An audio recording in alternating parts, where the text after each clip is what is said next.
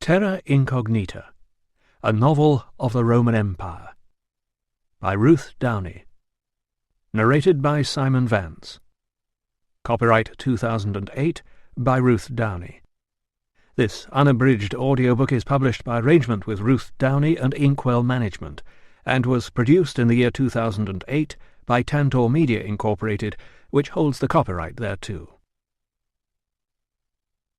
Terra Incognita, a novel in which our hero will be puzzled by Felix, a silenced trumpeter, troubled by Tilla, his housekeeper, a wagon driver, a carpenter, Lydia, the carpenter's girlfriend, Thessalus, retiring medic to the 10th Batavians, bedbugs, hindered by Gambax, assistant medic to the 10th Batavians, Ness, a domestic servant, challenged by a baker's wife, Decianus, prefect of the 10th Batavians, Metellus, Decianus's aide, assigned to special duties, Postumus, a centurion from the 20th Legion, Rhinoryx, a basket-maker, distracted by Dari, a waitress, assisted by Albanus, a clerk, Ingenuous, a hospital bandager, Valens, a colleague, welcomed by Catavignus, a local brewer, Susanna, who serves the best food in town, Veldica, a single parent, a shopkeeper, several civilians with ailments, disdained by Audax, a centurion with the 10th Batavians, Trinus, a man from the north, the ladies of the bathhouse, several other civilians with ailments, endangered by a mysterious rider, Festinus, a barber, a large number of locals, embarrassed by Claudius Innocens, a trader, surprised by Emilia, Catavignus's daughter, missed by Lucius, his brother, Cassia, Lucius's wife, their 4 or 5 children, Aria, his stepmother, not missed at all by his 2 half-sisters, Claudia, his former wife, ruled by the Emperor Hadrian, ignored by the governor of Britannia, thanked by nobody. He had not expected to be afraid. He had been fasting for 3 days, and still the gods had not answered. The certainty had not come. But he had made a vow, and he must keep it, now, while he still had the strength. He glanced around the empty house. He was sorry about that barrel of beer, only half drunk, about the stock of baskets that were several weeks' work, and that he might never now sell at market. He had nothing else to regret. Perhaps, if the gods were kind, he would be drinking that beer at breakfast tomorrow with his honour restored, or perhaps he would have joined his friends in the next world. He would give the soldier a chance, of course, make one final request for him to do as the law demanded. After that, both their fates would lie in the hands of the gods. He closed the door of his house and tied it shut, perhaps for the last time. He walked across and checked that the water trough was full. The pony would be all right for 3, perhaps 4 days. Somebody would probably steal her before then anyway. He pulled the gate shut out of habit, although there was nothing to escape and little for any wandering animals to eat in there. Then he set off to walk to Coria, find that foreign bastard, and teach him the meaning of respect. Chapter 1.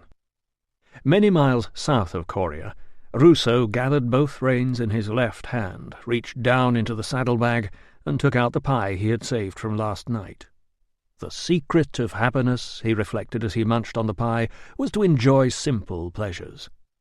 A good meal, a warm, dry goatskin tent shared with men who neither snored past excessive amounts of wind nor imagined that he might want to stay awake listening to jokes. Or symptoms. Last night he had slept the sleep of a happy man. Ruso had now been in Britannia for 8 months, most of them winter. He had learned why the province's only contribution to fashion was a thick cloak designed to keep out the rain. Rain was not a bad thing, of course, as his brother had reminded him on more than one occasion, but his brother was a farmer, and he was talking about proper rain, the sort that cascaded from the heavens to water the earth and fill the aqueducts and wash the drains. British rain was rarely that simple. For days on end, instead of falling, it simply hung around in the air like a wife waiting for you to notice she was sulking. Still, with commendable optimism, the locals were planning to celebrate the arrival of summer in a few days' time, and as if the gods had finally relented, the polished armor plates of the column stretching along the road before him glittered beneath a cheering spring sun. Ruso wondered how the soldiers stationed up on the border would greet the arrival of men from the 20th Legion, men who were better trained, better equipped, and better paid. No doubt the officers would make fine speeches about their united mission to keep the Britons in order, leaving the quarrels to the lower ranks, and Ruso to patch up the losers. In the meantime, though, he was not busy. Any man incapable of several days' march had been left behind in Deva. The shining armour in front of him was protecting 170 healthy men at the peak of their physical prowess. Even the most resentful of local taxpayers would keep their weapons and their opinions hidden at the sight of a force this size, and it was hard to see how a soldier could acquire any injury worse than blisters by observing a steady pace along a straight road. Ruso suppressed a smile. For a few precious days of holiday he was enjoying the anonymity of being a traveller instead of a military "Doctor!" His first instinct was to snatch a last mouthful of pie. "Dr. Gaius Petraius Ruso, sir?" Since his other hand was holding the reins, Ruso raised the crumbling pastry in acknowledgment before nudging the horse to the edge of the road where there was room to halt without obstructing the rest of the column. Moments later he found himself looking down at 3 people. Between 2 legionaries stood a figure that gave the unusual and interesting impression of being 2 halves of different people stuck together along an unsteady vertical line. Most of the left half, apart from the hand and forearm, was clean. The right half, to the obvious distaste of the soldier restraining that side, was coated with thick mud. There was a bloodied scrape across the clean cheek, and a loop of hair stuck out above the one braid that remained blonde, making the owner's head appear lopsided. Despite these indignities, the young woman had drawn herself up to her full height and stood with head erect.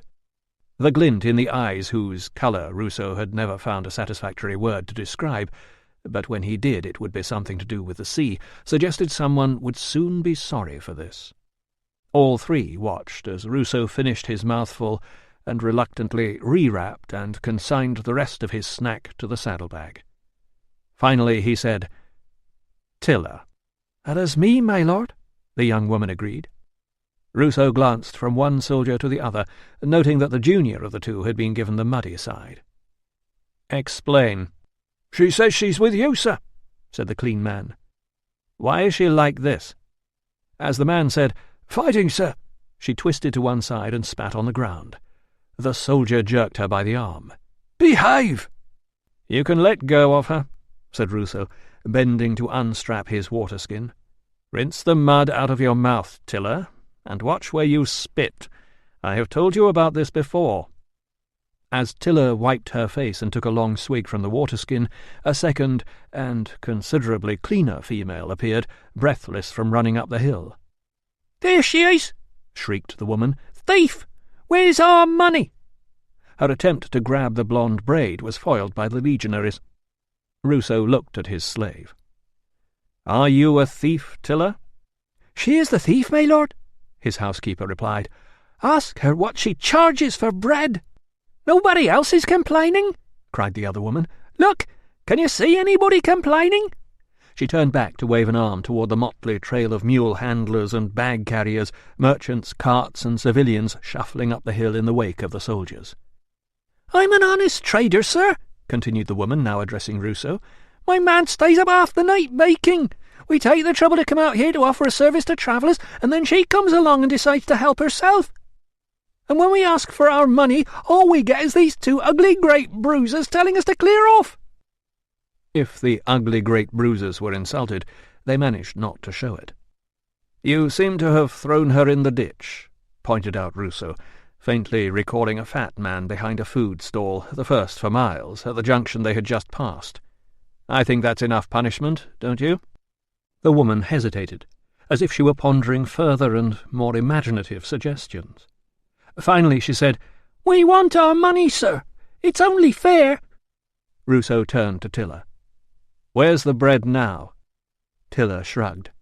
"I think in the ditch." "That's not our fault, is it, sir?" put in the woman. Ruso was not going to enter into a debate about whose fault it was. How much was it worth? There was a pause while the woman appeared to be assessing his outfit and his horse. Finally she said, "half a denarius will cover it, sir." "She is a liar," put in Tilla, as if this were not obvious even to Ruso. He reached for his purse. "Let me tell you what is going to happen here," he said to the woman. "I will give you 1 sesterce, which is—" "It's too much," said Tilla. "Which is more than the bread was worth," continued Ruso, ignoring her. "My housekeeper will apologize to you." "I am not sorry." "She will apologize to you," he repeated, "and you will go back to your stall and continue charging exorbitant sums of money to travellers who are foolish enough not to buy before they set out." Ruso dismissed the grinning soldiers with a tip that was not enough to buy their silence, but might limit the scurrilous nature of their exaggerations when they told the story around tonight's campfires. The women seemed less satisfied, but that was hardly surprising. Ruso had long ago learned that the pleasing of women was a tricky business. By now the bulk of the legionaries had gone on far ahead, followed by a plodding train of army pack-ponies laden with tents and millstones and all the other equipment too heavy to be carried on poles on the soldiers' backs. Behind them was the unofficial straggle of camp followers. Ruso turned to Tilla. "Walk alongside me," he ordered, adding quickly, "clean side in." She sidestepped around the tail of the horse and came forward to walk at its shoulder. Ruso leaned down and said in a voice which would not be overheard, "None of the other civilians is causing trouble, Tilla. What is the matter with you?" "I am hungry, my lord." "I gave you money for food." "Yes, my lord." "Was it not enough?" "It was enough, yes." She ventured no further information. Ruso straightened up. He was not in the mood for the "I will only answer the question you ask me" game. He was in the mood for a peaceful morning, and some more of last night's chicken in pastry, which he now retrieved and began to eat. He glanced sideways. Tilla was watching. He did not offer her any. They continued in silence along the straight road up and down yet another wooded hill. British hills, it seemed, were as melancholic as British rain. Instead of poking bold fingers of rock up into the clouds, they lay lumpy and morose under damp green blankets, occasionally stirring themselves to roll vaguely skyward and then giving up and sliding into the next valley. Somewhere among those hills lay the northern edge of the empire, and even further north, beyond the supposedly friendly tribes living along the border, rose wild, cold mountains full of barbarians who had never been conquered and now never would be. Unless, of course, the new emperor had a sudden fit of ambition and gave the order to march north and have another crack at them. But so far Hadrian had shown no signs of spoiling for a fight. In fact, he had already withdrawn his forces from several provinces he considered untenable. Britannia remained unfinished business, an island only half conquered, and Ruso had not found it easy to explain to his puzzled housemate back in Deva why he had volunteered to go and peer over the edge into the other half. "The north? Holy Jupiter, man, you don't want to go up there!" Valens's handsome face had appeared to register genuine concern at his colleague's plans. It's beyond the edge of the civilized world. Why do you think we send foreigners up there to run it?" Ruso had poured himself more wine and observed, When you think about it, we're all foreigners here. Except the Britons, of course. You know what I mean. Troops who are used to those sort of conditions. The sort of chap who tramps bare-chested through bogs and picks his teeth with a knife. They bring them in from Germania, or Gaul, or somewhere. I'm from Gaul, Ruso reminded him. Yes, but you're from the warm end. You're practically one of us. This was evidently intended as a compliment. I know you haven't exactly shone here in Dover, after all that business with the barmaids. This has got nothing to do with barmaids, Ruso assured him. You know I spent half of yesterday afternoon waiting for a bunch of men who didn't turn up. I believe you did mention it once or twice. And it's not the first time either. So I tracked down their centurion today. Apparently he and his cronies have been telling the men they can go for first aid training if they want to. If they want to? Well, of course they don't want to. They want to spend their spare time sleeping and fishing and visiting their girlfriends. I hope he apologized. No. He said he couldn't see the point of teaching ordinary soldiers first aid. He said it's like teaching sailors to swim. Just prolongs the agony. Valens shook his head sadly. You really shouldn't let a few ignorant centurions banish you to the... He was interrupted by a crash from the kitchen and a stream of British that had the unmistakable intonation of a curse. He glanced at the door. I suppose you're intending to take the lovely Tilla as well. Of course. This is bad news. I shall miss her unique style of household management.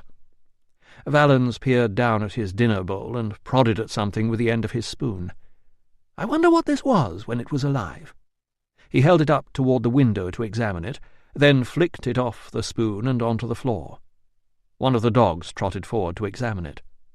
So, continued Valens, where exactly is this unholy outer region? It's a fort called Ulusium. Apparently you go up to Coria and turn left at the border. You're going to some flea-bitten outpost beyond the last supply depot? I'm told the area's very beautiful. Really? By whom? Ruso shrugged. Just generally, by people who've been there. He took refuge in another sip of wine. Valens shook his head. Oh, Ruso, when I told you women like to be listened to, I didn't mean you should take any notice of what they say. Of course Tilla says it's very beautiful. She probably wants to go home to visit all her little girlfriends, so they can paint their faces blue and dance around the cooking pot singing ancestor songs. You didn't promise you'd take her home. It's only for a few months. There's a couple of centuries going up to help revamp the fort, fix their plumbing, and encourage the taxpayers. You did? You promised her, didn't you? Ruso scratched the back of his ear. I think I may have, he confessed. It seemed like a good idea at the time. Ruso took another mouthful of cold pie and wondered whether he should have listened to Valens rather than Tilla. From what he could gather, the principal activities of Tilla's tribe were farming and fighting, fueled by rambling tales about glorious ancestors and a belief that things you couldn't see were just as real as things you could. None of this had mattered much down in the relatively civilized confines of Deva, but as they travelled farther north, Tilla's behaviour had definitely begun to deteriorate. Ruso glanced downward. Tilla's muddy tunic was flapping heavily around her ankles. Thick, brown liquid squelched out of her boots with every step. He sighed and balanced the remains of the pie on the front of the saddle. He reached out and touched her cheek just above the scrape. I'll clean that up when we stop. Are you hurt anywhere else? It was a soft landing, my lord. I do not see him coming, or I would fight back.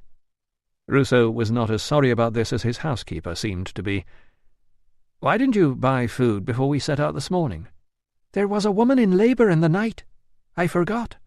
One of the soldiers' women? Yes. What on earth was she doing travelling in that condition?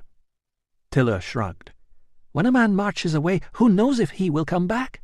He might find a new woman. The army might send him across the sea. Then what will she do? Ruso, who had no idea what she might do, said, So what happened to her? His slave jerked a thumb backward over her shoulder. She is giving her daughter a bumpy welcome on a cart. She's a very lucky woman, observed Ruso. The goddess has been kind to her. Ruso retrieved the crumbling remains of the snack and passed them across. It's a bit dry. Sorry. She wiped her mouth and hands on a clean patch of tunic before accepting it. "Thank you, my lord." "There's to be no more stealing from now on, Tilla. Is that quite clear?" He gestured toward the mud. "You see where it leads?" A smile revealed white teeth in the unusually brown face. "I know where it leads." She patted the outside of her thigh. From beneath her clothing he heard the chink of money. Ruso was not impressed. "I had to pay that woman more than you saved to get you out of trouble," he said. Tilla eyed him for a moment as if she were considering a reply, then crammed the remains of the food into her mouth, dropped into a crouch at the roadside, and began to scrabble about under her clothing. Ruso glanced around to see one or two people watching, and decided the most dignified reaction was to ride on and pretend he had not noticed. Moments later he heard her running up behind him. He turned. "Was that really necessary?" She nodded and drew breath before announcing, "I have been waiting a long time to tell you something, my lord." A sudden and deeply worrying thought crossed Ruso's mind, a thought he had been trying to ignore for some months. He had been careful, extremely careful, far more careful than his slave, who on first being introduced to modern methods of contraception had fallen into a fit of disrespectful and uncontrollable laughter. He had insisted, of course, citing 3 years of successfully child-free marriage, something Tilla evidently thought was nothing to boast about. He had finally persuaded her to complete her part by squatting on the floor, taking a cold drink and sneezing, but over the months Tilla had proved just as reluctant as Claudia to face the chill of a winter bedroom. Her sneezing, too, had shown a disappointing lack of commitment. He had given up trying to argue with her, and now he supposed he was going to have to face the consequences. The horse, sensing his tension through the reins, tossed its head. "Do you really think," Ruso said, "that this is the best time to tell me?" "No, but you must know one day, and you will be happy." "I see." "Close your eyes, my lord." "What for?" "It is nothing bad." "But why—" "Is nobody looking?" Ruso glanced around to verify this before obeying. As the view faded away, he was conscious of his body shifting with the pace of the horse. Something touched his thigh with a chink and rested there. "Is for you, my lord." He opened his eyes. Hooked over one of the front saddle horns was the leather purse he had given her for the housekeeping money. He felt the muscles in his shoulders relax. Whatever this was, it was not what he had feared. As he lifted the purse, he glanced at his slave. Tilla was watching him and looked very pleased with herself. He loosened the drawstring, slid 2 fingers into the pouch, and pulled out a large, warm coin. "What's this?" "A sesterce." "I can see that." He really must have a word with Tilla about this literal interpretation of questions. It was bordering on insolence, but so far he had failed to find a way to phrase the reprimand that did not suggest he could have worded his questions better. "Why," he tried again, framing the sentence with care, "are you stealing when you have this much cash?" Her smile broadened. "I know my lord has no money." "That's my business, not yours. You aren't going to help by pinching bread and getting into fights." She pointed at the purse. "All for you." Ruso tugged at the drawstring and peered inside. "Gods above!" he exclaimed, weighing the purse in his hand again. He lowered it quickly as an army slave leading a string of pack ponies looked across to see what was happening. When the man had lost interest, he investigated the contents of the purse again and leaned down to murmur, "This is a lot of money. Where did you get it?" Tilla's shrug turned into an expansive gesture that suggested the coins had mysteriously fallen upon her in a rain shower. "This can't possibly belong to you." "I save up." Ruso sat up and frowned. He had little spare cash. He had certainly not offered any of it to his slave. He assumed she was sometimes paid for helping to deliver babies, and it was quite normal for slaves to try and build up enough funds to buy their freedom. But why would she hand him her personal savings? Besides, this was too much for a handful of babies, no matter how grateful their parents. He glanced at her. "Tilla, how have you—" The answer crept up on him as he spoke, stifling the final words of the question. Tilla had become his housekeeper not long after his arrival in Britannia. Since she knew more about shopping than he did, in fact almost everyone knew more about shopping than he did, he had never bothered to inquire too deeply into the relationship between cash and catering. He had begun by insisting that she render a weekly account, but after the first week she seemed to have forgotten about it, and he had been too busy to insist. In any case, what was the point of having a slave to look after the house if he still had to do all the thinking himself? A voice rose unbidden from the depths of his memory. "For goodness sake, Gaius," it said, "if it weren't for me the staff would walk all over us." He was glad Claudia was not here to see him now. "Tilla," he murmured, "tell me you don't make a habit of stealing?" She looked surprised. "Oh, no, my lord." "Good. So what is this?" "I am your servant," she continued. "I will not let you be cheated." "What?" "I make things fair." "Are you telling me," said Ruso, glancing around again to make sure he could not be overheard, "that if you don't approve of the price, you help yourself? It's not right that people grow fat on cheating when my lord is a good man and has no—" "That's hardly the point, Tilla." Ruso sat back in the saddle, frowned at the whiskery ears of his horse, and wondered how to explain something so fundamental it had never occurred to him to question it. "Ever since I began my work as a doctor," he observed, "I have done my best to build up a good reputation." "Yes, my lord." "I want men to say, 'There is Gaius Petreius Ruso, the medicus who can be trusted.'" "Yes, my lord." "He doesn't pretend to know everything, but he does his best for his patients." "Yes, my lord." "This has been my ambition." "Yes, my lord." If it ever becomes my ambition to have them say, 'There is Gaius Petreius Ruso, the man who sends his servant out to steal for him,' I will let you know." "I understand this," came the reply. "I'm doing it before you tell me." Felix was going to have to do something about the native. The man had been pestering him for days. Now he had stepped right up to the table in front of everyone in Susanna's and started jabbering again about honour, about the law, about compensation. Felix had explained, politely, that he couldn't be breaking his promise because he'd never made one. That was when the native had begun to shout about cows. Felix began to lose patience with him. He didn't have one cow to hand over, let alone 5, even if he'd wanted to. "Sorry, pal, it's not that I don't want to help, but it's not really my problem, is it?" Any normal native would have shut up and slunk off home to his smoky house and his skinny children, glad that he hadn't been taken outside for a beating. This one started yelling about gods and shame and vengeance. Felix held his hands up. "Look, pal, I've said it nicely. I'm sorry if you think I've been ploughing your field, but she never said a word about you to me. You can have her. I'll back off." Instead of calming down, the native had tried to climb over the table and grab him. The other lads had thrown the man out into the street. What had he been thinking of? One basket-maker taking on 4 Batavian infantrymen? Especially 4 Batavian infantrymen who found themselves in a bar where the beer had run out. When he came back for more, already with one eye swelling up and blood dripping from a split lip, they were all so surprised that they burst out laughing. They were pretty soft on him, considering. They left him in a fit state to run away, still shouting to the street that everyone would see what happened around here to men who didn't honour their debts. More beer arrived. They were still laughing and searching for imaginary cows under the table when they heard the trumpet announcing the approach of curfew. The others got to their feet. Felix glanced across to where Daria the waitress was showing more than a glimpse of cleavage as she stretched forward to clear tables.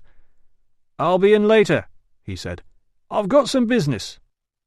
When they had gone, Felix slid his arm around Daria's waist. "You're not going to let me down, are you?" he said.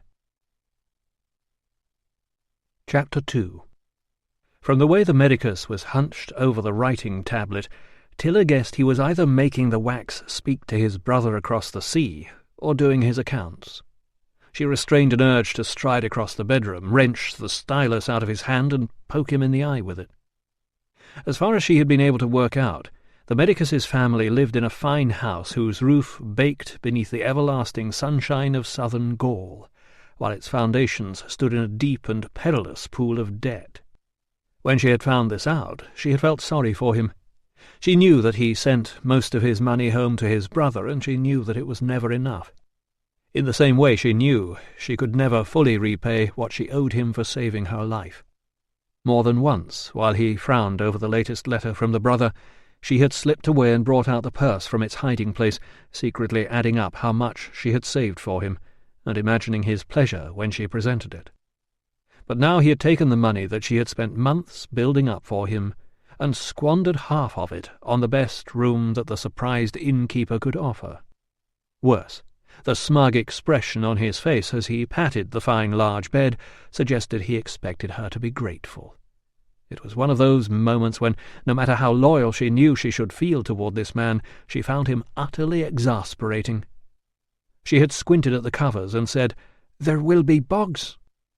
He had assured her that this room was usually kept aside for important travellers. "Rich men's bogs," she had said, surveying the painted walls.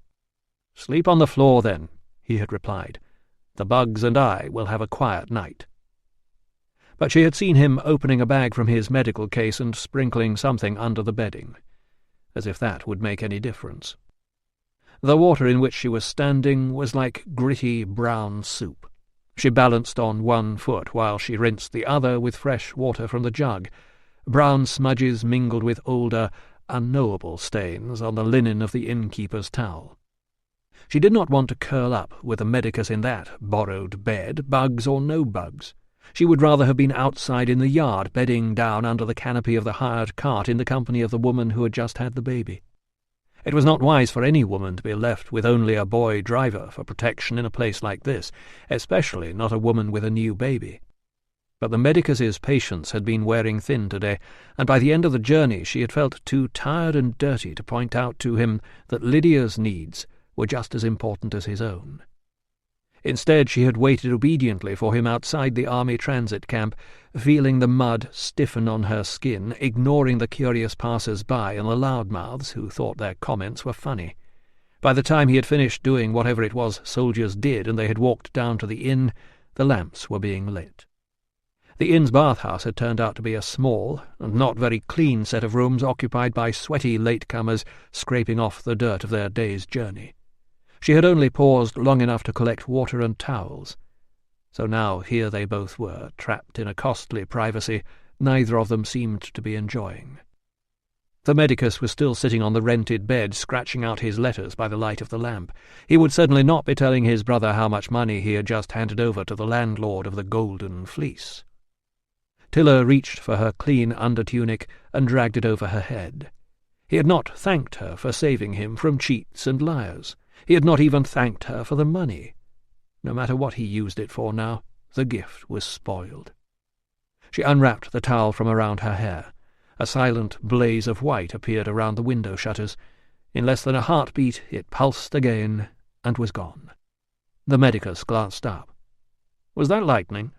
"Yes." There. Now she could not be accused of refusing to speak to him. He went back to his writing. He began adding up on his fingers and muttering. Accounts, then. That was one of the odd things about Romans. Everything was valued in useless metal discs. She had never stolen any real wealth. Nothing anybody could actually use. Tools or cows or a winter seed store or clothes to keep the cold out. All she had done was to even up the barter occasionally so that the medicus got a fair deal.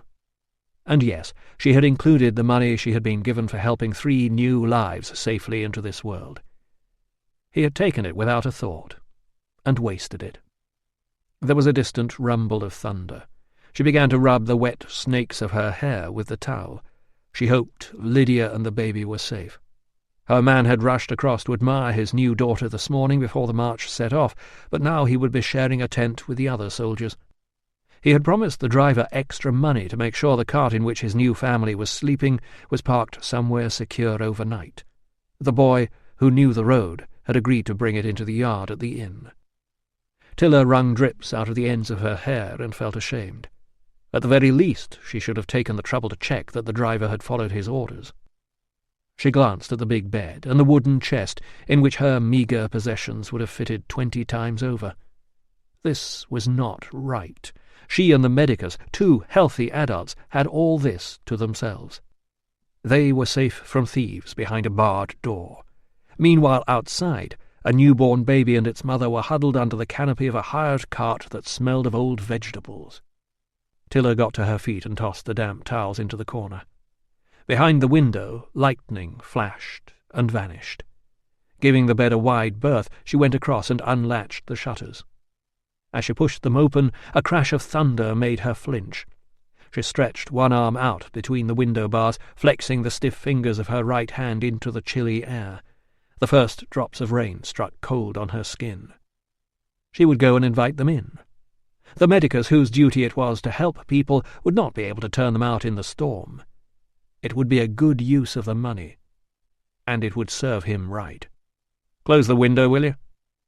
She fastened the shutters as ordered. Then, ignoring his, "Where are you going dressed like that?" she snatched up her shawl and hurried out of the room. Chapter 3. By the time Tilla had found the yard door and struggled with the latch, the storm was overhead. Rain was beating on the roofs and spluttering in the drains. No one else was about. Staff, guests, and slaves would be huddled in their rooms, praying for the storm to pass safely over them. From the shelter of the doorway she squinted out into the blustery dark, trying to distinguish the shapes of the vehicles lined up along the far side. "Lydia?" Another flash of lightning captured pale streaks of rain in mid-fall and veiled everything beyond them. She had barely counted 5 paces when she had to clap her hands over her ears. She shook her head like a dog as the thunder drilled through her skull. When it was over, she shouted, "Lydia! Are you out here?" There was no answer. The spatter of raindrops on tarpaulin told her she was nearing the vehicles. She ducked around to shelter between the first hulk and the wall and called in Latin, "Are you there, Lydia? Don't be afraid.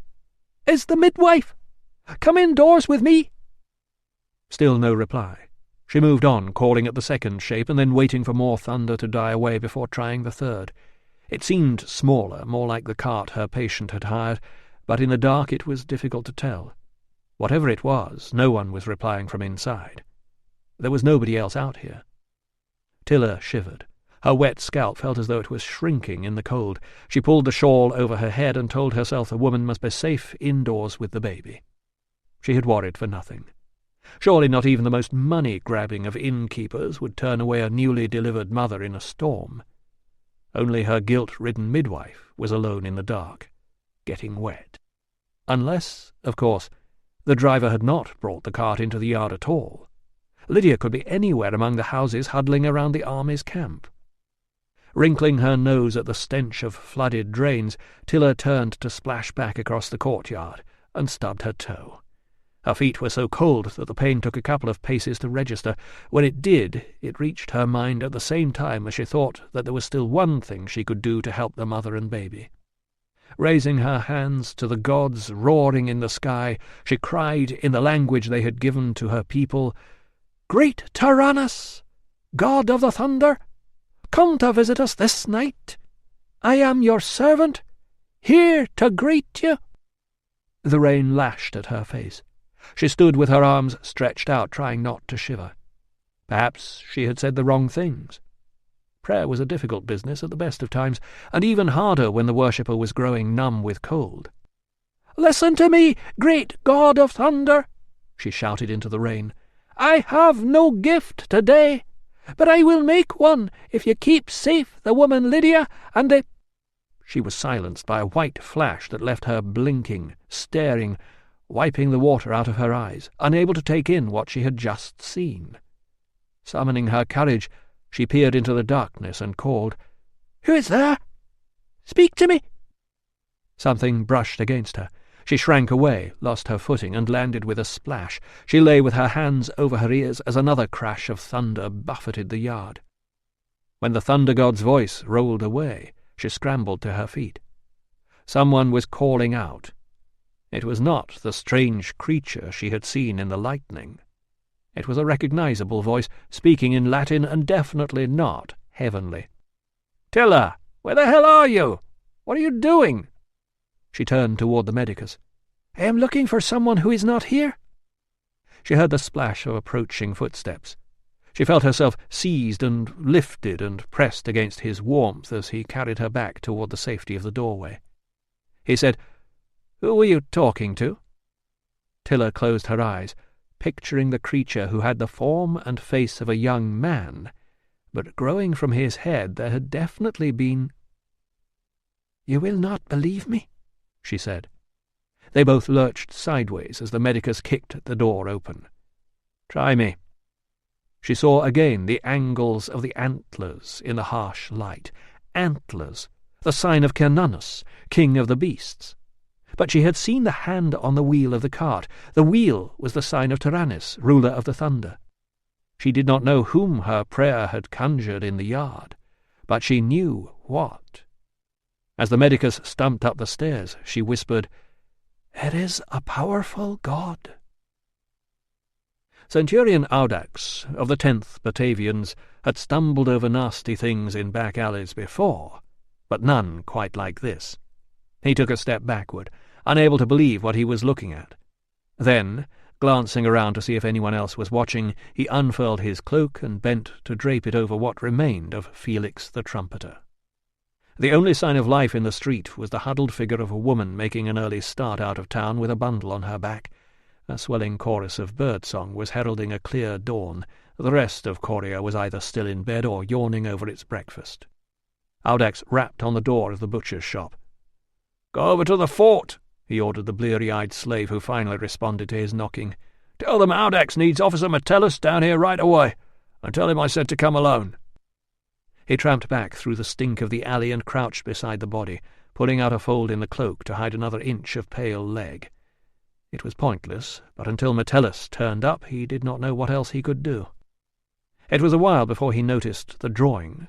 Scratched in charcoal on the plastered wall above Felix's body was a crude sketch of a man. Audax scowled. Whoever had done it wasn't much of an artist. He supposed those things that looked like two trees sprouting from the man's head were meant to be antlers.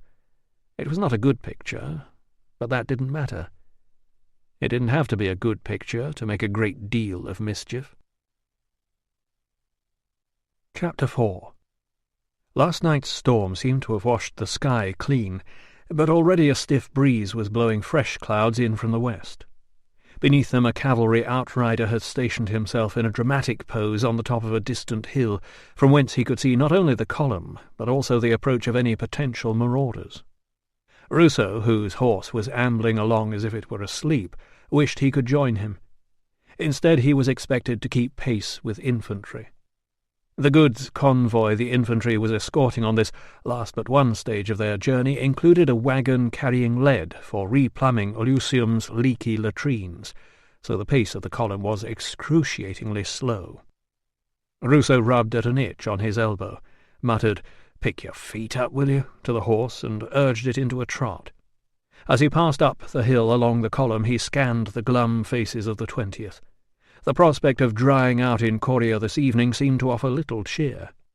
It occurred to him, not for the first time, that the man who invented a tent that could fend off rising as well as falling water would have a statue erected in his honour in every army camp in the Empire. Finally spotting the soldier he wanted, Ruso allowed his mount to relax into a walk. "Morning, Albanus." A slight figure in a damp tunic looked up from the ranks. "Good morning, sir." The clerk did not look quite as weary today. Ruso suspected that Albanus had suffered on this march. No matter how keen a man might be, and how regularly he attended physical training, a life of writing letters and organizing medical records was poor preparation for carrying a full pack across the hills in all weathers for days on end. Rubbing his elbow again, Ruso said, "Just as well nobody called me out last night, eh?" "Very lucky, sir." He wondered what Albanus would think if he knew that he had been paid with Tilla's stolen money for being willing to get up and fetch Ruso, who should have been in one of the tents, if a doctor were needed. "I don't suppose you got much sleep anyway," he ventured. Albanus smiled. "Oh, I was fine, sir. My mother says I've always been the same. Once I'm off, nothing ever wakes." He stopped. Ruso hid his amusement. "I see." "I would have got up, sir, of course." "I'm sure you would," said Ruso truthfully. There was no fun in teasing Albanus. It was like poking a kitten with a stick. He slapped at his elbow. The itch shrank away for a few seconds, then crept back. The road was still running along high ground, offering views to either side that would have been dramatic had there been anything new to look at. But even native house fires were no longer a novelty. There was another one now, a fresh plume of thick black smoke rushing skyward from a settlement in the middle distance. It was hardly surprising that people who insisted on lighting fires in the middle of thatched huts would have mishaps, but as they drew closer he could make out a squad of men clad in armour marching away down the valley, ignoring the frantic figures who were trying to beat out the flames. It occurred to him that perhaps some of the other fires had not been accidents either. Everyone said the natives were more difficult to manage in the north. Ruso yawned. He had not slept well. Tilla had finally consented to join him in the bed, but his efforts to warm her up had led to an unexpected cry of "Germanus!" at a critical moment, and somehow, despite her insistence that this was the name of the god she had seen in the yard, it had still put him off his stroke. Unabashed, she had proceeded to speculate about what this divine visitation might mean. His insistence on resuming his own more earthly visitation was greeted with tolerance rather than enthusiasm. She had woken him again in the middle of the night, babbling in British. It was a moment before he realized she was talking in her sleep, no doubt to some god with antlers. After she fell silent, he had lain awake in the dark, telling himself that it was completely irrational to be jealous of a trick of the light, and that he was only starting to wonder if she really had seen something because he was not properly awake himself. Another itch had sprouted in the hollow between his shoulder blades. When the column stopped for water, he would have to dig out his baggage and try and find some calming ointment. In the meantime, his fingers slid up between two of the layers of iron plates, but they were now trapped at an awkward angle, and he could not move them enough to have any effect. Twisting sideways, he tried plunging the hand down the back of his neck instead. The probing fingers fell just short of their destination. Several instruments that would have done the job safely were in his medical case, but that was back on one of the carts. He tried grabbing the top and bottom of his tunic and pulling it taut while wriggling against it like a cow trying to scratch itself on a gate. That did not work either. Finally, he thumped at his back with his fist, before noticing that several of the legionaries tromping up the slope beside him were watching with interest. Among them was his clerk. "Are you all right, sir?" "Fine, thank you, Albanus." He wondered whether to add, "Just doing some morning stretches," but decided that would make it worse. He urged the horse forward, musing upon the pointlessness of formal education. Instead of wasting time arguing over dilemmas unrelated to real life, bright young minds should be set useful questions. Questions such as, a man is offered a chance to share a room with a bad-tempered woman and several biting insects, or a tent with his comrades and a large quantity of rainwater. Which should he choose? Moments later he was level with a centurion, whose nose appeared to have been attached to his face as an afterthought. This was Posthumus, the man in whose tent he had failed to appear last night. Ruso was anticipating some cutting comment on his absence, but Posthumus was busy scowling at the horizon. "Little bugger," Posthumus observed. Following the centurion's gaze, Ruso saw the lone rider still silhouetted against the gathering clouds. "There's something to be said for joining the cavalry," he said. "He's not cavalry." "No?" At this distance it was impossible to make out whether the horseman was carrying weapons. "Who is he, then?" "That's exactly what he wants us to ask." "Ah," said Ruso, surprised to find he had fallen into some sort of trap. Then, as the outline of the horse narrowed and began to sink into the rise of the hill, "He's going." "He'll pop up again farther along," said Posthumus. "Always where we can see him and always just out of range. He's following us." "I've seen him before," said Ruso. "One of the patrols went after him yesterday and he outran them.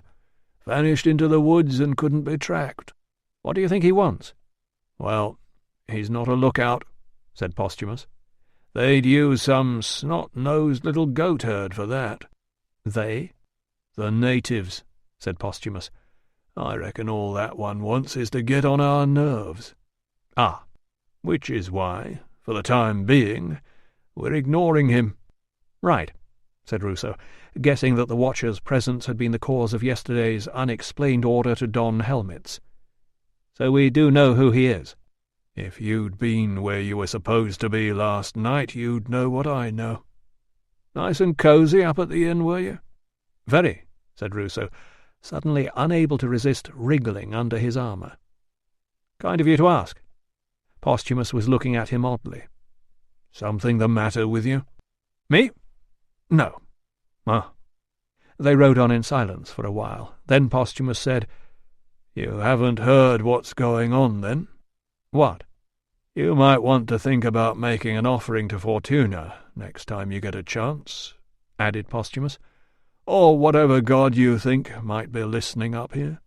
"I'll bear that in mind," promised Ruso, deducing that he was being punished for sleeping under a solid roof last night. "Not that our lads are worried," added Posthumus. "Of course not," agreed Ruso. "But the units stationed up here are pretty jumpy." Ruso felt his resolve slipping away. Eventually he said, "What aren't we worried about exactly?" "You really want to know?" "Go on, then." "The story I heard—" The story Posthumus had heard began with an army transport convoy making its way to a base at the opposite end of the border. The convoy had been delayed by a breakdown and was still an hour away as darkness fell. They were making good progress when a sudden shower of burning arrows rained down on the carts, and a fire broke out in the straw packing around a consignment of oil jars. Posthumus described what ensued as a fine old fry-up, and in the chaos that followed nobody noticed that the guards on the rear vehicle had been knifed and the cargo stolen. Nobody could remember seeing any of the attackers. "So next morning they do a security roundup, and most of the natives don't know a thing, as usual. But after a bit of expert prompting they start talking about a strange figure riding past in the half-light, and they swear he had antlers and he's a messenger from the gods." "Antlers?" "Nobody took much notice until a couple of the guards on the transport said they saw the same thing, only they didn't speak up in case people thought they were crazy." "It was dark when they saw this thing?" "But every one of them described it the same way. That's not all. There's an outpost where the whole unit fell ill, including the medic." Ruso ignored the jibe. "Turned out there was a dead wolf in the water channel," said Posthumus, "but it couldn't have got in there by itself. Someone had replaced the cover stone and laid a set of antlers on top. Then there's a tax collector who got ambushed. He saw him too." "Who's going to believe a tax collector?" The centurion grunted. "I'm just telling you what I heard. Don't say I didn't warn you. But like I said, I don't reckon Matey on the horse is anything to worry about." "No," agreed Ruso. "The lack of antlers would seem to support you there." "I reckon," continued Posthumus, "that he's some scabby little Brit who thinks he's clever. We'll go across and give him a surprise later on, when we're good and ready." Privately, Ruso thought that if the scabby little Brit really were clever, he would play along with the rumours by strapping something spiky to his head. Deciding not to bother Posthumus with this thought, he said, "So we've been sent up here to steady a few nerves." "I've been sent," corrected Posthumus, edging his horse sideways to steer around a minor landslip where the curb had begun to collapse into the ditch. "I heard you volunteered. Don't know what the hell for, especially with that girl of yours." "I heard there's more action up on the border," said Ruso, not keen to get into a discussion about Tilla. A grin made its way around the nose. "Not enough bodies for you back at base, eh?" Ruso sighed. He had never wanted to get tangled up in that business of the murdered barmaid. Now, no matter how often he denied it, it seemed everyone in the 20th Legion knew him as the medicus with as much interest in dead patients as live ones. "Last month," he explained, "a man turned up on my doorstep with the corpse of his girlfriend's cat and asked me to find out who'd poisoned it." "And did you?" "No." "Heard you didn't have much luck pinning down who killed that barmaid, either." "I don't investigate dead cats," said Ruso, who knew far more about the barmaid than Posthumus suspected. "I've got better things to do." "Well, perhaps you can track down Matey with the antlers." Posthumus was scanning the horizon, presumably looking out for the scabby little Brit so he could carry on ignoring him. Ruso let the Centurion ride on ahead before making another futile attempt to scratch his back. There was a suspicious tickling sensation on the lower right-hand side of his rib-cage now. Almost as irritating as the itching was the fact that he had not noticed any of this until after they had set out this morning. Otherwise he would have cornered that lying innkeeper and demanded a refund. For a moment he had been alarmed by the way Posthumus's stories echoed Tilla's. Now, thinking about it logically, he realized that Tilla must have heard those same stories from other travellers. Her vision in the yard last night had not been an apparition sent to inspire her or to terrorize the army, but the result of frightening rumours working on the uneducated native imagination. The only mysterious creature at the inn had been the common but strangely invisible bedbug, and if she did not mention the bites, neither would he. She would only gloat. Officer Metellus was able to name Felix's murderer by the start of the third watch. It was a native. His identification had not been difficult, since he was not the brightest of men. Plenty of people had heard him pick a quarrel with a victim in a local snack bar only hours before the body was found. Several of the witnesses could remember the exact wording of the threats he had made. Unfortunately, as Prefect Decianus of the 10th Batavians observed over his lunch tray, naming the murderer did not solve the problem. "We'll pick him up soon, sir," promised Metellus, who had not been invited to share the frugal offering of bread and black olives. "All our contacts know who to look for, and I've got men watching the house." Decianus tore a chunk off the bread. "Ardax wants to round up 20 natives and execute one every watch until someone tells us where he is." Metellus frowned. "I don't think the governor would approve, sir. His orders are—" "I don't need you to tell me what the governor's orders are, Metellus. Obviously we aren't going to do that. Not without approval. I'll send a message down and see what he says." "I've already done that." Decianus glanced at him. "I don't suppose we'll get much of an answer till he gets here to see for himself, and I want to have this cleared up by that time anyway." He dropped the bread back onto the tray. "Where's the body now?" "In the mortuary. Audax is guarding the door. Nobody else has been allowed anywhere near it." Decianus pondered that for a moment. "What are the men saying?" Metellus said, "We are putting it out that it was just a quarrel in a bar, sir." "And do they believe it?" "Probably not." "I want it made absolutely clear that we're dealing with a simple back-street brawl. There's nothing mysterious about the way the native cursed our man, and there is no connection between this business and anything else they may have heard." "I'll do my best, sir," agreed Metellus, "but judging by the number of civilians lining up to make devotions to the gods, it's not going to be easy." Decianus sighed. "Tell me this isn't happening, Metellus." "It'll be better when we arrest the natives, sir." "It'll be better when you find our missing item." Metellus said, "It's nowhere in his house. I've got 2 men covering the road between here and there, and another 3 covering the streets, spreading out from where the body was found." He raised a hand to silence the objection the prefect was about to make. "It's all right, I haven't told them anything. Their orders are to search for evidence of anything the native might have stolen from the victim, then bring it back and say nothing." Decianus picked up an olive, examined it for a moment, then flung it back into the bowl. It bounced off the rim, missed the desk, and skittered across the floorboards. "We should have seen this coming." "My people can't be everywhere, sir. The native wasn't on our list as anybody important." As Decianus was saying, "Well, he's found a way of making himself important now," there was a knock on his office door. Apparently the fort doctor urgently wished to speak with him. Decianus frowned. "I suppose he's come to complain about having a centurion keeping him out of his mortuary." The young soldier in the doorway hesitated, evidently not sure whether the prefect was always right or whether his staff were expected to warn him when he wasn't. Finally he said, "Not exactly, sir." Decianus brushed breadcrumbs from his tunic. He had not been impressed by Dr. Thessalus' recent performance. The man was due to be replaced in a few days when the governor arrived, and Decianus was not sorry. "Very well," he said, sliding the tray aside. "Send him in."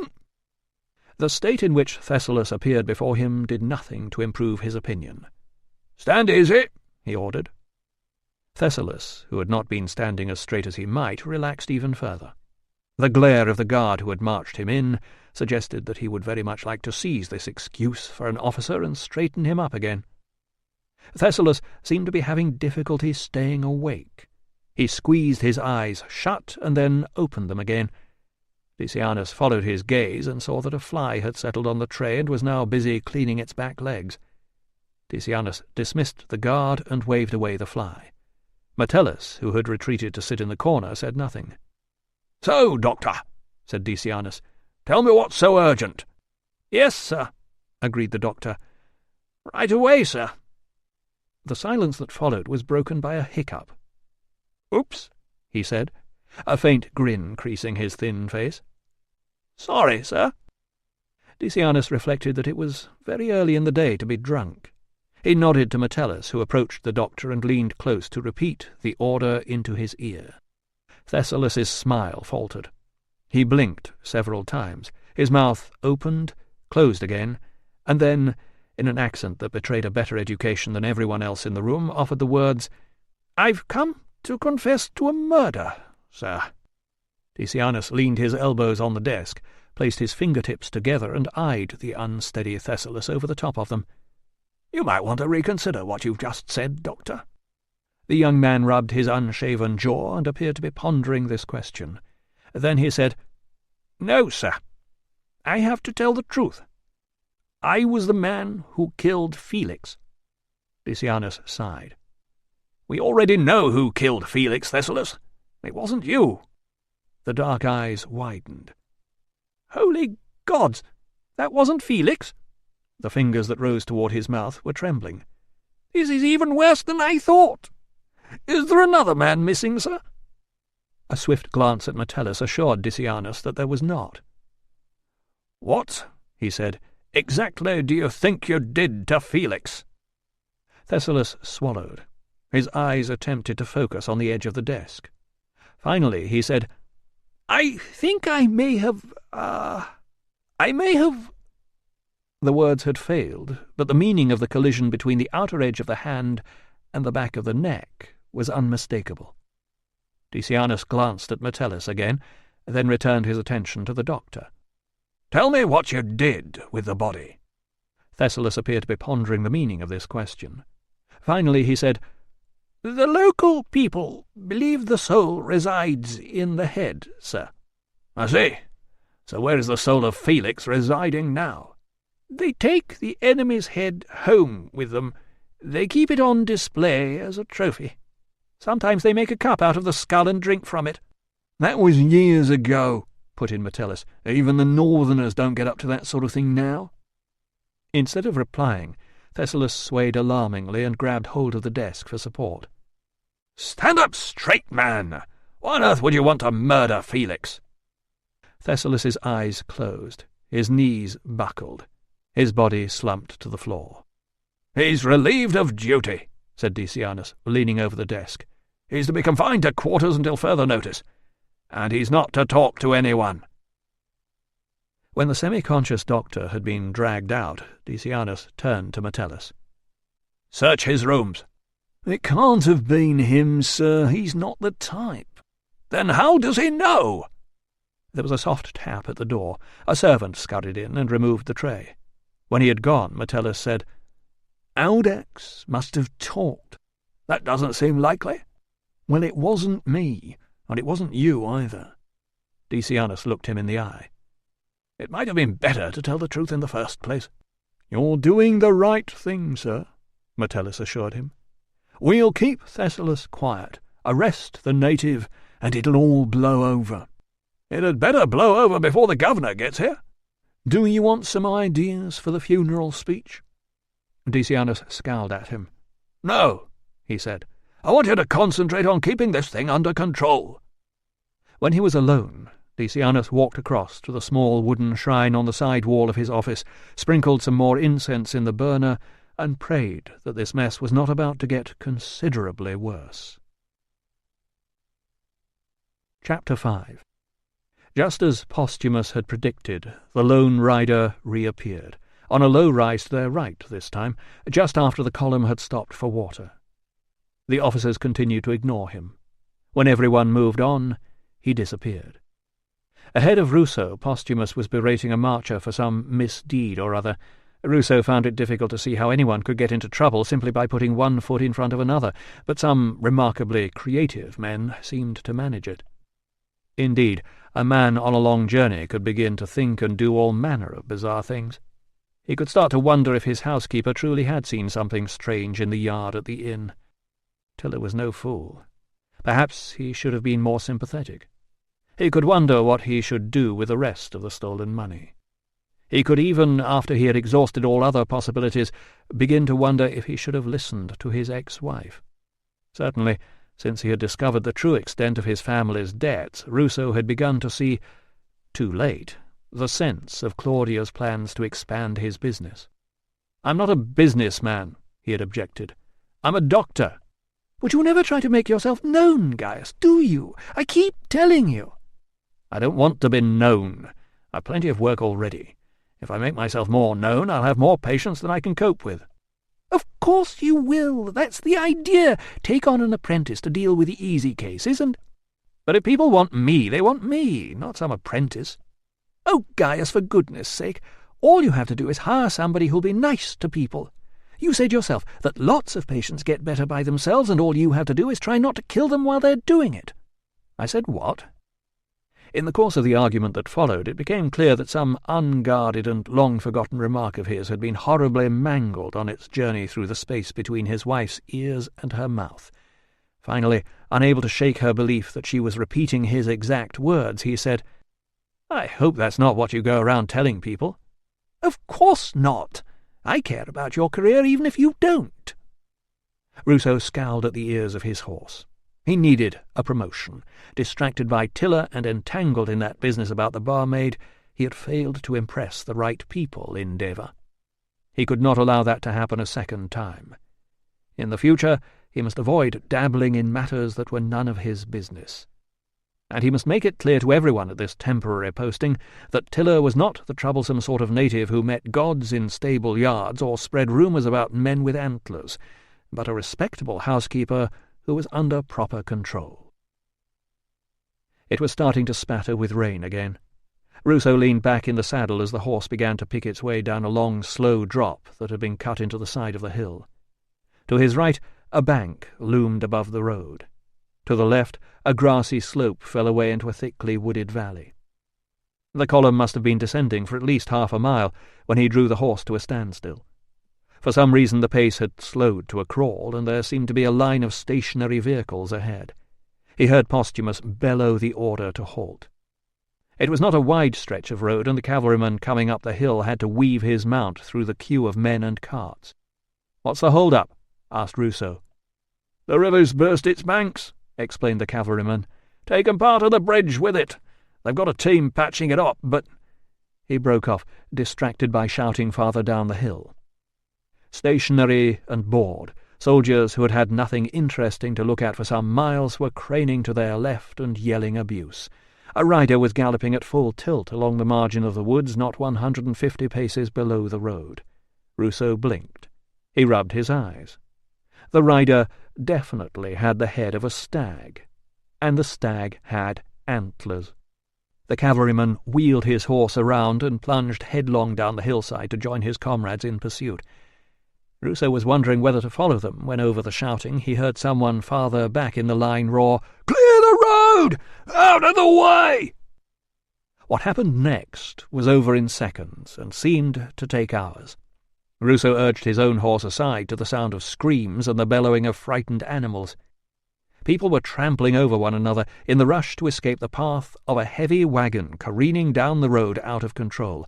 The axles were shrieking, the oxen galloping and skidding in a vain attempt to outrun the vehicle to which they were still yoked.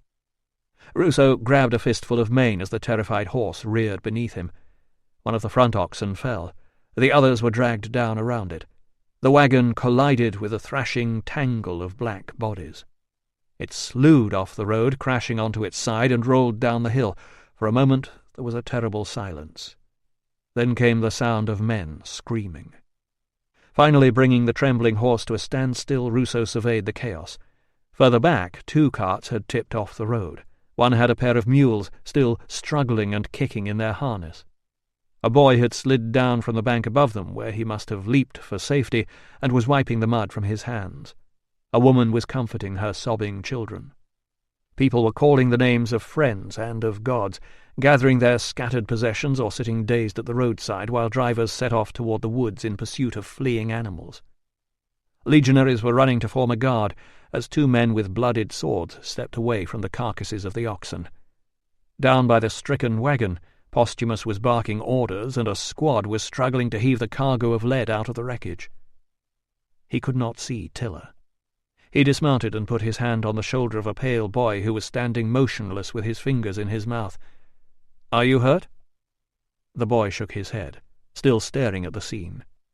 "Hold her steady for me," ordered Ruso, pressing the reins into the boy's hand. The child looked relieved to have something to do. As he strode up to retrieve his medical case from one of the stricken carts, Ruso glanced down at the woods. The stag man, or Cernunnos, or whoever he was, had vanished. Chapter 6. The grey-faced carpenter laid out on the grass gave a moan of pain. Ruso had not revealed the severity of his injuries to the man, nor to his hysterical girlfriend, who turned out to be Lydia, Tilla's patient from yesterday. The tiny bundle of cloth she was clutching had the sort of persistent, rasping cry that set one's teeth on edge. Finally the man himself had summoned the strength to tell her to go away and see to the child. He would be fine. Ruso, knowing the state of the leg hidden beneath the blanket and suspecting further internal injuries, could not imagine that he really believed it. "We'll get you down to the sick bay at the fort," he promised, relieved to see that the man he had dispatched with a message to the fort by the river was already weaving his way back up through the jammed traffic on the road. The news was not good. The sick bay had flooded during the storm, the patients had been evacuated, the building was full of orderlies padding about in mud with mops and buckets. Ruso checked the state of the leg again. The bleeding was more or less under control, but the man would not survive the journey across the hills to Coria without surgery. He helped the stretcher-bearers manoeuvre the carpenter across the slippery remains of the damp bridge, then strode ahead up the road, examining the line of vehicles waiting to cross in the opposite direction. Picking out an empty carriage that had the luxury of suspension, he commandeered it with the optimistic promise to the driver that the army would pay the owner well for his trouble. The vehicle was manoeuvred out of the line and parked farther up the hill away from the traffic. One of the stretcher-bearers lit a fire at the roadside. Ruso began to lay out the instruments: needle and thread, hooks, scalpel, cautery. Finally alerted to the enormity of what was happening by the appearance of the bone saw, the driver had to have his objections quieted by the promise of more cash and an imminent flogging if he refused to cooperate. The carpenter was in turn quieted with mandrake and held steady by 2 less than confident stretcher-bearers as Ruso cleaned up the mess that had been a leg and prepared for the drastic surgery that might save its owner. Later, as the carriage rumbled up out of the river valley in the direction of Coria, it held 4 men in addition to the disgruntled driver.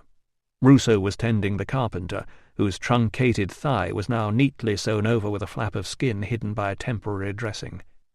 Behind them, a bandager, plucked from the ranks of the 20th, was looking after the unfortunate slave who had been in charge of the wagon when it ran out of control. "Not long now," Ruso promised the carpenter, as a particularly nasty pothole caused the man to groan. "We'll have you properly patched up in the hospital." The slave's injuries were less serious. He had leaped clear just as his vehicle tipped over and escaped with cuts and bruises, only to find himself chained and beaten up by the soldiers who found him weeping beside his fallen animals. Posthumus had asked Ruso to get him away from the scene before somebody killed him. The slave had tears welling in his swollen eyes, but to Ruso's surprise they were neither of pity for himself nor sorrow for the trouble he had caused. "Poor old Speedy and Star," he was mumbling through broken teeth. "Poor little Holly, never a bit of trouble. Even old Acorn. Poor old boys. They didn't deserve to go like that. I wouldn't have let them go like that, sirs." "Wiggle your toes," grunted the bandager. Right. Now flex that knee." Ruso gave the carpenter another sip of honeyed water. The slave bent his knee as far as his chains would allow, shrinking away from the injured man as if he were afraid he would leap up and attack him. "It weren't my fault, sirs," he insisted. "Honest, it weren't. I tried the brake at the top, I swear I did. I always try the brake. I don't know what went wrong. It was holding all right yesterday, and the hills was just as bad." "Keep still," grunted the bandager, splashing more cheap wine onto the blood-stained cloth and wedging the flagon in the corner of the cart behind him. "And shut up. You're bothering me." Ruso glanced down at the carpenter to check that there was no more bleeding, and scratched at his own ribs. The man was very weak. He might survive, and he might not. 9 walking wounded were being patched up by the medical staff back at the flooded fort. The hillside was littered with shattered cargoes, damaged vehicles, and the carcasses of 1 mule and 4 oxen. Nobody, for the moment, was going to be very interested in hearing the slave's excuses. "It weren't the animals, sirs," the man was continuing, glancing from the bandager to Ruso and back. "They're steady old boys. I trained them myself. I looked after them like— Ow!" "I said shut up." But the slave was clearly desperate to get his point across before someone decided to punish him again. "They've never run off like that before, officers. Never!" He reached out and grabbed Ruso's arm, evidently deciding he was the more sympathetic of the two. "It was the stag man, sir. I saw him." "Everybody saw him," pointed out Ruso, pushing aside the memory of Tilla crying out, "Cernunnos." He was nowhere near the wagon. "Somebody's put a curse on me. The stag man said a spell and made the team bolt, and the brake give way." Tears began to spill down the slave's cheeks. "Oh, holy Jupiter! My master's going to kill me!" Ruso eyed the battered and tear-stained face. The slave had chosen to take a vehicle creaking under the weight of lead down a long and difficult hill while the road was still crowded with travellers.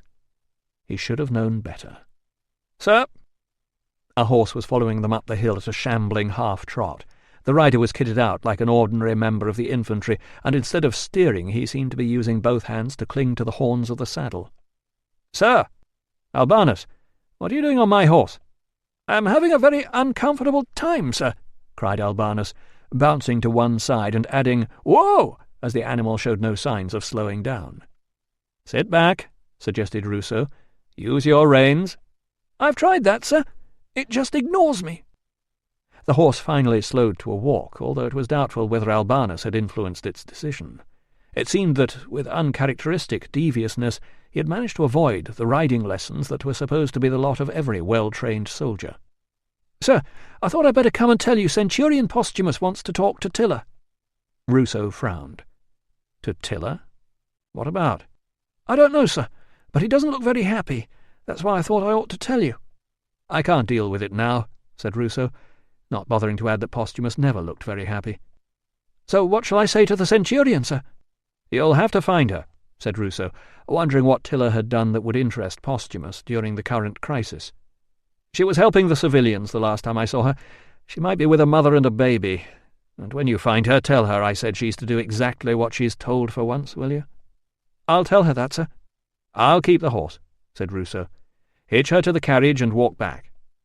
When a relieved Albanus had dismounted awkwardly and headed back toward the scene of the accident, Ruso turned to the miserable slave.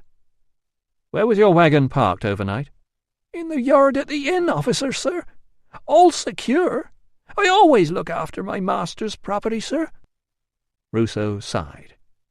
He didn't know how Posthumus had found out, but he could guess why the grim-faced centurion wanted to talk to Tilla. Chapter 7. The rain had stopped now, thank the gods, and all around people were busy clearing up the mess made by the accident. Baggage was being reloaded onto righted vehicles. A mule had been fetched from the army post down the hill and was being persuaded into the harness vacated by the one lying at the roadside. A family, rounded up from the nearest farm, were struggling to shift the carcass of an ox, while a couple of legionaries leaned on their shields and watched. Other soldiers were standing guard on the top of the bank and facing outward down the valley as if they were expecting followers of the mystery rider to burst out of the woods and attack. The civilian victims of the accident, closer to the wagon's slow start, had mostly gotten away with bumps and scrapes. Tilla had been trying to clean gravel out of a small girl's knee when the medicus's weedy clerk had arrived with the summons from the centurion. She might have ignored it, but the weedy one had also brought very firm instructions from the medicus that she should do as she was told. She could see how much Albanus enjoyed passing that on. So now, again, she was standing in damp clothes at the roadside under the guard of soldiers. The nose poking out beneath the metal rim of the centurion's helmet made her want to laugh, but the black stones of his eyes suggested that this conversation was not going to be amusing. He said, "You were seen at the inn last night.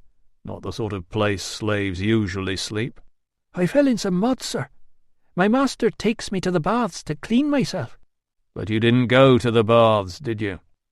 How did he know this? More worryingly, why did he care? "The baths are full of men," she explained, "and not clean. I take water and wash privately." Farther down the road they had managed to move the first animal. There was no sign of the medicus, who had rushed up to her, hugged her, and then looked embarrassed and hurried away to deal with the injured. "If you will just tell me what you need to know, sir." "What were you doing in the yard?" "I went to look for a friend, but she is not there." "And then?" "Then I went back inside, sir." "You're lying." "I'm not." The stick moved so fast she barely saw it coming. Just felt the blow and the pain flowing into her shoulder as the shock died away. She tried to steady herself. "I pray to the gods of the storm, sir, that is all. Then I go back inside with my master." The eyes assessed her, while the mind seemed to be thinking over the next question. "How long were you alone out there? I'll be asking your master as well." She was confused. She wished they would let go of her arms so she could rub the pain out of her shoulder. "I was not alone in the yard, sir." The eyes betrayed a flicker of interest. "I think I am alone, but then I see—" She stopped. How was she going to explain to this foreigner that she had brought the god upon them with her prayers? "What?" "A man." "If you're lying, you'll be sorry." "I'm not lying, sir. I was praying. He was there. I saw him." "Describe him." She frowned. "I do not know him." It was true, she did not know him, but every time she pictured the faintly quizzical dark brows and shadowed eyes, she had the feeling she had seen them somewhere before. She dared not say so. The centurion would only hit her again for failing to remember where. Perhaps it was in a dream. The gods visited people in dreams. Everyone knew it. Tall, short, fat, thin, young, old. What were his clothes like? She closed her eyes and murmured a prayer to Cananus for courage. "Speak up, child. What did he look like?" She opened her eyes. "He is the man-god we saw on the horse, sir. He is the god with the antlers." This time she had braced herself for the stick, but the pain of the second blow on top of the first still made her gasp. "I don't want to hear that rubbish. Was there a man or wasn't there?" "I was the god Cananus, sir. I swear. I felt him brush past me."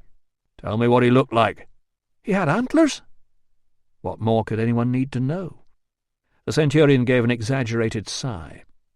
"Try telling me what he was doing." "He is standing, with his hand on the wheel of a wagon. One moment he is there, the next he is vanish in the dark." The centurion glanced at his men. "All right. Let her go." The grip on her arms was released. "Stay where I can find you," he ordered. "I'll be talking to your master later, and if you've lied to me, I'll have you flogged." Chapter 8. "The hospital, sir?" Ruso had unfastened his armour, slung his riding breeches over one shoulder, and was clad in a creased and sweaty tunic whose edges were splattered with mud and blood-stains. The Batavian soldier from whom he had just asked directions looked at him with mingled concern and confusion, then glanced up and down the busy street of the fort in the apparent hope that he might spot a building he had failed to notice before. Since the stronghold at Coria had turned out to be extremely small, an energetic sentry atop the timber turret of the east gate could have held a shouted conversation over the clang of the smithy with one on the west. This did not seem likely. "I think the nearest hospital's at Vindolanda, sir," the man suggested. "Shall I go and ask somebody for you?" "Vindolanda?" "Out on the west road, sir. You can be there by dinner-time on a fast horse." "But you must have a hospital," insisted Ruso. "The gate guard told me it was next to headquarters. I've got an injured man arriving any minute." The man frowned. "Not more trouble, sir?" "Traffic accident," explained Ruso. The man pointed to a long, low, wood-framed building across the road. "They must have meant the infirmary. You won't find a medic there now, though, sir. Not at this time of day." "I am the medic," explained Ruso. The man did not look entirely convinced. The closed door of the infirmary had painted carvings of gods nailed up on either side. The uglier of the two must be some sort of protector that the 10th Batavians had brought with them from wherever Batavia was. The other, with a snake curled around his stick, was Aesculapius, the god of healing. At least the carpenter would find a familiar helper here. The artistic effect was spoiled by an untidy message chalked on the door.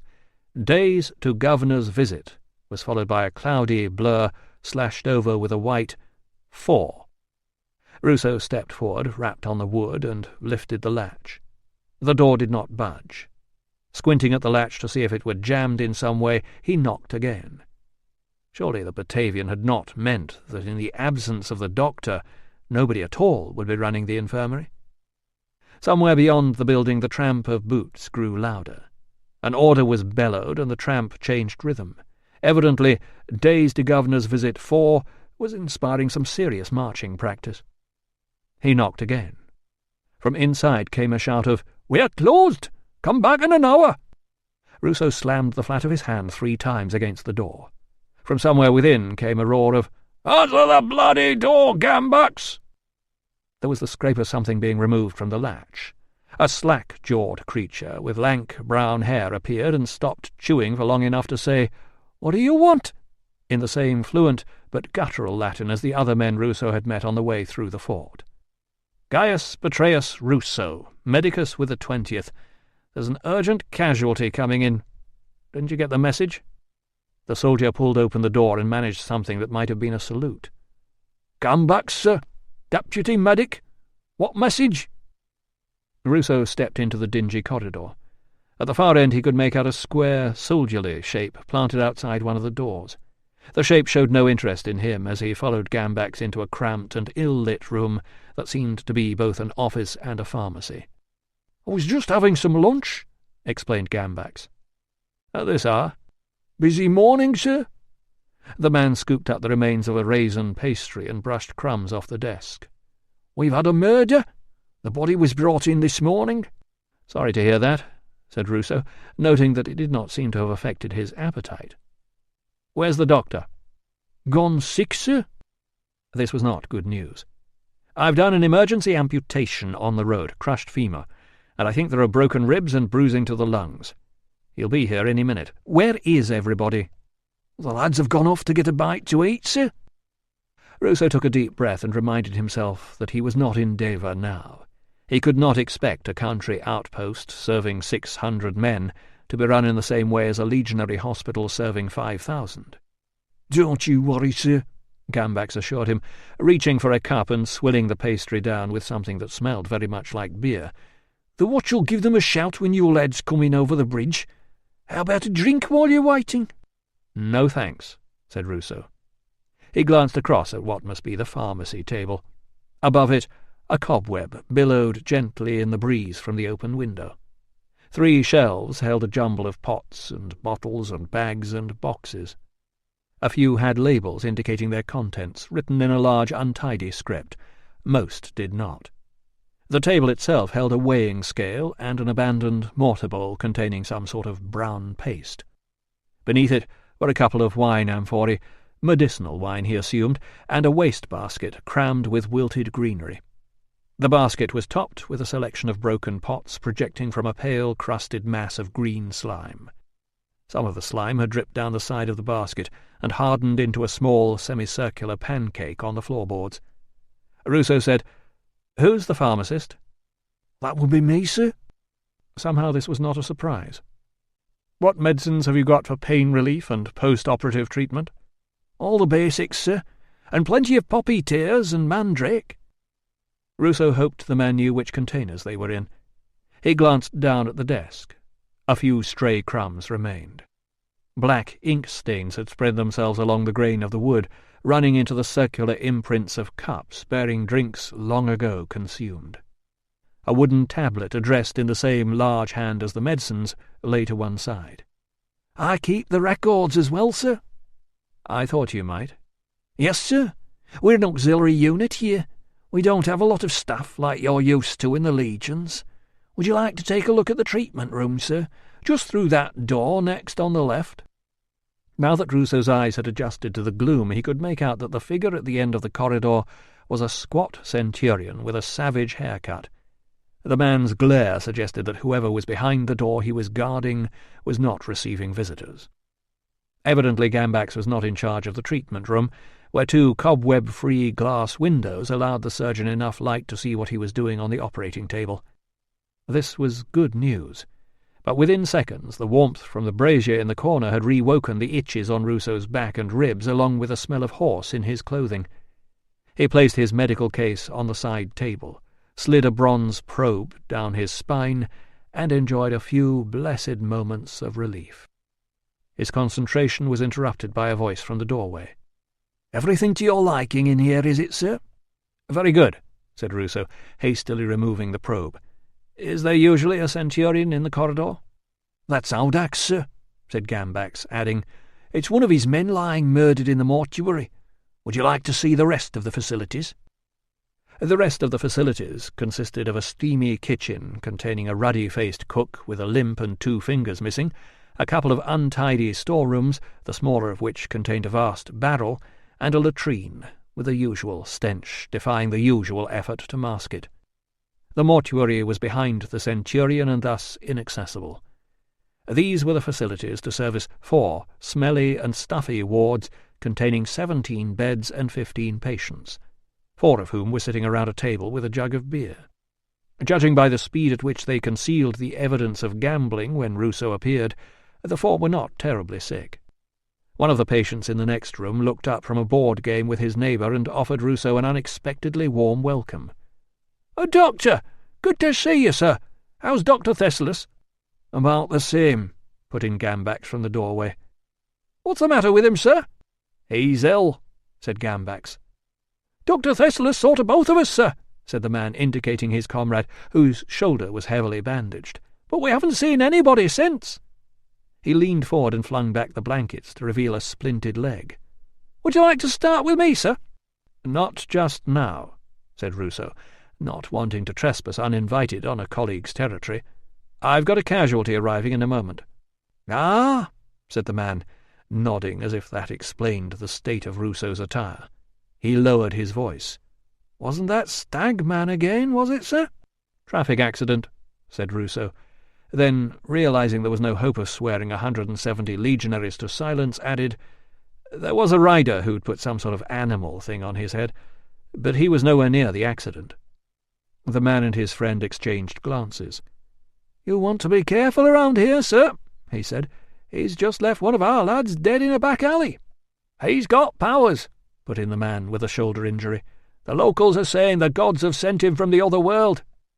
Ruso said, "Well, when I saw him, he was very firmly in this one." Back in the office, the Batavian's deputy medic was still keeping company with his beer. "Have you called the staff in, Gambax?" Gambax looked at him over the rim of the cup. "Don't you worry, sir. Your lads aren't over the bridge yet."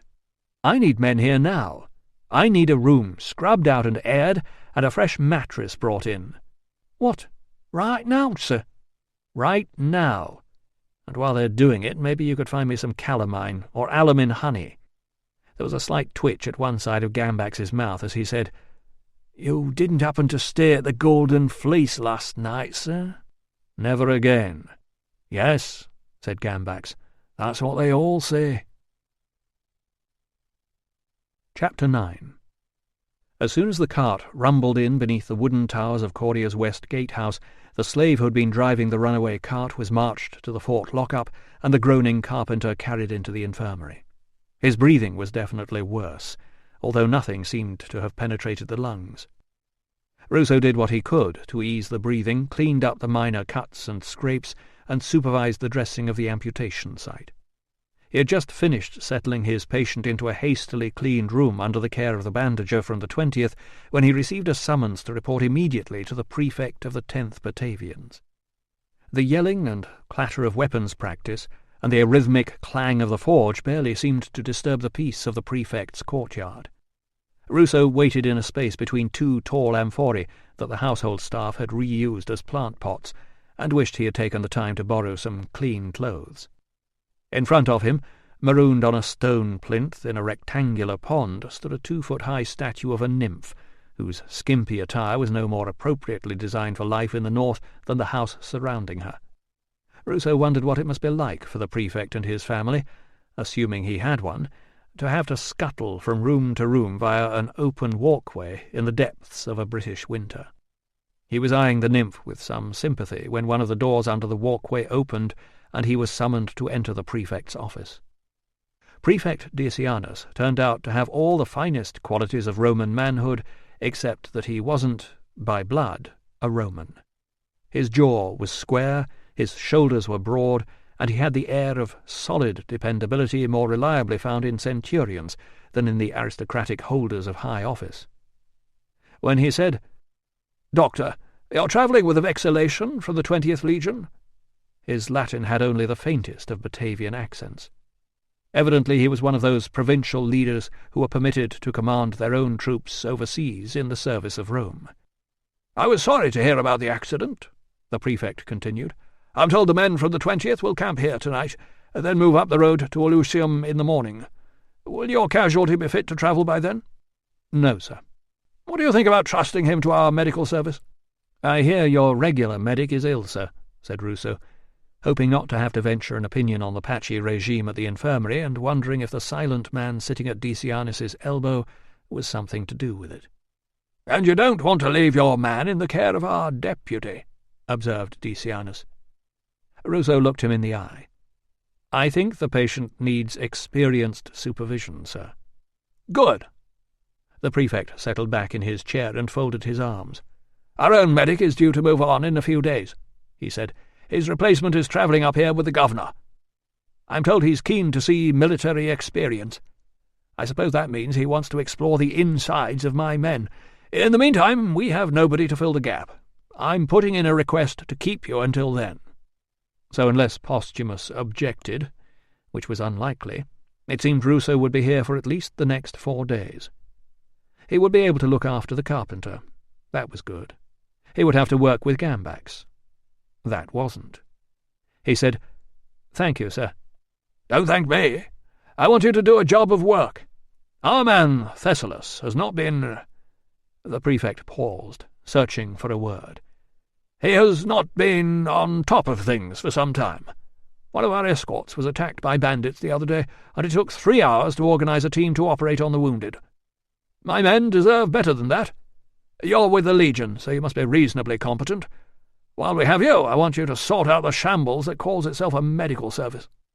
"Thank you, sir," said Ruso, less sincerely than before, and realizing that the room was beginning to smell as though he had brought his horse in with him. "Are you a hunting man, Ruso?" Perhaps the prefect had noticed it too. "Not really, sir." "A pity. Never mind. The other thing I want you to do is connected with the body now under guard in the mortuary. I expect you've been told that one of our trumpeters was found murdered this morning." Ruso, who had often felt the urge to murder an enthusiastic trumpeter first thing in the morning, reminded himself that this was a serious matter. "I'll have the post-mortem report ready by the end of the day, sir," he promised. "What? We don't need you to go near the body." "No? What did they want him for, then?" "Sorry to disappoint. I know how much you medics enjoy the chance for a dig about, but any fool can see how he died, and we already know who did it." Afterward, Ruso blamed the bedbugs. He would normally have kept his mouth shut, but today he had woken up tired. He had witnessed a shocking accident, performed harrowing surgery, seen a strange creature he did not believe in, and worst of all, despite Gambax's ointment, alum boiled in cabbage juice apparently, he was still itchy. He was used to his profession being insulted, but today he was not in the mood to put up with it. "I don't enjoy it, sir," he insisted. "I've got better things to do. I was only offering because a close inspection of the body might offer you some more evidence for the murder case." The prefect's eyebrows rose. "Evidence? What sort of weapon was used?" said Ruso, improvising wildly. "Whether the victim put up a fight and might have injured the attacker. Whether he was killed where he was found or whether he was moved afterward. That sort of thing." "I see." A soft voice pointed out, "We already know what the weapon was, sir." The prefect glanced at the man beside him. "But the rest might be useful, don't you think, Metellus?" He returned his attention to Ruso. "You can do all that?" "Sometimes, sir," said Ruso, realizing he had now advanced too far to retreat. "It depends on the circumstances." The man leaned across and whispered something in the prefect's ear. Moments later Ruso found himself admiring the nymph from the shelter of the covered walkway, while the prefect and the other man were arguing on the other side of the office door. He hoped the prefect would lose. He didn't want to meet a dead trumpeter. He wanted to go and check on the amputee and then track down a good masseur, followed by a hot meal, preferably washed down with a glass of decent wine. When he was summoned to return, the prefect said, "You can examine the body and report your findings back to Metellus." "Yes, sir." "The circumstances are unusual," said the prefect. As Ruso wondered what the usual circumstances of murdered trumpeters might be, Decianus confirmed most of the gossip he had already picked up at the infirmary, that the body of a Batavian soldier had been found this morning about 100 paces outside the fort, in an alleyway between a butcher's shop and a general store. "At the moment," continued Decianus, "relations with the natives are tense, and a rumour has gone around that this death was something to do with a rebel horseman I'm told you saw this afternoon. Metellus has investigated, and it turns out to be a simple brawl outside a bar. The culprit is a native who will be arrested very soon and tried by the governor when he arrives in 4 days' time. In the meantime, I don't want my men unsettled. Any suggestions that the murder is something to do with the local gods are to be firmly denied." "Yes, sir." "Despite anything you may think you find during your examination." "Yes, sir." "So just to avoid any confusion, Metellus will help you with your report. Now what I really wanted you for in connection with the murder is something else. Tell me what you know about treating madness." Ruso realized, too late, that he was scratching the back of his ear instead of replying. At length he said, "Not a great deal, sir. I've met some cases in the past. I can offer comfort, but I can't promise a cure. Frankly, I think anyone who tells you they can is lying." Evidently this was not what the man was hoping to hear. "Your predecessor, Thessalus, is locked in his rooms, convinced he's the one who did the murder. Which he isn't, but he does seem to know more than he should about the details. The natives are a bit overexcited at the moment with this stag-man business, and if they find out we're charging one of their people with murder when one of our officers has confessed, it won't go down well. Metellus has questioned him, but can't get any sense out of him, so we need to get him to withdraw his confession before anyone hears about it and find out who told him how the victim was killed. See if you can settle him down, will you?" "I'll do my best, sir," said Ruso, hoping his voice did not betray his lack of enthusiasm. He had arrived here with one patient and a few questions about visions of the gods. Now he had a sloppy health service to shape up, a politically sensitive post-mortem to carry out, and a deranged colleague. The holiday was definitely over. Chapter 10. "I carry out special duties for the prefect," explained Metellus, as Decianus's guards stepped smartly aside to let them out of the official residence. "Special duties?" inquired Ruso. "Whatever he wants done." "I see," said Ruso, admiring this splendidly evasive reply and failing to trace Metellus's origins from his neutral accent, or to detect any sign of character or background in an even-featured, unmemorable appearance that was only marred by a few flakes of dandruff on the shoulders of an ordinary blue tunic. Metellus led him away from the headquarters building.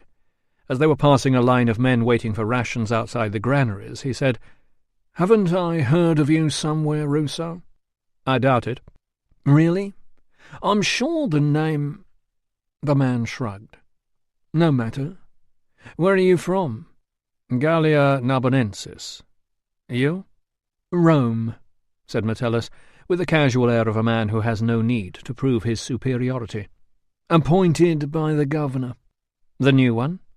"No, Bradua. I've been here for 4 years now." Ruso wondered what the Batavians made of having a governor's man foisted upon them, and how secure Metellus's position now was, since the man who had appointed him was no longer in charge. No doubt he would be anxious to make the right impression when the new governor came to visit.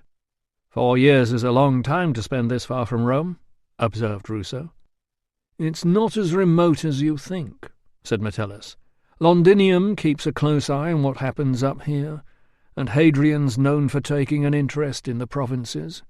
If a man does well here, it's noticed." Presumably if he didn't, that would be noticed too. Just inside the west gate they turned and crunched along the gravel of the perimeter road, passing the din of a metal workshop and a yard where men were stripping down a heavy mechanical bolt launcher for repair. Behind it, a line of wooden spear shafts were propped against the wall, ready to have their iron heads attached. They clattered up the steps to the top of the ramparts, and Metellus said, "Take a good look." A faint waft of boiled cabbage drifted past as Ruso rested his elbows on the rough wood. 20 feet below him, a couple of tethered horses were grazing pale spheres in the grass of the security zone. A line of carts was waiting to be allowed entry through the gates. Beyond them lay a jumble of civilian buildings leading down to the bridge. On the far side of the river, 3 vehicles were crawling along the thin streak of road that led along a valley dotted with grazing animals and the odd cone of native thatch. It struck Ruso that the whole of Coria could have been picked up and set down within the stout walls of Deva's legionary fortress, and there would still be room to spare. "This place is sometimes described as a brown oasis in a desert of green," said Metellus. "A lot of the men from the forts up in the hills come down to enjoy their leave here. Coria is where the north and the east-west roads meet." Ruso wondered what sort of posting would lead a man to think of a road junction as an exciting holiday destination, and scanned the bridge for any sign of the 20th's arrival. "So where's the border?" he asked. "Just turn a little to your right." Ruso frowned. All he could see was another road, with a dispatch rider just out of the west gates, urging his horse into a canter. "That's more or less it," said Metellus. Looking from one side of the road to the other, Ruso failed to discern any difference. He felt a faint slump of disappointment. Was this what he had travelled all those miles to see? "Where are the barbarian hordes?" "The tribes just across the border are officially friendly," explained Metellus, "and just to make sure, we offer the usual incentives." "Which are?" "We're giving some of their sons a free education down in Londinium, and we send advisers to their meetings." "I see," said Ruso, assuming that the sons were effectively hostages and advisers meant spies. "In exchange, we ignore the odd cattle raid, and their head men get invited to dinner when the governor comes to visit." "It's not quite how I'd imagined it." "Oh, the hordes are out there, believe me," said Metellus, "on both sides of the border, sulking and skulking, most of them looking like perfectly innocent hill farmers. According to my informers, this stagman business has them all very excited. That's why this murder has come at the worst possible time, and why the prefect's being scrupulous about investigating it. We have to make it clear that the culprit's getting a fair trial. We don't want to give them an excuse to dig out the weapons they aren't supposed to have, and march on the nearest fort demanding justice for our poor innocent boy chained up by the evil Romans. I'm beginning to wish I hadn't got involved in this." "Frankly, my view is that the fewer people involved, the better," agreed Metellus. "But a report from a medical officer won't do any harm. We can be seen to be taking the inquiry seriously." Ruso watched the dispatch rider growing smaller in the distance. A road patrol was approaching in the opposite direction. As they passed, he saw arms raised in greeting. He wondered how many soldiers were holding the string of isolated forts and watchtowers that must lie out along that border road, compared to the number of sulkers and skulkers lurking in the surrounding hills. Although why anyone should bother to fight over land that seemed to contain nothing but a few peasants and sheep was a mystery. I had imagined the border would be more— He paused, searching for a word. Watertight. We don't want it watertight, said Metellus. We want it porous. We want long strings of well-laden merchants travelling in and out of the province paying border taxes. We station men here to run the customs posts. The men spend their wages, and that gives the locals a chance to turn a profit. It all works very nicely, as long as everybody behaves themselves. I see, said Ruso, wondering what the northerners could offer to sell or afford to buy. So this business with travellers being ambushed— It's making things very difficult, said Metellus. There's been an interesting change in language up here lately, he said. Travellers are no longer talking about arriving at their destination. They are starting to call it getting through. I'm told there are people who think the stag man is some sort of god, said Ruso, not adding that his housekeeper was one of them. The locals are a superstitious bunch, explained Metellus. They think stags are messengers from another world. You don't have to go back too many generations before you find human sacrifice and all manner of magic and mayhem in the name of religion. That's another reason for keeping a watchful eye on their get-togethers. Ruso decided this was not the time to request a gate pass to allow Tilla in and out of the fort. Not everything you'll hear about the stag man is true, continued Metellus, but as you'll find when you've been up here a while, what's true is less important than what people believe. Well, I believe I've got a body to examine. Metellus turned to head toward the steps and waited for a man to lead a mule laden with firewood past before continuing. So, we don't want our men putting all that together with the murder and imagining there's some sort of mad druid revival going on right outside the gates. Where their families live. Exactly. It would cause unnecessary alarm. It would also cause a serious discipline problem. The fine balance of the border would be a distant memory, and so would Metellus's hopes of making a good impression on the new governor. As he followed him back toward the shambles that called itself a medical service, Ruso pondered the man from Rome. Average height, average weight, age somewhere between late 20s and mid-30s. Being so unremarkable made him the sort of man who could notice things without himself being noticed. The sort of man who would have had written on his recruitment documents no distinguishing features. An ideal man for special duties.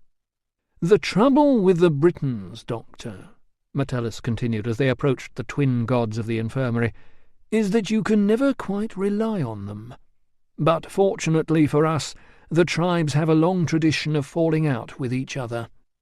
In addition to which, some of them don't take much notice of their own leaders. Metellus paused. So the last thing we need is a troublemaker who's going to unite them. Chapter 11. Ruso had already guessed from the shape what he was going to find when he pulled the sheet back, but it was still a shock. He dragged the sheet down to the end of the table and folded it with unaccustomed neatness, while he struggled to control the urge to walk out of the incense-filled mortuary and fill his lungs with fresh air. He had been a fool to open his mouth in the prefect's office. He should never have got himself involved in something like this. He understood now what the prefect had meant about Metellus helping with his report. This was some sort of ritual killing, and he was being asked to help cover it up.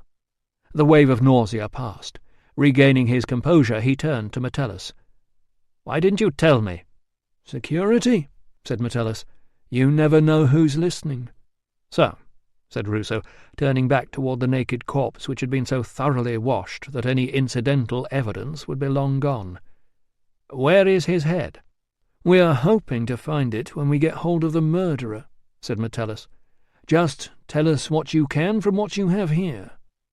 Ruso walked slowly around the table, examining what remained of the body from all angles, and glancing at the polished military belt and dagger that had been laid out beside him.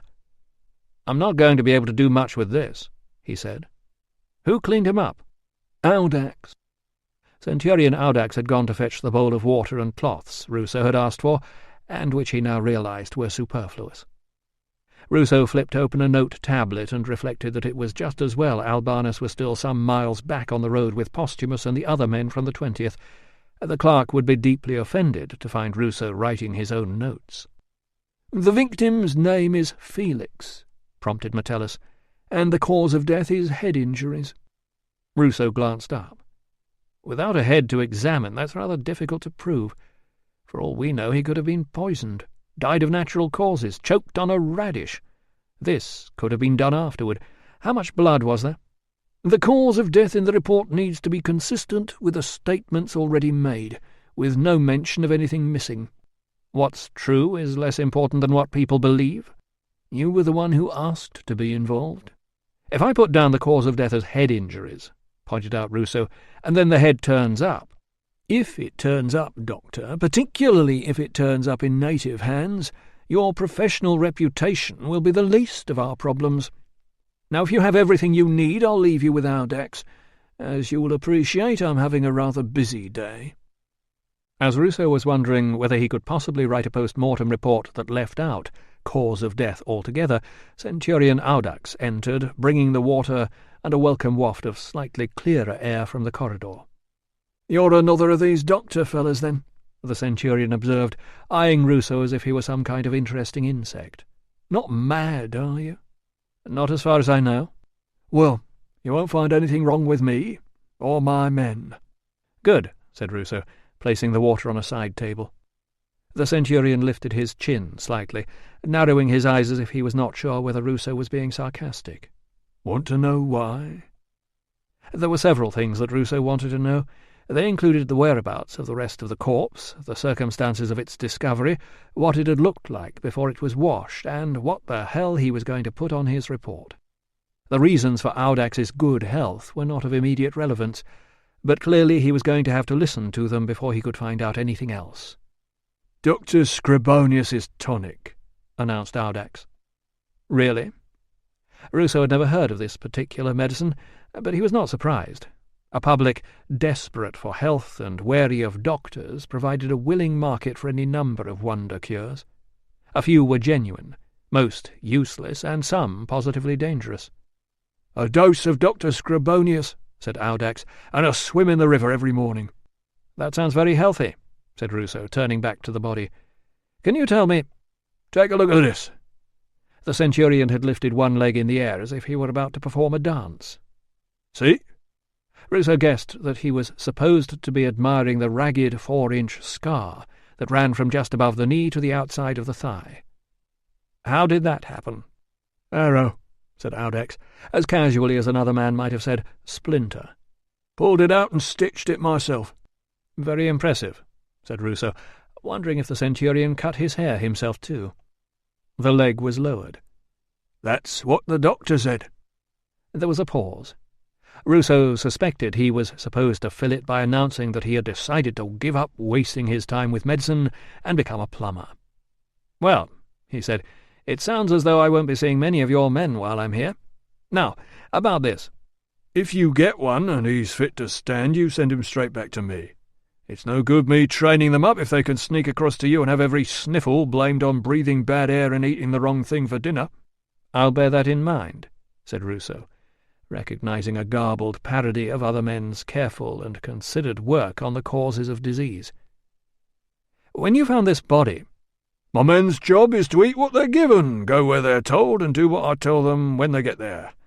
It won't do them a scrap of good to lie around the infirmary feeling sorry for themselves."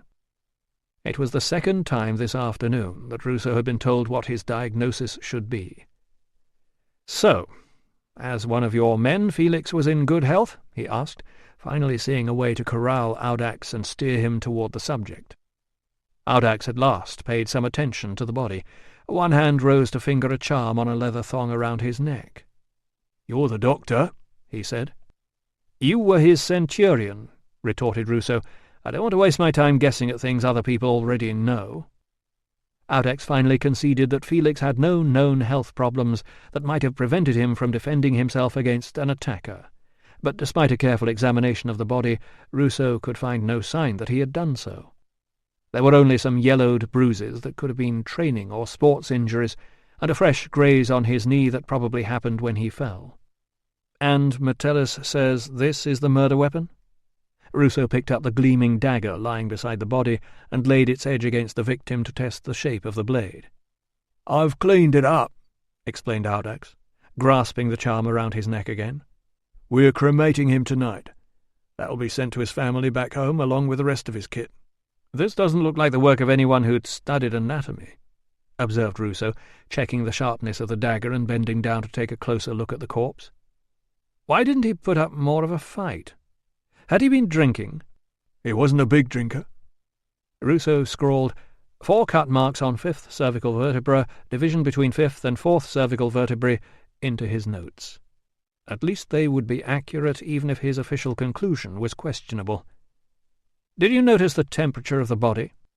Audex sniffed and replied that it was about what you would expect from a man who had been lying dead in a back alley all night. And yes, he did seem to have been killed where he was found. "I should know. I got sent down by matey from Rome to clean up the alley." "Metellus?" "Well, he sat on his arse in here waiting for me to come back and wash the body." "The body was only ever seen by the two of you? Not the infirmary staff?" "We decided not to invite the neighbours in for a look," retorted the centurion, inadvertently trampling over Ruso's theory of how the disturbed doctor had learned the details of the murder. "And you haven't spoken to anybody about what you found?" Audex scowled. "Who's running this, you or Metellus?" "I'm supposed to be helping him." "So help him by telling us something we don't know already, like why some bastard native would do this sort of thing to one of my men." "Can I take a look at his clothes?" "They're burned." "Really? Why?" Audex shrugged and said it had been done on Metellus's instructions. Well, they hadn't known a medic was going to come along asking questions, had they? And no, nothing much had been found on the body. "Nothing at all?" asked Ruso, surprised. "Just his belt and his purse with his money still in it. The money's gone back into the camp bank." The young man's hands were surprisingly uncalloused for a soldier. One of his fingernails had been blackened some time ago. Ruso imagined him cursing when that had happened, imagined him expecting to live long enough for the injury to heal. Imagined him hurrying into that alley between the butcher's and the general's store, perhaps worried about getting back to the barracks in time for curfew. Instead, his night out had ended with him being turned into some sort of ghastly sacrificial victim. Ruso told his imagination to get back into its place. He must think clearly. He must find something useful enough to justify his insistence on a post-mortem, but not so useful that he would look like a threat. He allowed himself a small glow of self-congratulation. After several months of sharing quarters with Valens, he was beginning to get the hang of this politics business. "Thanks," he said to Audex. "I'll write up my report now." Alone in the mortuary, with his note tablet and his thoughts, Ruso found that his eyes were still irresistibly drawn to the place where Felix the trumpeter's head should be. It was just not right. Every time he looked away, his imagination replaced the head, and each new look was a fresh shock. He stood up and pulled the linen sheet back over the length of the table. Then he sat on a stool, balanced the note tablet on his knee, and tapped the point of the stylus against the wooden frame. He needed to have discovered something. Stating no sign of resistance, and refusing to speculate on an unknown cause of death, would only confirm what seemed to be a generally poor opinion of doctors here. The point came to rest on the corner of the wax.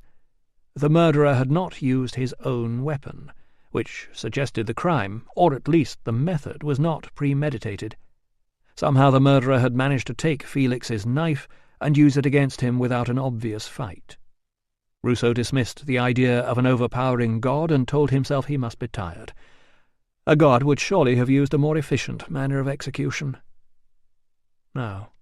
Felix had fallen forward onto his knees. Ruso dug the point of the stylus into the wax. On the evidence he had found, it was not impossible that someone had approached the victim from behind and overpowered him by knocking him out. He readjusted his grip on the stylus and scraped "possible cause of death, head injuries," and told himself the word "possible" meant he was not compromising his standards. Chapter 12. Tilla paused at the top of the slope, taking in the sight of the broad meadows and the river snaking between the willows and dividing around the little islands. Home was just beyond the wooded ridge on the far side of the valley, not yet in sight. Perhaps that was a good thing. She would not spoil this moment by thinking about what she might find there. Instead, she would enjoy the memories of paddling in those stony shallows with her brothers and the other children while their parents exchanged goods and gossip at the market. She had assured the medicus that this valley was beautiful, but in truth the memory of its beauty had faded with use. Now, seeing it basking in the afternoon sun, with the skylarks spilling music into the air like silver and the yellow splashes of gorse on the hillsides celebrating her return, she wanted to shriek with delight and run laughing down the road, leaving behind the sour-faced soldiers, still tramping in their miserable column like a row of iron woodlice. Instead, she took in a deep breath of the precious air and told herself, "I am home," before walking on, keeping pace with the baggage train. She had a duty to make sure Lydia was safe. Lydia would not be running around laughing today. Her man would not be running for a long time. Perhaps never. This morning he had been a healthy young Roman with a new daughter and a steady trade as a carpenter with the Legion. By midday he had become a body lying in a cart, with a crushed leg that the medicus had covered up so as not to frighten him. She tried not to think about what the medicus might have done to him while other men held him down.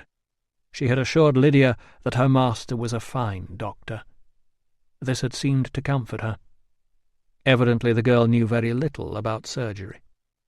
She shifted her bruised arm to ease the ache that echoed the blows from the centurion's stick. She would ask the medicus for some salve tonight. Perhaps she would also ask him to explain to the centurion that she had nothing to do with the accident, that she was not in league with Canunnos, the horned god, or with Tyrannus, the god of thunder, against anybody.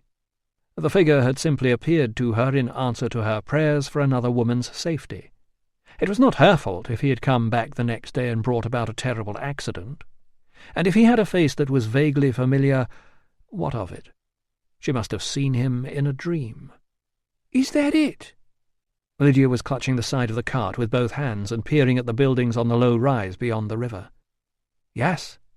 Tilla followed her gaze, seeing the familiar mud-brown rectangle of the fort and the jumble of thatched houses that spread out from it like a stain. The clang of a smithy echoed across the valley, interrupted by the distant whinny of a horse. "It's very small." Tilla had to agree, yet the fort had not seemed small when she lived here. It had seemed massive and ugly and overwhelming. She could make out tiny figures moving along the streets outside the fort. She wondered if she knew any of them. How many of the girls she had grown up with had been seduced by Roman money? What had happened to the girls who should have married her brothers? She did not think about her family. She would not think about them because when she did, the sparkling river and the birds and the splendid yellow of the gorse became a hollow joy, a reminder of all that she had lost. The civilians who had travelled with the 20th were barely across the bridge when a gaggle of residents, mostly women of assorted ages, sizes and colours, surged down the slope to greet them. Bags were grabbed, with or without the owner's permission. A blather of multi-accented Latin promised fine rooms, dry rooms, cheap rooms, rooms with no bother with the neighbours, rooms with good views of the river, snug and secure rooms, nice quiet rooms, rooms handy for the shops, rooms only a short stroll from the water-spout. Nobody, Tilla noticed, even bothered to try the local tongue. These women were living their lives on the land her own people had farmed for generations, yet now it was she who was the stranger. The mule's bridle was seized by a short woman with badly bleached hair, who assured them in Latin that she had a very comfortable loft room and they should hurry now before someone else took it. "Close to the baths, or a very respectable eating-house," she assured them, tugging the animal past an official looking in and up the slope toward the houses while the driver protested in vain. She did not release her grip until she had led them past the wooden ramparts of the fort, taken another turn down a side street, and reached the grand doors of a gleaming white bathhouse.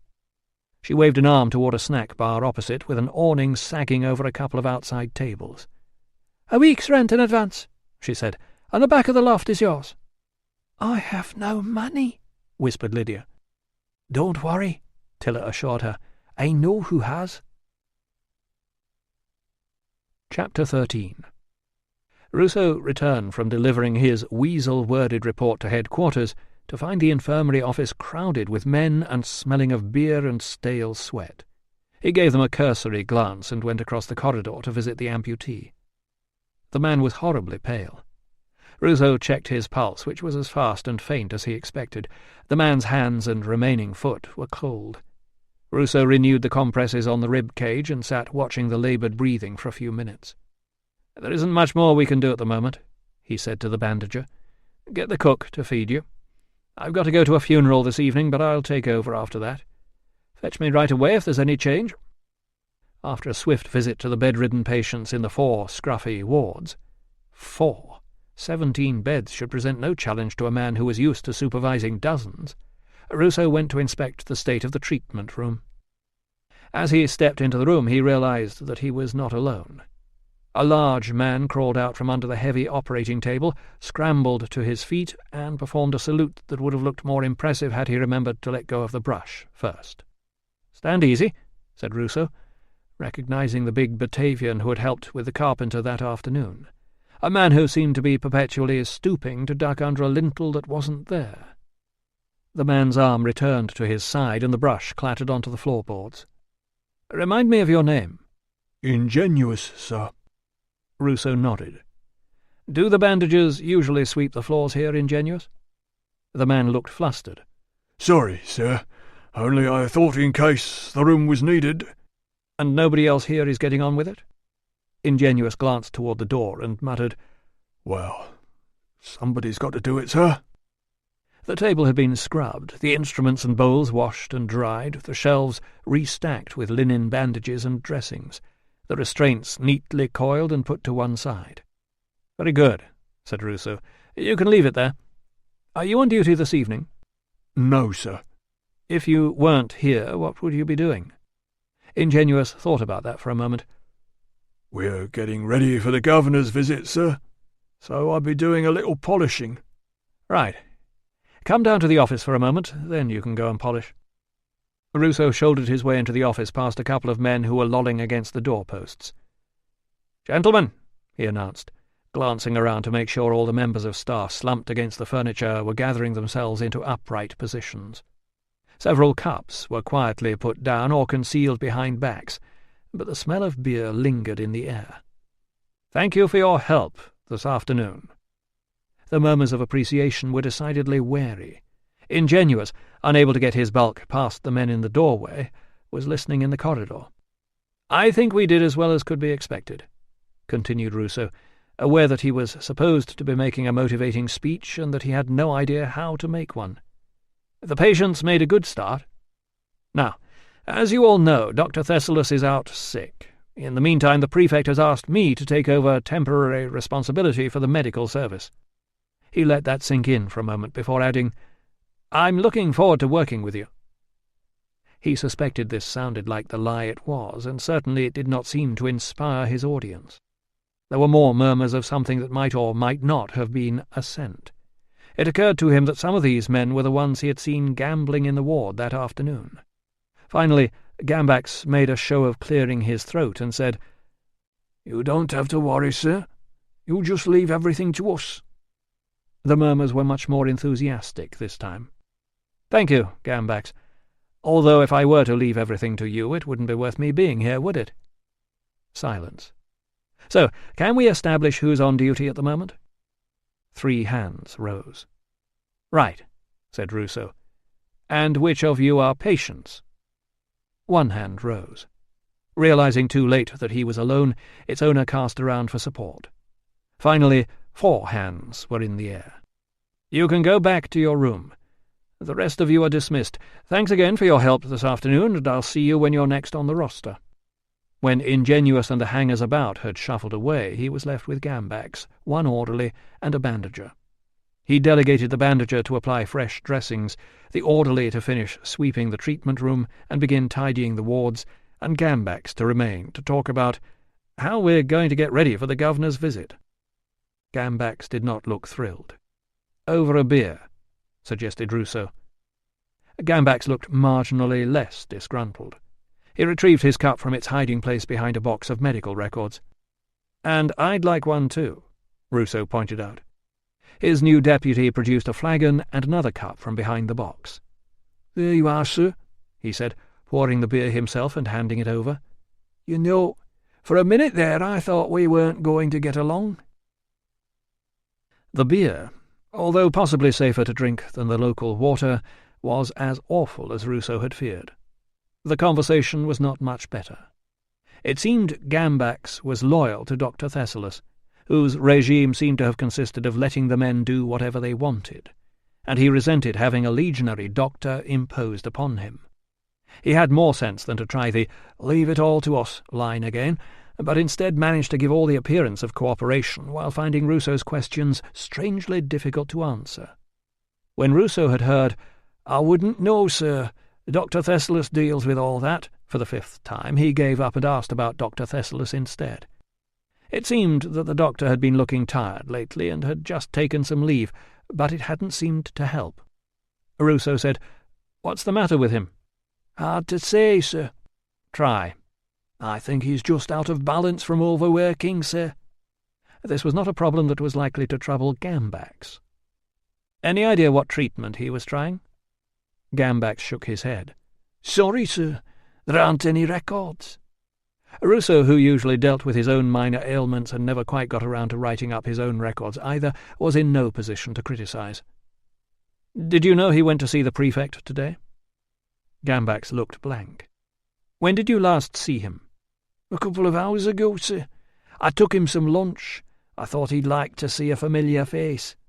"And how was he?" "About the same, sir." Ruso gritted his teeth. "But you go and see him if you want," said Gambax, in a tone that suggested it would be a waste of time. "I'll take him something to cheer him up. What is he like?" Gambax scratched his chin. "He's quite fond of music, sir." "Can you sing?" "Not in a way that would make anyone feel better." Nor did he have the time to round up anyone who could, although it might be a useful therapeutic approach later. Music was supposed to soothe sufferings of the mind, and it certainly sounded as though Thessalus was suffering. "Anything else? Favourite food? Wine?" Gambax looked vacant. "Never mind," muttered Ruso. "I'll work it out for myself." "Right-o, sir. Anything else I can help you with? More beer?" "No, thanks," he said, glancing into his cup. "One's enough." "Very wise, sir," agreed Gambax, standing to collect the cup and feigning surprise at the amount that remained inside. "Sorry, sir. Take your time. I don't suppose you gentlemen in the legions get much practice at drinking beer, do you?" "It's not our first priority," said Ruso, suspecting from the look in the assistant's eye that this was some sort of challenge. Legionaries versus Batavians. As he tipped back his head to drain the cup, he was vaguely aware of a knock and a door opening. When the room was the right way up again, he found his clerk gazing at him with barely concealed disapproval. "Albanus." "Reporting for duty, sir." Albanus cast a professional glance around the room and was clearly unimpressed. Ruso turned to Gambax. "This is my clerk. He's very good. Albanus, you'll be able to give Gambax here a hand with the records." The two men eyed each other. Gambax looked as though he did not want any help, and Albanus looked as though he had no intention of offering it. "Perhaps," said Ruso, breaking the silence, "you and I might have a word outside, Albanus?" When they were standing outside by the twin or possibly rival gods, the clerk said, "Sorry, sir, but are you absolutely sure he wants me to help out?" "Of course not," said Ruso, "but I do, and there isn't going to be much else here to keep you busy." Albanus glanced around him. Ruso followed his gaze. The ramparts at the end of the street were stout enough, but somehow the unevenness of the lime-washed daub that filled the wooden frames of the fort buildings, and the fact that the infirmary building was not the only one still topped with lumpy thatch instead of tiles, gave the fort an air of quaintness and vulnerability. as if the place had been put up by enthusiastic amateurs. "Tell me, Albanus, where exactly is Batavia?" "It's in the north of Gaul, sir." "These people are Gauls?" Ruso, who had spoken enough Gaulish to communicate with the farm servants at home only last summer, found that hard to believe. "Not really, sir. They migrated to Gaul from Germania." That explained the accent. "They're supposed to be very tough men, sir, used for the Emperor's bodyguards and good on difficult terrain, swimming across rivers fully armed and so on. I think it might have been Batavians who led the final assault when our people finished off the Druids." Said Ruso, imagining Audax plunging into a river in pursuit of raving Druids, and wondering whether Gambax would have been off sick that day. "It's rather remote up here, isn't it, sir?" observed Albanus. "I did warn you." "Never mind, sir. I've brought some good long books to read." "You've been lugging books around as well as all your kit?" "Just a couple, sir." Ruso shook his head. The last thing the average legionary would do was think of concealing lengthy and expensive scrolls among the already considerable weight of equipment he was required to carry. No wonder Albanus had been looking weary. "Don't read when you're on duty," he warned, "or somebody will find you something else to do. You don't want to be scraping bandages and emptying bedpans." Albanus looked alarmed. "Now tell me what's happened to Tilla." Unfortunately, all Albanus knew was that Centurion Posthumus had interviewed Tilla earlier that afternoon about something he seemed to think was serious, but Albanus did not know what it was. No, she was not under arrest, and no, Albanus did not know where she had gone. As if in an attempt to redeem himself, the clerk added, "But I've located all your luggage, sir. They'll be bringing it along any moment." At last, a cheering thought. The fort might be small, the natives vicious, the infirmary badly run, and the restoration of his new colleague's mind unlikely. But a lone legionary officer here at the request of the prefect would be assigned decent quarters. While Tilla was practising her unconventional approach to cookery, that officer would be able to retreat to his room, relax in his favourite chair, and think deep thoughts, with no danger of Valens wandering in and distracting him with wine and gossip. "They might as well take it straight to my quarters," said Ruso. "You don't happen to know where they are, do you?" "There was a letter waiting for you as well, sir," continued Albanus, a little too brightly. "Here." Whoever it was had gone to the trouble of writing out several sheets that were now tied and sealed together in an offering of ominous width. Ruso took it and tucked it into his belt. "Albanus, what are you trying not to tell me?" Albanus looked apologetic. "I asked about the medics' quarters, sir, but some other doctor's in them, and they said you wouldn't want to share." "He's ill." "You'll be very close to your work, sir." "Everywhere here is close to my work. Everywhere's close to everything. What's the problem?" Albanus cleared his throat. "They said you'll have to bed down in the infirmary, sir." "What?" "Sorry, sir." "But there aren't any empty rooms. I'm not sharing with the patients. And I'm not bloody sleeping in the treatment room. I'd rather camp outside in a tent." "They said one of the storerooms could be cleared out, sir." "Has anybody from headquarters actually been into the infirmary recently?" "I don't know, sir." Ruso shook his head. "No, of course you don't. Rhetorical question. Well, the infirmary it is, then." When Ruso returned to the office, Gambax had lit a fire in the hearth and was standing by the pharmacy table weighing out a pile of torn leaves. "Tell me," said Ruso, "when Felix's body was brought in, who was on duty?" "Me, sir." "So you and the other staff helped to lay it out?" "Audax did it, sir, all by himself," said Gambax, confirming what the Centurion had said. "Wouldn't even let us in there to pay our respects. We offered to help, but he thinks medics are a waste of time. If you're not happy, you need to talk to him." "I will," said Ruso. Fortuitously, it seemed the infirmary staff had thought they were being kept away from the body because of Audax's prejudices rather than any more sinister reason. "Tonight I want you to organize a roster." Gambax's eyes registered alarm. "By the time the lamps are lit tomorrow, I want every patient to have had a wash, all over. I want the wards properly aired, every floor and wall scrubbed, every mattress replaced with one that's got a clean cover and fresh straw, and clean bedding on every bed." Gambax's jaw dropped even farther than normal. "You don't have to do it all yourself. explained Ruso. "Just organise the staff, and if those former lingerers are still here in the morning, they can clean out the latrine." "Me and the staff will see what we can do, sir." "Good," said Ruso. "If anybody needs me, I'm going across to visit Dr. Thessalus, then I'm heading for a quick clean-up at the baths. Then I'll come back here to see my amputee before I go to Felix's funeral." "Right you are, sir," agreed Gambax. "You take your time. Don't worry about us. We'll keep an eye on everything while you're gone. I'll see if I can find a pen in a minute and make a start on that roster you want. If there's any change with the amputee, call me right away. And did you know about the billeting arrangement?" The deputy poured a measure of cold water on top of the leaves. "Billeting arrangement, sir?" "I'll be sleeping here. So while I'm out, you'll need to get the smaller storeroom cleared out and a clean bed put in there too." Gambax reached down to balance the pot on the iron grid by the hearth. "I'll get a room ready for you, sir."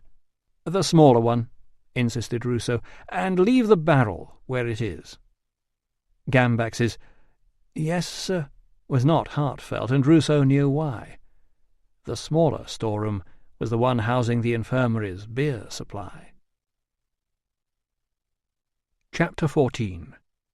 "Good afternoon." The young man's cheerful smile belied both the gravity of his situation and the pallor of his thin face. Ruso guessed that the smell filling the gloomy little entrance-room was rising from the hair-oil glistening on his dark curls. "Very good of you to call," the man continued. "I'm Thessalus. I expect you know that. The guard tells me you're called Ruso. Odd sort of name. Did you bring the fish?" "I'm a doctor," explained Ruso, who had been mistaken for many things before, but never a cook. "Gambax will be bringing your dinner later." "Yes, I know. So did you bring the fish?" Ruso glanced at the guard, hoping for some guidance, but the man did not seem to feel his duties extended beyond announcing the visitor and standing at attention by the door. "I didn't know I had to bring a fish," said Ruso, wondering why Gambax had failed to warn him. "Was it any particular sort of fish?" "Well, of course it was a particular sort of fish," exclaimed Thessalus, ushering him through a doorway to where the very little light edging around a cloth nailed over the window revealed the domestic confusion of a single man not expecting visitors. "You can't get much use out of a salmon, can you? Or a trout. They would just lie there and flop about a bit." "I'll see about a fish next time," Ruso promised, making a mental note to ask Gambax what on earth the man was talking about. "How are you feeling today?" "In need of a fish. A fish around the head. A fish on a dish around the head until it's dead." Thessalus giggled, then clamped a hand over his mouth, before indicating a chair and saying with exaggerated politeness, "Do sit down, Doctor." Ruso cleared away a scatter of scroll cases, upon some of which he could just make out the names of medical writers. Turning, he found Thessalus perched on the edge of a folding stool. "Now," said Thessalus, rocking the stool toward him with his hands clasped together but remaining out of reach. "How are you feeling today? Is it any better?" Ruso sniffed the air in the untidy room, picking up a waft of wine mingled with the hair-oil. It was clear he was not going to get much help, or even sense, from Thessalus. "I am well. Are you feeling ill?" Thessalus giggled again. "No, I'm lovely. Are you? You look tired. It's tiring being a medic, isn't it? All those problems, all that misery. They all want a miracle, don't they?" "True." "I've run out of miracles. I told them. I looked in the miracle jar and, oh dear, someone's left the stopper off, and all the miracles have flown out." "I heard you went to see the prefect today." "Did I really?" This seemed to be a great surprise. "Is he ill?" "I heard you went to talk about a man called Felix." "Felix? Oh dear, you want to stay away from him. There's nothing you can do for him now." "Where is he?" Thessalus frowned. "Where's who?" "Felix." Thessalus looked around the room. "He isn't here, is he?" Knowing Metellus had searched the rooms, Ruso could say with confidence that he was not. "I'm told you might know where he is." Thessalus shook his head. "Doctors don't know all the answers, you know. What colour is time? Where do the thoughts of the dead go? How is it diseases spread but miracles don't? Have you ever thought of that?" "No, I can't say I have." Thessalus tapped his chest. "Greek, you see, the race of thinkers. Romans do, Greeks think, and write rather good books." "My grandfather was Greek," said Ruso. "Ah, you understand. Welcome, philosopher. Well, quarter of a philosopher. Torn between thought and action, I suppose." Ruso cleared his throat. He needed to take charge of this conversation. "How long have you been stationed at Coria Thessalis?" "Ah, the Roman practicality. Back to the facts. Take the patient's history. To tell you the truth, I arrived here some time ago, and I've been at a junction ever since. Of course, if we don't hold firm at the join, we might as well all go home." Thessalus paused. "Do you ever find you wake up in the wrong bed, Doctor? Or is that just me?" "The wrong bed?" "You wake up, and the bed's wrong. The walls have moved. You can smell things that shouldn't be there. The sounds are different, and you think, 'Where am I? Who's put me here?'" Worryingly, Ruso could recall exactly that sensation. "I think it's when you've been dreaming about a place where you used to live." "Ah, you think that? But how do you know? How does any of us know? Who's to say that while our bodies are resting, our souls don't go wandering somewhere else, back into the past? What about the future? Do you ever have the feeling that you've seen something before, even when you know you can't have? What if our souls travel into the future before our bodies do, Doctor? Have you thought of that?" Ruso suspected that Thessalus's soul often went on trips unaccompanied by his body. He said, "Do you find this happening a lot?" "Oh, dear me, no." Thessalus clasped his hands together.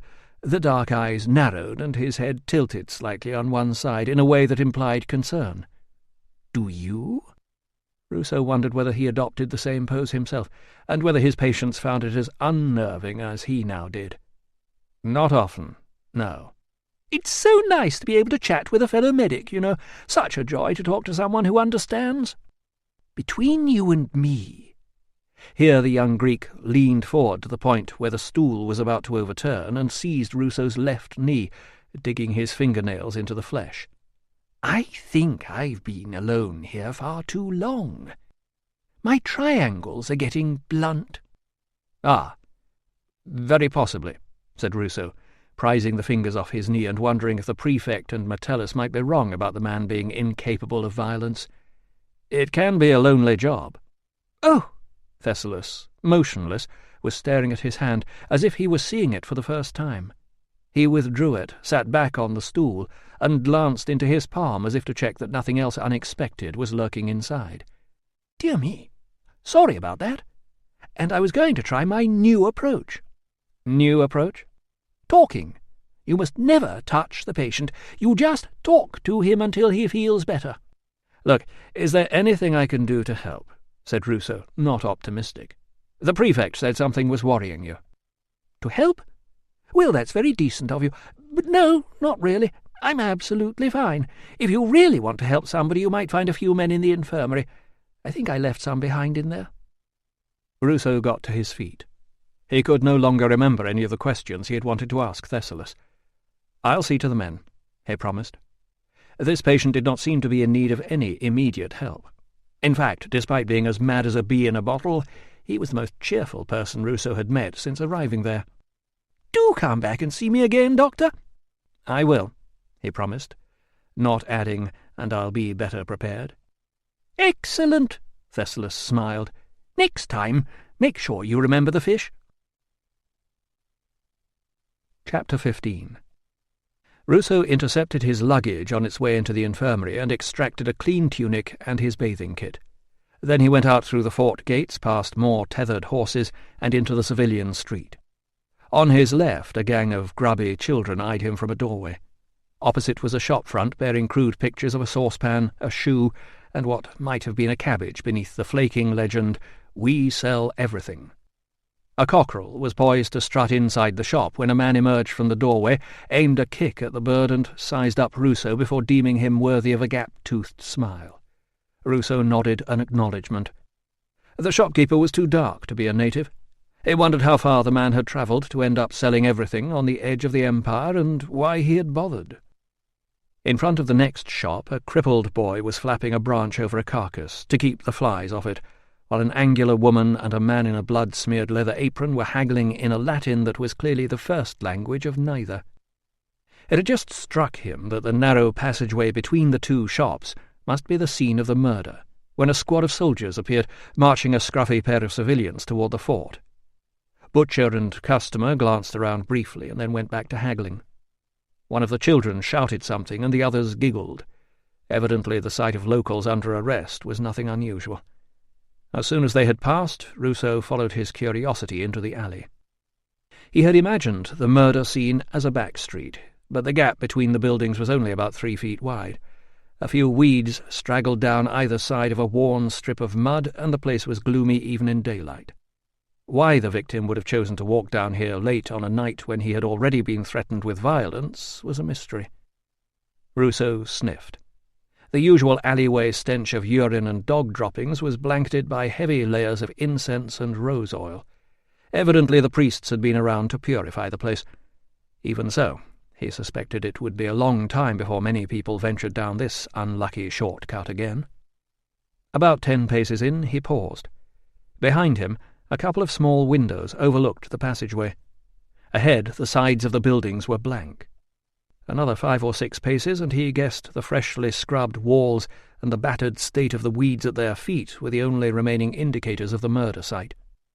If there had been any evidence, either Audax or last night's storm had done another fine job of destroying it. Ruso bent and picked up a broad, flat stone about as big as his fist. If the cause of death really were head injuries, it was a plausible murder weapon, unhelpfully washed clean by the centurion or by the rain. The bang on the head theory would, he supposed, explain why the victim had not been heard to shout for help. No doubt Tilla would say he had been struck dumb by a native god. Ruso dropped the stone, lengthened his stride, and emerged into the street at the far end of the alley. He passed a crowded bar, ignored a brothel, nodded to a gaudy and surprisingly busy shrine honouring a god he didn't recognize, and walked on in pursuit of a cheering aroma that told him someone was cooking sausages. The bathhouse, a big building gleaming with fresh lime wash, was the most, in fact, the only impressive structure outside the fort. At the back it must have a pleasant view across the meadows towards the river. A barber's shop was tucked into the frontage, and on the corner opposite was a snack shop. He had found the source of the cooking smell. He had also found something else. Seated at one of the tables beneath a sagging canvas awning were 2 women. The one clutching a baby-shaped bundle was Tilla. The dark-skinned girl now scrambling to her feet was the carpenter's girlfriend. "Sir, is there news?" He nodded, approaching the table so they could not be overheard. "He's as well as can be expected," he said, and explained about the amputation. "The next few days will be dangerous. There are other injuries inside that we can't see." "But he is alive!" "I told you," said Tilla, who had not bothered to stand, despite the presence of her master. "That one is a good medicus." "May I see him?" "Tomorrow," promised Ruso. "I'll arrange a gate pass." "I will pray for him to Apollo." The girl reached down and took the baby from Tilla's arms. "Please tell him his daughter is well." The girl retreated indoors. When she had gone, Ruso found himself faced with an interesting social dilemma. He was standing. Tilla was still sitting at the table. If he sat down to eat next to her, in public, it would be tantamount to declaring her his social equal. If he didn't, he would look ridiculous. The master dancing attention on the slave. He considered asking her to stand, but there was a strong chance she would not cooperate, and being defied in public would be even more awkward. In the end he compromised by perching himself on the end of the rough table and vowed to have words with her later. "I hear Posthumus wanted to see you," he said. "That man is not as funny as his nose." "What did he want?" Instead of replying, she pushed up her sleeve and revealed a heavy purple and red bruise. Ruso ran a finger over the surface of the arm whose shattered lower bones he had pieced back together, and from which he had cut off the copper slave band. He frowned. "Posthumus did this to you?" "He thinks slaves tell more truth when you beat them." "I'll talk to him. He was probably angry about the accident." "I didn't make the accident. The gods did." "I'll put some salve on that bruise later," he promised. aware that it would be futile to argue about the gods. What did he want to know? He says somebody has seen me in the yard with the cart. He asks what I am doing. So I tell him about the God who appears when I pray, and he hits me for lying. I'll talk to him, Ruso repeated, knowing an apology would be out of the question. I came to tell you we'll be here for a few days. I want to keep an eye on Lydia's man, and while I'm here they've asked me to run the infirmary. Her expression brightened. Because you are a good medicus? Because the one they have is crazy, he explained, and his deputy is spectacularly idle. The woman approaching with a tray was plump, dark, and, judging by her cheerful expression, had forgiven her hairdresser for the very bad bleaching job that the shawl failed to hide. "Wine," he said. "Something decent if you have it. And what's quick to eat?" "Lamb pies, sir. Beef sausages. Raisin pastry. We have some very good stuffed hen's eggs." He chose the eggs. Instead of going to fetch them, the woman said to Tilla, "Did you ask him?" Ruso hoped whatever ailment the woman was about to describe to him was not going to delay the eggs. "My lord," said Tilla, "I have said you will pay Susanna the money for Lydia's rent." Ah. She did not want advice, she wanted cash. "Her man cannot give anything," continued Tilla. "She only has a room because I promised Susanna an officer from the Legion would pay." Their eyes met. He knew she had not approved of the way he had spent her savings at the inn. They both knew how much was left. He reached for his purse. "Of course," he said, as if she had offered him a choice. When the woman had gone, he said, "So, you are back home?" "Home is across the hill," Tilla said, pointing north, "and I think much is changed." It was a reminder, had he needed one, about the loss of her family. "Do you still have friends here?" She shrugged. "Perhaps. I have an uncle and a cousin, if they're still alive." He said, "I am sorry about your family, Tilla." The words seemed stiff and inadequate. He wanted to hold her hand, but they were in a public snack bar, and the woman was arriving with the food. "You can stay with me in the infirmary," he said. "It's a bit of an odd arrangement, but nobody approves of me anyway, so I don't suppose it'll matter."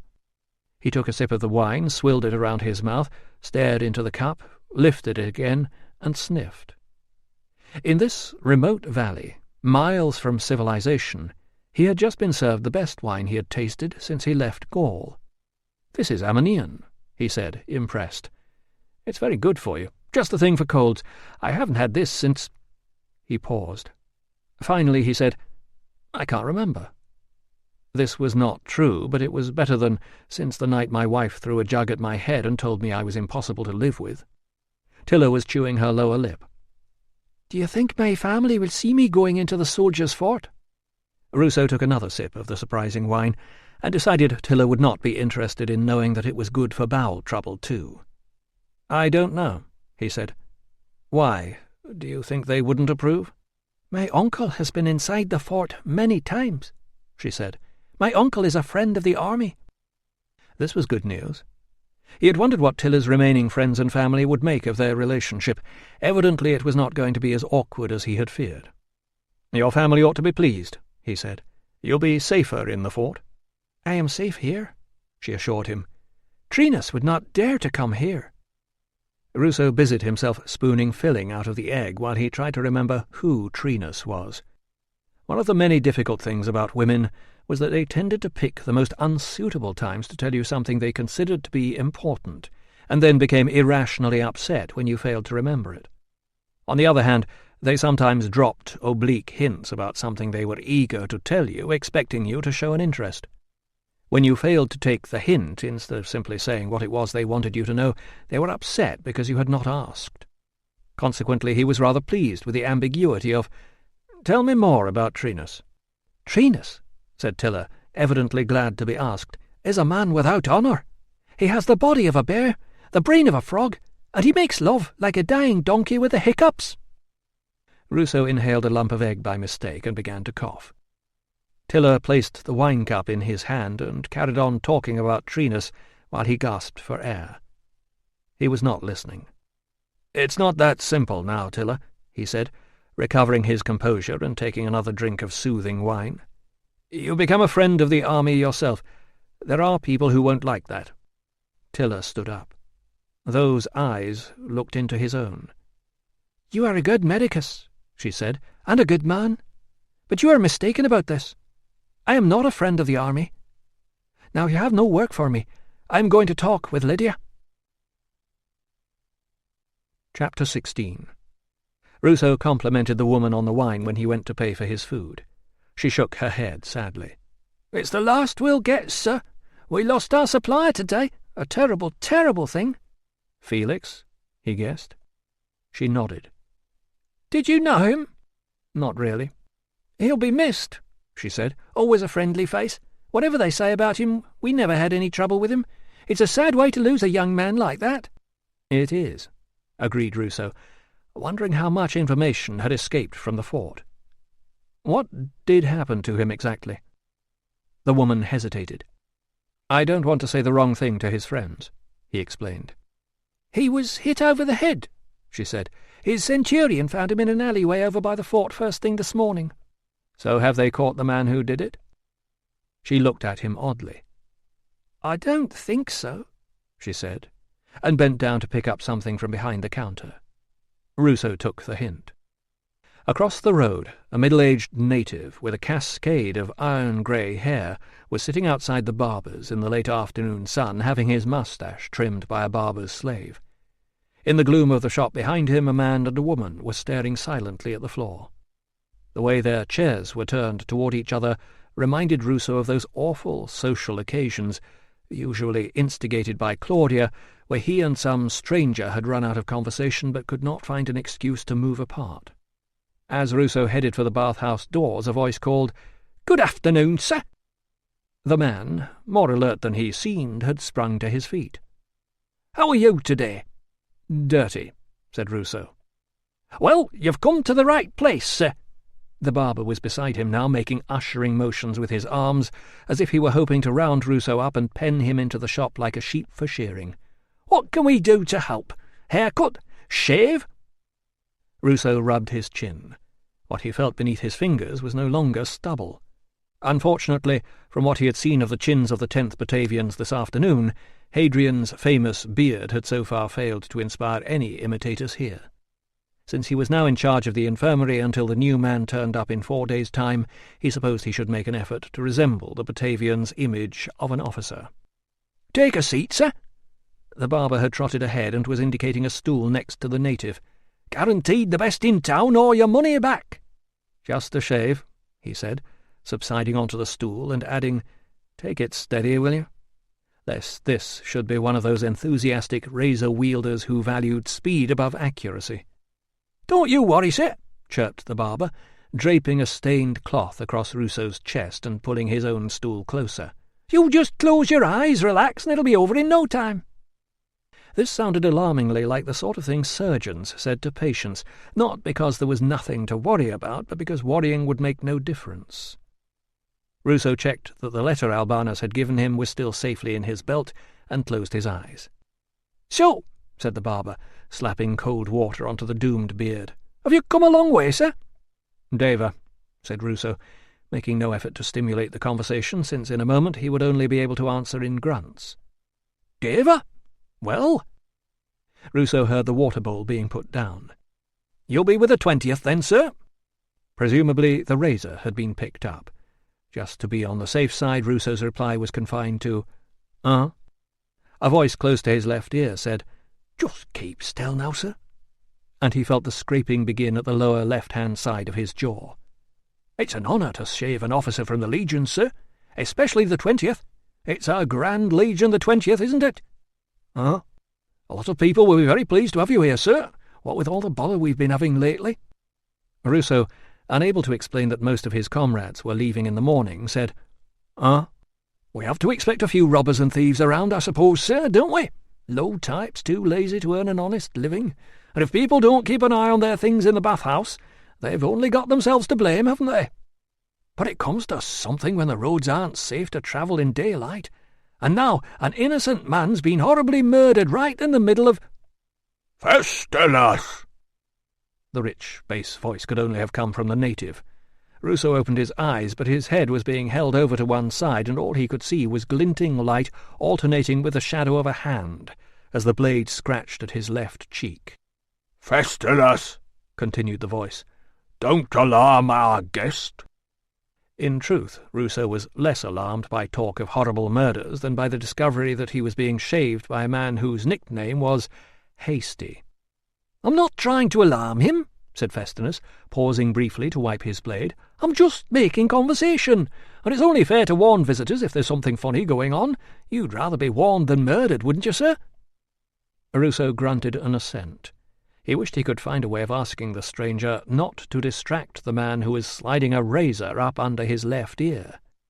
"Nobody knows what they did to him, but it must have been nasty. They won't let no one see the—" "Festinus!" "Of course I don't expect you'll have no bother at all, sir," the barber continued. "I always said Felix would get into trouble one day. He was a bit too clever, sir, that was his problem." "No danger of you being in trouble, then, is there?" put in the woman's voice. "Don't you listen to him, sir. Poor Felix was a nice friendly young man, not like some of them we get around here." The barber snorted. "A bit too free with his friendship, if you ask me." "Nobody did ask you," pointed out the woman, "and you shouldn't be talking like that before he's even buried." The barber, ignoring her, urged Ruso to straighten up a little, please, sir, just as a grey moustache appeared in his line of vision, and its owner said, "Pleased to meet you, officer. Catavignus. I represent the local people in the Guild of Caterers."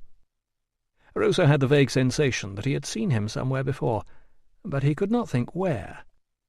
The barber paused again to wipe the razor. Ruso seized the moment to introduce himself to Catavignus, who was evidently a native who had added a Latin ending to his name. Catavignus bowed. "Welcome to Coria, Doctor. Sorry to hear about the accident. I hope you're not hurt?" The accent was similar to Tilla's, but his Latin demonstrated a grasp of grammar that Tilla seemed to have decided was not worth the effort. Ruso offered a double-barreled "uh-huh," and a wave of the hand, to indicate that he had survived the accident unscathed. "Good. Don't let this blabbermouth bother you." The slave repositioned the stool in front of Ruso, who hoped the sudden waft of beer was coming from Catavignus, and not the barber. "If you'll allow me to explain," continued Catavignus, seating himself, and indicating his remarkably fine head of hair to the slave, who reached for a pot of lotion. "This is a decent, law-abiding place. A safe place to run a business and raise a family. We welcome the army. Losing one of our soldiers like this is a great shock to everybody. We don't expect that sort of thing around here." Evidently Catavignus's opinion of the natives' loyalty was much higher than that of Metellus, although Ruso supposed a lot of the residents of this decent, law-abiding place wouldn't be Britons anyway. They would be relatives of the soldiers, or veterans, or the traders Metellus was so eager to welcome in exchange for their taxes. "The caterers are keen to help the investigation in any way we can," continued Catavignus. "Felix was well known to all of us." "We've been over to pray to Apollo Maponus," said the barber's wife. "You can't be too careful." "I heard it was a native what done it," put in the barber. "Chin up, please, sir." Catavignus cleared his throat. "If it is, then he's a disgrace." Ruso clenched his teeth as the blade scraped another channel up the underside of his chin. "Fell out with him over at Susanna's," continued the barber. "At Susanna's?" Catavignus seemed surprised. "I told you should have gone and seen what that shouting was about," put in the barber's wife. "I must go and speak to Susanna," put in Catavignus, getting to his feet. "She will need the support of the guild after something like this." "I told you, didn't I?" continued the woman. "I said, there's something going on over there." "If I got up every time you heard something in the street, I might as well sleep on the doorstep," said the barber. "Besides, if I got involved, that native might have gone for me too. He was wild, sir, that's what I heard. Raving, shouting about sheep. Or was it cows?" The man paused. "Perhaps it was goats." "Never mind what he was raving about," retorted the woman. "The point is, if somebody had stepped in, Felix might still be alive." "Oh, so it's my fault now, is it?" Catavignus paused in front of Ruso, who was willing the barber to keep a steady hand while arguing with his wife. "Doctor, The caterers are giving a private dinner across at Susanna's snack bar on the eve of the governor's visit, celebrating the start of the British summer in a modern style. We'll be honoured if you'd join us." "Ah," said Ruso, who at once responded to his wife's suggestion that they attend a dinner party by pointing out that he would rather leap naked into a tank full of starving lampreys. "We'll look forward to it. Tell me, are you treating civilians during your visit?" "Ah?" Ruso did not want the complications, but he did want the money. "I ask because my daughter Amelia is not well. If she's no better tomorrow, can I refer her to you?" Ruso decided he could risk saying, "Do." "Thank you. I'm sure you know what these young women are like." Said Ruso, not sure whether knowing what young women were like was a sign of medical competence or something less desirable. "A pleasure to meet you," continued Catavignas. "Call on me any time you're passing the brewery. Amelia and I will be happy to welcome you." "There he goes, look," muttered the woman after he had left. "Straight over to Susanna's. Any excuse. Well, she'll be thrilled. More slime than a bucket of slugs, that one," said the barber. "Never turn your back on the natives, sir, that's my advice. Even if they are in some fancy guild of caterers, they're all the same. Women as well. Smile at your face and stab you in the back. I said to that centurion what was in here earlier, what we want around here is a few more patrols on the streets. You only ever see them marching past on the way to somewhere else. I said to him, I'll offer free services to any man what—" "Oops. Sorry, sir. Just put that on it for a moment, will you?" Ruso held the cloth against the right-hand side of his jaw, removed it, assessed that the damage was not life-threatening, and replaced it quickly before the blood dripped onto his clean tunic. "Ready again, sir?" "Nearly done. Lean that way a minute for me, please." "So you're the new doctor, sir?" inquired the woman. "Ah." "Will it be you or Dr. Thessalus tomorrow at the clinic?" "Ah?" "Dr. Ruso," mused the barber. "Haven't I heard of you somewhere?" Before Ruso could respond, the woman continued. "Dr. Thessalus does a clinic here every market day, sir. It's always very popular." "It's free," added the barber, explaining its popularity. "Ah," said Ruso. Chapter 17. Ruso's jaw had more or less stopped bleeding by the time he paused on the threshold of the boathouse, eyeing the occupants of the main hall.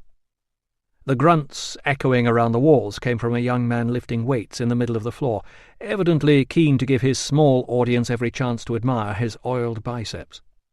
The audience must have been a disappointment to him. It consisted of a couple of white-haired men hunched over a game of dice in the corner, a fat man ogling his young manicurist, and a lone attendant sweeping the floor. The door swung back with unexpected ease. It hit the wall with a crash that reverberated around the room. Everyone stopped what they were doing and looked at Ruso, then lost interest as he stepped into the less-than-appealing atmosphere of sweat and damp and over-perfumed oils. Forewarned by the pessimistic barber, he paid the attendant to guard his clothes and helped himself to a towel. He gasped as he entered the hot room, instantly regretting the gasp as burning air scorched the back of his throat. The attendant's assurance that it was still good and hot in there had been an understatement. Ruso clopped safely across the searing floor on wooden sandals and laid his towel out on a bench beneath a window before sitting down to face the alarming prospect of what he now saw, on perusing the address on the reverse, was a long letter from his stepmother. The letter ran expensively over several thin leaves of wood bundled together. He frowned. He had never before received a letter from Arya, and this neat handwriting was certainly not her own. He cracked open the seal, unwound the cord, and began to read.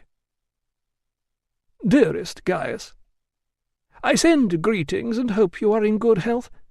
How I wish you were here with us, although we are glad that you can enjoy the green hills of Britannia, away from the cares of everyday life that burden us here. We always look forward to your letters, but it is hard to bear both the loss of your dear father and your absence. I am delighted to tell you that the shrine to Diana that your dear father commissioned and he and I designed together, so that, thought Ruso, explained the catastrophic expense, is now complete, and we have received many compliments on your father's good taste and generosity. Since your father's death your poor brother has been doing his best, but it is difficult for your sisters and I without anyone in authority here to care for us. I am sorry to say that although dear Publius left many investments, Lucius's management of them is uncertain. The simplest pleasures are often unreasonably denied to us."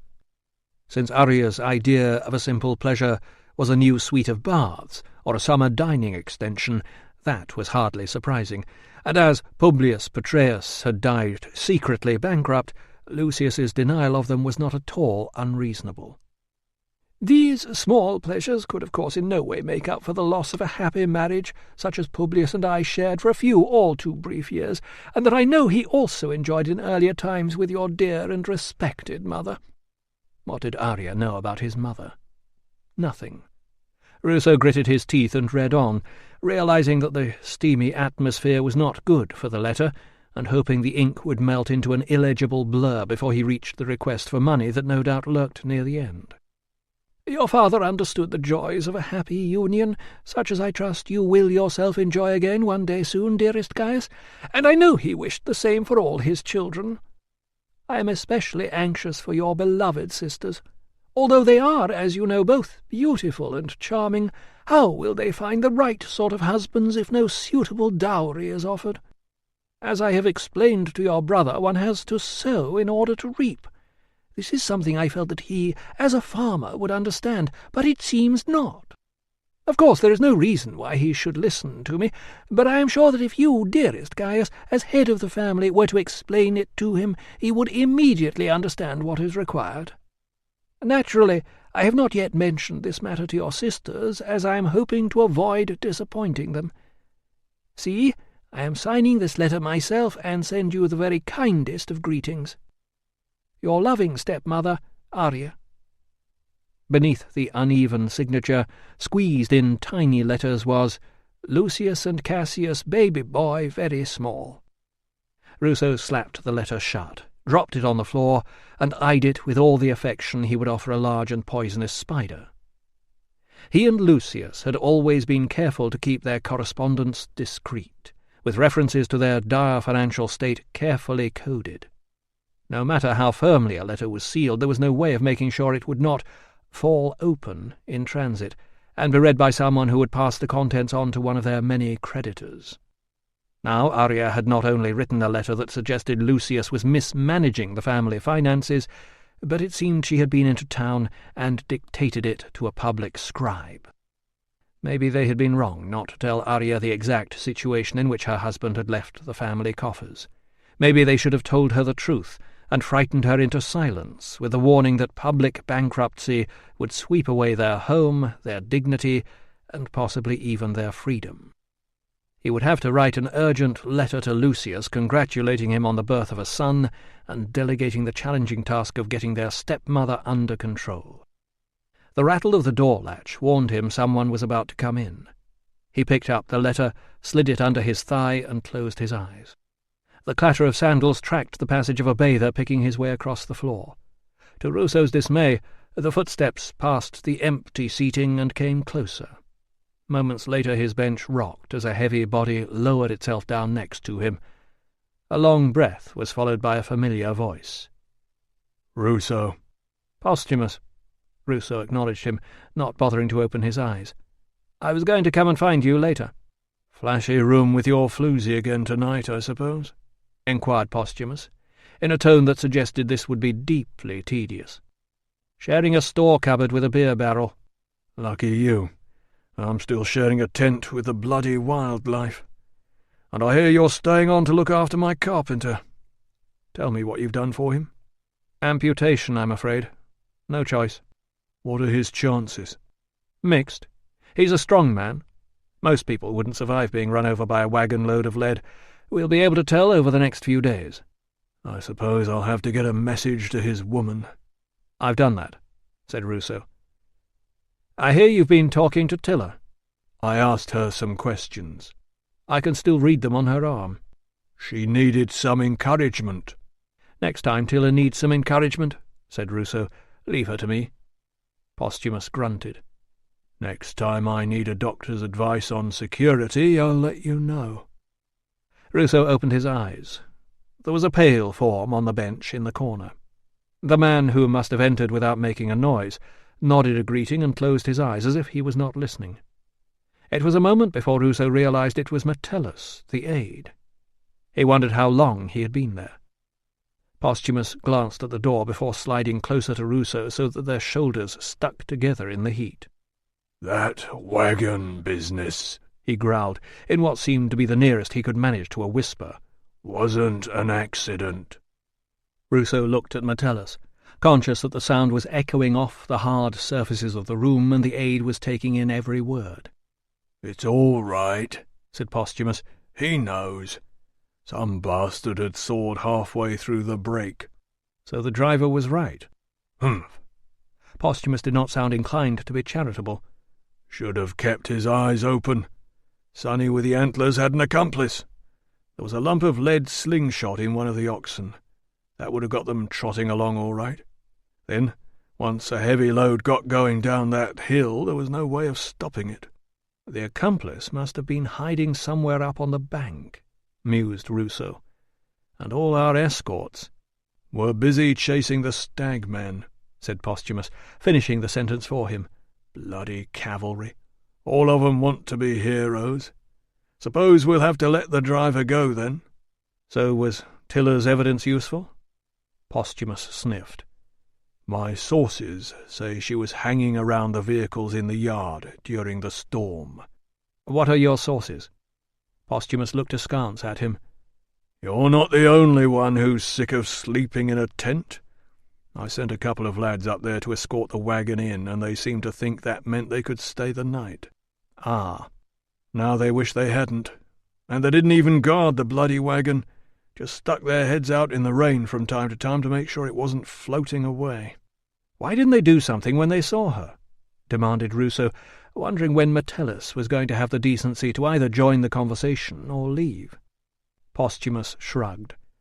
Said they were thinking about it when somebody came and took her away. They did a lot more thinking when I'd finished with them. That was me, said Ruso. She went to look for your carpenter's girlfriend and her baby. I followed her out into the yard. The centurions, did not sound entirely convinced. See anybody else out there? I heard her calling out, but it was pitch dark and pelting with rain. I couldn't see a thing. What was she saying? I don't know. It was in British. So who was she talking to? She told me she was praying to her gods. Posthumus snorted. Bit unusual in the middle of a thunderstorm, isn't it? Not for Tilla. To Ruso's relief, the centurion shifted his weight and their shoulders peeled apart. A long breath whistled out down the misshapen nose. My lads tell me, said Posthumus, that she could have unbolted the gate and let somebody in. Your lads are trying to cover their own backs, said Ruso. Those gates weren't impossibly high. Somebody could have climbed over them and not been noticed in the storm. True, agreed Posthumus. But all I know is that wagon was all right yesterday. It's parked in the yard at the inn all night. The only person seen near it is your woman, and today it flattened some of my best men. Why would Tilla help someone interfere with a wagon? She's a native, said Posthumus, as if that explained everything. She's my housekeeper. So you think you can trust her? Of course. In the silence that followed, Ruso wondered if he had said it a little too quickly. She's very loyal, he insisted, uneasily recalling, I am not a friend of the army. We hope so, put in Metellus from the corner, because she's told Posthumus she was out there with a god Canonus. Oh, for goodness' sake! Ruso's exasperation was as much with Tilla as with her questioners. If she could not manage to control her imagination, why could she not at least learn to control her tongue? She's very religious, he said. Superstitious. You know what the natives are like. She heard the stories. She saw him outrun the cavalry this afternoon. She probably got confused with something she saw in the lightning. You just said she was reliable, pointed out Posthumus. She is. I heard she was caught stealing. That was a misunderstanding. She was just trying to save me some money. Save you money? A woman? That's a first. I told you she was unusual, said Ruso. "Our friend Metellus here," said Posthumus, "wants to get his hands on whoever this Cernunnos is and ask him a few questions. I want to get my hands on him and kill him. Trouble is, nobody's got much to go on." "This is all very interesting, Ruso," said Metellus. "I'm surprised you didn't mention any of it earlier." "I didn't know," Ruso said, feeling sweat trickle down his spine and wishing he had at least said something about Tilla being local. "She didn't tell you she saw the antlered man in the yard? That's interesting." "She told me she saw something," said Ruso. "I didn't take much notice, frankly." "We all know what the natives are like," said Metellus. "But now she's telling the truth. We have a witness who's seen this man, which undoubtedly he is, close up. So we're rounding up a few suspects, and we'll get her to take a look at them in the morning." "I see," said Ruso, making a mental note to urge Tilla to cooperate. "I thought as her owner you ought to be kept informed. But you won't mention it to her, of course." No. "We don't want anyone having advance warning. If we can get a hold of him, the man in the yard should be able to tell us a lot of things we'd like to know. Who knows? Maybe your housekeeper will solve our problems at a stroke." Ruso said nothing, entranced by the prospect of Tilla solving problems rather than causing them. Then he retrieved Arya's letter and got to his feet. He wanted to go and check on the carpenter. "Off to investigate your latest body," said Posthumus. "I was asked to do a post-mortem," Ruso assured him, marvelling at the speed with which gossip could travel. "I'm not involved in the investigation." Posthumus snorted. "That's what you told everybody last time." Ruso's glare was wasted, since the centurion had his eyes closed. "Last time?" inquired Metellus, a little too casually. "There was an unexplained death at Deva," Ruso said. "There was a misunderstanding about the inquiries." "Like his housekeeper being a thief," put in Posthumus. "That was a misunderstanding too." He leaned back against the painted wall. Instantly he jerked forward. "Hercules, that's hot!" "The second spear ran the investigation," Ruso pointed out, retrieving his towel. "Not me. Now, if you've finished, I've patience to see—" "Hey," said Posthumus when Ruso was halfway out the door. "Where did you get that shave?" Ruso jerked a thumb toward the exit. "Out there," he said. "He's very good. Tell him you're in a hurry and you'll be done in no time." Chapter 18. Ruso returned to the infirmary to find that little had improved in the few hours since he had performed the amputation at the roadside. The carpenter had woken, but was weak and incoherent, which did not bode well. He wondered whether he should send for the girlfriend tonight. When Tilla turned up, what was taking her so long? He would ask her to fetch her. The malingerers had taken to their beds. Albanus was diligently walling himself into a corner behind stacks of half-sorted record tablets, and Gambax was sitting beside the chaotic pharmacy table, apparently doing nothing at all. Ruso begged Albanus out from behind the wall. "That can wait," he said, summoning him out into the corridor. "Go and sort your quarters out and finish the records tomorrow. Otherwise you're going to end up being given a scrubbing brush." Albanus grinned and left. Gambax was still sitting by the pharmacy table, as if he was waiting to be told to move. "Well?" "I'm stuck, sir." Ruso went across and picked up a writing tablet that read, "Patients must wash. Air. Floors and walls. Mattresses. Is this as far as you've got?" "I couldn't remember the other thing, sir, so I was waiting to ask you. I don't want to get it wrong." "Bedding," said Ruso, understanding why centurions were equipped with solid and knobby vine sticks and wondering whether he could borrow one to goad Gambax into action. "Next time get on with what you can remember." Gambax's "Yes, sir," made it sound as though Ruso had just made a brilliant suggestion that had never occurred to him before. "I've been to see Dr. Thessalus," continued Ruso. "He was very confused. Has he been like this before?" "Confused, sir?" "Confused," confirmed Ruso, aware that Gambax's habit of repeating the question rather than answering it, combined with the secrecy of Thessalus's confession to murder, was going to make it extremely difficult to find out anything useful. I wouldn't say he was confused, sir. Not really. Was he all right when he was on duty last night? Gambax shook his head. I don't know, sir. We take turns doing night duty. So when was the last time you saw him, apart from taking his food across? He was all right when we came back from Susanna's. And that was last night? Yes, sir. It was my birthday. Dr. Thessalus took a few of us out to celebrate. He's very good to his staff, sir. And when you came back here, was he all right then? I don't know. I went to my quarters and Dr. Thessalus went out on an emergency call. Out? Outside the fort? I don't know where, said Gambax, anticipating the next question. You'd have to ask him that. Ruso managed to establish that an emergency summons from a patient living out in the civilian housing would have to be delivered as a message at one of the fort gates. Beyond that, Gambax's mind seemed to be as blank as his face.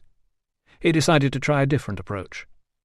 Gambax, do you know anything about Dr. Thessalus and fish? The deputy considered this for a moment, then offered, He's partial to a bit of fish, sir. He didn't seem to want to eat it, said Ruso. He seemed to want to do something. He paused, rerunning the conversation in his memory. A fish around the head. A fish on a dish, around the head until it's... Have you heard of the torpedo fish? I don't think so, sir. It gives a shock to the nerves. I've heard of it being prescribed for headaches, and it's quite successful with gout, apparently. A fish that gives a shock to the nerves, sir? Yes, insisted Ruso, aware that he was sounding almost as delusional as his patient. Some sort of poison, sir? No, just a sort of shock. A jolt, like lightning, only not as big, obviously. No, agreed Gambax. I suppose not. And it's definitely a fish?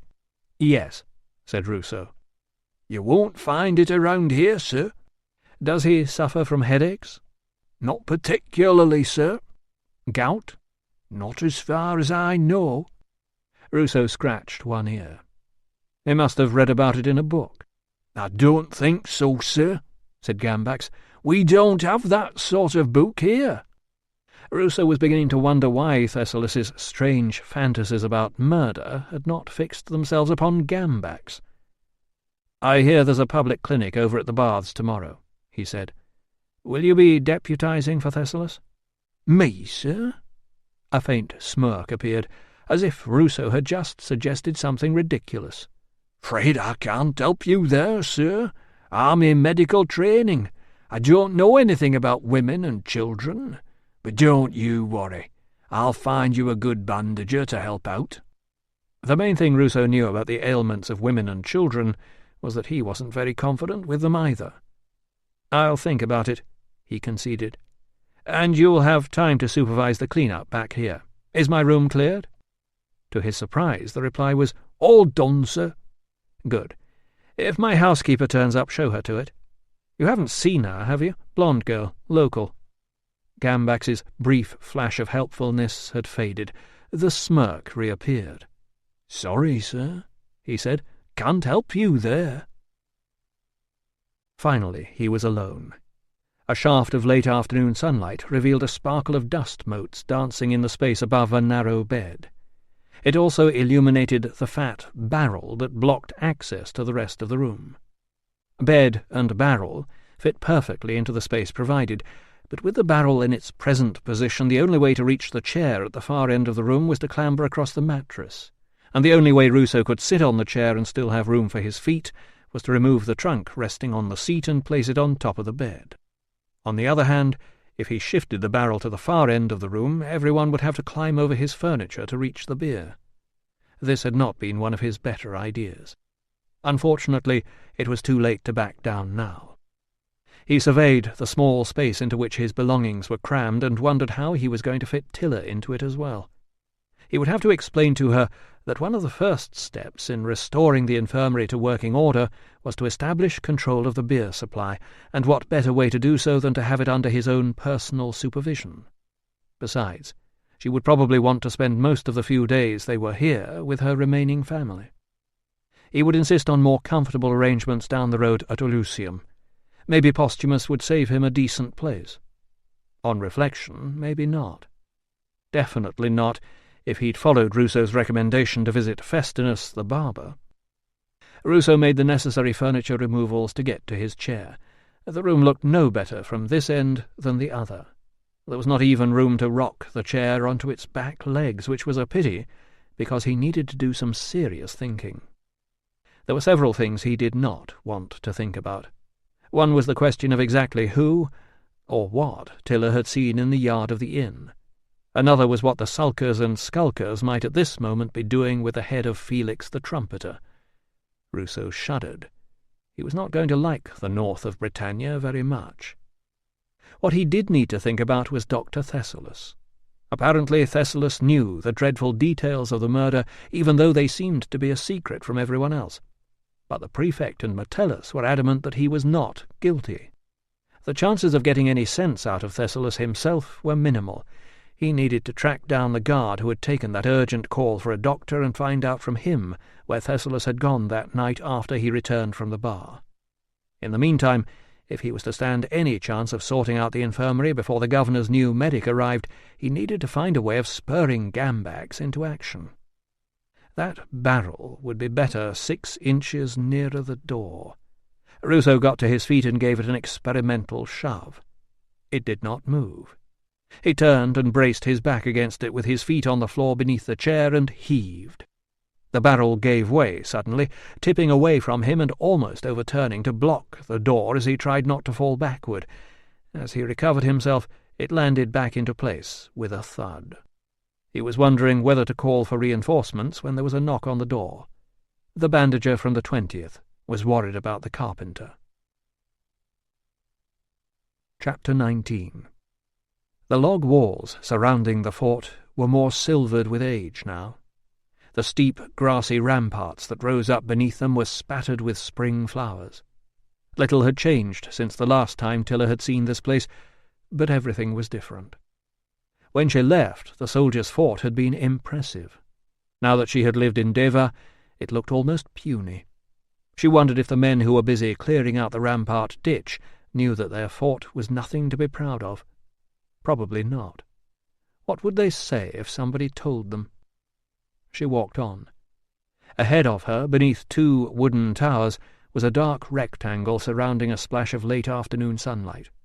The gates were open. In a moment she would be able to see inside. Her parents and grandparents had watched from the top of the ridge as soldiers stacked turf into ramparts and hammered in posts around a patch of land that their people had walked over freely for generations. Once the walls were up, none of them had ever set foot on that land again, apart from her uncle, who usually had more wisdom than to boast of it when her father was around.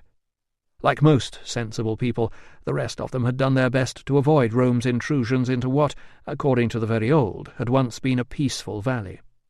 Although you could never trust old people not to exaggerate. Any peace must have always been fragile with the whodunit tribe as neighbours. Perhaps this was why some people had imagined that the arrival of the Romans might be a good thing. The truth, of course, was quite different. The truth was that when foreigners desecrated your land, cut down your trees, fouled your water supply, and made impressive speeches about bringing peace in return for taxes, nothing good could possibly come of it. She could imagine what her family would be saying now if they were watching her walking toward the gates, knowing there was a soldier waiting for her inside. "It was all I could do, Mum," she whispered. "He is a good man. He helps people." She was almost at the gatehouse now. It was nowhere near as grand as the smallest of the gatehouses at Deva. The irrepressible grass had crept up around the feet of the supporting timbers, reminding any soldiers who took the trouble to read the signs that the spirit of the land could not be destroyed. Beyond it, through the open gates, she could see 2 men slapping clean white lime wash onto the end of a building as a squad marched past them. And "Halt!" The crossed spears in her path had appeared so quickly from the shadows that the soldiers holding them must have been watching her approach. "Password?" demanded the shorter of the 2. "I do not know it. My master is only just arrived." "Password?" he repeated, perhaps thinking she had not heard the order, although she was close enough to see the yellow teeth and the black hairs sprouting from his nostrils. She backed away to a more comfortable distance. "I do not know the password," she explained again. "My master is a doctor with the 20th Legion. He comes today with an injured man." "Gate pass?" "I am just arrived too." "No entry without a pass?" "I cannot get a pass without going in." "Not our problem." "But I am his housekeeper." The two men exchanged glances. They seemed to find this amusing. The symmetry of the crossed spears wavered as they relaxed. "Come to cook his dinner, have you?" inquired the taller one. She lifted the bag that contained damp clothes needing to be hung out to dry, and now 2 apples and the pastries she had brought from Susanna's snack bar for supper. "Yes." "Tuck him into bed," suggested Hairy Nose. Tilla pointed past them to the white buildings. "I will live in there." "Then you'll have to get a job with the prefect's family." "Or marry him," suggested the taller one. "We don't know what you've been getting up to with the Legion," said Hairy Nose, "but round here women and children live out there." He shifted his spear to indicate the road outside. "Run off and find yourself a bed, and the doctor will come and give you the treatment later." Tilla had met enough ignorant guards to know that showing annoyance would make matters worse. The only things that would impress them were fear of their superiors and cash. "My master," she said, trying the cheaper option, "is Senior Medical Officer Gaius Petreius Ruso. My name is Tilla. I ask you to send a message." "We're the 10th Batavians," the taller one interrupted. "We don't run messages for the legions." "Why don't you put your request in writing, Tilla?" suggested his companion, a remark they both seemed to think was extremely witty. Tilla, who could no more write than fly, and they knew it, placed her hands behind her back, gripped them tightly, and counted to 5. Then she reached into her purse and brought out the last coin she possessed. As Hairy Nose hid it somewhere on his person, she said, "Tell my master." "Sorry, love," he said. "We're not allowed to run messages for girlfriends." "But I have paid you." "Have you?" He held his hands wide and looked down his chest as if he was searching for it. "Are you sure? Take my message or give me my money back." "I didn't see any money." He jerked a thumb toward his friend. "He didn't see any either." "I will report you to my master, and you will be in trouble." "Tell you what," he suggested. "I'll try doing a trick. Give me a kiss, and I'll see if I can make it reappear." Tilla looked them both up and down. "You are not worth it," she said, turned on her heel, and strode away down the gravel road. As she was passing the men who were clearing the ditch, the taller guard called after her, "Hey, what's your name?" "Tilla," prompted Hairy Nose. "Tilla, do you want to leave a message or not?" "Go on, Tilla," urged some interferer from the depths of the ditch. "You can give me a message any day, Tilla," added one of his comrades. Tilla was tired. She was hungry. She was at the end of a long journey. The thought that her family was in the next world was no consolation for the fact that they were not here to greet her in this one. Now she had been humiliated by the men her master thought of as comrades. She stopped. She turned to face the men in the ditch. In her own dialect, speaking fast so they would not understand, she said, "I have a message for you." There was a chorus of cheers. "You are very stupid and ugly men," she informed them, smiling sweetly, "and the gods of this land will curse you for the disrespect you show when you hack holes in it." This time the cheers were more uncertain. Someone said, "What did she say?" "She says she loves me," roared one of the men, scrambling up the side of the ditch toward her. "Come here, Tilla." "Back to work," bellowed a voice from farther along the ditch. "And you go. Clear off before I feed you to them." Chapter 20. Ruso slumped down the roughly plastered wall until he was sitting on the floorboards, with his legs stretched out in front of him. His eyes were level with the body of the carpenter, whose pulse had faded some time ago, but whom he had tried desperately and hopelessly to revive. He stared at the body, which could have been asleep. He knew from experience that amputations were best performed on the spot. Crushed legs did not travel well. But he now realized the internal injuries would have killed the man eventually wherever the surgery was carried out. His fate had been sealed from the moment the wagon hit him. His doctor's insistence on interfering had merely prolonged his suffering and given false hope to his comrades and his family. There were sound reasons why Ruso had made the decisions he had made, but he knew only too well that logic would not lift the burden of failure. Nor would the memories of past successes, the amputees who survived to swing out through the hospital doors on their crutches. The fevers cured, the eyesight saved, Tilla, whose shattered right arm had seemed almost beyond hope. There was no relief to be found in reason. The only comfort he could offer himself was a reminder that this feeling will pass. He got to his feet. Posthumus would be here in a moment. He neatened the bedding and drew the sheet up over the carpenter's face. Then he went to the door and summoned Albanus to take a report. He was just finishing dictation when Posthumus arrived. The centurion was freshly shaved. He had a heavy red scrape down one side of his face. In other circumstances, Ruso would have enjoyed that. Once the centurion had paid his respects to the corpse, he and Ruso withdrew to the corner of the room. The men of the 20th had been scheduled to march out at dawn, but now they would stay for a funeral. "There's a child," said Ruso. "I know. Didn't even have time to name it, poor sod." "Yes, he did," insisted Ruso, hoping Posthumus would not demand the details. "I was there. They did it early." "What were you doing there?" "Tilla was the midwife." "What did he name it?" "I can't remember." The black eyes met his own. "He must have had a premonition." "So it seems," agreed Ruso, suspecting Posthumus knew full well that the carpenter hadn't officially named his daughter. Why would he, when he would have expected to be alive 8 days later to do it at the proper time? Posthumus frowned.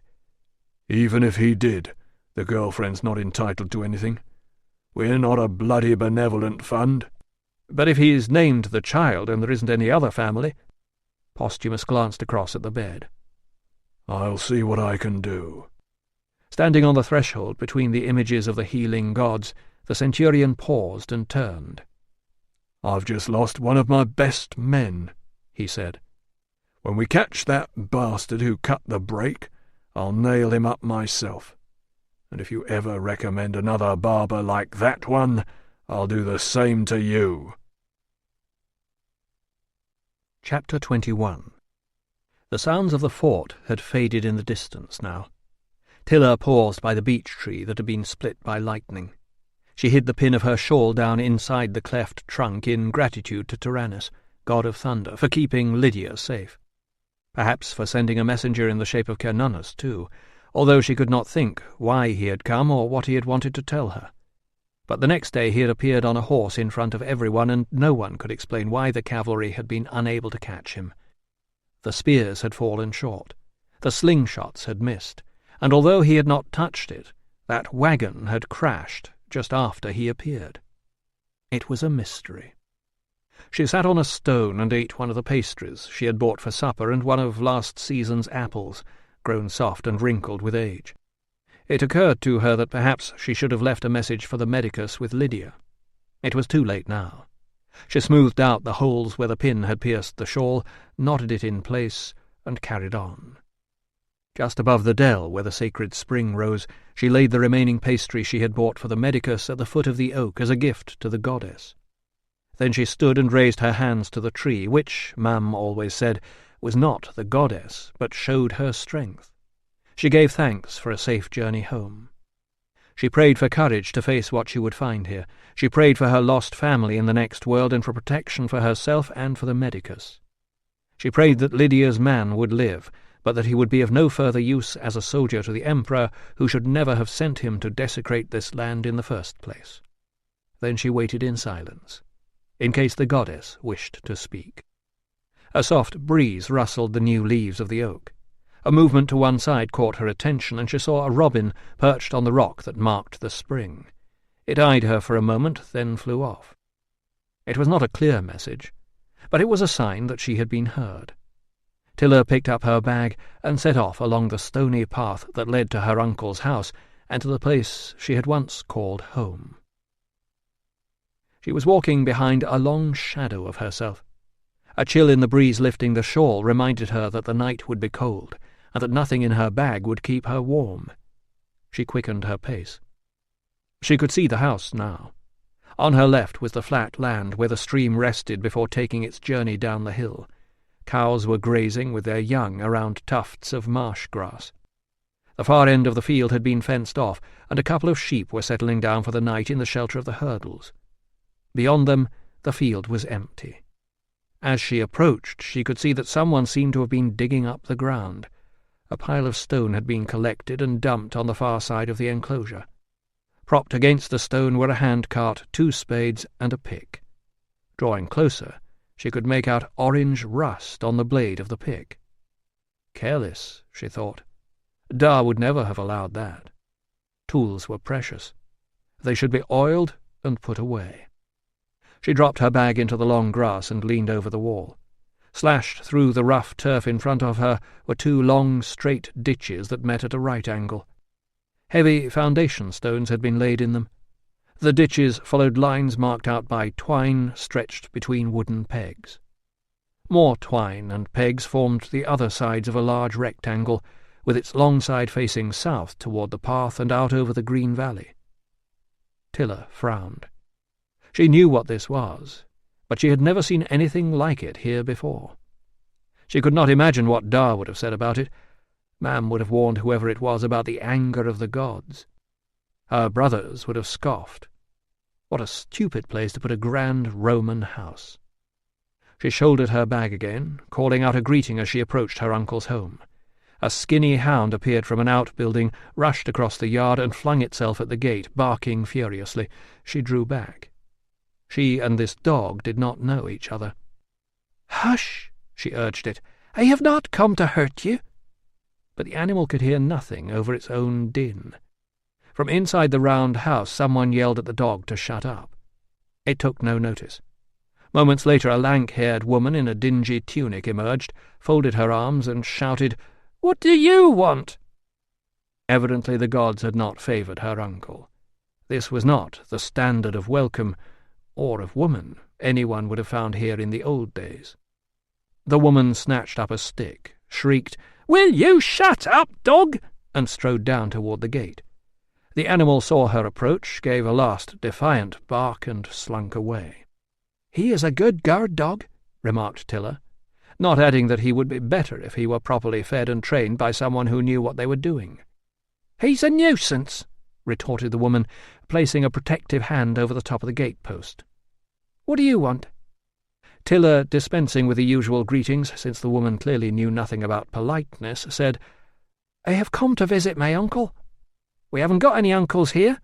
"Who is your master?" demanded Tilla, realizing with relief that this was a servant and not a wife. The woman's eyes narrowed. "We work for Catavignus, the brewer. Catavignus is my father's brother. My family used to live up on the hill." The woman backed away.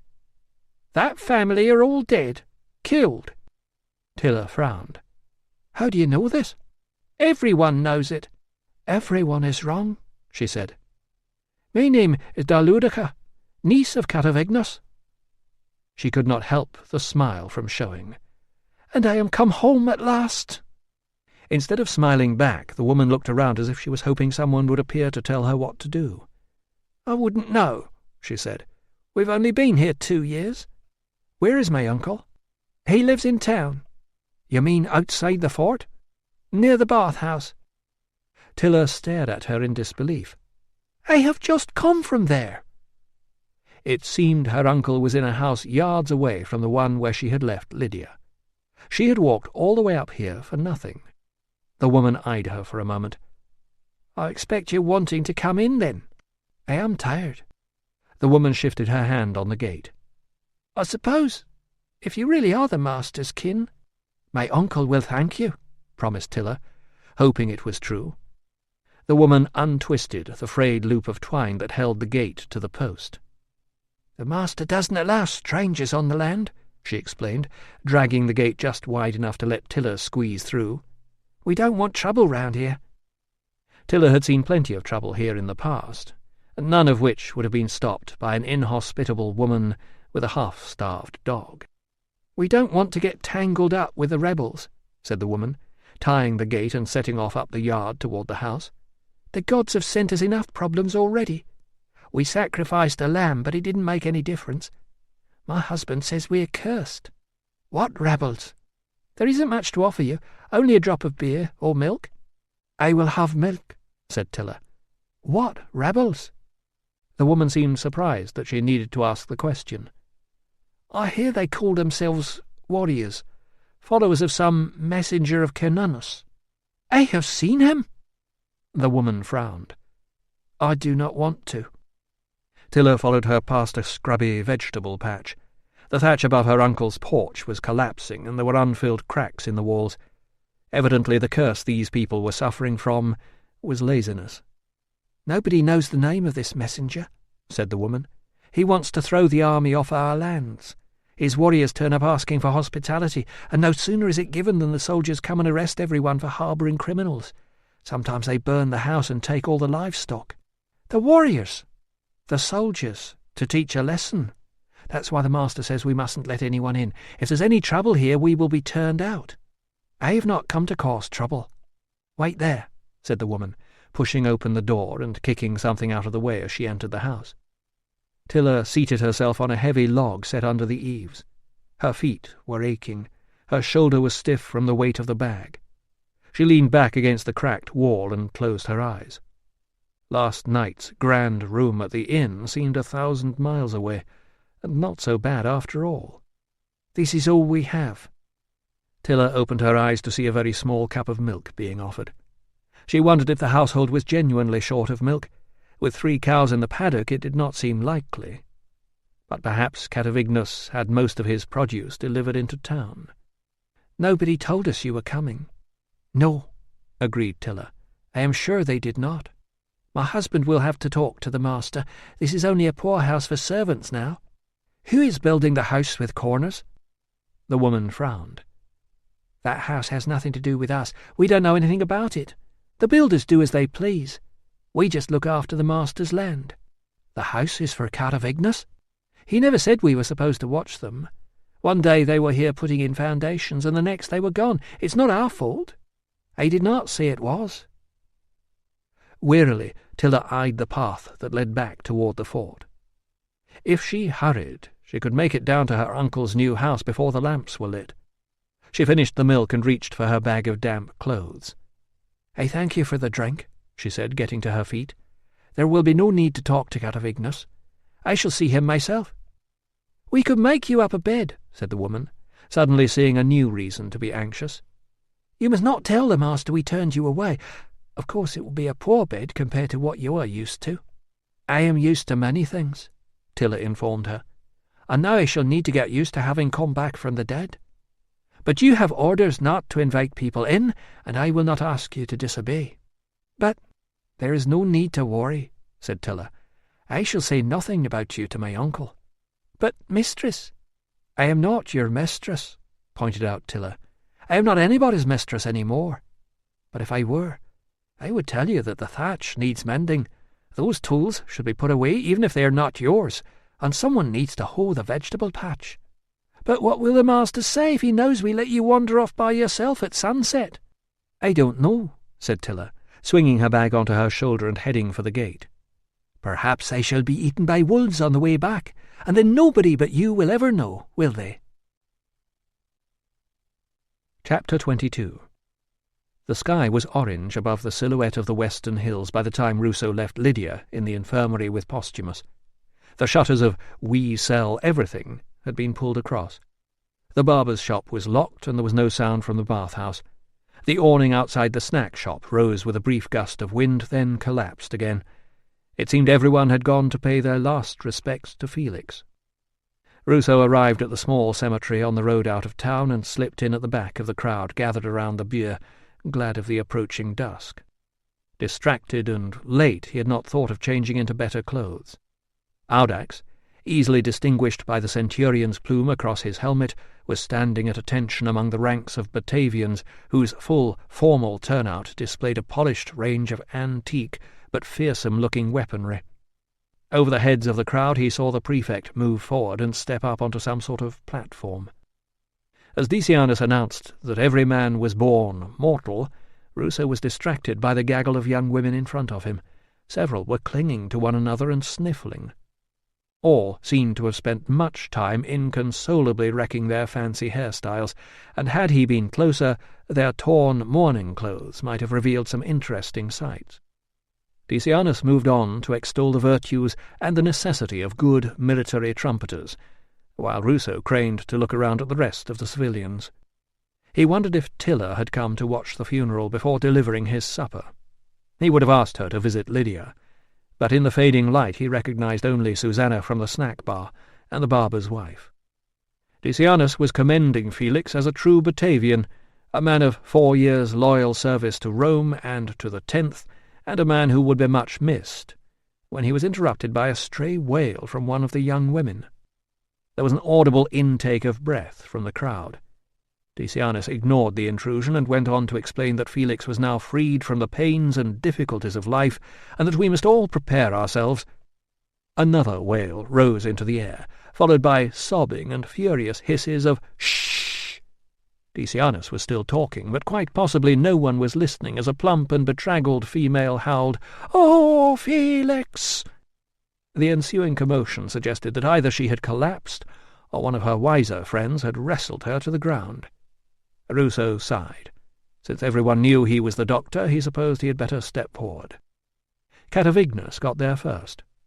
Evidently this was Emilia, the daughter who was not well. Grabbing the apparently unconscious girl under the arms, he dragged her away from the mourners onto the grass beyond the gravestones. The angular woman Ruso had seen haggling with the butcher separated herself from the crowd and limped across to kneel beside her. Catavignus waved Ruso away. "We'll just get her home, Doctor. This has been a very difficult day." As Ruso walked away from them, he heard the slap of a hand on human flesh, and a wail of pain. Catavignus was administering his own treatment. Ruso rejoined the funeral just as the speech came to an end. There was another blast of the trumpets. Decianus stepped up to the bier, raised a staff of office, and sprinkled something on the corpse, reciting a chant in what Ruso now recognized as Batavian. A fat man who had been blocking Ruso's view shifted, and for the first time he could make out the full shape of the body. Either the head had been found, or a convincing dummy placed under the shroud. A command was yelled. The troops saluted, the horns blared, and flames began to lick up around what remained of Felix the trumpeter. Decianus stepped back and stood at attention. A couple of men moved the platform safely away from the flames. The fire cast a flickering light on the impassive features of Audax, who was watching the disappearance of the body that he had been guarding since early morning. Perhaps he was hoping that the fire had been well set, so that the flames would obscure what lay beneath when the shroud burned away. It took Ruso a while to spot Metellus. In the end it was not his face that betrayed his identity beneath the anonymous shell of the helmet, but his stance. All other eyes looking out from under the polished brims were trained on the pyre, as Felix's comrades oversaw his departure to the realms of the dead. Only the prefect's aide was more interested in watching the crowd. Chapter 23. Ruso was on the way back to the infirmary for his first evening in charge when he heard a familiar voice bawling orders. Exactly what the orders were was a mystery, since half of the syllables seemed to have been swept away in the tidal wave of sound, but the infantrymen tromping down the street understood the need to wheel right, march forward a few paces, and then halt. "Dismissed!" That was clear enough. Ruso was threading his way through the crowd of men heading for their barrack rooms when the same voice called, "Hey, Doc, I want a word." Audax's office displayed a predictable lack of interest in home comforts. The furniture looked old, hard, and lonely. Around it, a selection of notices hung from nails that had cracked the plaster. The only extravagances, all the more striking because of the plain surroundings, were the crested helmet and scarlet cloak that Audax was now unloading onto the wooden frame in the corner. Ruso assumed he had been called in to hear the latest news about the search for the missing remains of Felix the trumpeter, but he was wrong. "I'm telling you this," announced Audax, kicking the door shut and not bothering with a greeting, "since you don't seem to be as much of an idiot as some of the others. You want to keep an eye on that lazy smear of grease that works over in the infirmary." "Gambax," suggested Ruso, reflecting that Audax was not a man one would choose to lead a stealth mission. "That's him. The other one never got him under control. Don't suppose you'll do much in a few days, but I thought you ought to be warned." "Thank you." "He's another one who thinks he can do what he likes." "Another one?" queried Ruso. Audax snorted. "The other one was my problem. Still is. Problem alive, problem dead. Typical. Should have done what he was bloody told for once and come in before curfew. None of this would have happened." "Felix." Audax shrugged. "Ah, well. Shouldn't speak ill of the dead, especially not under the circumstances." Ruso glanced around to confirm that the door was firmly shut and murmured, "That head on the corpse." "Fake." "I assumed from his funeral that he was pretty popular." "Half of them probably owed him money and wanted to make sure he wasn't going to collect." This did not seem to explain the distress of the dishevelled girls. "Felix was a moneylender?" "He was a trader, buying and selling. Everybody's mate." "Can you think of any reason why Dr. Thessalus would have a grudge against him?" "No more than anybody else. Thessalus wouldn't harm a fly. No wonder being in the army's driven him crackers." "You don't have to know where Thessalus was called out to on the night of the murder?" Audax did not. "What did you mean by no more than anybody else?" Audax glanced around the shadowy corners of the room. "You believe in spirits?" "You're not speaking ill of him," Ruso assured him, curious. "You're telling the truth."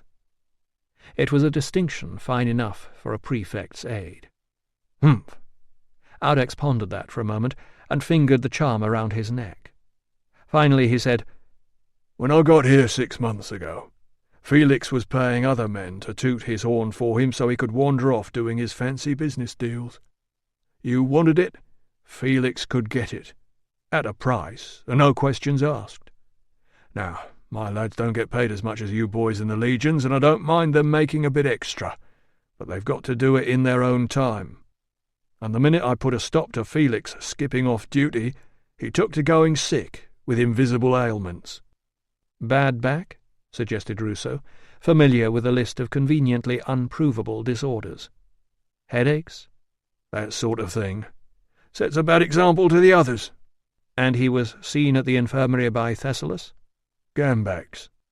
Ruso was beginning to see why the medical service commanded scant respect among the 10th. "You really excused him from duty on Gambax's say-so?" "Twice," said Audax. "Then I cured him myself, sent him on a 20-mile run, and he was never ill again. Felix was a lazy bugger, Doc, but he was my lazy bugger, and he didn't deserve to go like that." Chapter 24. In the rapidly fading light, the sensible thing to do would be to hurry straight back to... No. The sensible thing would have been to accept the woman's grudging offer of a bed for her first night back at home. The second most sensible thing would be to hurry back to her uncle's house by the fort. Tilla did neither of these sensible things. Instead, she set off up the path to a place she had not seen for 3 winters, and where there would be nothing to welcome her except memories. The woman had made it clear that even if any others had survived, they were not there. She glanced back at the paddock with the strange ditches cut into a rectangle. With the whodunit for neighbours, this was probably a stupid place to build any sort of a house. She shook her head. Her uncle had always had some very odd ideas, like giving his daughter a Roman name and insisting that she learn to speak fluent Latin. Her own father had always said it was pointless. The Romans had finally abandoned their attempts to control the northern tribes a few years ago, and any fool could see that it was only a matter of time before they gave up here, too. Time, had they known it, was the one thing her family would not be given.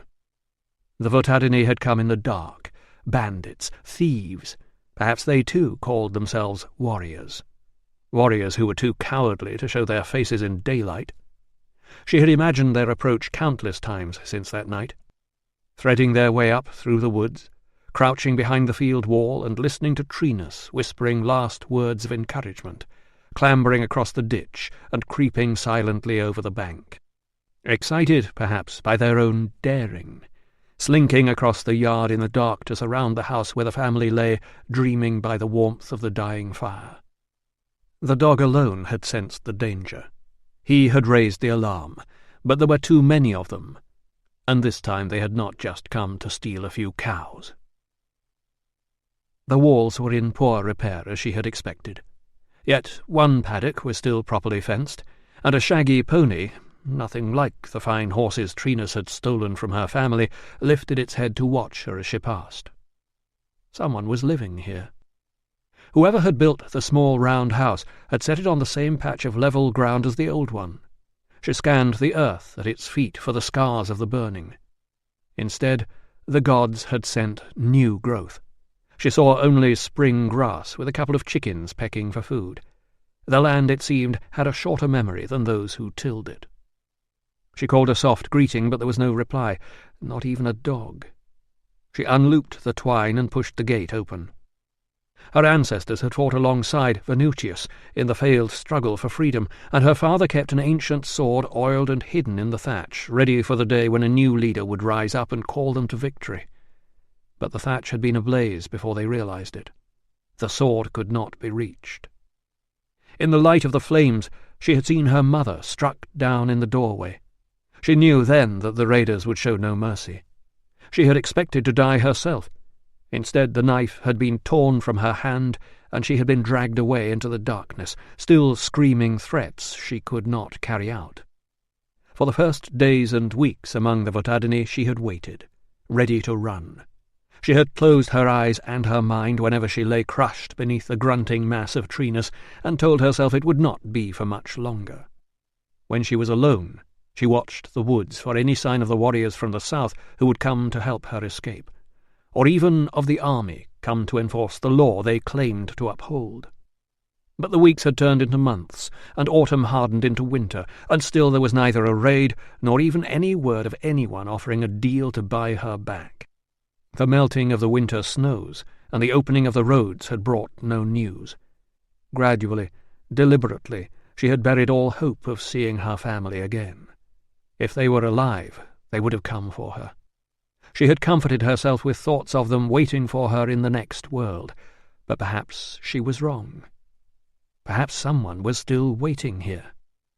A lone blackbird was warbling his evening song. The dark bushes behind the house shivered in the breeze. Tilla told herself not to hope too much. Hope would mean disappointment. She looked around her. The sun was gone behind the black skeletons of the trees on the horizon. That family are all dead. Dead. As if a family could be summed up and done away with in one word. She pulled the knotted shawl tighter around her shoulders. Surprised to realize she was trembling, she put her bag down on the stone outside the door, the stone where the water bucket used to rest, and called, "Who is here?" There was a movement from behind the house. Someone was limping toward her, carrying a horse harness. A man. A man she had known from childhood. But the hair was too fair. The frame was too broad. The walk had stopped. He was standing there with his mouth open. There was dried blood on his upper lip, bruising around one eye. He reached one hand out toward the wall as if trying to steady himself. She said, "Are they all dead, Rhinoryx, the basket-maker?" "All dead, daughter of Lu," he whispered. "Have you come to haunt me?" "No," she said, pushing the door open. "I have come home." Chapter 25. She had done her best to treat what the soldiers had done to him at the bar last night, but he had no herbs in store, and it had been too late to search for any growing around the house. She had cleaned up the cuts and put cold compresses on the vicious bruises, struggling to see what she was doing in the uneven light of the fire and the smelly rush taper that was almost burned out. "I could do better with some herbs," she assured him. "I will go and see what there is outside tomorrow. Mum used to grow lots of things. They might have seeded themselves." He eased himself into a more comfortable position on the bracken bed, closed his eyes, and murmured, "Your touch is healing, daughter of Lu." "Your flattery is still as clumsy, I see." "I am out of practice." She said, "You should have gone to your sister. She would have medicines." "I have no sister." She sighed. You are still not speaking to Veldika? She is still not speaking to me. She shrugged his spare overshirt back up over her shoulder. Her own clothes were at last put out to dry, draped across a chair by the fire. Running the cool, damp rag down the small of his back, she said, I am surprised you have no wife to do these things. He gave a tentative smile, a careful move to avoid reopening the split lip. If you had been here, things would have been very different. The faint lisp reminded her that he was still learning to form his words without the shattered tooth. I suppose Emilia would not have you? She felt his body stiffen. How did you know? I am not a fool, Ryan. I used to see how you looked at her when you thought I was not watching. It was the way all men looked at Emilia. Tilla had frequently thought that if men were obliged to choose their partners with their eyes closed, they would make far more sensible decisions. She said, I did not expect you to mourn me forever, but I could have told you Emilia was not interested in marrying a basket maker. If you had been here, I would never have tried. So tell me, has she married an officer? Not yet. He gave a snort of disapproval. No doubt Catavignos is eyeing the legionaries who marched in this afternoon. And nobody else suited you? I am a busy man with a business to run. Have you not noticed a stock of baskets over by the door? I shall go to sell at the market in Coria tomorrow. With your war horse between the shafts of the cart? One day I will have a war horse, he promised. You have been saying that for a long time. He sighed. When I think of the horses we rode when your da was alive. Trina's kept Cloud for a while, she said. I tried to steal her and ride home. What happened? I got lost. His men caught us. Bastard, muttered Rhinoryx. You can never trust the Votadini. What Trinus did to your family was an outrage. Did he apologize when he released you? Trinus did not release me, she said. It is a long story. I will save it for tomorrow. His hand sought hers. It is not easy to remain strong when your enemies prosper, he said. Your family was kind to me. I came here and rebuilt the house in their honour, and now you are home. We can begin again. After a moment she wrested her hand free. You are very thin, she said. Was the harvest bad? I am fasting. You have made a vow? I am sworn to protect someone. Who? Never mind, he said. That was why the fight happened at the bar. There is a soldier who shamed this person and will not pay compensation. Then the soldier must be punished, she agreed, feeling the warm muscles of his shoulders begin to relax beneath her fingertips.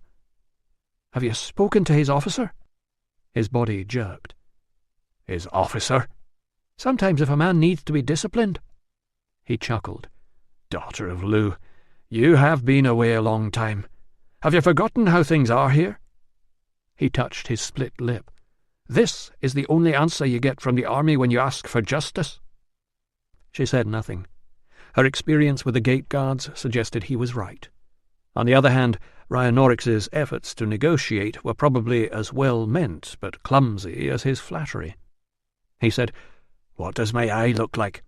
People will be afraid of you, she said. Small children will run away crying. The half-smile returned. Is it very bad?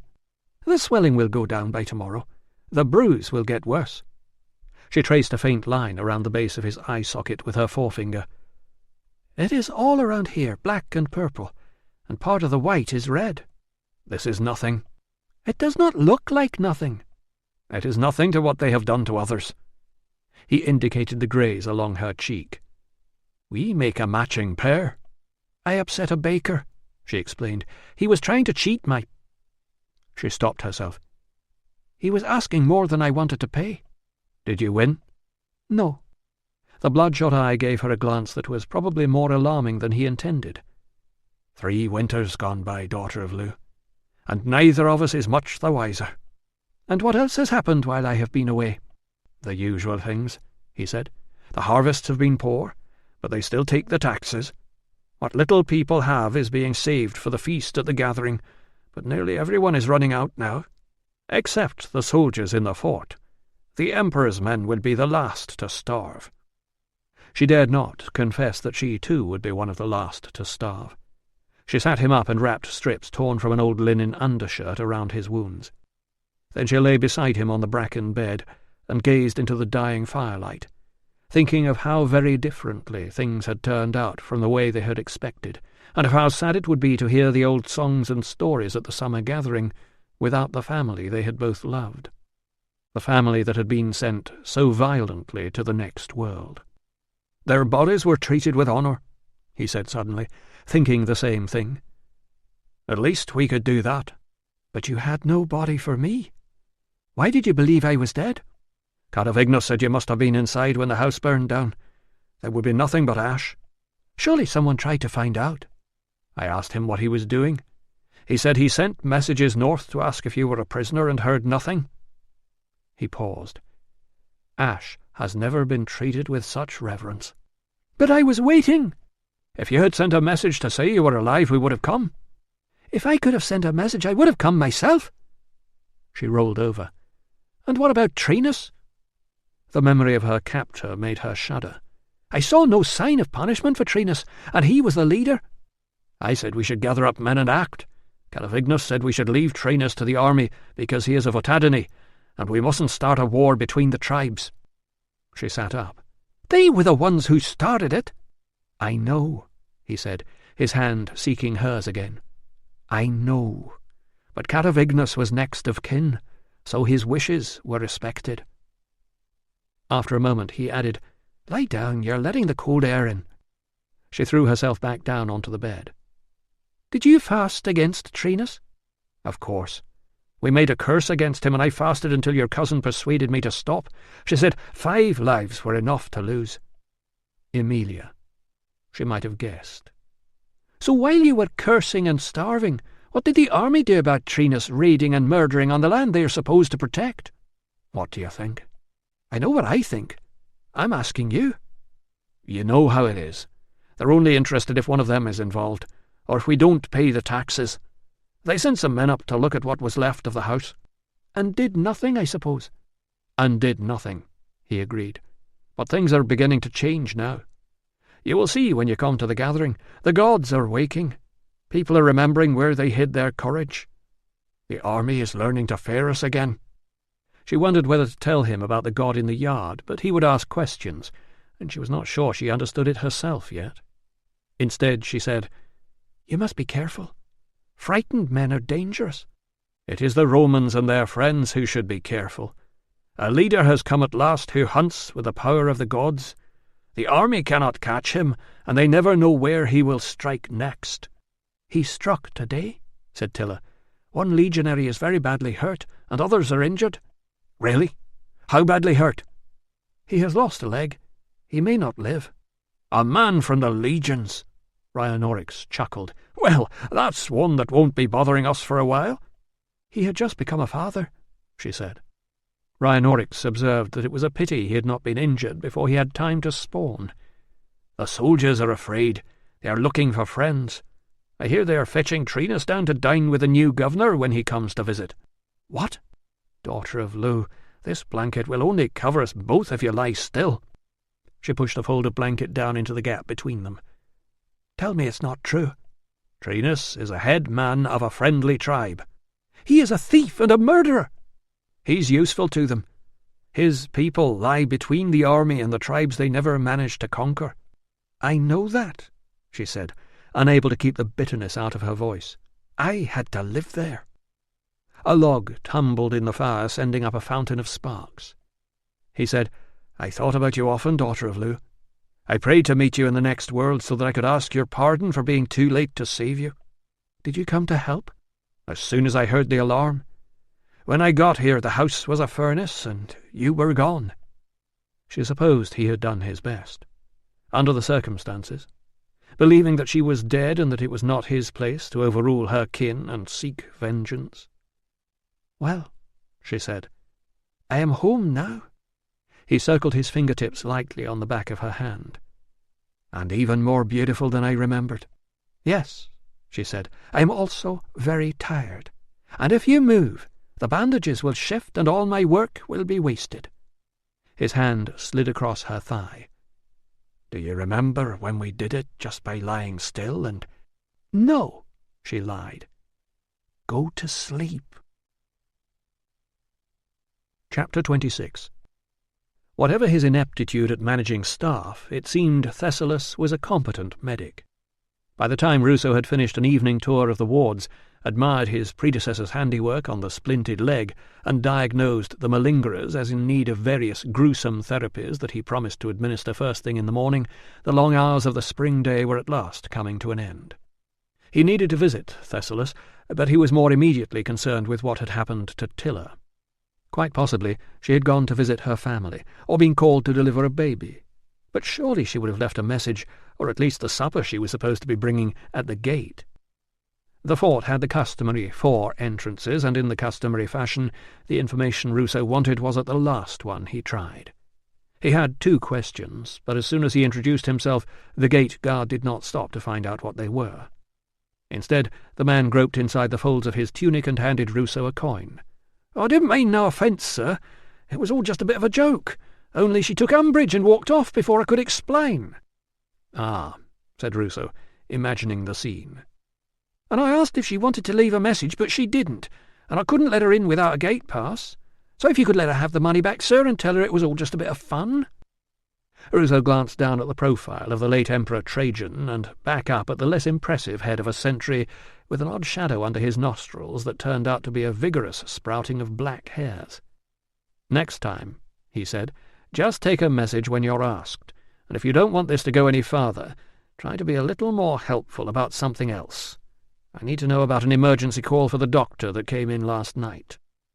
The guard, who had not been on duty at the time, went to fetch the watch captain. He returned with the captain and a youth who looked barely old enough to be sent around the corner to buy a pound of figs, let alone serve overseas with the army. "Oh, yes, sir," the youth exclaimed in answer to Ruso's question. "I saw the doctor and Gambax come in before curfew. I remember because Gambax was drunk." The watch captain glared at him. "And then Dr. Thessalus went out on his horse, and I remember thinking I was glad I wasn't ill, sir, because—" "The officer doesn't want to know what you were thinking," interrupted the watch captain. "This is the army, not a bloody philosophy club." He glanced at Ruso. "Sorry, sir, he's new." Ruso said, "I'm trying to find out who took the message calling for a doctor." Realizing this sounded like a threat, he added, "The patient wanted to say thank you." He hoped this did not sound as lame to his listeners as it did to him. "Would that be the call for Dr. Thessalus, or the call for Gambax, sir?" "There was only one call, surely." "I don't know, sir. We didn't get either of them. You'd have to ask at the other gates, but Gambax went out just after Dr. Thessalus." Ruso frowned. "Out?" The youth's head bobbed. "His case must have been nearer, though, because he was on foot, and he was back before long. But I didn't see Dr. Thessalus again." When the youth had gone, Ruso observed, "He looks very young," and realized with horror that it was the sort of remark he and Lucius used to deride from their father. "They'll be sending them straight out of the cradle soon," observed the watch captain, who could not have been much over 25 himself. "While I'm here," said Ruso, "how do I go about getting a gate pass for my housekeeper?" The man shook his head. "You'd have a hard time, sir. The only civilians allowed in with no escort are the prefect's family. Security policy, because of the way the natives are." "But she's only a woman." The watch captain shook his head again. "So was Helen of Troy, sir. Look what she started." Chapter 27. To Ruso's relief, Thessalus seemed to have forgotten about the fish. He gestured Ruso to the stool while he himself sat on the chair, crushing the scroll cases. He frowned at them, made an ineffective attempt to pull one of them out from beneath him, and gave up. Ruso tried, "How are you this evening?" Thessalus gave a slow smile. "You don't need to keep coming to see me, Doctor," he said. "Don't worry. All will be well. I have seen to it." In the light of the one lamp it took Ruso a moment to realize that Thessalus was smiling not at him, but at a spot a few inches beyond his left ear. Ruso turned. The wall was bare. He wished he could see whatever was giving Thessalus the confidence that all would be well, because from his own point of view things were not good at all. During his first visit this afternoon, his patient's mind had been scuttling about like a startled lizard. Now it was moving more like a slow thing. Ruso had had a long and trying day. "I have seen to it," Thessalus repeated, sounding much as Ruso imagined an oracle might sound. "This is my answer. Ambitions, hopes. It all comes to the same thing in the end." "I've met some of your patients. The men speak very highly of you." "They will not speak highly of me when they know." Outside the main door, the guard coughed and shuffled his feet. Ruso said gently, "You have been troubled, brother." "This is true." "Your mind has not served you well of late." "My hands have served me worse. I did no harm with my mind." "You think you have done someone harm?" Thessalus looked puzzled. "You think it is all in my mind? That it is a dream?" "We all dream things we do not do." "And sometimes we do things we would not dream of." Thessalus put his head in his hands. His shoulders began to shake. "Gently, brother." Ruso leaned forward and grasped the man's thin arms. Thessalus drew back as if in pain. "Don't touch me." "I was only—" "I told you. You must never touch the patient." Ruso sat back. He wished he had left this visit until tomorrow. The man had been calm. Now he was in distress. "All gone now," Thessalus mumbled. "All over. I am a murderer. I know. I saw it. I felt it." He began to rock backward and forward. "I can feel it now." "Open your eyes, Thessalus. Look at me." Without lifting his head, Thessalus began to moan softly. "No, no." "Look at me, Thessalus. Open your eyes and look up. I am real. Put aside the visions, just for a moment." Slowly the man's head lifted. "What if I can prove to you that you were somewhere else on the night Felix died? What if we find people who saw you?" "You wish to prove me insane. I am condemned either way." "I wish to prove you ill, brother, and soon to be restored to health." "But never again trusted." "In time, when you are well—" "You are wasting your time," Thessalus continued. "Metellus will find out the truth," insisted Ruso. "The man who killed Felix will be punished." "They will find an innocent native to execute in my place." "Not innocent. Nobody believes you did it, Thessalus." The glistening dark eyes looked again into his own. "Then you must convince them." "First," said Ruso carefully, "you must convince me. What reason would you have to attack Felix?" "I don't know. I don't know. He was there. His friends beat the native. They asked for justice and cows, and we beat them." "What did you do with the body?" Thessalus sighed. "I'm very tired."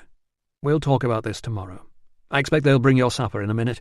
Do you want something later to help you sleep?" "I want something to stop me dreaming.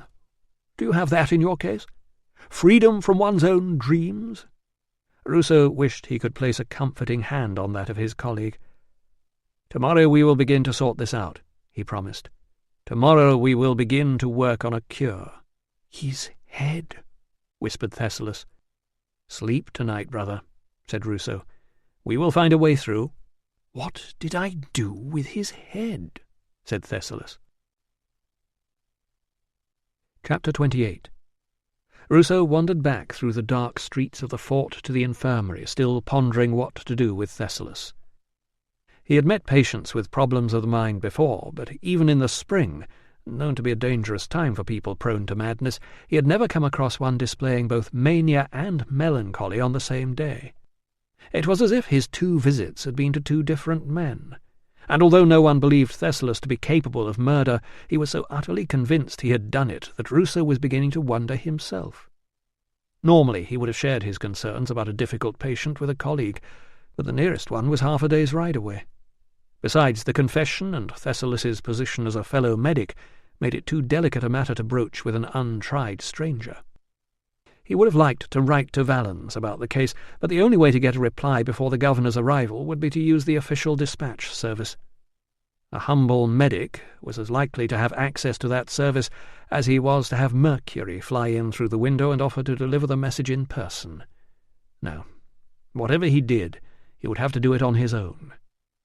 Back in his room, he scrambled down to the end of the bed and opened the trunk. Picking out one of the scrolls, he held it dangerously close to the lamp and began to scan it for diseases of the mind. When he found it, The passage proved of doubtful use. The author contended, not unreasonably, that the treatment to be offered must depend upon the diagnosis. Given the symptoms he had exhibited so far, Thessalus was simultaneously in need of a day's starvation and a moderate diet. He needed to have blood let, and not to have blood let. He needed to be given a serious fright, and to be kept calm. He needed cold water poured over his head, and to have his head gently moistened with rose oil and thyme. He also, apparently, needed a good vomit. Ruso slid the scroll into its container and threw it back into the trunk. His body was tired, but his mind was still churning over the events of the day. Without Tilla, bed held little appeal. He decided to go for a late walk to clear his head. Ruso had intended to ask the guard whether there was still any sign of movement behind Thessalus's door, but as he approached he heard a crash, followed by a shout of, "How long are you going to keep this up, you mad bastard?" The voice was familiar. If Thessalus replied, Ruso did not hear it. "This isn't a game," yelled the voice. "I'm not bringing you any more until you stop messing about." There was a thump on the inside of the door and a shout of, "I'm done here! Let me out!" presumably aimed at the guard.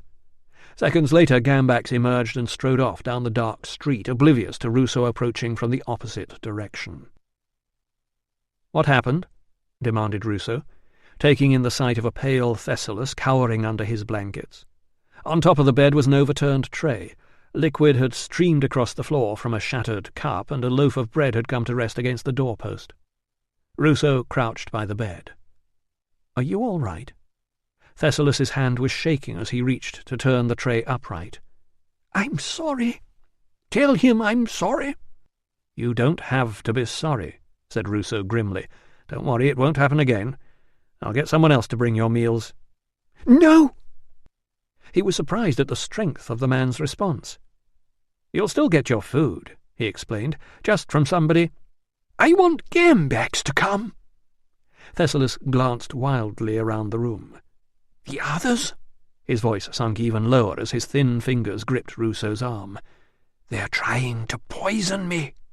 "I promise I'll make sure they don't poison you. We'll have your food tasted before it arrives."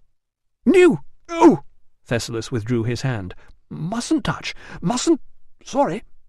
"I'll bring it myself and taste it in front of you. How about that?" Thessalus shook his head. "No, please. You don't understand. He doesn't mean to shout. I want Gambax." "Perhaps we could eat out tomorrow," suggested Ruso. "Is there anywhere you'd like to go, or shall I choose?" "They have a guard at the door." "I'll talk to them," said Ruso, encouraged by the logic of this objection and confident that he would be able to get permission to take his patient out of this miserable confinement. "Perhaps we could go to the baths." "Gambax. I need to see Gambax. He understands." "I always find that a massage—" "No." Ruso nodded. "We'll stay here, then." "Rocking," said Thessalus suddenly. "How about taking me out for a ride tomorrow? You could show me around." "Rocking," persisted Thessalus. "Rocking is good." Ruso, possibly recalling the same passage as his patient about the treatment of the insane, glanced up at the rafters. "We could suspend some sort of swing from up there," he said. "So you think rocking in a swing might make you feel better?" "No," said Thessalus, "but it will keep you happy." Ruso was beginning to suspect that Thessalus knew much more than he did himself about problems of the mind. "I'll see what I can arrange." "My head," said Thessalus, staring at the rafters, "is full of words." "What sort of words?" "All the words," explained Thessalus, "jumping around like frogs." He lifted one hand and made a slow circling motion in the air. "Round and round like frogs, bumping against the edges." He turned to look at Ruso. "Hellebore for madness," he said. "Thyme vinegar for clearing the head. Don't drink it, doctor, only sniff. Vinegar shrivels the mouth." He pulled a face. "Is it time to get up yet?" "It's evening." "Mustn't get up in the dark. Bad things happen in the dark." "What sort of bad things?" "Dreams. Bad dreams." "Can you tell me what you see in the dreams?" Thessalus reached up a thin arm and grasped the back of the couch, hauling himself into a sitting position. Slowly he eased his feet down toward the floor without throwing off his blanket, so that he was swathed in grey wool with one skeletal set of toes poking out at floor level. He ran both hands roughly through his hair, springing out the dark curls from where they had lain flattened over his ears, then rested his elbows on his knees and leaned closer to Ruso. Their eyes met. "I can see what you see," he whispered. "What's that?" "Blood." Thessalis's eyes were still locked on Ruso's, as if he were trying to gaze past their surface and into the soul. Ruso swallowed. "Blood?" "All that blood. All that pain. Don't tell me you don't hear them screaming in your dreams." He could not deny it. He had thought the nightmares would fade with experience, but while his rational mind tucked his own fears away in a corner during his waking hours, there were times when the ghastly things he had done to living human beings returned to haunt his sleep. The worst times were when he dreamed he had made a catastrophic mistake.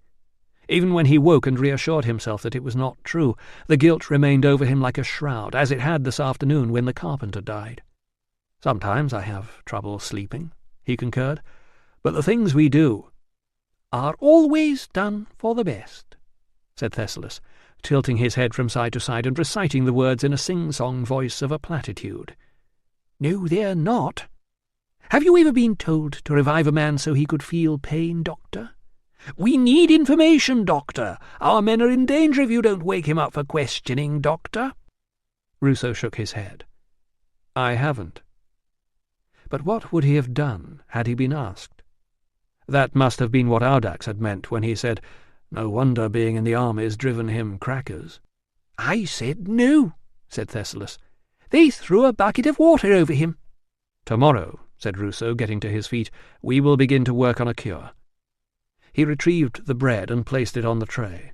He cleared up as many of the broken shards of the cup as he could find in the lamplight and sniffed at the contents. Gambax had been delivering a late supper of bread and wine. He sniffed again. He ran his forefinger along an inside surface of the cup. He put the finger in his mouth and smiled. Suddenly Thessalis's diagnosis had become clearer, and he might just have found the lever with which to shift Gambax. Chapter 29.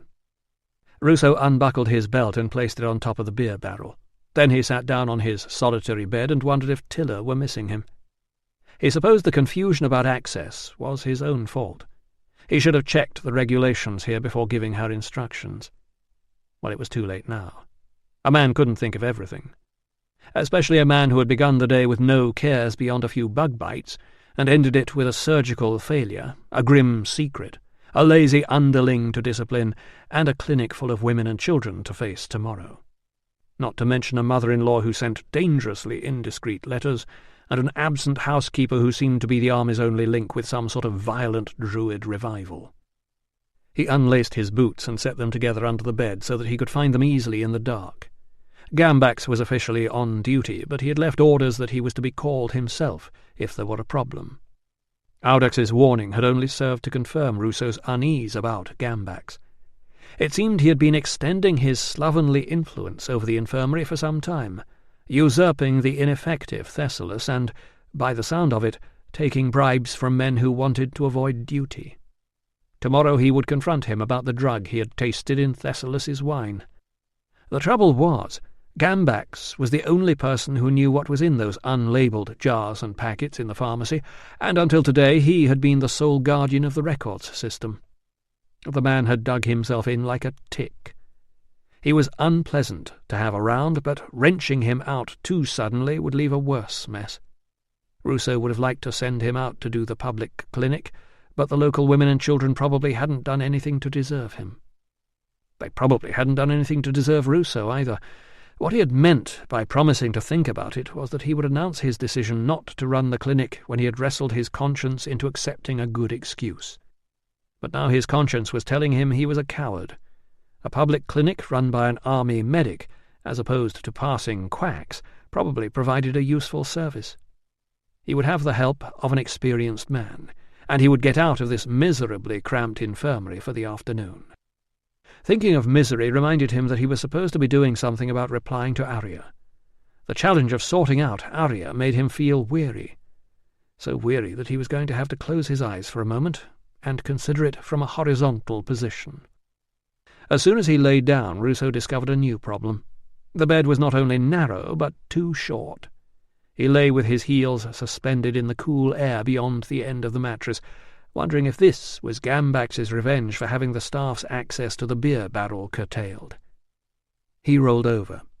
Now his toes were dangling in the air instead of his heels. Perhaps it was just as well Tilla was not here. This bed would never allow two people to sleep at the same time, even if they liked each other a great deal, especially if one of them had extremely cold feet. At the memory of his last encounter with Tilla's feet, the bite on his elbow began to itch. He slapped at it, sat up, and groped for the pen and ink pot he had borrowed from Albanus. "Dearest Mother." It grated to write this, but it would annoy Arya even more, as she was only 7 years older than he was. With a son his age, how old would that make her? "I was surprised to have the pleasure of my first ever letter from you, which was forwarded to me at a temporary posting. I cannot send greetings to my sisters, as I am writing in confidence, but you know my feelings for them." Arya could make of that whatever she wanted. Ruso found his half-sisters almost as exasperating and twice as incomprehensible as their mother. "I understand your anxiety, but not your decision to confide in me via a marketplace scribe. I hope nobody has been given the false impression that no dowry is offered with my sisters. How I wish I could say this to you in your presence, and din some sense into your silly head. Do not worry, Mother. I admit I have been eager to protect my sisters and their unfortunate future spouses from rushing into marriage at the first opportunity. However, be assured that I am making useful investments here on the girl's behalf, and suitable dowries will be settled on them when the time comes." He then scrawled an urgent letter to Lucius congratulating him and his wife on the birth of their new son, and warning him to try and put a stop to Arya's public complaining. "As I have explained to her," he said, "I am making useful investments here on the girl's behalf." He stared at the letter and realized he had sunk to a new low. Now he was lying to his brother. The place to make investments, if he had had any spare money, was Deva. It definitely wasn't here, on the crumbling edge of the empire, no matter how law-abiding and loyal the mustachioed Catavignus and his guild of caterers might consider themselves to be. He reached for the third writing tablet he had persuaded Albanus to part with. He would cheer himself up by writing to Valens. "Ruso, to his old friend and colleague Valens at Deva. Greetings." He paused. What next? The business of the murder was too sensitive to be entrusted to a letter, although it was just the sort of salacious gossip Valens would enjoy. He certainly could not convey his suspicion that the local unrest was more widespread than anyone was allowed to know, and that the governor had sent orders not to provoke the locals because of this Cernunnos business got out of hand. There were not enough troops here to hold the roads. Once the roads were cut, the small border forts could be picked off one by one. No wonder the men from the 20th had been sent here. If Ruso's suspicions were right, the governor would be sending a lot more troops up the North Road very soon to impose order. There was a strong chance that, far from being sent back to Deva, he would have his stay here extended indefinitely. He surveyed the blank sheet and wished he had written the greeting in larger letters. Finally he settled on, "Bog's very pleasant at this time of year, and Chest getting a fine tan. Tilla looking lovely in blue." There was still plenty of blank space. It would be a waste not to use it. Maybe he would feel more inspired tomorrow. He placed the letter on top of the barrel, blew out the lamp, lay down and wondered where Tilla was sleeping tonight. He hoped, wherever it was better than this. An experimental shuffle up the bed confirmed that with his head pressed against the wall, his feet were almost on the mattress. He had just closed his eyes when a sudden idea made him fling back the covers and crawl down to the end of the bed on all fours. He groped about in the darkness, lifting the trunk off the chair and manoeuvring it around so that the longest side was pressed against the end of the mattress. Then he rearranged the blankets. Finally he settled back down and stretched his feet experimentally past the end of the bed. Ruso smiled to himself. At least one problem was solved. Chapter 30. Tilla was retrieving her share of the narrow blanket when the door caved in. For an absurd moment she thought it was the medicus come to wreak revenge on them. Then she knew Trinus had come back to kill her, yelling, "Don't move!" in Latin. Something fell over with a crash. Torches advanced, light glancing off the straight lines of weapons and curves of helmets. The point of a sword was cold against her throat. Next to her, Ryan tried to get up and was pushed down again. "Ryan Oryx, the basket-maker?" demanded a quiet voice from beyond the torchlight. His agreement was hoarse. "Get up, and tell us where it is." "He has done nothing wrong," cried Tilla, grabbing his arm and trying to hold him down beside her. Soldiers had seized the other arm. Ryan Oryx, naked apart from the gleaming white stripes of bandage, was on his feet. She heard the rattle of chains. "Don't hurt him!" The soldier with his sword at her throat hooked the toe of his boot under the blanket. "Move over, love." Ryan Oryx's shout of, "Leave her alone!" was followed by a sickening crack as someone swung a weapon against the side of his head. The basket-maker reeled. The quiet voice said, "Where is it?" Tilla said, "Where is what?" A couple of the soldiers were pulling down baskets from the creaking stockpile and flinging them aside. Others were clambering through them to prod the thatch with spears. Someone tipped over the beer barrel, and the contents hissed and spat and stank across the hearth in the middle of the floor. The soldier was grinning down at Tilla. The blade was withdrawn from her throat. She scrambled upright, pulling the blanket around herself and wishing she were wearing proper clothes instead of one of Ryan's old shirts. The soldier, still keeping the sword pointed toward her, kicked apart the pile of bracken that had made the bed. "Where is it, eh?" "What?" "What you took." "We have done nothing wrong." She was about to say, "I will tell my master how you have behaved," when she realized that if she told them who her master was, they would tell him where they had found her. Instead she said, "Please do not hurt him, sir." "That's better," said the soldier, patting her bottom with the flat of his sword. "Now save yourself a lot of bother and tell the nice officer where it is." Another man in a better uniform stepped forward. The torchlight made the blonde in his hair gleam. When he spoke, she knew he was the quiet one in charge. "I remember you," he said. "You used to live here." She did not care whether he thought he knew her or not. "Why are you arresting us?" "Not you," he said. "We only want the basket-maker, and what he has stolen." "But he is a good man. He pays his taxes, he keeps the law." At least she supposed he did, more or less. It could not be illegal to fast against someone, surely. "He is accused of the murder of a member of the Emperor's auxiliary forces." As Tilla was protesting that they were wrong, she heard Ryan's voice from the doorway. "Felix? Felix is dead?" "You should know," said the quiet one. "Yes!" The chains rattled as Ryan Oryx tried to fling his hands in the air, was pulled up short and stumbled sideways. It did not stop him from laughing. "He's dead, daughter of Lu! Dead! The gods have answered!" "Get out!" retorted one of the soldiers, giving him a kick in the direction of the door. Tilla ducked around the soldier who was supposed to be guarding her and ran across to cling to Ryan Oryx, pretending to kiss him goodbye. A couple of the soldiers cheered. "It worked," whispered Ryan Oryx, as more hands reached in through the entrance of the house and dragged his pale form away into the dark while others held her back. "The gods killed that soldier," she shouted after them. "They will kill all of you if you hurt their favoured one." "Oh, those lads won't hurt him, miss," her guard assured her. "We've got experts back at base who do that." He seized her bruised arm and pushed her backward, his foul breath in her face. "Back to bed, eh?" "Leave her," ordered the quiet one. "Won't be a minute, sir." "I said leave her." The man flung Tilla down on the bracken bed and growled, "Tut." The officer was already out of the house by the time the soldier kicked a brand out of the fire and into the jumble of baskets by the door. She would have run after them, but by the time she had put out the flames and rescued what remained of Ryan's stock, she was exhausted, and the soldiers were long gone. She had used the blanket to beat out the fire. Now she retrieved her damp clothes from the chair, wriggled into them and huddled by the hearth, afraid to sleep lest the scorched thatch begin to smoulder again. There was a long, cold night ahead.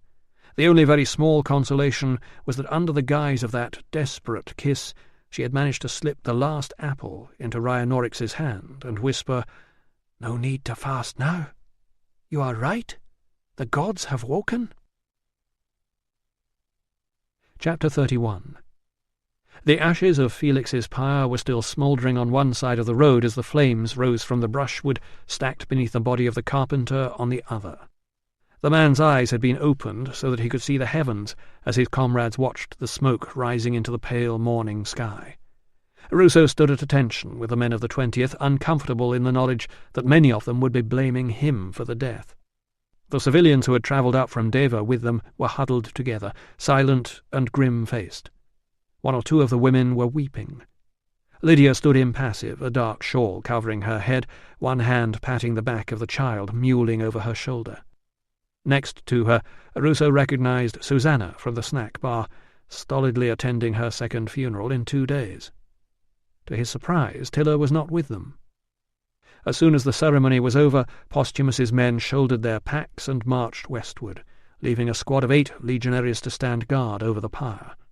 Most of the civilians loaded up their belongings and set off after them. Susanna patted Lydia on the shoulder and hurried away to open up. Lydia seated herself on the ground in front of the collapsed pyre. As Ruso crouched beside her, he could see the glint of the flames in her dark eyes. "We will catch the person who did this, Lydia." "Ask him to give me my man back," she said, not looking at him. As he returned to the fort, he passed a makeshift potter's stall at the roadside. A linen merchant was setting out his wares, and 2 old women were squabbling as they hung up a display of leather bags and belts. Someone had laid 4 scraggy cabbages on a cloth beside a crate containing a hen. He stepped aside to allow a girl to pass with a clumsy hand-cart loaded with bread. Today was market day, and everyone else's life would go on. Ruso dropped in to see Thessalus on the way back from the funeral, and discovered him hunched over his breakfast. Gambax seemed to have taken a more conventional approach to delivery this time, and the crockery was intact. Ruso stole a sip of the wine. Thessalus, drizzling oil onto a hunk of bread with an unsteady hand, did not seem to notice him. The wine tasted the same as last night, army vinegar laced with something that shouldn't be there. Ruso hoped Gambax knew what he was doing with the dosage. He said, "I'm on the way to the infirmary. Any advice?" "Lock the door," said Thessalus, drizzling the oil in a circle. "Keep them out. You can't do anything for them." "Thanks," said Ruso. "I'll bear that in mind. I came to tell you there's good news. Metellus has arrested a native for the murder of Felix. Whatever you dreamed up, Thessalus, you have nothing to feel guilty about. Just concentrate on getting well. I'll be back to see you as soon as I can." To his surprise, when Thessalus looked up from the bread, his eyes were glistening with tears. "I told you this would happen," he said. "They will find someone else to blame. Now I have killed 2 men." This was not the reaction Ruso had expected to his good news. Wishing he had kept quiet until later, he knelt beside Thessalus and handed him a cloth. "Courage, brother." "Don't touch me! Don't come near me!" Ruso backed away. "Sorry. Would you like anything to read? Something else to eat?" "I want to sleep with no dreams." "We will make you well," Ruso promised, although he was not entirely sure how. Chapter 32. The twin gods guarding the infirmary door, which now read "Days to Governor's Visit 3, had been busy overnight. Miracles had been performed. The former lingerers had all enjoyed sudden cures and been discharged back to their units, and Gambax had actually managed to complete a rota before heading off to some administrative meeting or other at headquarters. The newly vacated ward was descended upon by orderlies bearing scrubbing brushes and buckets and bedding in a manner that suggested intention if not efficiency.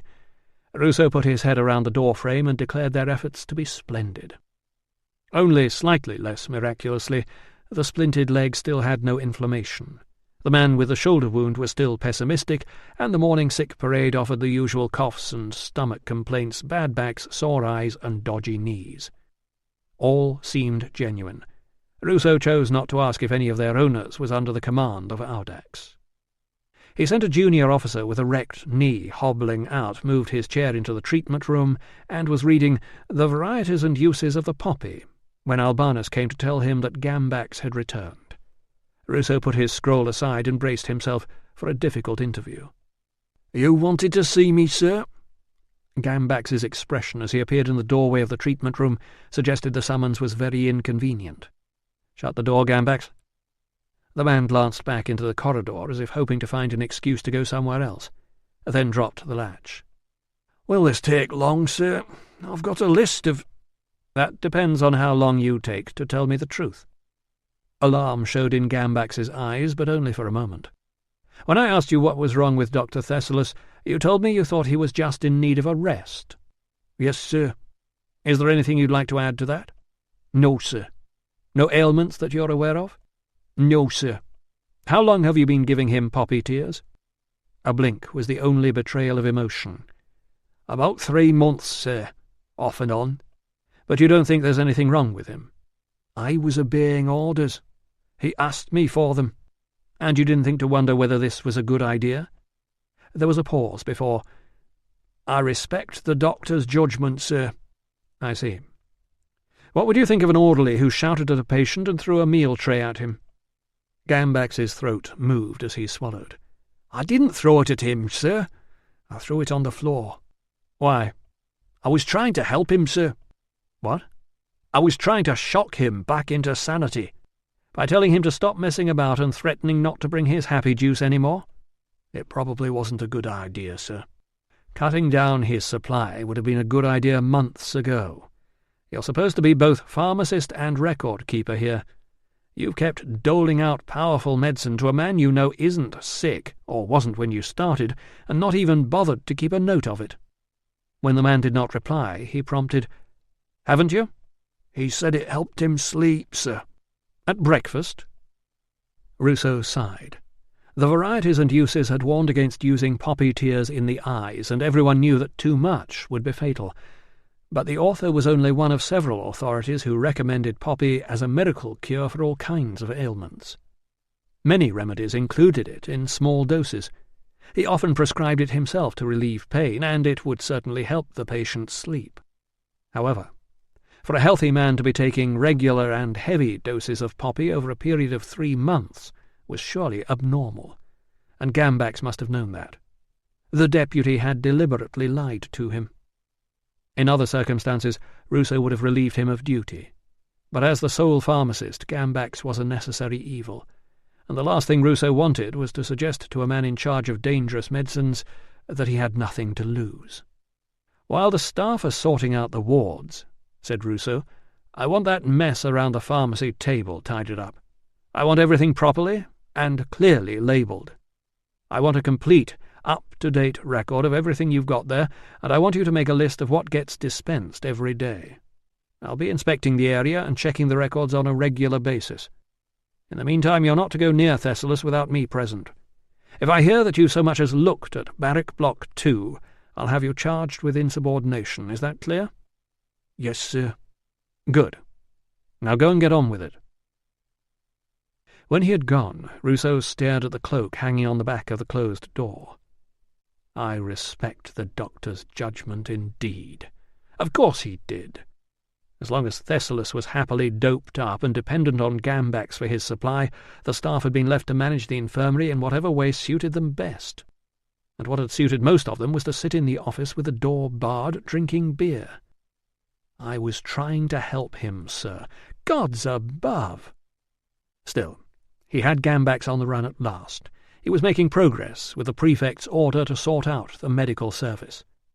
Even if he was beginning to sound worryingly enthusiastic about the sort of administrative procedures he could never usually be bothered to follow himself. Gambax had failed to shut the door. He could see movement in the corridor outside. "Albanus, you're lurking." The clerk grinned, stepped into the treatment room and closed the door. "Could I possibly come in here for a moment, sir? It's safer than out there." Ruso indicated a seat. "Tell me, Albanus," he said, tipping back his chair so that the front legs left the ground. "Have you ever heard of the torpedo fish?"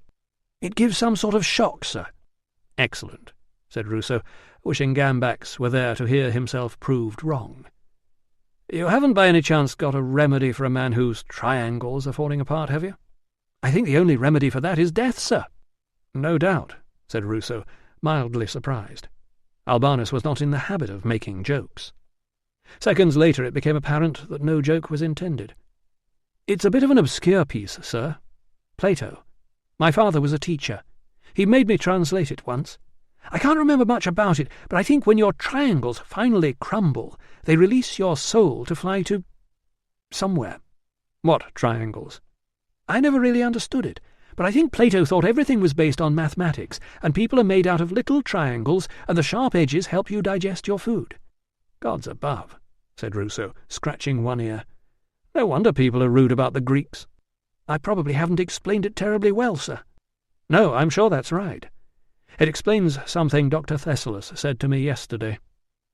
There was a thump from the corridor, then a curse, and the sound of something cumbersome being dragged along the floor. Ruso guessed the orderlies had finally realized they needed to change the mattresses before they put on the fresh bedding. "I finished sorting the records, sir," said Albanus. "There's lots of gaps, but at least you can find what there is now." "Excellent," said Ruso. "I'll come and have a look." He caught Albanus's eye. "Maybe it's better not to disturb Gambax at the moment, but I'd like you to start checking the rest of the infirmary paperwork. Find out how they've been placing the orders, paying the bills, and so on." Albanus was chewing his lower lip. "I don't think Gambax will like me interfering in that very much, sir. He's a bit agitated already." "That's why you'll have to do it discreetly when he's not there. In the meantime, I want you to nip around to the gatehouses and see if you can find a guard who can remember where Dr. Thessalus was called to on the night of the murder, and what time he arrived back. I tried last night, but I didn't get very far. While you're there, see if they've had any messages from Tilla. If they haven't, I think you'd better go out and try to track her down." "Right-o, sir. What do I say if they ask why I want to know about the doctor?" "Say medical reasons," said Ruso. "That usually works." He tipped his chair forward again. "Now I suppose I'd better go and encourage the scrubbers." Chapter 33. The thorn hedge finally came into sight on the far side of the river meadow. Tilla looked above her shoulder again to make sure that there was no one following her before she forced herself to slow down and recapture her breath. Beyond the thorn hedge, smoke was seeping lazily skyward from a dumpy cone of thatch. As she drew closer, she could make out the tops of the beehives. Nobody noticed her approach. Veldika was on her knees, ripping early weeds out of one of the herb beds. There was a green shawl tied across her back, sheltering the shape of a sleeping baby. In the doorway of the house a small girl was grinding flour, while 2 hens loitered, waiting to lunge at the spilled grains of wheat. "Veldika!" called Tilla, as she pushed open the gate. The young woman took one look, scrambled to her feet, and backed away in alarm. "It is me," Tilla assured her. "Daughter of Lu?" "Alive. May I come in?" Veldika peered at her for a moment, then hurried forward, slapping the worst of the mud off her hands before embracing her. "They told us you were dead." "And you have a baby?" They drew back for a moment, each appraising the other. Veldika was thinner, and a dull red scar ran across her left cheekbone. But whatever troubles had assailed her in the last 3 years, they had not repressed her smile. "Come and sit and talk." Veldika turned to the girl. "Leave the corn and fetch us some mead, and some of the dried apple." She looked to Tilla for approval. "That would be very good," agreed Tilla, realizing she had not eaten since last night. "A friend's child," explained Veldika, indicating the girl before she dipped her hands into the washing bowl by the door. "She is here to help and learn about the herbs. Where have you been? We mourned for you. It is a joy to see you." "I have been in many places, but last night I went to visit your brother." The smile faded. "I have no—" "Never mind about that. He has been arrested. The soldiers have taken him." Veldika shook her hands dry and wiped them on her skirt. Then she said, "I am sorry, but I am not surprised. From what I hear, it is better not to be Ryanorix's sister at present." They seated themselves side by side on the shaped log under the eaves. Tilla said, "The gods have woken, Veldika." But doing their will has brought your brother serious trouble. Veldika adjusted the shawl so that the child lay in her lap for her visitor to admire. A girl, she said, stroking the child's dark hair. 4 months. Much has happened while you have been gone. You must be proud, said Tilla, reaching to snatch away the abandoned bag of grain just as the first hen stabbed at it. About your brother. I should be proud, agreed Veldika, but mostly I am just busy and tired. You know I am widowed? I am sorry. Your brother said nothing. That is no surprise. Even in death, Rhinorix does not approve of my choice of husband.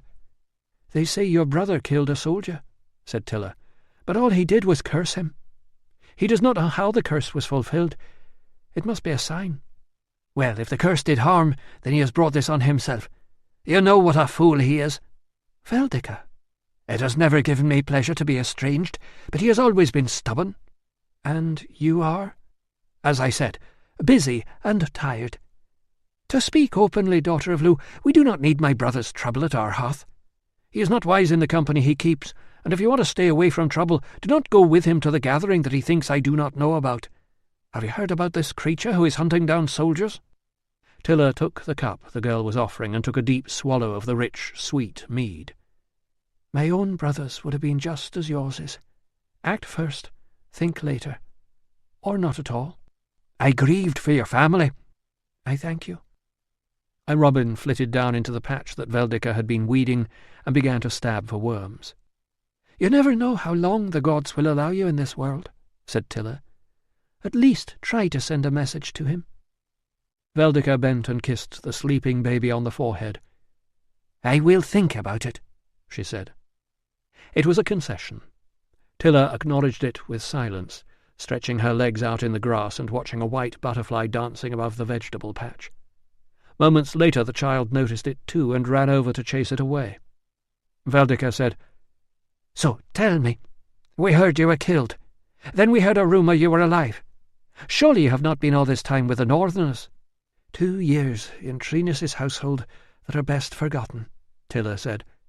Then I went south and lived much better in the lands of the Cornovii. That was true, if misleading. The Roman fort at Deva was on stolen Cornovii land. They are good people. That was more honest. She had made friends in the surrounding villages. Veldika laid a hand on hers. It is good to have you home. There were times when I thought I would never see home again. Trinus should have been punished. Instead I hear he is invited to dine with the governor. Veldika said, You remember Dari, the girl both your brothers lay with in one night? Big breasts and small brain. She's working over in the town now, selling drinks and pastries to soldiers and their families. At Susanna's? You have met Susanna? My friend is lodging there. They exchanged news of other mutual friends and acquaintances, of births and deaths, weddings and betrayals and divorces, all the news Rhinorix had not thought interesting enough to tell her. Finally Veldika asked if she was married. Tilla shook her head. My life is complicated. Mine also, said Veldika. Now you are here, will you stay? Tilla paused to dip the apple in the mead and lick it. That depends. I have not seen my cousin yet, or my uncle. I hear they are living over by the fort. You will be surprised. Your uncle Catavignas is a rich man now. He is leader of the Guild of Caterers. The what? They worship Apollo Maponus, the god who pleases everybody. He has one Roman name and one of ours. I did not know my uncle was religious. Nor did anyone else, said Veldika. But I hear the caterers hold some very fine dinners and are loyal to the emperor. And of course they all help one another. They buy whatever beer Catavignas has left after he has supplied the soldiers. I hear he is having a grand house in the Roman style built up on the hill. I have seen the house on the hill. It is just a hole in the ground. Really? I had thought from what your cousin Amelia said. You know Amelia. Tilla dipped the apple again. I am surprised to hear she is not yet married. Ah, did my brother not tell you what all this is about? He said he is sworn to protect. Surely not Amelia. Of course it's Amelia. I told you he is a fool. Now see where it has got him. Tilla listened in silence as her friend explained how Amelia had been convinced that a soldier had promised to marry her. And this false soldier is the one who died? Veldika nodded. Felix, the man my brother cursed. So whoever killed him, Rhianorix will be in trouble for it, and Amelia will be the cause. Tilla shook her head. It was plain that Amelia had not changed. I hear Catavignos still has hopes of marrying her to a centurion, said Veldika. After this, about as likely as your family's hopes of marrying you to that blacksmith. Veldika sniffed. I should have listened. Your soldier was not a good husband? It turned out he had more patience with his bees than with his woman. Veldika ran one mud-ingrained fingertip along the scar on her cheek. This is what happened when I left his boots to dry by the fire, and the leather went hard. I could show you others. I am sorry. But last winter he died of a fever, so now I do what I want. Tilla glanced toward the beehives. Now you are the beekeeper. I am the bee loser. Whatever he was, that man knew how to charm the bees. After he died, one swarm went and left no king, and another died of cold in the winter when I forgot to feed them. This is the last of the mead. I am glad to celebrate your homecoming with it. Tilla glanced down at the sleeping child. I have seen your brother's house, Veldika. It is difficult for one man to manage alone. The house is very untidy, and he lives on bought food and beer, and lets other men's ideas grow around him with no one to show him any sense. My brother made his choice. I made mine. And are you content? Which of us is ever content? Tilla watched the hens pecking at the grass. I have a friend in the army, she said. I will ask his help to release your brother. I will pray for your success. Then you can go and sort out his house and his ideas. See if he thanks you. The baby stirred, opened a pair of deep brown eyes, and crinkled her small face as if she did not like what she had just seen. Veldika unpinned her tunic and put the child to her breast, just as it began to cry. So, said Tilla, looking around, how will you live without the wages of your angry soldier? 2 hens, a little honey, and a few herbs for sale are not going to keep you through the winter. You have no cow. You do not even have a goat. I have saved a little. Perhaps I should buy a cockerel and become the champion hen breeder of Coria. And if I grow tired of hens, Veldika continued, I will find myself a blacksmith. Or maybe a centurion. Chapter 34. Thessalus was asleep. Over at the infirmary there was no one in the office. The cobweb above the pharmacy table was gone, the waste-basket was empty, and the green pancake had been scraped off the floorboards. A lone bottle with no label rested on the desk. Ruso picked it up, removed the stopper, and sniffed at the brown powder inside. An orderly with strands of straw caught in his hair, presumably Gambax had assigned him to stuffing mattresses, wandered in and told him the deputy had gone to fetch some stationery supplies. No doubt finding a clean stock of labelling materials would occupy him until lunchtime. It was a pity Albanus was not here to start investigating the rest of the paperwork. Ruso put the bottle back where he had found it. Gambax seemed to know what he was doing, even if he was doing it painfully slowly. Ruso had once had the misfortune to work with an apprentice pharmacist who had decided to tear off all the labels at once, throw them into the fire, and start again. As he left the office, the trumpet sounded the next watch. There was still no sign of Albanus. Ruso would have suspected most men of deliberately spinning out his missions to find out about Thessalus's night call and track down Tilla, but not Albanus. The clerk's deeply rooted sense of duty would compel him to get on with the job and report back, even if it did mean facing the rest of the day in the office with Gambax. No, it was far more likely that Tilla was proving elusive. Just as he reached this conclusion, the clerk reappeared. He was not happy. "Every door in the town, sir," said Albanus, slumping back against the table in the treatment room. "Every single door. And I explained that I'd been sent by an officer, in case they thought I was hunting down a runaway girlfriend." "Very wise." "I had to stop telling people you were a doctor," he said. "Some of them wanted to tell me what was wrong with them." He winced. "One even wanted me to look at it." "I know," agreed Ruso. "That's why I don't tell them either." "A couple of them said they wouldn't talk to me because a doctor had murdered that trumpeter they found in the alley." "Really?" said Ruso. Evidently Thessalus's confession was no longer a secret. He wondered whether anybody had told Metellus. Then some ignorant clod in the vehicle repair shop said if I was snooping around his woman I would end up in the alley too, and some people wouldn't talk to me at all. I suppose they were hoping for a bribe." "Probably," said Ruso, wondering how the news about Thessalus had leaked out. "But I didn't have any money, sir," the clerk pointed out, clearly feeling his officer did not appreciate the difficulty of the fool's errand on which he had wasted most of the morning. "And I had no idea she might be using a native name." "Albanus," said Ruso, who had forgotten to warn his clerk beforehand that Tilla's current name had only been adopted after he met her. "I'm sorry." "That's all right, sir." "Never mind. I think neither of us knows quite how things work around here." "I think it helps if you're Batavian, sir." This was not encouraging. "Apparently I have to go down to the bathhouse and face a clinic full of the Batavians' friends and relations. I can't think of a good excuse not to go." Albanus seemed to be on the verge of coming up with one when Gambax put his head around the door frame of the treatment room to announce that he had put together a box of the sort of medicines and dressings Dr. Thessalus usually took with him. The regular assistant was on leave, but he had assigned a bandager to clinic duty. Clearly, to back out now would be a sign of weakness. No Batavian was going to be allowed to accuse him of that. Albanus, offered a choice of activities, decided that despite his complaints he would rather resume the search for Tilla than face the ailing families of the Batavians. "While you're out," suggested Ruso, handing him some small change, "just listen out for any gossip about the murder, will you?" Albanus's eyes widened. "Are you doing another investigation, sir?" "No," said Ruso. "I'm just trying to help Dr. Thessalus. Officer Metellus is... It's just that there seem to be some rumours going around that maybe—" He stopped.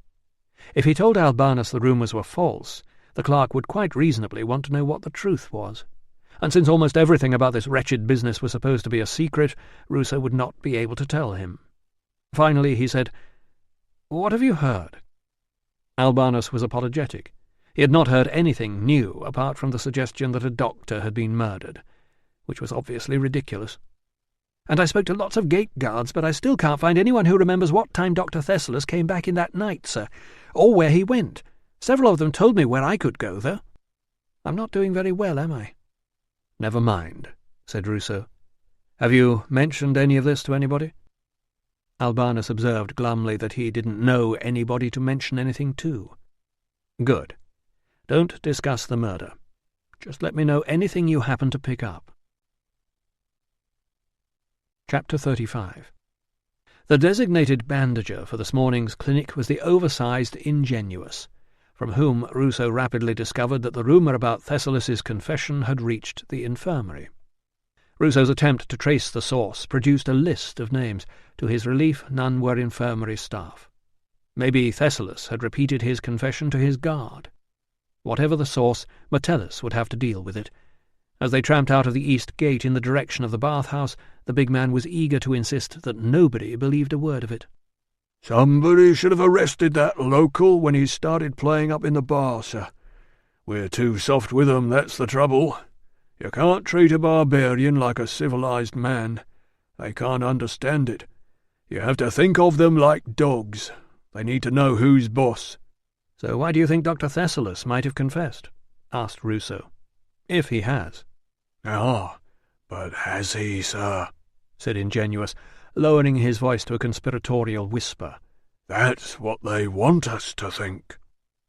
Ruso returned the nod of the owner of We Sell Everything. "Who want you to think?" he said, wondering what the distant shouting was about. It seemed to be coming from the direction of the river.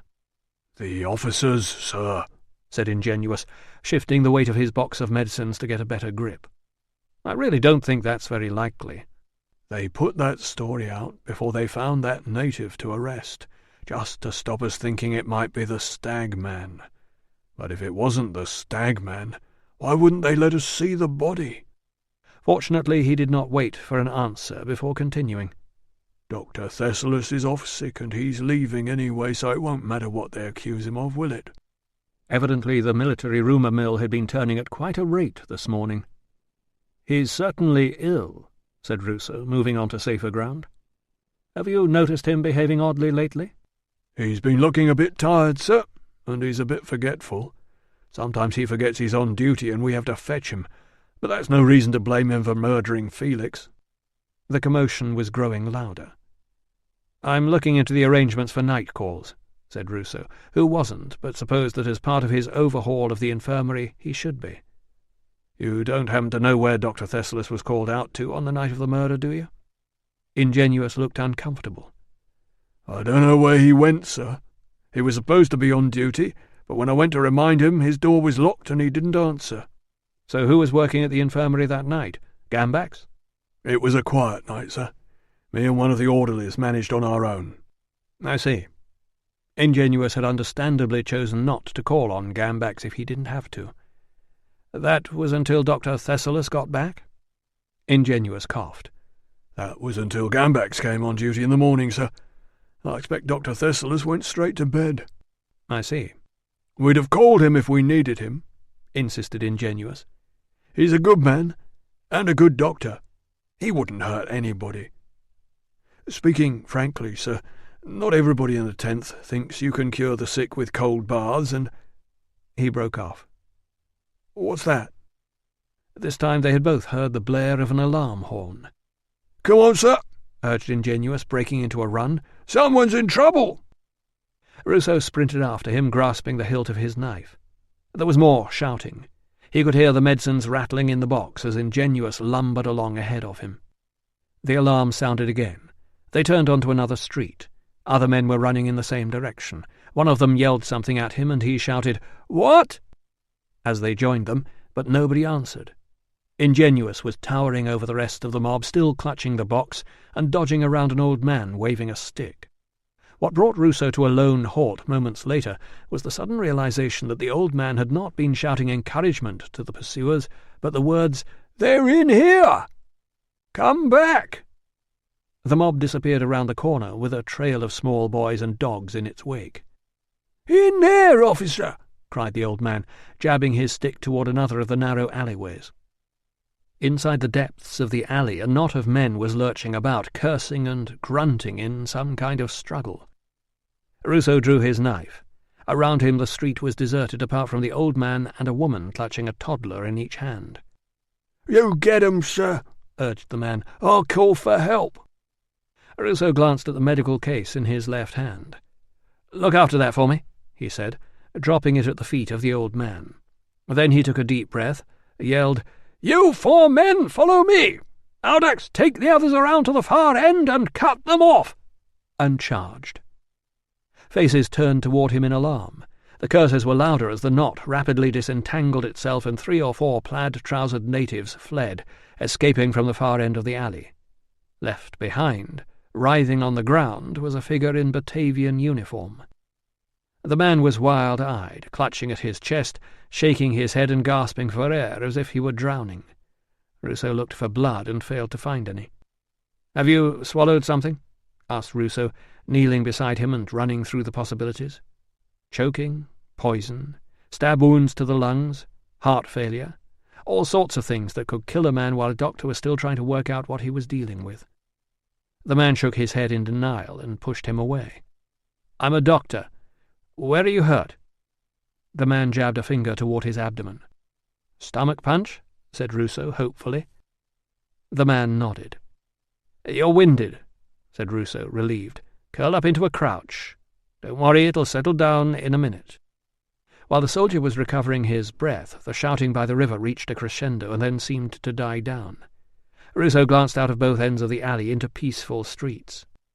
There was no sign of the man's attackers, nor of any other assault upon the town. Ruso went back to the victim just to make sure there wasn't an injury he had missed. The soldier was now beginning to take in some air, but his face still suggested that he was not in a fit state to listen to the old man's account of how he had seen 3 of them natives grab him off the street and bundle him into an alley, and how he'd have come after them himself if the officer hadn't turned up.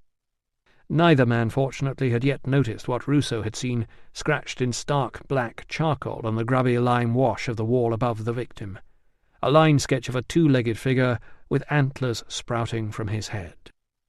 Ruso, who had been silently critical of Audax for destroying evidence, leaned hard against the wall and slid his shoulders first from side to side, then up and down, rubbing off the loose surface of the charcoal. The old man looked up and asked if he was all right. "Just an itch," explained Ruso, leaning back against the wall. "You did well, Father." "If I'd been 10 years younger, I'd have had 'em," the man assured him, waving his stick in the direction of the natives' flight. "Barbarians, savages, oughtn't to allow 'em in the streets." A thunder of hooves announced the approach of a cavalry patrol. Moments later a blur of colour passed the end of the alley heading toward the river. Unable to spend the rest of the afternoon blocking the view of the wall, Ruso distracted the old man with a request for help in getting the soldier up, and together they shuffled back toward the street. The old man seemed delighted to hear that the authorities might want to ask him some questions. The soldier complained that he didn't want a fuss. "You want to make all the fuss you can, boy," insisted the old man. "You might have ended up cracked over the head like that Felix." He turned to Ruso. "You tell them to come and ask questions any time. It'll make a change from listening to the wife." "Nosy old bugger," muttered the soldier after he had gone. "What's it got to do with him?" "Did you know who those men were?" "Didn't see their faces." Something about the manner of the reply suggested that he was lying. "But you knew what they wanted." "I never said that." "I'm going to have to report it anyway," Ruso told him, "so you'd better think what you're going to say." The man winced and clutched at his abdomen. Ruso told him to come over to the infirmary later for a check-up. "It was only a bloody hen," the man muttered. "Everybody does it. How was I supposed to know it belonged to somebody?" "Hens usually do belong to somebody," pointed out Ruso. "When did you last see a flock of wild hens?" The man scowled. "Whose side are you on?" he said. Ruso made his way back through the alley and finished rubbing off the worst of the charcoal figure before going in search of his assistant. The stampede seemed to have come to a halt at the end of a muddy lane leading to the river meadows. He could see the top of Ingenuous's head above an excited mob who were all too busy shouting questions to listen to the answers. Other men were walking back up from the willows along the riverbank. In the far corner of the field, a couple of grooms were trying to round up some horses who were cavorting around in circles and far too excited to let anyone approach. The dogs had wandered off. The small boys, having seen all there was to see, had fallen to wrestling with one another. Nobody appeared to be hurt. As Ruso heard the next watch being sounded from inside the fort walls, it occurred to him that Metellus had been waiting to see Tilla for his identity parade since breakfast, and it was now mid-morning. Well, he would have to wait. He stepped forward and extricated Ingenuous from the melee, relieved to see he was still clutching the medicine box. "Broad daylight," the bandager grumbled as they made their way back up the slope toward the bathhouse. "Broad daylight. They're getting more uppity by the day, sir. That's 2 good stallions gone, and if we get them back they'll probably be ruined." "Who took them?" Ingenuous stared at him. "Didn't you see, sir? The natives. Strolled into the field right under the groom's nose, shot a couple of slingshot stones at him, mounted up and jumped the hedge. Something's going to have to be done, sir. These can't go on." "No," agreed Ruso, wondering if the daylight horse theft had been laid on as a distraction for the attack on the soldier. It seemed an elaborate and risky plan to punish the theft of one hen. But if everyone really did do it, as the soldier had claimed, perhaps the natives had finally had enough of having their meagre food supplies raided by foreigners, bored with military rations. Chapter 36. "This is where it all started, sir," said Ingenuous, pausing beneath the sagging awning outside Susanna's snack bar. "The night before last, Felix was at this table here." He led Ruso in and indicated a corner table. "We were over on the other side. If only the beer hadn't run out, we'd have been here to help." The elderly woman now sitting at the table of the ill-fated Felix repaid Ruso's interest with a scowl. He eyed the rest of the customers, seated in the very plain surroundings of the snack bar. There was no sign of Tilla or Lydia, nor were there any workmen snatching a quick bite to eat. Not a single loafer was idling away the morning with a jug of Susanna's unexpectedly good wine. Instead, he turned to Ingenuous. "Is there something I don't know?" he murmured, wondering if Ingenuous's insistence on a mid-morning snack was about to violate some local custom. "What sort of thing, sir?" asked Ingenuous, unhelpfully. Ruso leaned close to the big man's ear and hissed, "They're all women." The bandager, unembarrassed, surveyed the occupants of the tables across the top of his box. "Never mind, sir. I expect they've left us some food." He headed for the counter. "Watch out, ladies." He lifted the box to clear the head of the elderly woman, who clutched at the bundle on the table in front of her, as if she feared he would steal it. Ruso reluctantly followed his assistant along a path created by a hurried shifting of stools and skirts and shopping baskets and small children. "This is Susanna," announced Ingenuous. "Susanna, who serves the best food in town," she corrected from behind the counter, as if this were part of her name. "Hello again, Doctor." She nodded toward the tables. "You've got a good crowd to see you today." "To see me?" Before Ruso could digest this unwelcome news, Ingenuous put in, "Susanna can tell you all about it, sir. Felix was sitting there minding his own business, and the native came in." "What can I get you, sirs?" interrupted Susanna. "We've just come for a quick bite to eat," said Ruso, whose appetite seemed to have scuttled into a distant corner at the sight of all these female patients. "And I was hoping for a word with Tilla." "So was I," said Susanna. "When you find her, tell her that her friend upstairs could do with some company." She gestured toward the trays of pastries and sausages laid out behind her, beyond the reach of prying fingers. "So, what can I get you? More of that Amanian wine, Doctor?" "Just a splash," said Ruso, not wanting to be accused of practising while drunk. "I'm glad you enjoyed it, sir," said Susanna. "To tell you the truth, Dr. Thessalus wasn't very keen on us serving it." "Really? Why's that?" "I don't know. Gambeck said not to put it out when he was here because he wouldn't approve." Ruso hoped there was not some new and disappointing discovery about the dangers of Amanian wine that had reached Coria before it reached the 20th Legion's medics. It seemed unlikely, but now he came to think of it, the wine had had an alarming effect on Claudia, who had never thrown anything heavier than a shoe at him before. He ordered some nameless pastry thing by pointing at it. He felt he should do something about Lydia, but he did not know what. He wished he could find Tilla. Women were better at that sort of thing, and besides, while he was housed in the infirmary, she would have little else to do. Ingenuous was busy surveying the room. "Short-staffed today?" he asked. "Dari's gone to visit her mother," said Susanna. "She may be back, she may not." "She better be back. She was the best girl you had." "I'm sure you thought so," agreed Susanna, "but I hire girls to serve food, not flirt with the customers. This is a respectable family eating-house." "There is nothing wrong with a bit of innocent arm-wrestling." Ruso's efforts to picture an arm-wrestling waitress distracted him from the conversation, to which he returned as Ingenuous was indignantly assuring Susanna that, "I'm not telling everyone. I'm telling the doctor because he's interested. He asked to see Felix before he was cremated. Didn't you, sir?" Ruso opened his mouth to explain about the post-mortem, but Ingenuous had moved on. "And you know what that ruckus was just now? A bunch of natives helping themselves to 2 of our horses.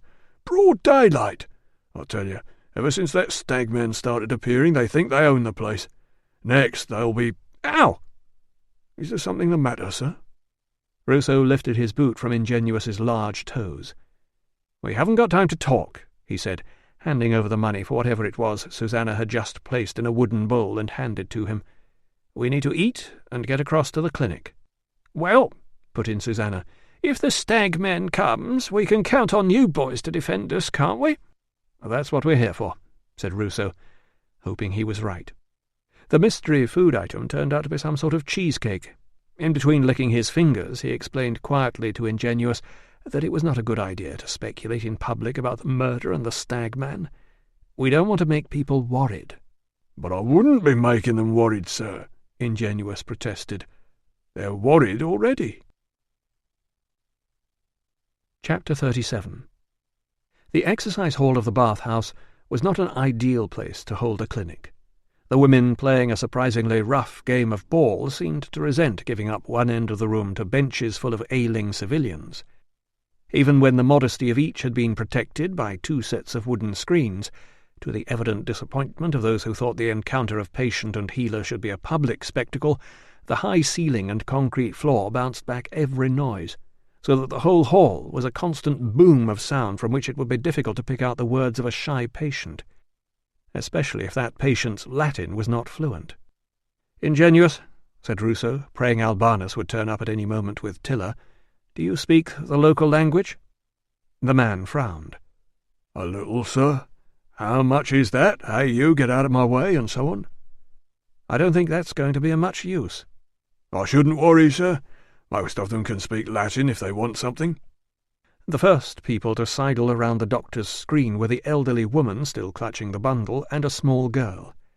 Remembering Valence's first rule of dealing with women, always get the name right, he greeted them politely. "Good afternoon. I'm Dr. Ruso. What are your names?" The response from both was a blank stare. Ingenuous leaned across and murmured, "They're from the homeland, sir. Shall I translate?" "Go ahead." Ingenuous obliged. Instead of relaying the answer, he appeared to be arguing with it. "What's she saying?" interrupted Ruso, frustrated. Ingenuous coughed. "She's not been in this country long, sir. She's the widowed mother of one of the men. She's come with his niece. They've got nobody left at home, so he's brought them over here." "I didn't ask for a life history." "No, sir. I just happen to know. That's why she's not very well acquainted with the ways over here, sir." "Surely she's acquainted with her own name." "Oh, yes, sir. She just wants to know why she has to tell you." It was not a good start. One or two patients left when they discovered he was not Dr. Thessalus. One thought she had heard of Dr. Ruso. Her husband had even tried a bottle of his tonic. "But it didn't do any good, doctor." Another took the trouble to explain in halting Latin that she was very disappointed that he was not the other doctor, because the other doctor was a lovely, kind young man and very handsome, and if he had murdered anybody it must have been their own fault. When Ruso demanded, "Where did you hear this?" a flush spread up her neck and across her cheeks as she said, "At the market, sir. Everyone is saying it." The news of Thessalus's confession could hardly have spread farther if Metellus had stood on the top of the ramparts and shouted it across the town. One woman insisted that she knew what Dr. Thessalus would have said about her son's headaches, and that it was not what Dr. Ruso had just told her. There was a woman seeking infertility treatment, and one who had very obviously been beaten up, but insisted she had walked into a door, followed by an elderly man who explained in detail what the other doctor had told him to do last week, and then all the reasons why he had not done it. There was a brief respite, when one visitor had come to give rather than take, an attractive young woman with a scar beneath one eye, who arrived with a baby on one arm and a basket of fresh herbs for the pharmacy on the other.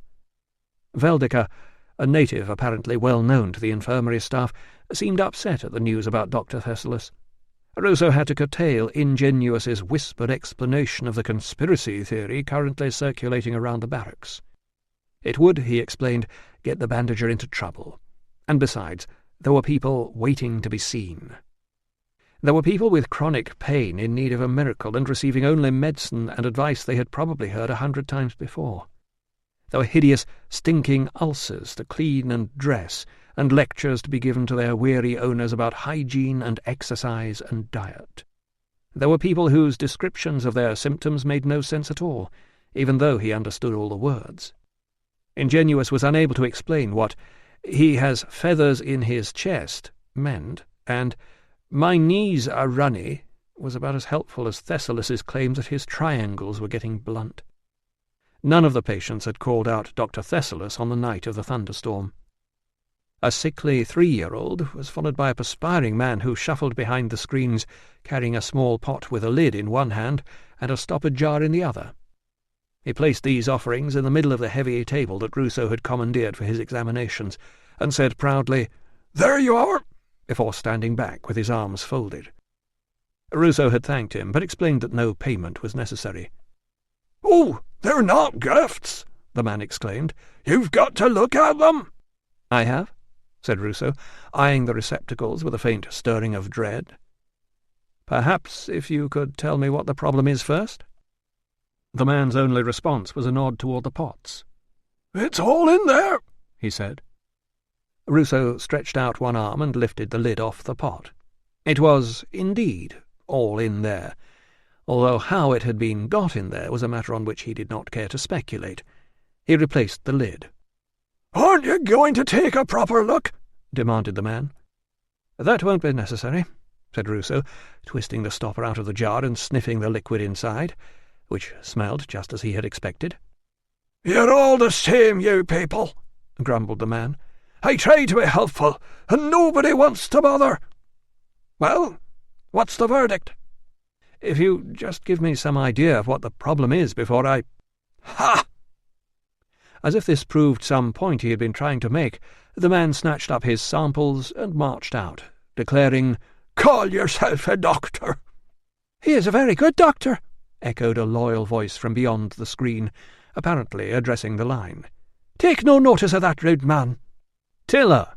Ruso stood on tiptoe and peered over the top of the screen. He could not remember a time when he had been more pleased to see her. "Tilla! Come here, will you?" By the time Ruso had finished washing his hands, Tilla had joined him. He sent Ingenuous around the screen to see how many more patients were waiting, and apologized for the mix-up over the gate pass. "I sent Albanus out, but he couldn't find you. Where have you been?" "I see a friend. And just now I see Lydia, whose man is dead." "I came to tell you about him last night, but it was too late. How is she?"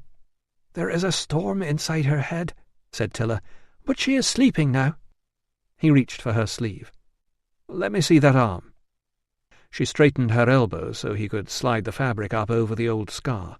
The bruising had spread. Most of the expanse between her shoulder and her elbow was purple now. As he smoothed on the salve, he could not resist leaning forward and kissing her ear. "I missed you last night. I am staying with my uncle in the last house on the East Road, Catavignus." "Catavignus the brewer? Grey hair, moustache, guild of caterers? He's your uncle?" So that explained why he thought he had seen the man before. "Catavignus, the man who makes beer for the army," she said. "But he is still my father's brother." "Will he let me visit?" She shrugged. "Why not? You are an officer. He will probably ask if you want to marry my cousin. My lord, there is something I have to ask you. It is about a friend." Before she could explain, Ingenuous appeared and announced that only 15 of the people still waiting were actually patients. 15? Gods above! Tilla, I want you to stay here. Metellus would have to wait for his identity parade. He doubted Tilla could identify anyone anyway. "If we get any locals, you can translate."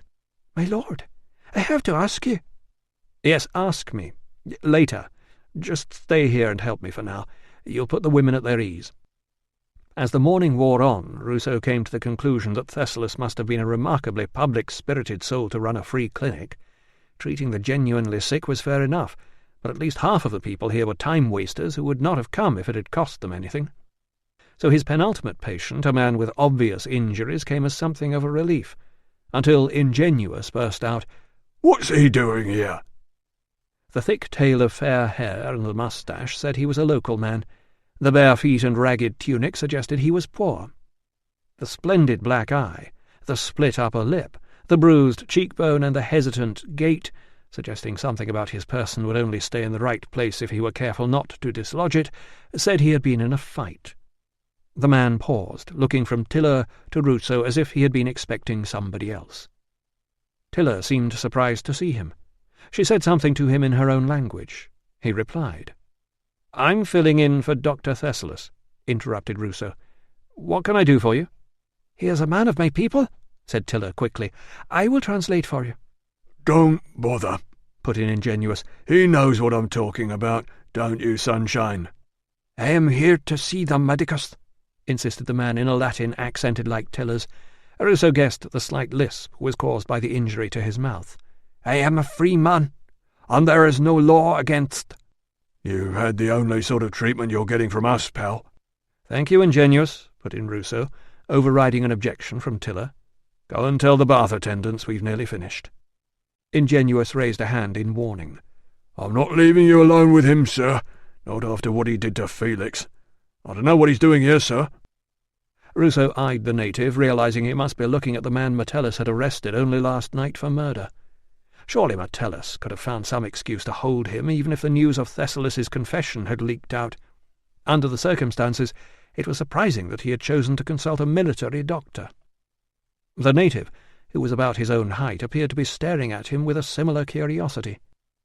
Steeling himself to treat the man as a patient like any other, Ruso ordered him to sit. He placed Tilla at a safe distance. There was no telling how a resentful local might react to a collaborator, no matter how friendly her offer to translate. Besides, he would rather the conversation were conducted in a tongue he could understand. Ingenuous moved to stand beside the patient, one hand resting on the hilt of his unlatched dagger. "When did all this happen?" Ruso asked, already knowing the answer. "Some of it 2 days ago. Much in the fort last night." That lip should have been stitched at the time. But Ruso was not going to play about with it now. The man might well be coming to a nasty end anyway as soon as the murder inquiry was completed. "Let's have a look," said Ruso. "Take off your shirt." As the man did so, there was a sharp intake of breath from Tilla. His well-muscled torso was purple and blue with bruising. His skin was spattered with blisters and burns, no doubt from some imaginative and painful method of questioning devised by Metellus. Ruso was crouched beside him, trying to ascertain whether any ribs were broken, when there was a sharp crack, and the man's head jerked sideways. Tilla cried out in alarm. "Sorry, sir," said Ingenuous, who had just adopted the unusual approach of slapping a patient while the doctor was examining him. "Man was showing disrespect to your—" He paused, evidently not sure what the right word was. "To the translator, sir." Ruso glanced at Tilla, whose face was impassive. "Go and wait out in the hall, Tilla." "I am all right here." He frowned. "You're distracting the patient. Go and wait outside." She did not move. "The soldier should have respect, my lord. This is a man of my people." "And not a good one." He stepped across to her and murmured, "He's a known troublemaker. You're better off not getting involved." "He has done nothing wrong." "He speaks Latin, Tilla. We don't need you." She glanced at the native and then walked out without looking at Ruso, her back very straight. Ruso turned to find Ingenuous resting the point of his dagger just beneath the man's ear and demanding, "Think you're funny, do you?" "Put the knife away," snapped Ruso. Allowing a patient to have his face slapped during an examination might possibly be excused, but allowing him to have his throat cut was distinctly unprofessional. "He winked at her, sir. I saw him do it." Ruso took a long breath to steady himself. "Thank you, Ingenuous." He turned to the man. "You chose to come here for medical help," he said. "I will treat you, but only if you behave yourself. Agreed?" "Are the bones broken?" demanded the man. "There's no serious damage as far as I can tell." "Then I go," he said, snatching up his shirt and turning his battered gaze on Ingenuous. "I will be standing up now, soldier. Don't be afraid." "I won't," snarled Ingenuous. "But you'd better be." When he stood, the man was a good hand-span shorter than Ingenuous. Ruso followed him past the screens, keen to see him off the premises. The native said something to Tilla as he left. She did not seem to notice. She was leaning against the wall with her arms folded, watching the middle of the hall. The women's bathing session had come to an end while Ruso had been behind the screens. The centre of the hall was now occupied by 2 naked weightlifters with oiled muscles. "Back to work, Tilla," he ordered her. "We haven't finished." 2 women were just vacating the empty benches where his patients had been waiting. The older of the 2 was clutching an overflowing basket. The other was looking at him through small, unfriendly eyes. "Sorry about that," he said. "I'll see you now." The unfriendly one shook her head. "No need. I've waited so long I've got better." "You should talk to the doctor," urged her friend, "after all this waiting." But the woman seemed to have lost interest. "Come back if it bothers you again," said Ruso, generous with his time now that none was being demanded of him. "There you are, Tilla," said a voice from the doorway. The silhouette of Albanus was standing on the threshold. "What are you doing here? This is the men's session." "My master is working," replied Tilla, not taking her gaze off the grunting weightlifters. "I am helping." Albanus looked at Ruso for support. "But I've been looking for her for hours, sir." Tilla shrugged. "This is not my fault." Ruso stepped between them and thanked Albanus for his fruitless efforts. "I did hear something else about the murder, sir," murmured Albanus. "They arrested a man last night, but I think they've released him." "Ah," said Ruso, not wanting to discourage his clerk by pointing out that he knew this already. "I see. Thank you. Incidentally, since you've now spoken to most of Coria, you haven't heard of any tonics being peddled locally, have you?" "You mean cough medicines, that sort of thing, sir?" "Not exactly," said Ruso. I mean medicines with doctors' names attached. Specifically, my name." Albanus's eyes widened. "You're selling a tonic, sir?" "No, but somebody seems to think I am." Albanus shook his head. "I haven't come across it, sir. Do you want me to buy you some?" "Absolutely not. See if you can find out who's supplying it, then come and tell me." He moved to stand between Tilla and the weightlifters, and was relieved when she did not step aside to retain her line of vision. What would he have done? Grabbed her? Sidestepped again, so they moved across the hall in a kind of shuffling dance? "Now, what was it you wanted to ask me?" "It does not matter now." He frowned. "You aren't sulking, are you, Tilla?" "I told you. It does not matter now." 3 years with Claudia had taught Ruso that when a woman said something did not matter, and refused to tell you what it was, it usually mattered a great deal. To her, if not to you. Frequently, her way of punishing you for not knowing what it was in the first place was to refuse to tell you until you gave up asking. This was her cue to accuse you of not caring about her, otherwise you would have known what she wanted you to know without having to be told. Finally, if you were lucky, she would explain the latest way in which you had failed her expectations. If you were not lucky, she would explain all the ways, in detail. It was disappointing to find Tilla heading down this path. The northern air was definitely making her more awkward. "I need to talk to you about the man who came to the clinic," he said. "Ryan Oryx is a man of my people," she repeated. He drew her into a corner away from eavesdroppers and explained about the murder. The noise in the hall was such that he had to place his lips very close to her ear to make sure she heard. This made it difficult to concentrate on what he was supposed to be saying, so the explanation was twice as long as it needed to be. When it was over, she said simply, "I know this, my lord, but he did not do it." "We don't know that." "You do not," she agreed. "So I am telling you." "In that case, who did?" asked Ruso, wondering whether Tilla had picked up any local gossip that had eluded the army. "It was the gods, my lord." "I see. Of course it was. You don't happen to know if the gods had any help from anyone?" A crease appeared in the middle of her forehead. "I hear they send a medicus." "I think that's very unlikely," he informed her. "This is what I think," she agreed. "Medici do not listen to the gods." Albanus was still waiting by the door. "You'll have to come with me to the fort," Ruso told her. "There's an officer who wants to talk to you." She seemed anxious, as well she might after being questioned by Posthumus. She asked, as he knew she would, what the officer wanted. He said he could not tell her. She asked why not. He said he was not allowed to, adding that it was nothing bad, and she would understand when she got there. "The officer needs your help," he said. "Just do your best." The eyes looked into his own. "You do not trust me?" He said, "That's not the point, Tilla. I was asked to say nothing. Would you rather I lied and said I didn't know?" She did not speak to him all the way back to the fort and in through the gate. She still refused to speak to him when he delivered her to Metellus's office. He drew the aide aside and murmured, "Half the town knows about Thessalus. It didn't come from me." "I know," came the reply. "It's a damned nuisance.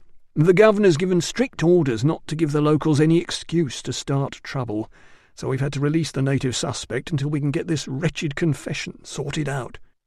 We'll be keeping an eye on him, of course, but we don't want them claiming we're holding a man who can't possibly be guilty."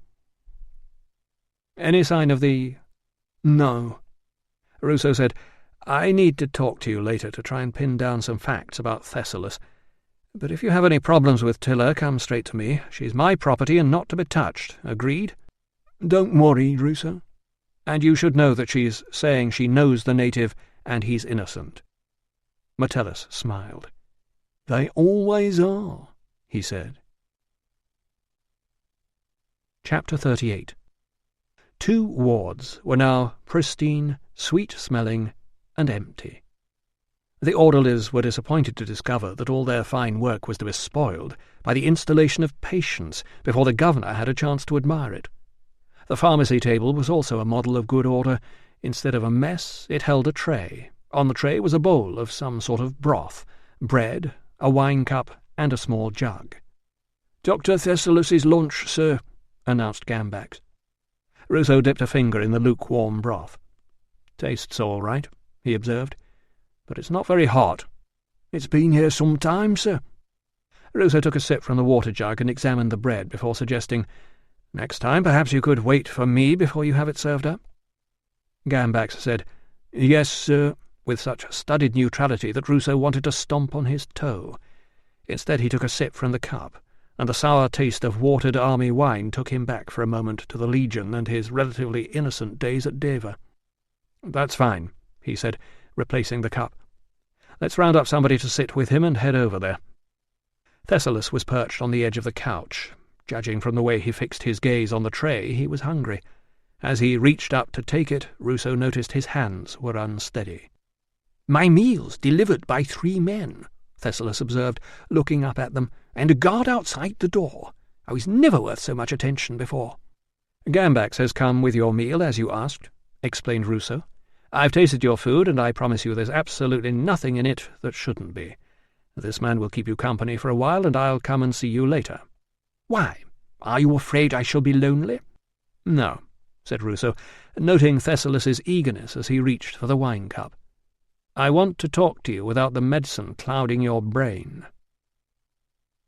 Ruso leaned his elbows on the freshly scrubbed wood of the operating table, lifted a bronze clamp from his case, and slid the clip idly up and down, feeling the faint jolt as it bumped in and out of the grooves on the handles. Metellus was supposed to be delivering Tilla to the infirmary after he had finished with her. How long could an identity parade take? He needed to talk to Metellus anyway. Now that the word was out about Thessalus's confession, and the native had been arrested and questioned, if only briefly, he was not sure what version of the truth he was supposed to know, and what version of the truth everyone else was supposed to know, and whether they were different. He snapped the jaws of the clamp together and scowled. If only he had kept his mouth shut, he would never have gotten involved in this. Ruso placed the tip of his little finger in between the jaws of the clamp and winced as he slid the clip into the groove. The trouble was, despite his fortuitous discovery of the truth about the murdered bar girls in Deva, something for which he had received no credit at all, he really was not very good at this sort of thing. Moreover, he didn't like it. He certainly didn't like Metellus. What the hell was that man doing with Tilla? How long could it possibly take her to look at a few suspects, announce that she didn't recognize any of them, as she undoubtedly would, and then be escorted across to the infirmary? And why had he clipped this painful thing onto the end of his finger? Someone was knocking on the door. He slid off the clamp, put it back in his case, and said, "Yes?" hoping to see Tilla. He would explain why he had not been allowed to warn her about the identity parade. He would make it up to her by buying her a meal at Susanna's. He would sit with her in public. What did it matter? They were only here for a few days. The disappointment that was Gambax stepped in and consulted the writing tablet he was carrying as if it lent authority to what he had come to say. 22.5 denarii, sir." "Ah," said Ruso. Not sure what Gambax was talking about, but hoping not to have to admit it. "Dr. Thessalus usually lets me have the money right away, sir," said Gambax, still not explaining what the money was for. 22.5, repeated Ruso, hoping to elicit more information. "Yes, sir. That includes my costs for processing the herbs delivered by the woman Veldica." Evidently it was something to do with the clinic. "Perhaps you could give me a breakdown of the figures." Gambax looked as though he had just asked for something outrageously complicated. "Dr. Thessalus never asks for a breakdown, sir." "I'm new here," said Ruso, conceding defeat, "and frankly I haven't a clue why you're asking me for money." "The cost of the clinic medicines, sir." Ruso looked at Gambax's face and tried to detect some sign of humour or deceit, but failed. The man who gave up his time to run a free clinic and took his staff out on their birthdays had evidently reached heights of generosity that Ruso could barely imagine. "Does Dr. Thessalus pay for all the medicines himself?" "Oh, no, sir." The corners of Gambax's mouth began to twitch. "You did remember to charge everybody, didn't you?" A glum realization began to dawn. No wonder he had been so popular. While he had been behind the screens, word had spread around the market that the new doctor was handing out army medical supplies for free. 22.5 sounds about right, he agreed, unstringing his purse and spilling its contents onto the operating table. He had paid Lydia's rent. Now he had inadvertently made a donation to the ailing civilians of Coria. It was another dilemma for those bright young minds. A man gives money to a deserving cause by mistake. Is he in any way morally superior to a man who gives nothing? "Thank you, sir," said Gambax, scooping the money off the desk with one sweep of his hand and sending it clattering into a wooden box. "I'll write you a receipt from the pharmacy." After he had gone, it occurred to Ruso that a more suspicious man might accuse Gambax of deliberately leaving him in the dark and sending a bandager who did not know the routine. He got up. He was going to find out what Metellus was still doing with Tilla. Chapter 39. Tilla stared at the row of faces in front of her. 7 local men, some of whom she recognized. None of whom deserved to be stood squinting into the afternoon sun in the courtyard of an army headquarters building. One had blood dripping from his nose, another had a swollen eye. There would be other injuries, deliberately inflicted where they would not show. The medicus had delivered her to the same quietly spoken officer who had arrested Ryanorix last night. At first she had not recognized him. The hair that had glinted blonde in the torchlight was dull brown by day. As soon as she realized who it was, she had wanted to beg the medicus to stay with her, but she was afraid the quiet one would tell him where he had found her last night. The medicus, who liked to think he was a reasonable man, would not be reasonable about that, so she had said nothing when he repeated, "Just do your best," and abandoned her. The quiet one had led her into the courtyard and told her to say which of these men she had seen in the yard at the inn. "I saw a god," she said. "These are men. I do not know any of them." "Look again." She looked again, noting a bent nose that was nothing to do with the army. It had been broken years ago in a fight with her oldest brother. The men were staring straight ahead, showing no sign of remembering her, although several must have been surprised to see her there. She said truthfully, "None of them was in the yard." "Take a good look." "I have taken a good look," she said, loud enough for them to hear. "I do not know them. You have arrested the wrong men and hurt them for no reason." Instead of being angry, the officer smiled. "Come with me," he said. She followed him out of the courtyard, past the guards, and straight down a wide paved street. Before they reached the gatehouse, the officer turned off to the right and led her to what looked like some sort of deserted workshop or storehouse. The windows were secured with bars against thieves. He unlocked the main door and led her into a small room. The sole item of furniture was a solid wooden chair bracketed to the centre of the floor. On the wall beside her hung 4 sets of chains, a knotted rope, and a long-handled iron tool that reminded her of blacksmith's pliers. Already she wanted to scream. "Now then," he said pleasantly, closing the heavy door behind her and locking it. "You've put on your little show for your friends. They can't hear you in here, so tell me which one it is."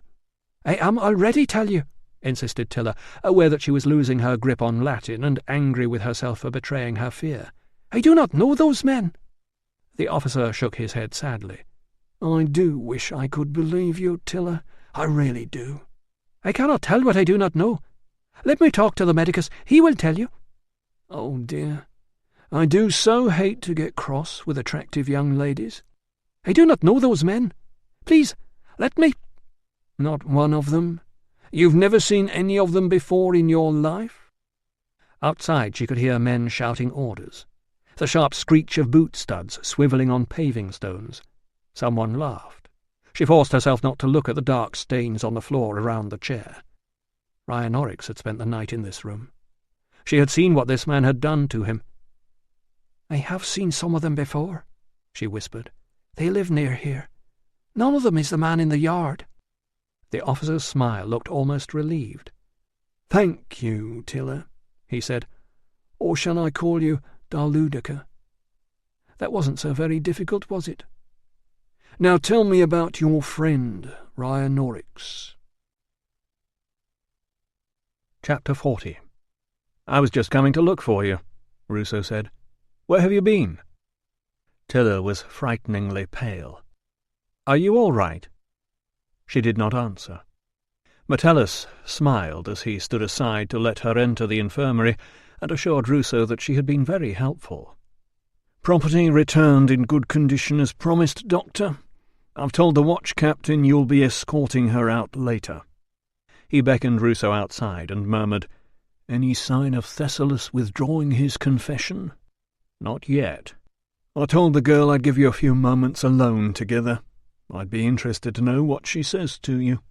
Just watch what you tell her. I know she's very lovely, but she is a native. I'm not a fool, Metellus. The aide smiled again. I do hope not. One of the orderlies was rattling a broom around the corners of the treatment room. Ruso took Tilla by the hand and led her into his temporary quarters. When she was clear of the door, he squeezed in himself and sat beside her on the narrow bed, observing, "You're pale." No reply. Perhaps she needed to be distracted. He tried, "I expect it's a lot more comfortable than this at your uncle's."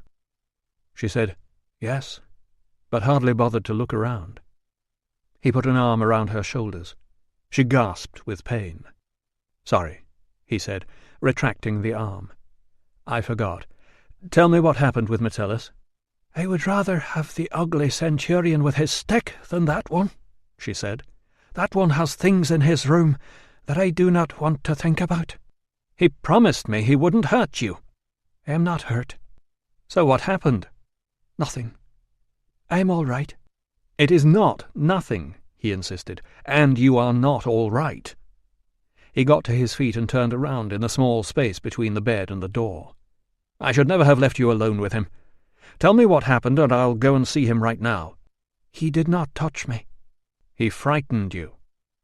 She bowed her head. He saw the dark splashes of the tears in her lap.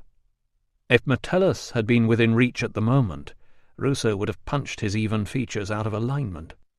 More tears. He could not send her back to her uncle in this state. "I'll go and see him. I won't leave you alone with him again." She gave a loud sniff and whispered, "I am no good." "They're desperate to catch the man you saw in the yard," he explained. "Lydia's man isn't the first one he's killed, but if you can't help, it isn't your fault." She rubbed her fists into her eyes. "Last night a rude man will not let me in here. Now you take me in to look at some men of my people, and the officer with the smile of a snake wants me to get them into trouble." "You can only do your best, Tilla. There's nothing to worry about. The accident wasn't your fault." She slapped her hands down on her knees in exasperation. "It's not me I am worrying about. It's Ryanorix." "Ryanorix? The man at the clinic? He's not seriously hurt, you know." "They are still asking questions about him," she said. "Well, just tell them what you know." "I know he does not kill that man. But they do not want to say the gods did it, because that will show our gods are more powerful than theirs. And they will not blame the doctor because he is a Roman." Ruso sighed. This was exactly the native reaction that Decianus had anticipated. "The doctor has a lot of problems," he explained, "but really I don't think killing Felix is one of them." "Well, it is not Ryanorix. You must tell the officer he is wrong." "Tilla, when your gods do things, do they send people to act for them?" She thought about that for a moment.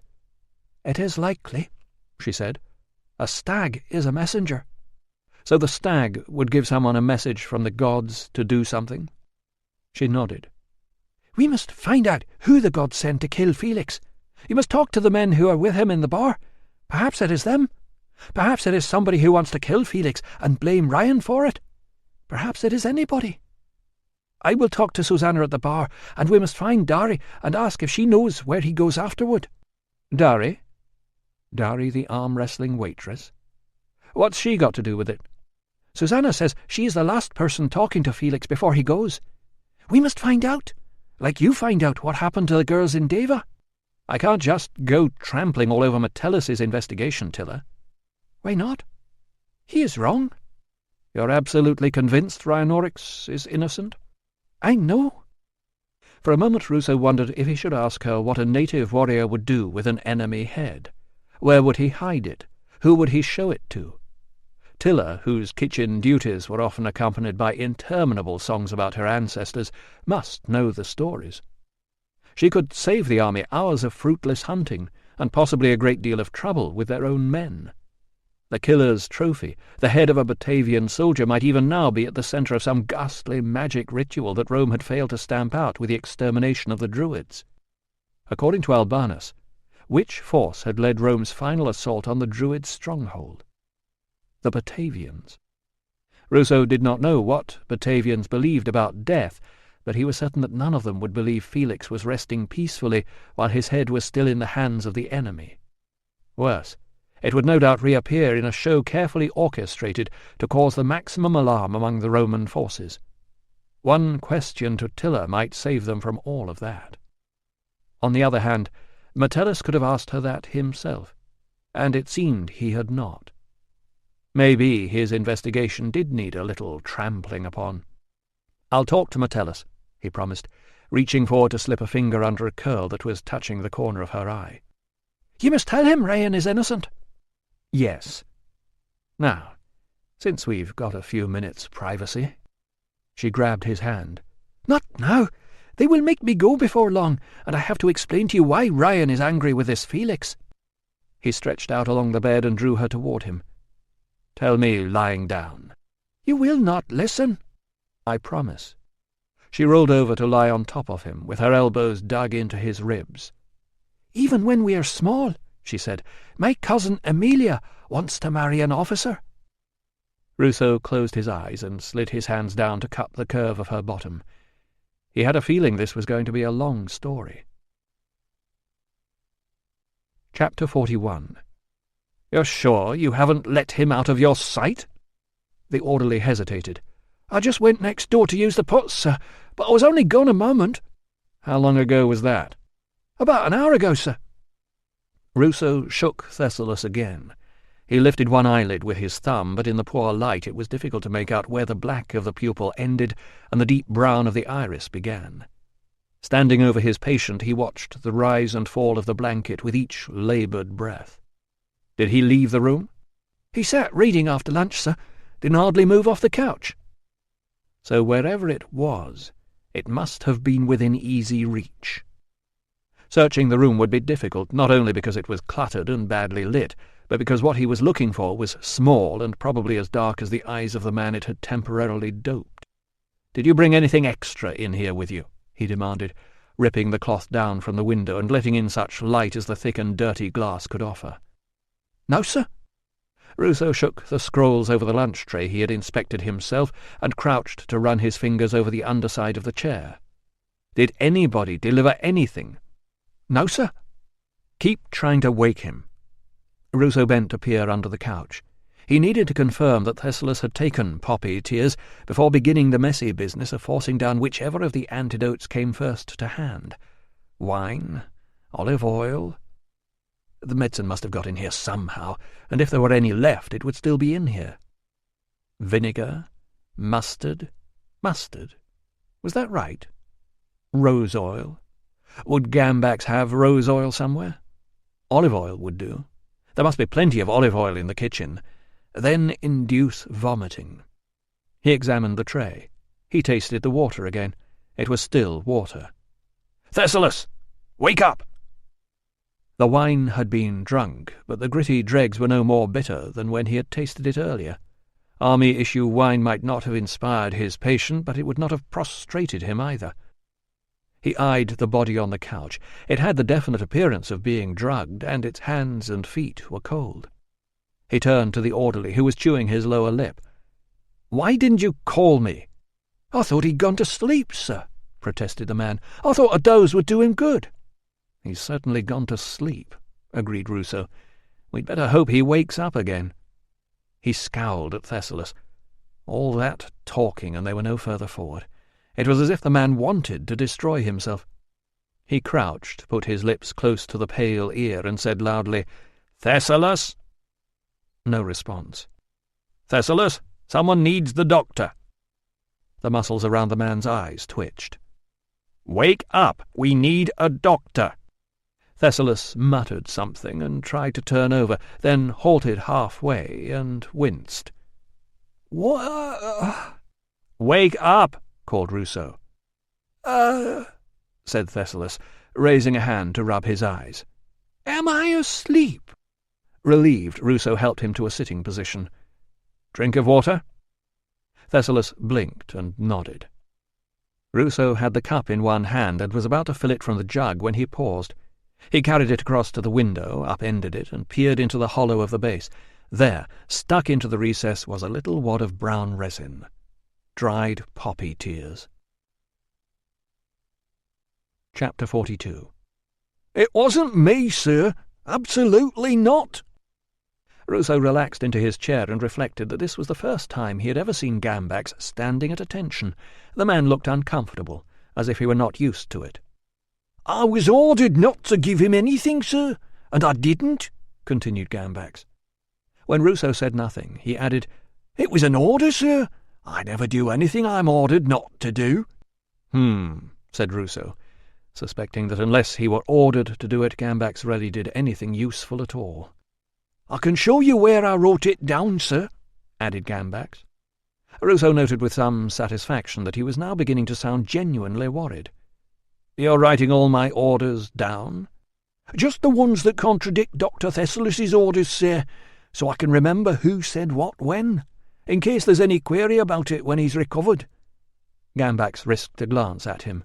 "You said you wanted better record-keeping." "So," said Ruso, making a mental note to find more useful work for Gambax to do. "If it wasn't you, who was it?" Gambax swallowed. "I don't know." "You don't know?" "No, sir." "You haven't by any chance decided to obey my order yourself while passing Dr. Thessalis's order on to somebody else?" The surprise in Gambax's "No, sir," suggested that, had he thought of that first, he might have tried it. "Well, here's my next order," said Ruso. "Don't stop to write it down, just do it. I want you to find every man who was on duty just before lunch and send them all in here one by one until I tell you to stop." The first candidate was Albanus, who denied all knowledge of tampering with Dr. Thessalis's lunch. "I know," explained Ruso, "but I have to treat everyone the same." Albanus did, however, have other information. First, Dr. Thessalis had not returned to the fort until just before dawn on the morning of the murder, and second, the gate guards had just taken a message from a man who had not left his name, but who wished to speak with Dr. Ruso. He would be waiting at the bathhouse to meet him as soon as Ruso was free. "Then he'll have a long wait," observed Ruso. Next in was the cook, who denied interfering with Dr. Thessalis's meals and demanded to know why whoever was complaining didn't have the nerve to come and say it to his face. "Nobody's complaining," explained Ruso. "Well, they hadn't better. I can only work with what I'm given, can't I?" "I'm sure everyone appreciates that. I haven't heard any complaints about the food," although he had heard several personal remarks about the competence and parentage of the cook, who was now looking as though he was not sure whether to believe him. Moments later he heard the cook summoning the next man into the room with the words, "Your turn. Waste of time. If that stew's stuck on the bottom, it's not my fault." The next man to waste his own time and Ruso's was the orderly who had now removed the straw from his hair. He was less irascible than the cook, but equally clueless. In the brief interval that followed, Ruso wondered whether he should have lined them all up first and made a speech designed to inspire terror and confession. But despite having spent years watching centurions in action, he was not sure that he knew either how to inspire or how to terrorize. He would just end up looking ridiculous. A rap on the door interrupted his musings. Ingenuous bent under the door frame, closed the door behind him as instructed, and responded to, "Good morning, Ingenuous, stand easy," with, "It was me, sir." Ruso blinked. "What was you?" "Put the poppy tears under Dr. Thessalis's cup, sir." "I see. Did you know I had issued an order that he wasn't to be given any?" "You didn't order me not to, sir. You ordered Gambax. And Dr. Thessalis asked me to do it when I went to collect his breakfast tray." Ruso rested his elbow on the arm of his chair, lowered his forehead into the palm of his hand, and closed his eyes. When he opened them, the bandager was still standing there, supposedly at ease, but looking distinctly apprehensive. "Ingenuous," he said with all the patience he could muster. "Why do you think I gave that order?" "Because you don't understand the situation, sir." This was proving to be a most surprising conversation. "Enlighten me."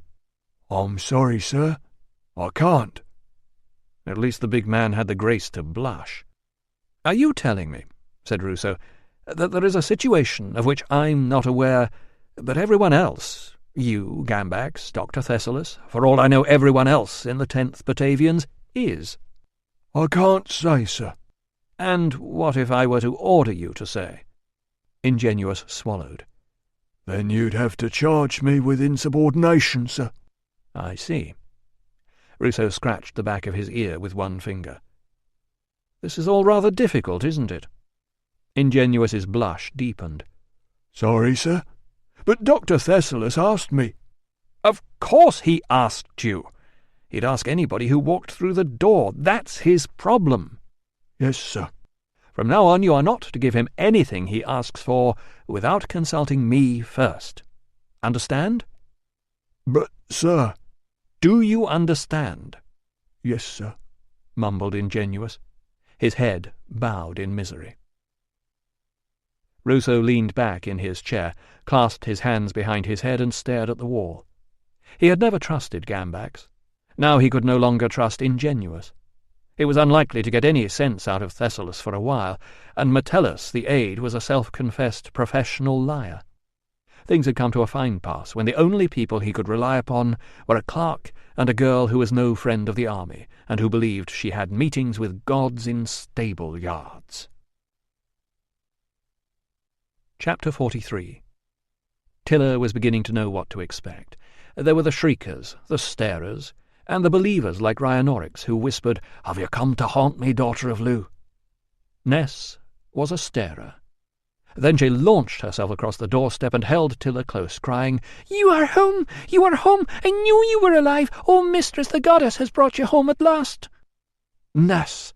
gasped Tilla, hugging the bony creature who had been their family cook for years, and had only been saved from the raid by being at a relative's house nursing a broken ankle. "I thought I would never see you again." "I am not that old, mistress," pointed out Ness, recovering from her uncharacteristic outburst of affection. "Although your uncle and cousin are doing their best to work me to death." "Are they here? I need to talk to my uncle. Rhinonorix was arrested." "We know. Your uncle is out on business. Your cousin is in her room. I will tell her you are here." Ordinary people grew thinner as the winter progressed, but the rich carried their weight through to the next harvest. So it was no surprise to see Amelia plump and well-fed. What was unusual was to see her pretty cousin confined to her bed with the sun still so far above the horizon, her wide blue eyes rimmed with red, and her fine clothes looking as though they had been slept in for several days. "Cousin, are you ill?" "Daughter of Lu." Amelia threw back the blanket, lurched to her feet, and flung her arms around Tilla. "Is it really you? Have the gods sent you to comfort me?" Tilla's return of the embrace was wary. The cousin she remembered as fastidious smelled stale. Her hair was clumped and greasy. When her grip showed no sign of slackening, Tilla patted her on the shoulder and stepped back. "Veldika tells me you have troubles." "Everything has gone wrong." Amelia flung herself back onto the bed. "Where have you been? I have missed you terribly." Tilla opened her mouth to answer, but Amelia carried on. "Everything has gone wrong, cousin, and I'm all alone with nobody to help. Nobody understands." Tilla sat on the bed and eyed her cousin in the uneven light that entered the little room through the thick green window glass. "I am sorry to hear it." "Such horrible things have been happening. You cannot imagine. Felix is— oh, I cannot say it.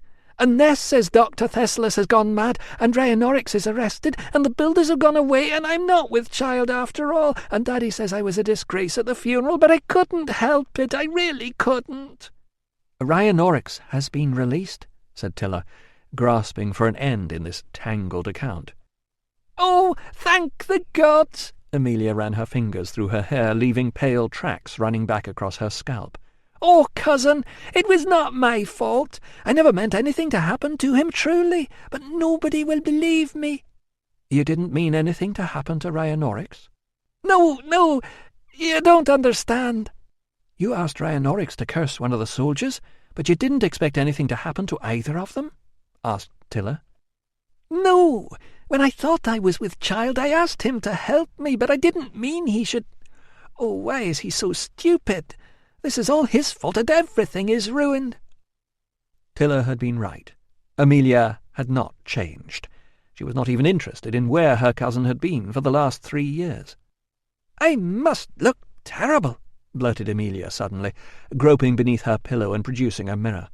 She peered into the polished bronze surface, gave it a vigorous rub against her sleeve, and peered again, tweaking her hair and muttering, "Oh dear, oh dear." She scrambled down to the end of the bed and began rummaging among a jumble of pots and vials and earrings and hairpins strewn across a small table. "If only your mam were here now, she would understand. She would know what to do." Tilla closed her eyes and thought of the time Amelia had refused to get off the swing, shouting, push me harder," and then run crying to Mam, blaming everyone else when she fell off. At the time Amelia had watched from a safe distance, while the daughter of Lou grovelled about collecting eggs from the hens' cobwebby hiding-places, then offered to help carry them and run to the house, shouting, "Look at all the eggs I found!"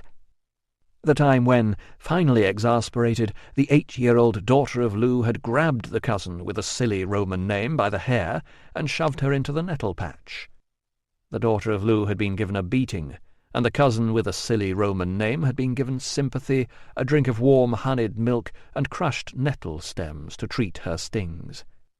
Whatever Amelia did, Mam excused her on the grounds that she was a poor motherless child. Now Mam was not here to excuse her, yet still Tilla felt guilty for being angry with her. She said, "Rhianorix is released, but they are still asking questions about him." Amelia turned, makeup brush in her right hand, mirror in her left, revealing one painted eye and one naked one. "Did he tell them anything about me? They won't come here, will they?" "I don't know." "It wasn't my fault." Tilla felt the muscles in her jaw tighten and took a deep breath. Getting angry with her cousin, she reminded herself, was like getting angry with a sheep for being stupid. It ruined your day, and the sheep was too dim to care. "What Mum would say," she announced, "is that you should get up and wash and change your clothes and have something to eat, and you will feel much better." Amelia sniffed. "Do you think so?" "Yes." "But how will that change anything?" "Give me your clothes. I will hand them out to Ness. Does this window open? It stinks in here." Amelia sniffed again and looked as though she was about to cry. "Don't be angry with me, cousin, please. I couldn't bear it if you were angry with me." "You should be angry with yourself for what has happened to Rhianorix. Do you know what the soldiers do to people when they question them?" "You aren't angry? Are you sure?" Tilla, unlatching the window, ignored her. "You are so kind, cousin, just like your mam. She was always kind to me when nobody else was. Oh, I do miss your mam." "So do I. Now give me your dirty clothes, and stop crying. The makeup will run, and then you will have to clean it all off and start again." Amelia wriggled out of her tunic and began to release her heavy bosom from the creased and sweat-stained breastband. "Daddy and Ness are both angry with me," she said. Tilla took the pile of crumpled clothing and opened the door. "I will fetch some water." "Will it be warm?" "I will see what I can do." "Tell Ness not to give my silk tunic to the washerwoman. I don't want it lost." "Warm water, and the silk tunic is not to be sent to the washerwoman," repeated Tilla, wondering how she had become a servant again so quickly. "Oh, cousin," cried Amelia, "I am so happy to see you again." Chapter 44. Thessalus was lying on the couch, with his head propped on a cushion. His eyes opened as Ruso entered, but the rest of him did not move. "Doctor." The voice was weak. Ruso noticed the dark hollows around his eyes. "How are you feeling?" Thessalus appeared to find this a difficult question. In the end he said, "Not good, I think. How are you?" "Very well, thank you," said Ruso, and moved swiftly into, "I thought I'd drop in while I was passing," before any fresh confusion arose over which of them was the doctor and which the patient. "I have news for you," he said. "Rhianorix has been released. You have absolutely nothing to feel guilty about." "I am a murderer!" "You are troubled and confused. The medicine you have been taking to ease your mind has not helped." Thessalus sighed. "My head is aching. he said. "Do you happen to have any—" "Poppy tears?" suggested Ruso. "No." He peered at the man, who really did not look well. He reached for his case. "I've some juice of dried roses boiled in wine." Moments later he handed Thessalus a cup.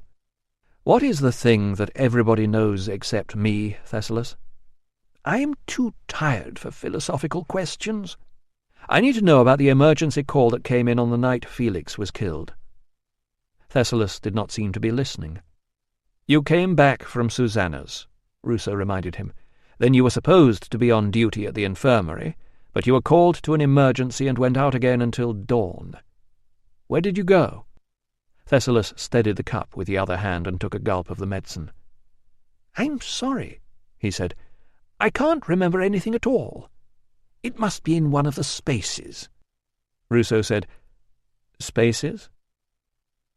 Ruso looked at the boldly patterned plaid cloth that Thessalus had fetched from a box in the corner and was now holding out, draped across both arms. He scratched one ear. "I'm afraid I don't quite—" "The spaces in my memory," said Thessalus, as if this would make perfect sense if Ruso could only make more effort to listen. "Look again." His forearms, which he had held pressed together, moved apart.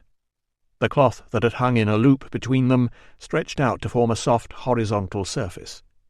"Now, watch." He drew his arms together again until they were touching from elbows to wrists, and adjusted their position so that the repeating pattern reformed perfectly across the two separate sections of cloth supported by his arms, leaving out the fold that hung between them. "You see, it looks the same, but what is missing?" "The cloth in between?" suggested Ruso.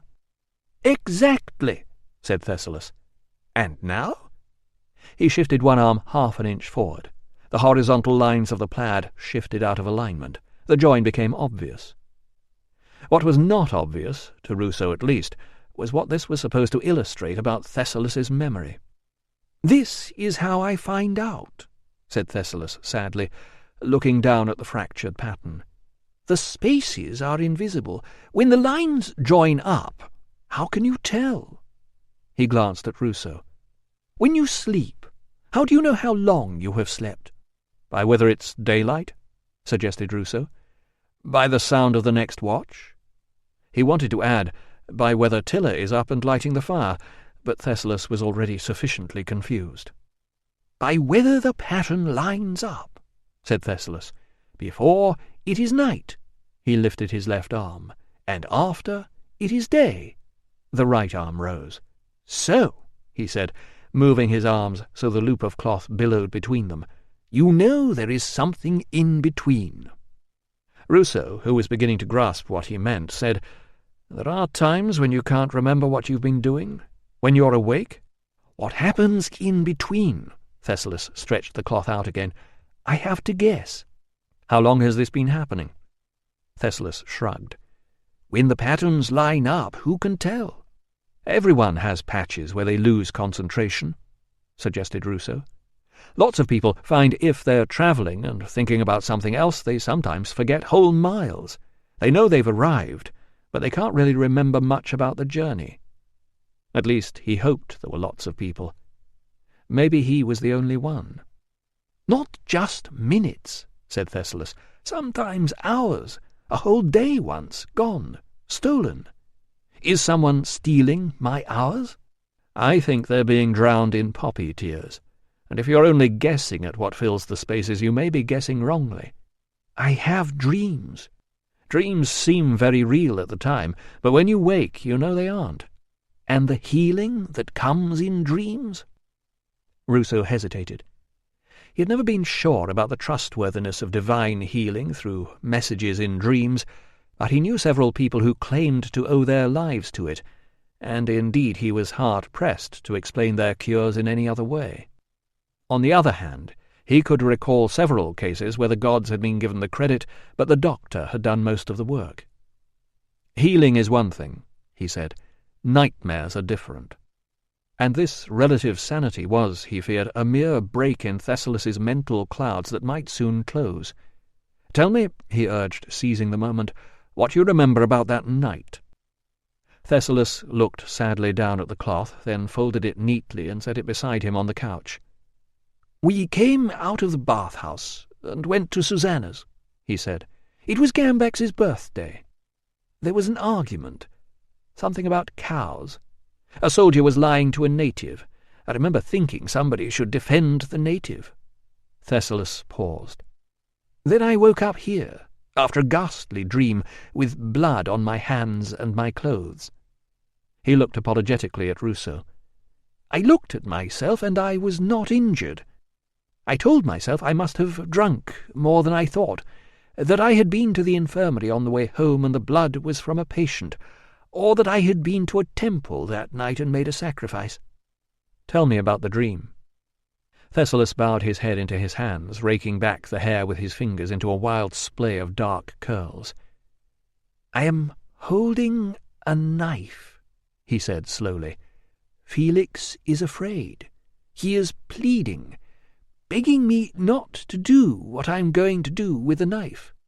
I tell him to be silent, but he won't. He keeps saying he has no cows. I tell him he must pay, because I don't want to do it. And he won't be quiet. He tries to shout. I silence him with the knife." "This is all a dream, Thessalus. Everything in it comes from somewhere else." "The worst is yet to come," muttered Thessalus. "I said nothing. I washed my hands and clothes and ate breakfast and went to the infirmary, hoping to find a patient whom I had treated the night before. When I got there, I heard Felix was dead. I was already leaving the army for fear of what I might do in one of the gaps. Now I saw that it was too late. I should have gone before. I knew the native would be blamed, and I knew I had to do something." "This blood," said Ruso. "Did anyone else see it?" "I saw it. I was awake." "We both know what a strain it is to perform surgery," said Ruso. "I can see why you're convinced you've done something wicked, but I think you're confused. A lot of terrible memories have combined in your mind and given you a frightening dream that just happens to have some coincidental links to reality." A weak smile crept across Thessalus's face. "You would have me consult an interpreter of dreams," he said. "A clever theory, spoken like a Greek." "Thank you," said Ruso, privately thinking it was a lot more plausible than Plato's nonsense about triangles. "I'm going to do my best to find out where you really did go that night, Thessalus. Then we can straighten all this out." Thessalus brightened. "That will be good. Then perhaps you can tell me what I did with the head." Chapter 45. Ruso had intended to consult Metellus before making any further inquiries into the murder, but finding himself alone with Gambax, he decided to carry on his fictitious inquiries into night duties. After surprising his deputy by congratulating him on the clean-up, he said, "You said when you came back from Susanna's the other night, Thessalus was on duty, but he was called out. I suppose in that situation you would cover for him?" "Nobody asked me, sir." "I'm not complaining. In fact, I heard you were called out yourself." Gambax looked puzzled. "No." "I must have been misinformed. I was told you went out again just before curfew." "Oh, that! Like I told Officer Metellus, I went out to find Felix. I was worried about him." This was a surprise. "I'm sorry, I didn't know he was a friend of yours." "He wasn't. I was supposed to be meeting him over at his quarters, but he wasn't there. After that business at Susanna's, I thought I ought to go out and see if he wanted company on the way back." "That was remarkably decent of you." Perhaps he had underestimated Gambax. Or perhaps on that night Gambax had reached that stage of drunkenness where all the world was his friend, and he couldn't understand why people had to keep fighting when they should all be looking out for their mates. "You went on your own?" "I didn't want to make a fuss, sir." "And I assume you didn't find him?" "I went over to Susanna's and across to the brothel and down to the inn. You can ask Metellus, he's confirmed it all. I wish I'd looked harder now, but his roommate said he often stayed out all night, and not to worry." "I see. Just out of interest, what were you supposed to be meeting him about?" "Ammonia and wine, sir. I heard that Felix had a supplier, and I wanted to get a hold of some." "For yourself?" "For the infirmary, sir. I'm a beer man myself." "Very good," said Ruso. So did you ever find out where he was getting it from? Gambax had not. Felix had a vast range of business contacts. Yes, since the doctor mentioned it, most of the people in the bar probably had known him. But he had no idea why anyone, other than the native, would have wanted him dead. "One last thing," said Ruso. "I hear you told Susanna that Dr. Thessalus wouldn't approve of Ammonian wine." Gambax frowned. "Did I? I don't think so, sir. She must have misunderstood." Chapter 46. Officer Metellus was in a meeting and could not be disturbed, neither to be asked if a visiting medic could interfere further with his murder inquiry, nor to listen to complaints about the way he frightened his witnesses. Meanwhile, Ruso and Albanus were slumped in a back alcove of Susanna's empty snack bar, separated by a table that held 2 large jugs and 2 cups.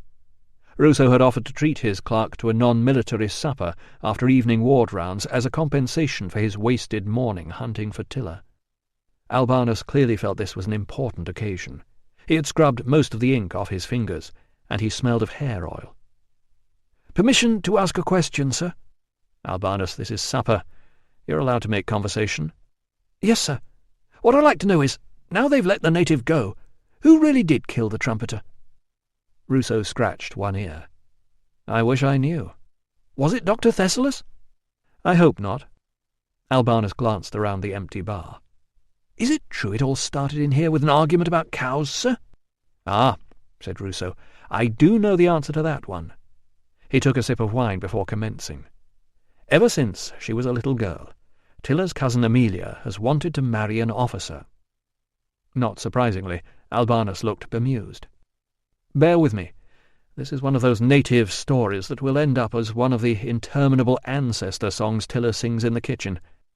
Apparently her family friend Rhinoryx, who is a mere native basket-maker, proposed to this Amelia, and she turned him down. And, according to Tilla's sources, to sweeten the refusal she told him she would always look on him as a kind brother. And because, again according to Tilla, he is a soft-hearted fool, he swore he would always protect her as if she were his own sister. Are you seeing the connection now?" "But Felix wasn't an officer, sir." "Very good, Albanus. Amelia set her sights on Felix, who by all accounts was very attractive to women, and gave her the impression he was getting promoted any day now." Ruso paused, making sure he had the chain of events straight in his mind. "So, when Amelia thought she was pregnant, she announced the joyful news to him, expecting him to push for his promotion and set the wedding date." "Oh dear." "Exactly. Felix disappeared like a rat down a sewer, and Amelia turned to her sworn brother to defend her honour." "What about her father?"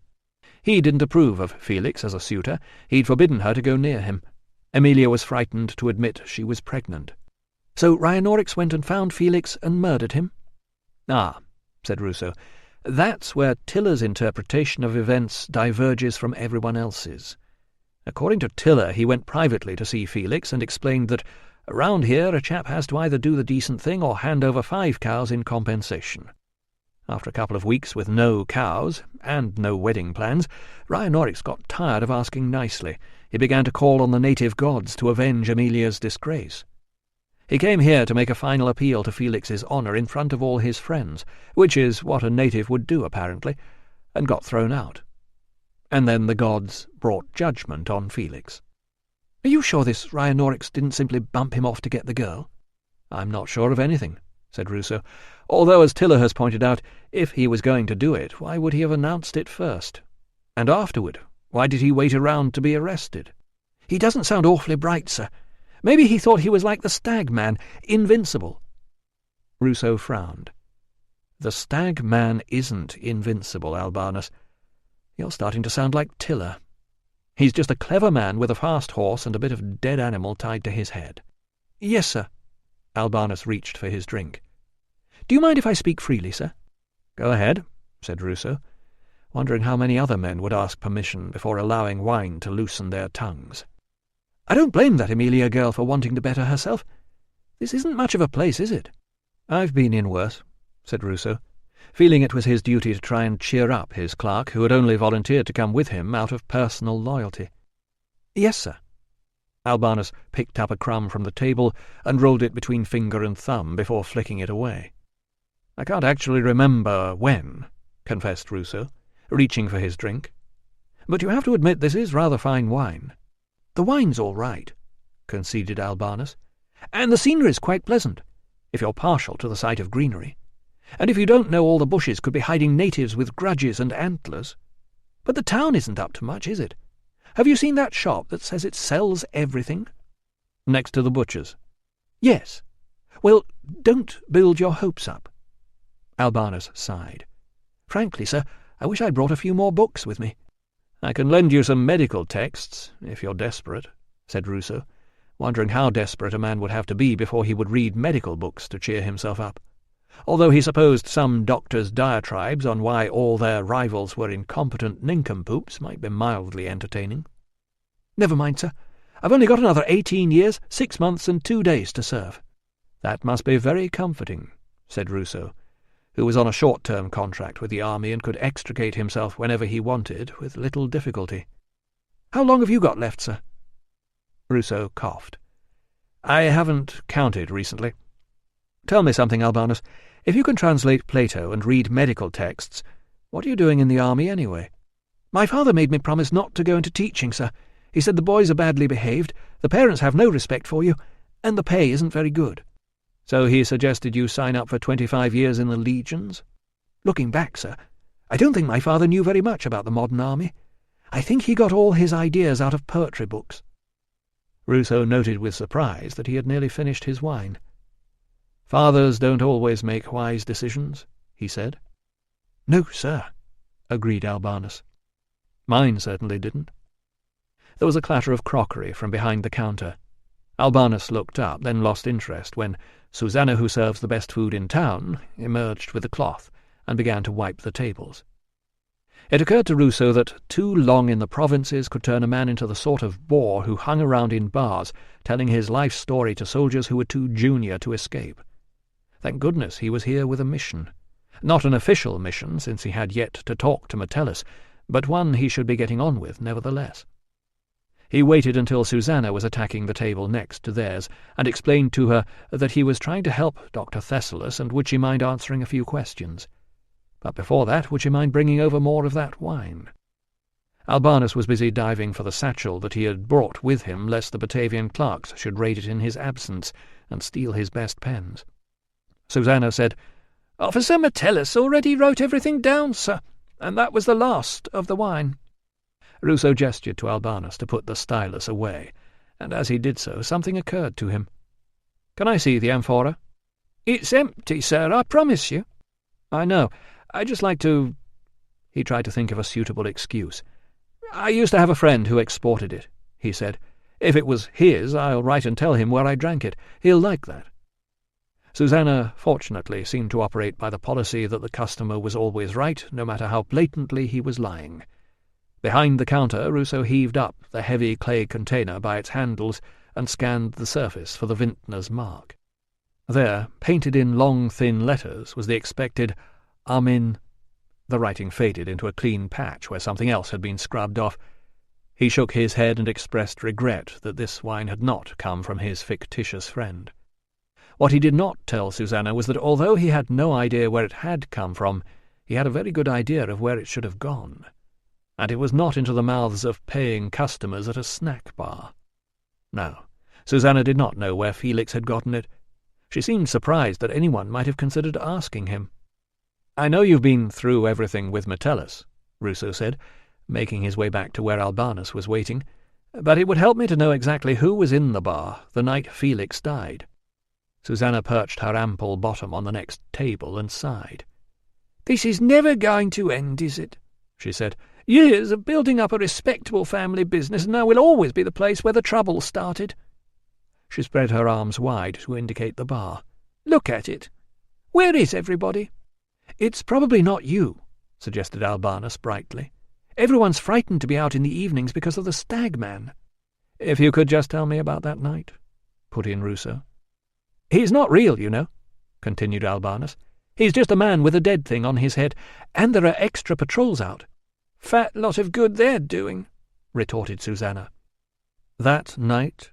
prompted Ruso, realizing Albanus's sudden chattiness was inspired not only by the wine, but by the appearance of the other waitress, the little mousy one he thought of, if he noticed her at all, as being not Dari. Susanna flapped one hand to send the girl away and described what had started out as a normal evening, the bar crowded, the staff harassed, and the customers no ruder than usual, until by some unlucky oversight the beer ran out. At this point, several of the infirmary staff who had joined Gambax to celebrate his birthday expressed their disgust and went elsewhere. But Thessalus didn't go with them. "I should think he was glad to see the back of them," said Susanna. "He'd been paying for everything, so then it was just him and Gambax left there." She pointed to a table halfway across the room. "And some wagon drivers from Vindolanda next to them, and a merchant, and a girl he was pretending was his wife in the corner, and Felix and his friends over by the door." "If I needed to know, do you have names?" "We get to know our customers, Doctor, and we look after them, not like some places I could mention where they'd steal the fleas off your dog." "Any reason why any of them might have had a grudge against Felix?" She shrugged. "If they did, they kept it quiet." "So then what happened?" There was little new in what she told him. Thessalus had been trying to persuade an unusually cheerful Gambax that it was time to go home, when there was a commotion over by the door, and Rhinonorix was yelling abuse as he was being shoved out into the street by Felix's cronies. Moments later he returned. Felix's friends seemed to find this very funny, and promptly threw him out again. What was he shouting? Susanna frowned. "Something about, 'You will see what happens to men who don't honour their debts.' The rest of it was in British." That would have been the curse, presumably. "And everyone in the bar heard this going on?" "I was out the back sorting out a new beer barrel, and I heard it." "The native didn't say what he would do to Felix?" Susanna shook her head. "I'd have remembered." "And then what?" She shrugged. "And then nothing. Felix and his friends settled down, the merchant complained about the disturbance, the wagon drivers started shouting for beer, and Thessalus must have persuaded Gambax it was time to go. Thessalus is a good man, sir. I think it says a lot for a man when he's kind to his staff like that, taking someone out on his birthday and seeing him home, even when you could see he wasn't enjoying it much." Ruso tried to imagine himself paying for a fun evening with Gambax, and failed. "Was Thessalus acting strangely?" he asked. "Drinking too much?" Susanna shook her head. "He was a bit quiet, that's all. I didn't see him again until he came in the next day. He was in a terrible state by then. His hands were shaky and his hair was all over the place. He came up to the counter and told me he'd killed somebody. He asked whether I thought he should confess to the prefect. I told him to go back to the barracks and lie down." "Did you mention this to anyone else?" "No." "Nobody at all?" She fiddled with her shawl. "Well, when they arrested Rhinonorix later on, I thought they would know the doctor hadn't done it. I may have mentioned it to one or two people after that." So that was how the story had escaped. Ruso decided not to tell Metellus that it was Susanna who had wrecked his plans for an easy conviction. "But I told them not to tell anybody." "Of course." "He didn't say it was a secret," she added. "If it was a secret," said Ruso, feeling sorry for her, "he wouldn't have told you, would he?" She looked relieved. He said, "I heard Felix was talking to Dari late that evening." "Dari? She didn't have anything to do with what happened." "Did you mention her to Metellus?" "I didn't want to waste his time." "Humour me for a moment," said Ruso. "Waste mine." Susanna paused to pull the shawl forward over her hair and repin it. She said, "I think Dari owed him money. She gave him something, and I saw him get his note tablet out. Then I got rid of him. I didn't know Rhinonorix was lying in wait for him, did I?" "Of course not." "In the end I told him to go or he'd miss curfew." She cleared her throat. "To tell you the truth, Doctor, I was annoyed. I've had to speak to Dari before about standing around chatting when she's supposed to be working." "So Felix was a nuisance?" Susanna folded her arms. "I didn't say that," she said. "I don't imagine he was much of a soldier, but he was good company. He had a way of talking to you as if you were the most important person he'd ever met." She wrinkled her nose. "Course, I didn't fall for it at my age." "Of course not," agreed Ruso, then wondered if he had said the wrong thing. "Anyway," Susanna continued in a tone that suggested he was right. "We never had any bother with him, and frankly I'd rather have him than some of the so-called heroes we get in here trying to bully my girls." She got to her feet. "Now, gentlemen, can I get you something to eat? There's plenty left." After Susanna had gone in search of food, Ruso swilled the last drop of ammonium at the bottom of his cup and said, "Why do you think Susanna thought Gambax was telling her to hide this?" Albanus looked blank. Ruso explained about Susanna's belief that Gambax had told her not to serve the wine in the presence of Dr. Thessalus. With an uncharacteristic lack of charity, Albanus said, "I expect Gambax was lying because he wanted it for himself." Ruso grinned. "Travel has certainly changed you, Albanus." "Well, sir, as Socrates would have said—" "Ruso! There you are! I've been waiting in that miserable bath-house for hours!" Ruso never found out what Socrates would have said. Standing in Susanna's doorway was a man who should have been somewhere else entirely. Chapter 47. "Valens," said Ruso, "what the hell are you doing here?" "I'm taking some leave. Move over." Ruso's former housemate edged around the table and collapsed next to him on the bench. "You're taking leave from the hospital? While I'm away?" A weary grin spread across Valens's handsome and unshaven face. "You're not completely indispensable, Ruso. They brought a replacement in on a temporary contract, and I have to say he's no fun at all, so I started to wonder how you were getting along up here in the wilds." Ruso did not believe a word of this, but did not want to say so in front of Albanus. He turned to his clerk. "Perhaps you could go to the kitchen and see if they can find Officer Valens some—" "Anything," said Valens. "Anything at all. I'm starving." The moment they were alone, Ruso said, "Right. Now tell me." "It's not my fault," insisted Valens. "Really it isn't. None of this would have happened if you and Tilla hadn't pushed off and left me on my own in the house." "None of what?" "You remember the second spear?" "Not with pleasure." "Well, you know he had a daughter." "Gods above! Tell me you haven't." "Do listen, Ruso. It wasn't my fault. She found out you'd gone, and I was at home alone and bored, and she started popping round to see me." "With no encouragement from you, of course." "Ruso, she's a rather attractive young lady." "Who stands to inherit all of the second spear's money." Valens looked pained. "Money does not come into this.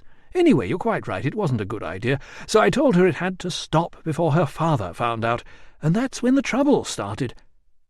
Are you going to finish that bread, or can I have it?" "What trouble?" Valens sighed, and Ruso saw signs of the strain he must have been under for the last few days. "It's all a bit of a mess," he conceded. "I wasn't intending it to go quite like this."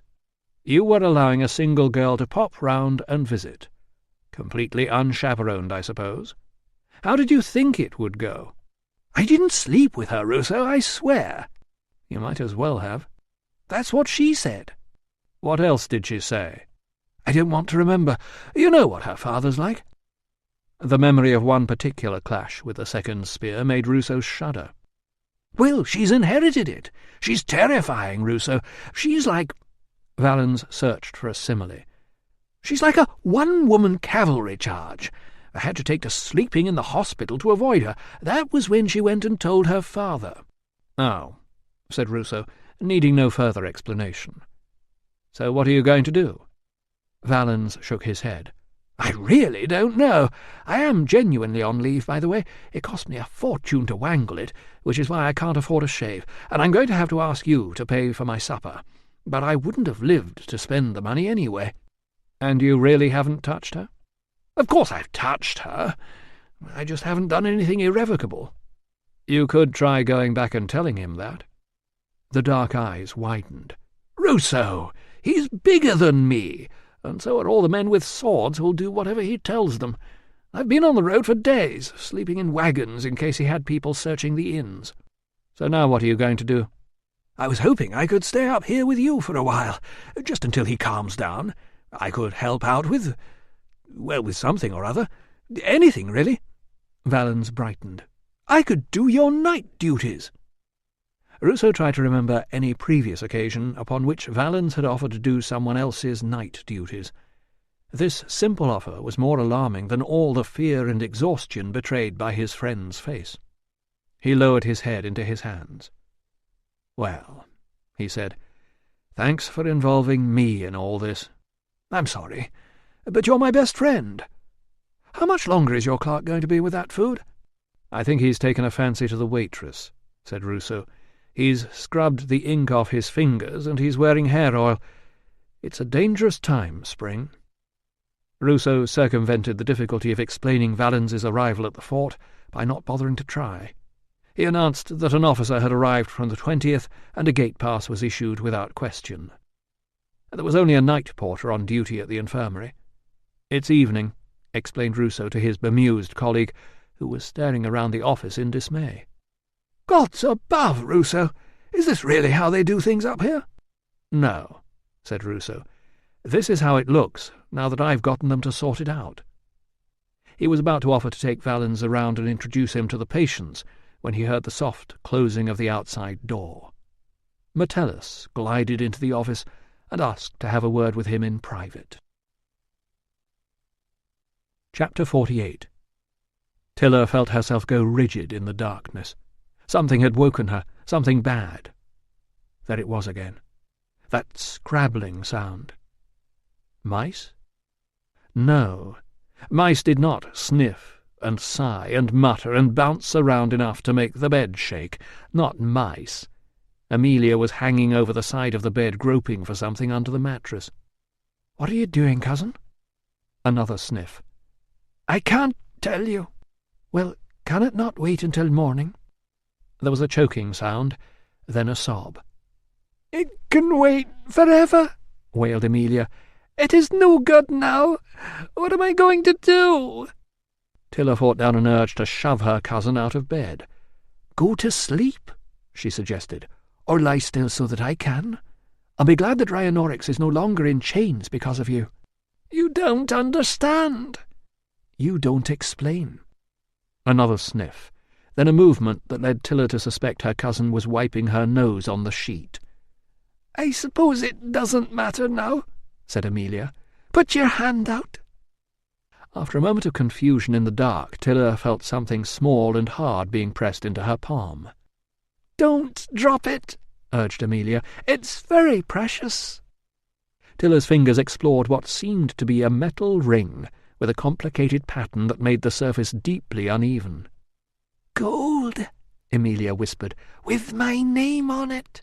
Another sniff. Another wipe. "Who gave you this?" "Felix." Tilla yawned. "He gave you a gold ring?" "It was our secret." Tilla slid it onto her third finger. She had never worn a gold ring before. She did not expect to wear one again. It was a pity there was no light by which to admire it. "Do you think I will see him in the next world, cousin? He said he didn't believe in that sort of thing, but you don't have to believe in something for it to be true, do you?" "I suppose not," said Tilla, who privately thought that if the next world was reserved for people with honour, any soldiers who managed to make it there would be very lonely. "Is the ring the reason Rhinonorix was jealous of him?" Rhinonorix could make baskets all day and all night, and still have no hope of affording a gold ring. "No, no, cousin. The ring made everything all right. And then that horrible doctor went mad and... Tilla reached for Amelia's hand and placed the ring on her finger. "I am sorry for you, cousin," she said. "Truly." "I am going to wear it," announced Amelia. "I know what everyone thinks, but he gave me a ring with my name on it. I will show them." "Tomorrow," agreed Tilla, snuggling back under the blanket. "Now we must go back to sleep." "I will show them all." Amelia flung herself back down on the mattress and sniffed. "Good night, cousin. Sleep well with your beautiful ring." "Good night, cousin." "Cousin?" "Yes, cousin." "One last thing. Do not wipe your nose on the sheet when I am in the bed." Chapter 49. Ruso stood in Metellus's very ordinary office in the headquarters building. Clearly this was not the room to which Tilla had been taken for questioning. There was nothing frightening about 3 folding stools, a table, a cupboard, and the rather fine bronze lampstand that was enabling him to see them all. "Wine?" offered Metellus, gesturing toward a flagon and a set of 3 matching glasses. "It's rather good. I'll have an arrangement with the people down at the inn." Ruso declined. "Excuse me if I do," said Metellus, pouring himself a glass. "Emmenean," he said, holding the glass up to the light. "I wish I could say we were celebrating the return of a missing object, but our searches continue." The flames of the lamps stretched and swayed in the glass as he lifted it to his lips. Tilla was right. Something about Metellus really did remind Ruso of a snake. "When I spoke to you earlier," Metellus smiled, "you didn't mention that you chased off a gang of natives single-handed this morning. Well done. It's a pity we can't make more of a fuss over you, but we don't want to spread yet another tale to frighten the good folk of Coria." "That wasn't what I wanted to talk about," said Ruso, who had been so concerned about Tilla earlier that the natives in the back alley had completely slipped his mind. Evidently the victim had decided to report the incident himself. "This stag-man business has the locals very overexcited," explained Metellus. "They are starting to compete at army baiting, and of course every exploit adds to his reputation. This seems to have been a bunch of amateurs, which doesn't diminish your achievement, of course. You wouldn't have known that when you took them on." "I wanted to talk about Tilla." "And all over the theft of a hen, apparently. Any excuse?" Ruso felt he could not let that one pass. He said, "The natives thought they had a grievance." Metellus shook his head. "There's a system for making complaints, Ruso. We have no thefts of hens reported. I checked." "About Tilla." "How are you getting on with Thessalus?" "I'm trying to find out what he actually did do that night, but that's proving a problem. Apparently he was out till dawn on a call, but my man can't track down where." "Really? I wouldn't worry about it. Just confirm that he's insane." "I'll keep looking," said Ruso. This was not the time to argue about who controlled the contents of military medical records. "About Tilla. I brought her to you as a witness for a simple identification, Metellus. We had an agreement that if you had any difficulty with her you would get a hold of me. I want to know why that didn't happen." "She refused to identify anyone." "Then she was telling the truth. I was out in the yard that night as well. It was pitch dark and pelting with rain. I wouldn't have recognized my own brother." Metellus gestured toward the flagon. "Are you quite sure you don't want a drink?" "I don't want a drink. I want an apology. It's no wonder you have trouble with the natives if this is how they're treated when they're offering to help." Metellus gave a sigh that sounded almost like regret, sat down and motioned Ruso to one of the other folding stools. He waited until they were both seated before saying, "What has she said to you about Rhinoryx?" "I told you, she knows him. She says he's innocent." "I see." "You weren't able to crack him with your questioning, were you?" "Not this time." "Then maybe she's right. You should be looking for somebody else." "Yes, Doctor," said Metellus, in a tone that reminded Ruso of a medic thanking a patient for some wildly inaccurate attempt at self-diagnosis. "I have thought of that. Which is why my men and I have already spoken to everyone who heard the argument in the bar that night, including the merchant couple and the men from Vindolanda, and confirmed their whereabouts later on." "How about Gambax?" "And Gambax. Although it's hard to imagine why he should want to make a native sacrifice of one of his comrades anyway." "I've been told Felix was seen with some sort of list of debtors at the bar." Metellus frowned. "Really?" "Audax didn't mention finding it on the body. If the killer got rid of it, then we should assume it was somebody who owed him money, so it wasn't Rhinoryx. Rhinoryx was asking him for payment." Metellus brushed invisible dandruff off his shoulders. "I wasn't aware that the prefect had given you permission to investigate, Ruso." "Perhaps it was nothing to do with the bar. Perhaps the argument happening on the same night was just a coincidence." "I suppose Tilla suggested that?" "No. I just thought of it." Metellus savoured a sip of wine before replying. "Tell me, how much do you know about this Tilla?" Ruso frowned. "She's my housekeeper. She's been living with me since October. Inside the fort at Deva?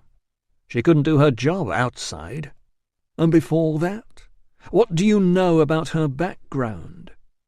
Ruso explained about the cattle raid, Tilla's abduction from her burning home into slavery with the whodunit tribe in the north, and her arrival in Deva.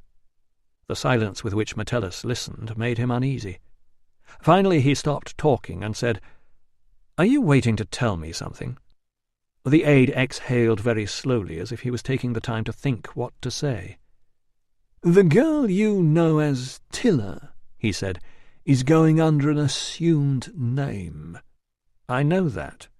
The other one's too bloody difficult to pronounce." "I didn't realize who she was until you brought her in this afternoon. She wouldn't remember me, but her family lived about an hour's walk northeast of here, known troublemakers and notorious cattle thieves. The raid she told you about did happen, but it was a retaliation from the whodunit tribe after a great deal of provocation."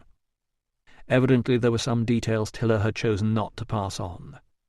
Metellus said, "Has she mentioned Rhinoryx before?" "Not till he turned up and caused a stir at my clinic," said Ruso. "He tried to flirt with her, so I sent her out." Metellus frowned. "Why not send him out instead?" "He was a patient. It was a clinic, not a classroom." "What did they talk about?" Ruso shrugged. "I don't know. They were speaking their own language." "Interesting." "Not really," insisted Ruso. "If I could speak the language, I wouldn't have her as a translator, would I? And if he's an old friend, they would have things to talk about, just because she happens to be Briganti." "Corionotati, actually." "Who?" "Not exactly Briganti. There's a difference." "Well, whatever she is, it doesn't make her a traitor," said Ruso, beginning to wonder what else Tilla had not fully explained to him. Metellus nodded. "True enough. So you didn't know they'd spent the night together?" "What?" Metellus smiled. "No, I can see you didn't. Sorry." "She was staying with her uncle." "When we went to arrest Rhinoryx last night, we found them curled up together like kittens." Metellus's mouth was opening and closing, and words were coming out, but Ruso's mind was too busy repeating, "So you didn't know they'd spent the night together?" to take them in. "She was with her uncle," he insisted. "It must have been somebody else." But even as he said it, he was aware that Tilla's use of Latin tenses was loose to the point where "I am staying with my uncle" could mean "I have stayed with my uncle," "I will stay with my uncle," or indeed, "I want you to think I am staying with my uncle, but in fact I am doing exactly as I please." Metellus had stopped talking and was looking at him as if waiting for a response. "Sorry, what did you say?" "I said she had regular access to military information." Ruso began to object, but Metellus continued. "She was on the loose in the yard when the sabotage took place, and she was heard talking to someone." "We've been through this already," retorted Ruso. "Never mind what her family were. Tilla's a midwife, for heaven's sake. Midwives don't go around causing traffic accidents." "Midwives are able to enter the houses of strangers, move about at all hours, and disappear at short notice with no questions asked." "That's ridiculous. And whatever she saw in the yard, it took her by surprise." "Perhaps." "I was there," insisted Ruso, beginning to wonder if he had been as blind to reality in the yard as he had been to the real nature of the exchange in the clinic. "She told me she was praying to her gods." It sounded less convincing the more he said it. "Rhinoryx is an old friend of her family." "Oh, he is," agreed Metellus, "and much more to her, from what I hear, which makes her an unreliable witness and a dubious companion for a legionary officer." "This is ridiculous." "Please don't shout, Doctor. My men are discreet, but you never know who else is listening."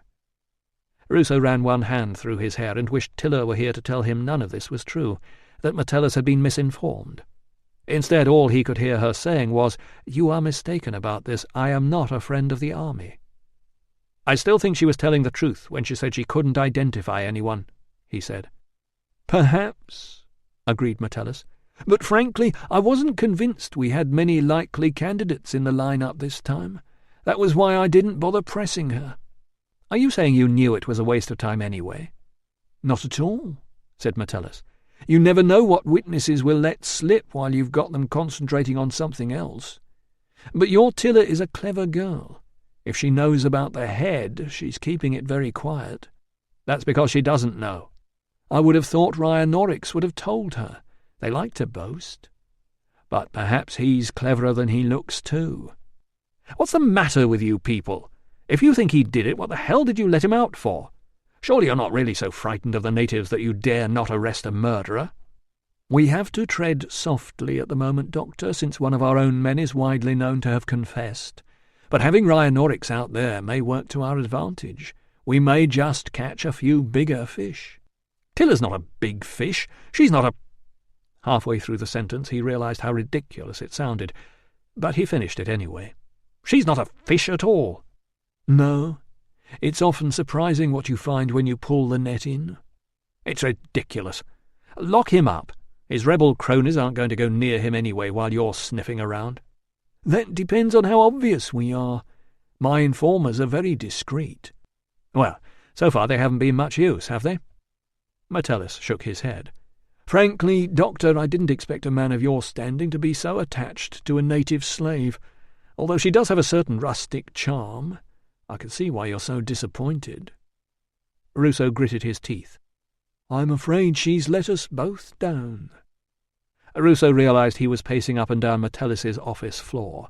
Part of him wanted to rush off and confront Tilla. Part of him wanted to stay and prove Metellus wrong. About everything. Well, Ryanorix hasn't led you to the Stagman, he said, and Tilla doesn't know who or what he is either. In the meantime, do you realize what effect seeing Ryanorix free is having on the men? Not to mention the rest of the natives. It's not an ideal situation, I agree.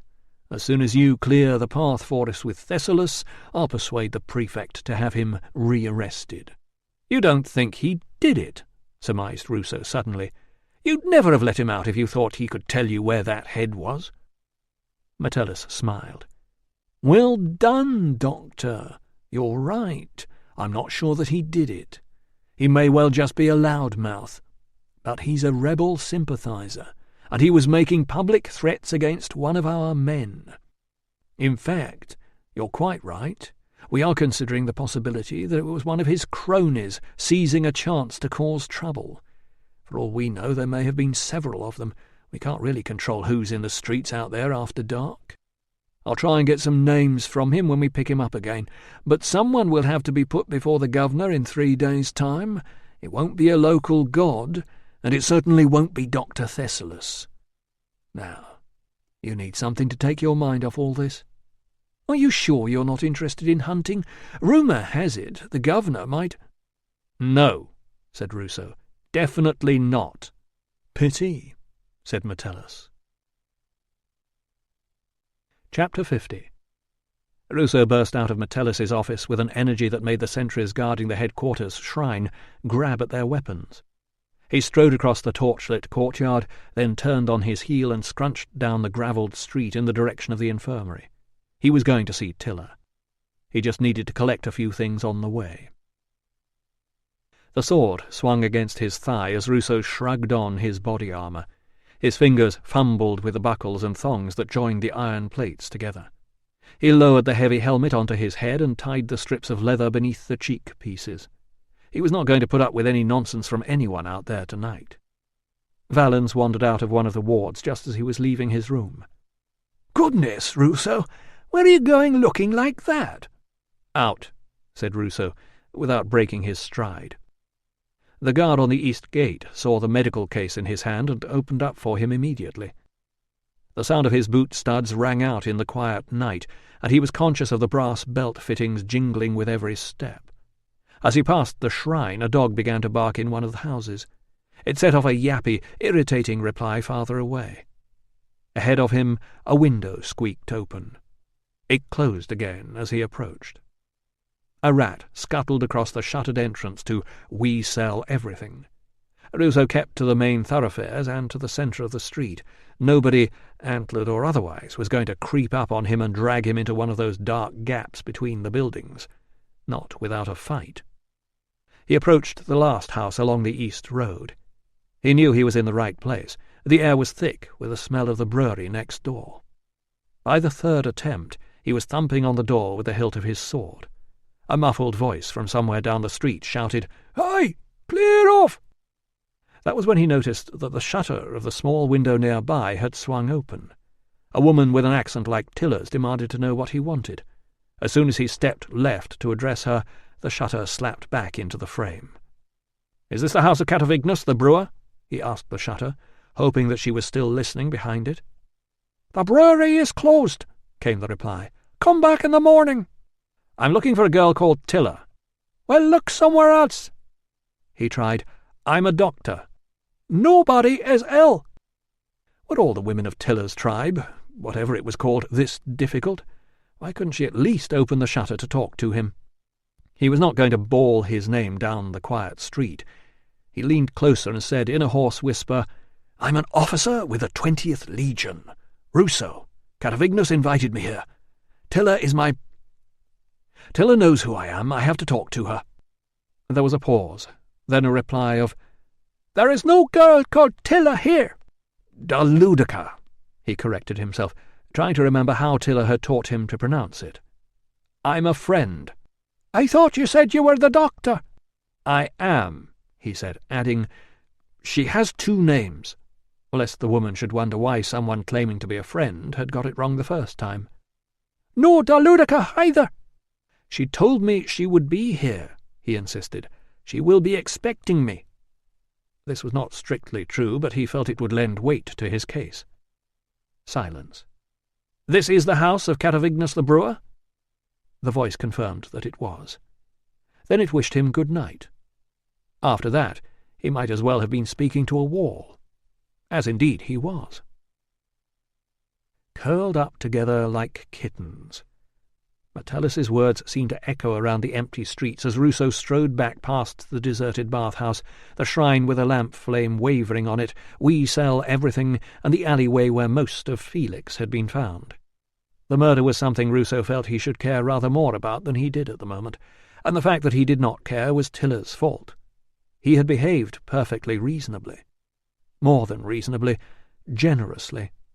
He had travelled to the very edge of the civilized world out of consideration for her, something most men would not do for their wives or mothers, let alone for a slave. He had even tried to help that arrogant bastard Rhinoryx with the black eye and the gappy tooth and the silly horsetail hair. What a naive fool he had been. Unless Metellus was lying. But why would he do that? He would give Tilla a chance to tell her side of the story. He was a reasonable man. He would ask her, calmly, to explain where she had been last night, where she was now. That was the point. She had expressly said she was going to her uncle's house tonight. He had hinted that he might visit. So why wasn't she there? Perhaps there was an innocent explanation. Perhaps Tilla had been called to... No. The woman behind the shutter had not said, "She has gone out." She had said they did not have a girl with either of Tilla's names. He should have let Ingenuous cut Rhinoryx's throat at the clinic. It was too late for that now. Instead, he was going to leave him to Metellus. Back at the infirmary, he found his bed already occupied by Valens. He woke him for a brief altercation, which revealed that Valens had assumed this to be the on-duty bed, while Ruso's proper quarters were somewhere else. "I did say I'd cover night duty for you," Valens reminded him. "Why are you dressed like that?" "Never mind," said Ruso, shedding his armour and kicking it under the bed. "Just go back to sleep." Chapter 51. Thessalis's guard might have thought it was an odd time for a doctor to be visiting a patient, but it was not his place to say so. Within minutes, Ruso was wrapped in a blanket on Thessalis's floor, staring up into the black space where the rafters would have been if he could see them. His mind refused to sleep. All the words.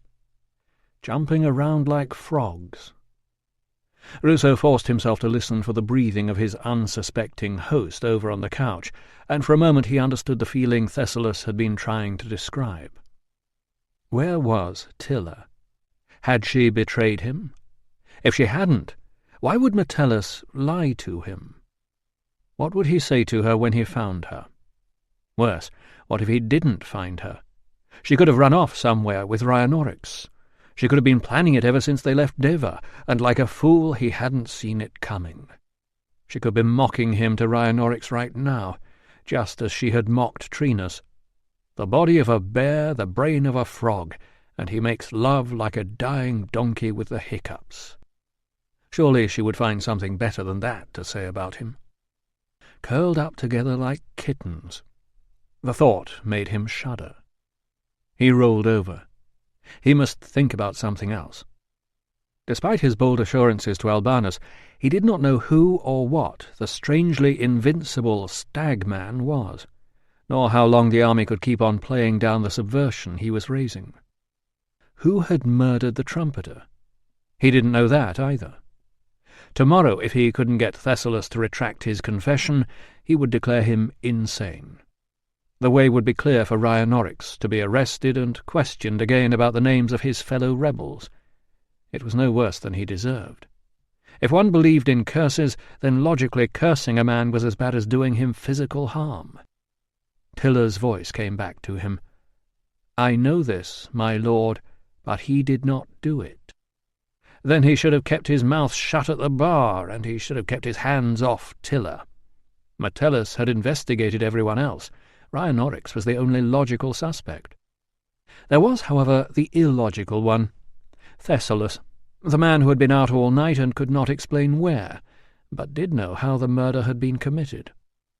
Ruso had never met anyone quite like Thessalus before. He gave up his time to run a free clinic for people who largely didn't do what he told them. He was a good doctor, but he was so doped up with poppy that he was incapable of defending his patients against the laziness of his staff. He put up with a ghastly deputy and even took him out on his birthday, and then, according to him, committed a grisly and apparently motiveless murder in a back alley. It made no sense. Yet, like a lot of his apparent nonsense about triangles and fish, there might be some sort of meaning if one could piece together the background. Ruso rolled back, put his hands behind his head, and stared at the invisible rafters. Thessalus had not chosen an easy calling. Only the sick would be truly eager to meet a man who spent his days with the ulcerated and unlovely, poking about in the dark and stinking recesses of humanity that most people would prefer to forget about. Ruso sometimes wondered why he had taken it up himself, since he frequently found his patients drove him more to exasperation than compassion. Thessalus had evidently found it too much of a strain. Working with gambax would not have helped. Unable to bring about the miracles demanded of him daily, and possibly asked to collude in torture, a kindly and well-meaning man could easily find himself unable to sleep. So he would take a carefully controlled dose of something to lift himself above his worries. He would tell himself it would steady his nerves. Indeed, it would do so. He would take another dose the next night, believing he needed the rest, and would wake refreshed and a better healer the next morning. He would tell himself he could stop at any time, and would always be on the verge of stopping. But knowing that any time was receding farther into the distance, he would come to distrust and despise himself. He would also begin to need more and more medicine to achieve the same effect. In fact, he might need it merely to achieve the levels of calm he had enjoyed before he had started down this path. All the time, beneath the false calm of the medicine, a worm would be burrowing, a little worm of doubt and shame, one that would whisper in his ear that he was not quite in control of what he was doing. Indeed, there might well be inexplicable gaps in time when he could not remember what he had done. Sooner or later his confused and guilty mind, already filled with gory images from surgery, would latch onto some terrible deed and convince him that he had carried it out, that he had come home with Felix's blood on his hands, that the only way to avoid execution was to pretend his mind was completely gone and he was not responsible for his actions.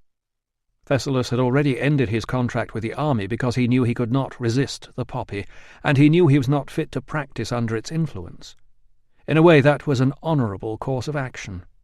Many other men in the same position would have hung on as long as possible, and pretended all was well. But how did he know about the head? Only 4 people knew about that. Audax, the prefect, Metellus, and himself. 5 people, including the murderer. Ruso sighed. In the darkness, everything was too tangled. He wished he could talk it over with... No, he was not going to think about her. "Is that Ruso?" said a voice from the direction of the couch. "Please, I need Poppy." He said, "Tell me where the head is." "Haven't you found it?" Ruso sat up. "Tell me where it is, and I'll believe you did it." "I remember looking into his eyes." The voice was unsteady. "I remember asking him where he wanted me to put it." "You don't know?" "After that, nothing. Until I was back here with the blood." "Yes, we've been through that. You don't know because you didn't do it. Who told you what happened?" "No one. I only know what I can remember."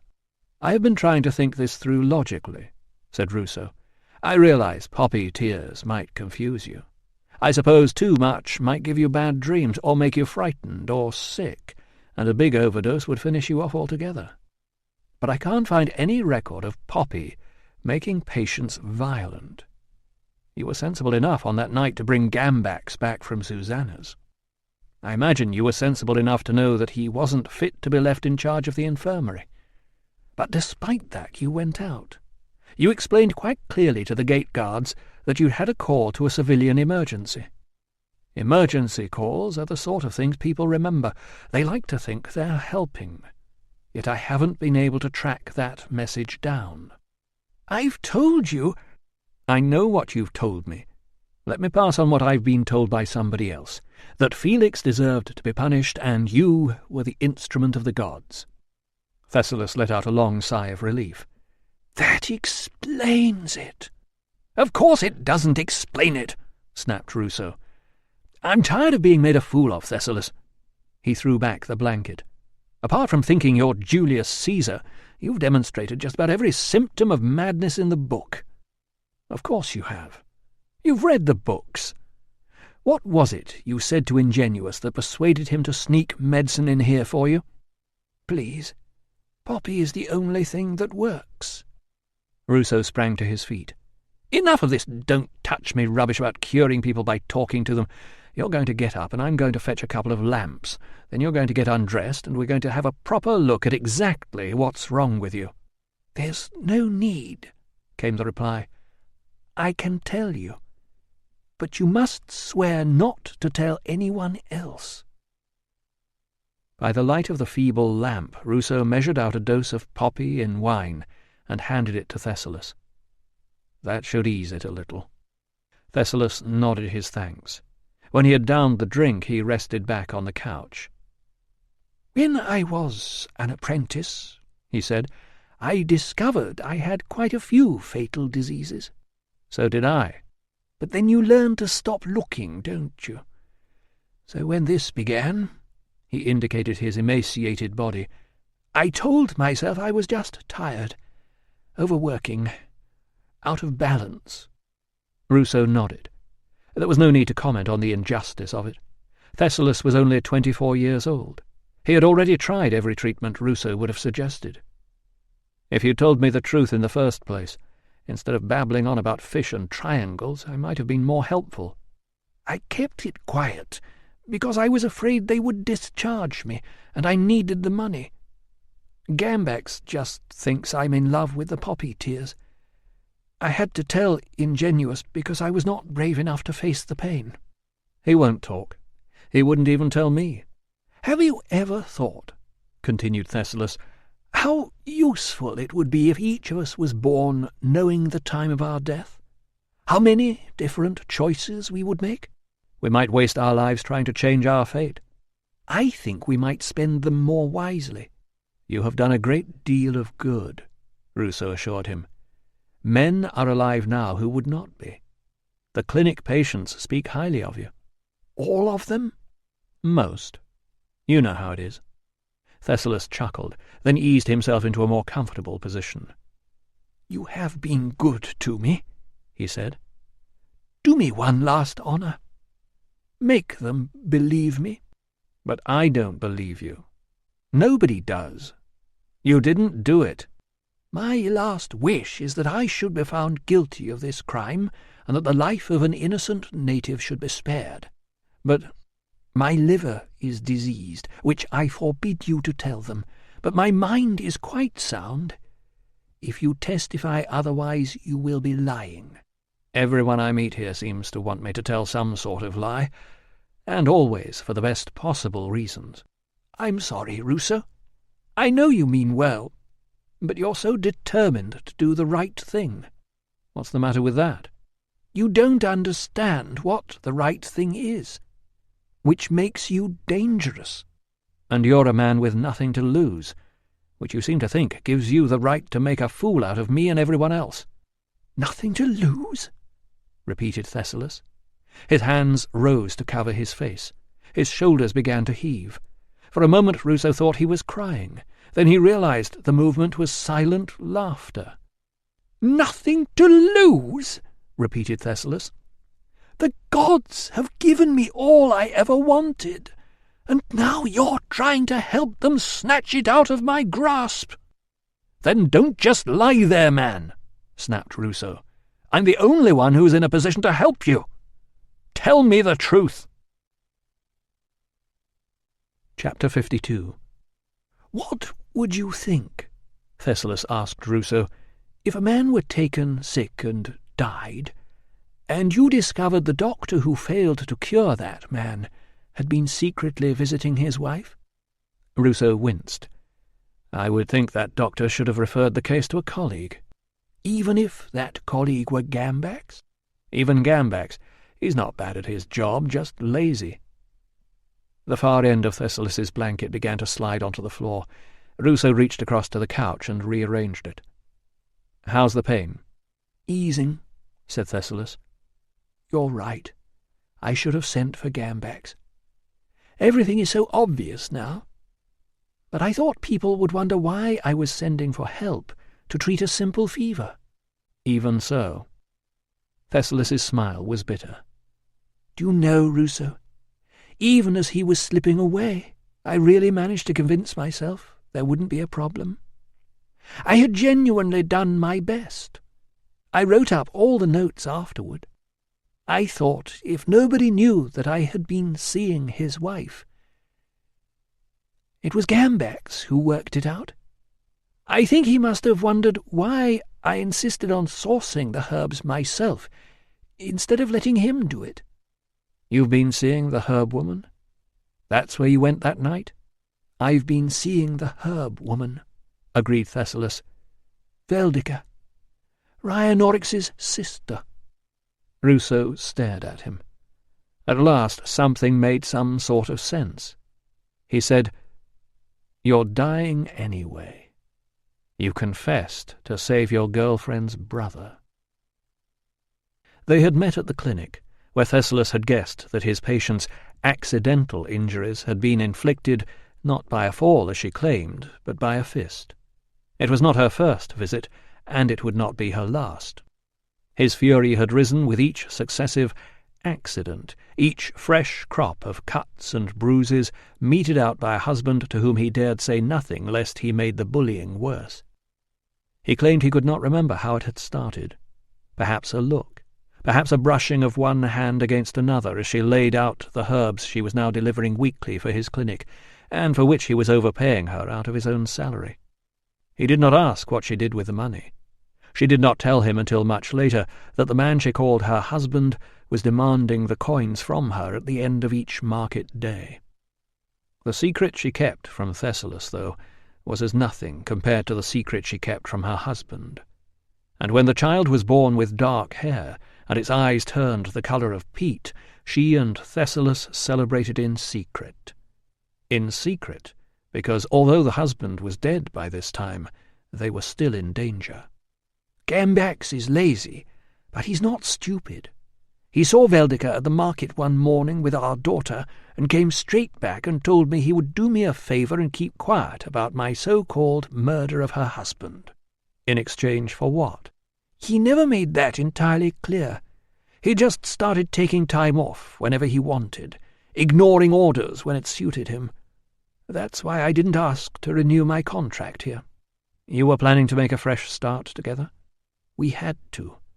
I knew that even if I could prove I hadn't killed the husband, Gambax would say Veldika had poisoned him with her herbs.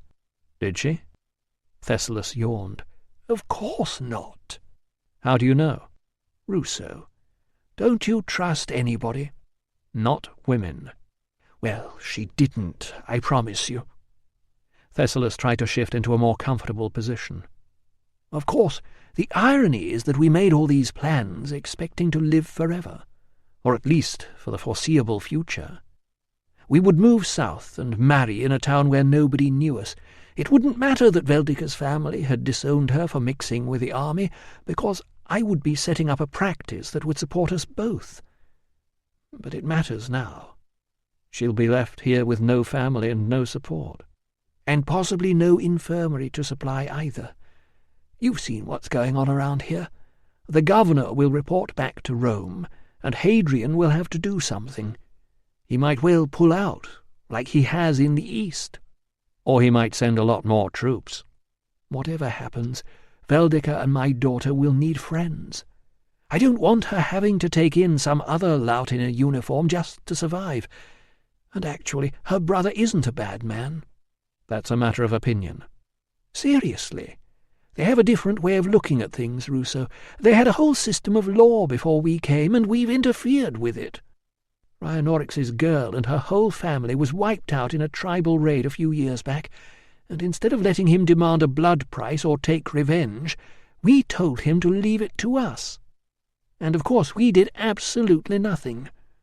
You can understand why he's angry. Ruso did not respond. I imagine when his girlfriend's cousin Emilia came to him for help, he saw the chance to redeem himself and do to Felix the things he wanted to do to the raiders who took his girl. The same traditional punishment he threatened me with until Veldika told him not to be so silly and stop listening to his daft friends. Are you still awake down there, Ruso? Yes. So that's how you knew about the head. That was the difficult part. Thessalus yawned again. When I heard they'd hidden the body, I knew there was something badly wrong. I had to take a bit of a guess when I confessed to the prefect, but as soon as I dropped a hint about the head, I could see I was on the right track. Have they really not found it yet? No. Where would he have put it? Thessalus shook his dark curls. I've no idea.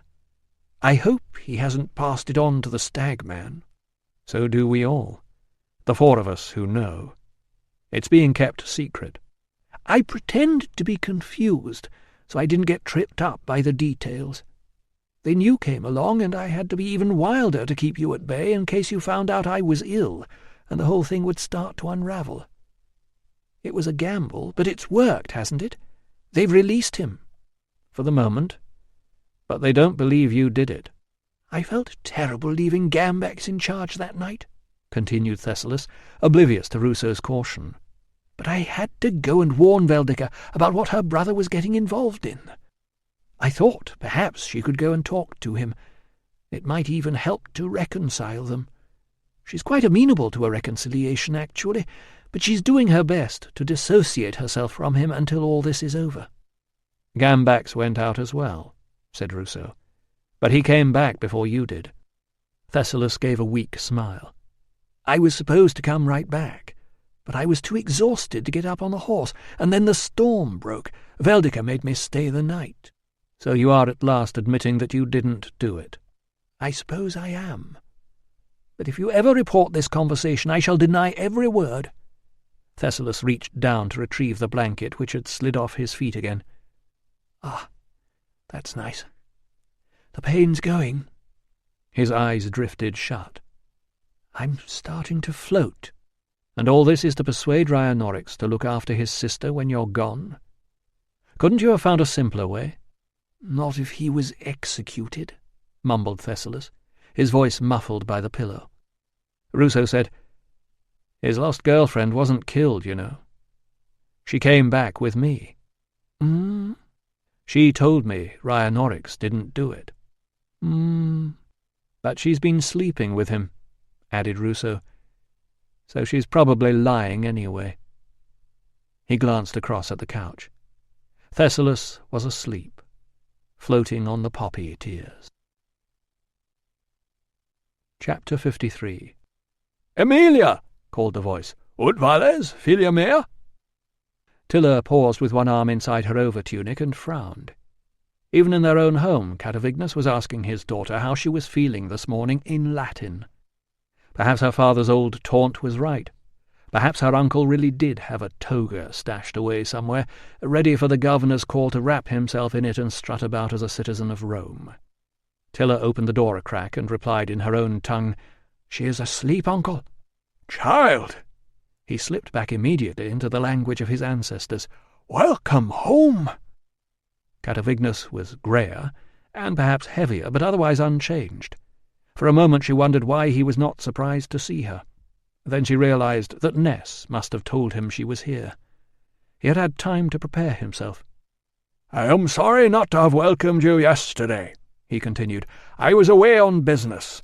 If I had been told you were coming—" "No matter, uncle," she assured him. "Emilia made me welcome." "Emilia, yes." He dropped his voice to a murmur. "How is she?" Tilla glanced over her shoulder at a pile of jumbled blankets, all that was visible of her cousin. "Still asleep?" "Come to my office when you are dressed, child," suggested Catavignus.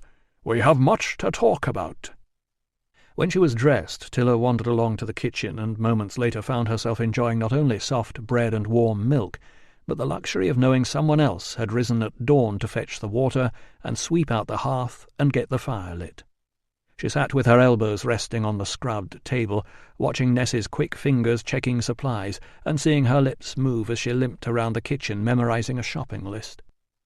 She would have liked to speak freely with Ness, but what could she say?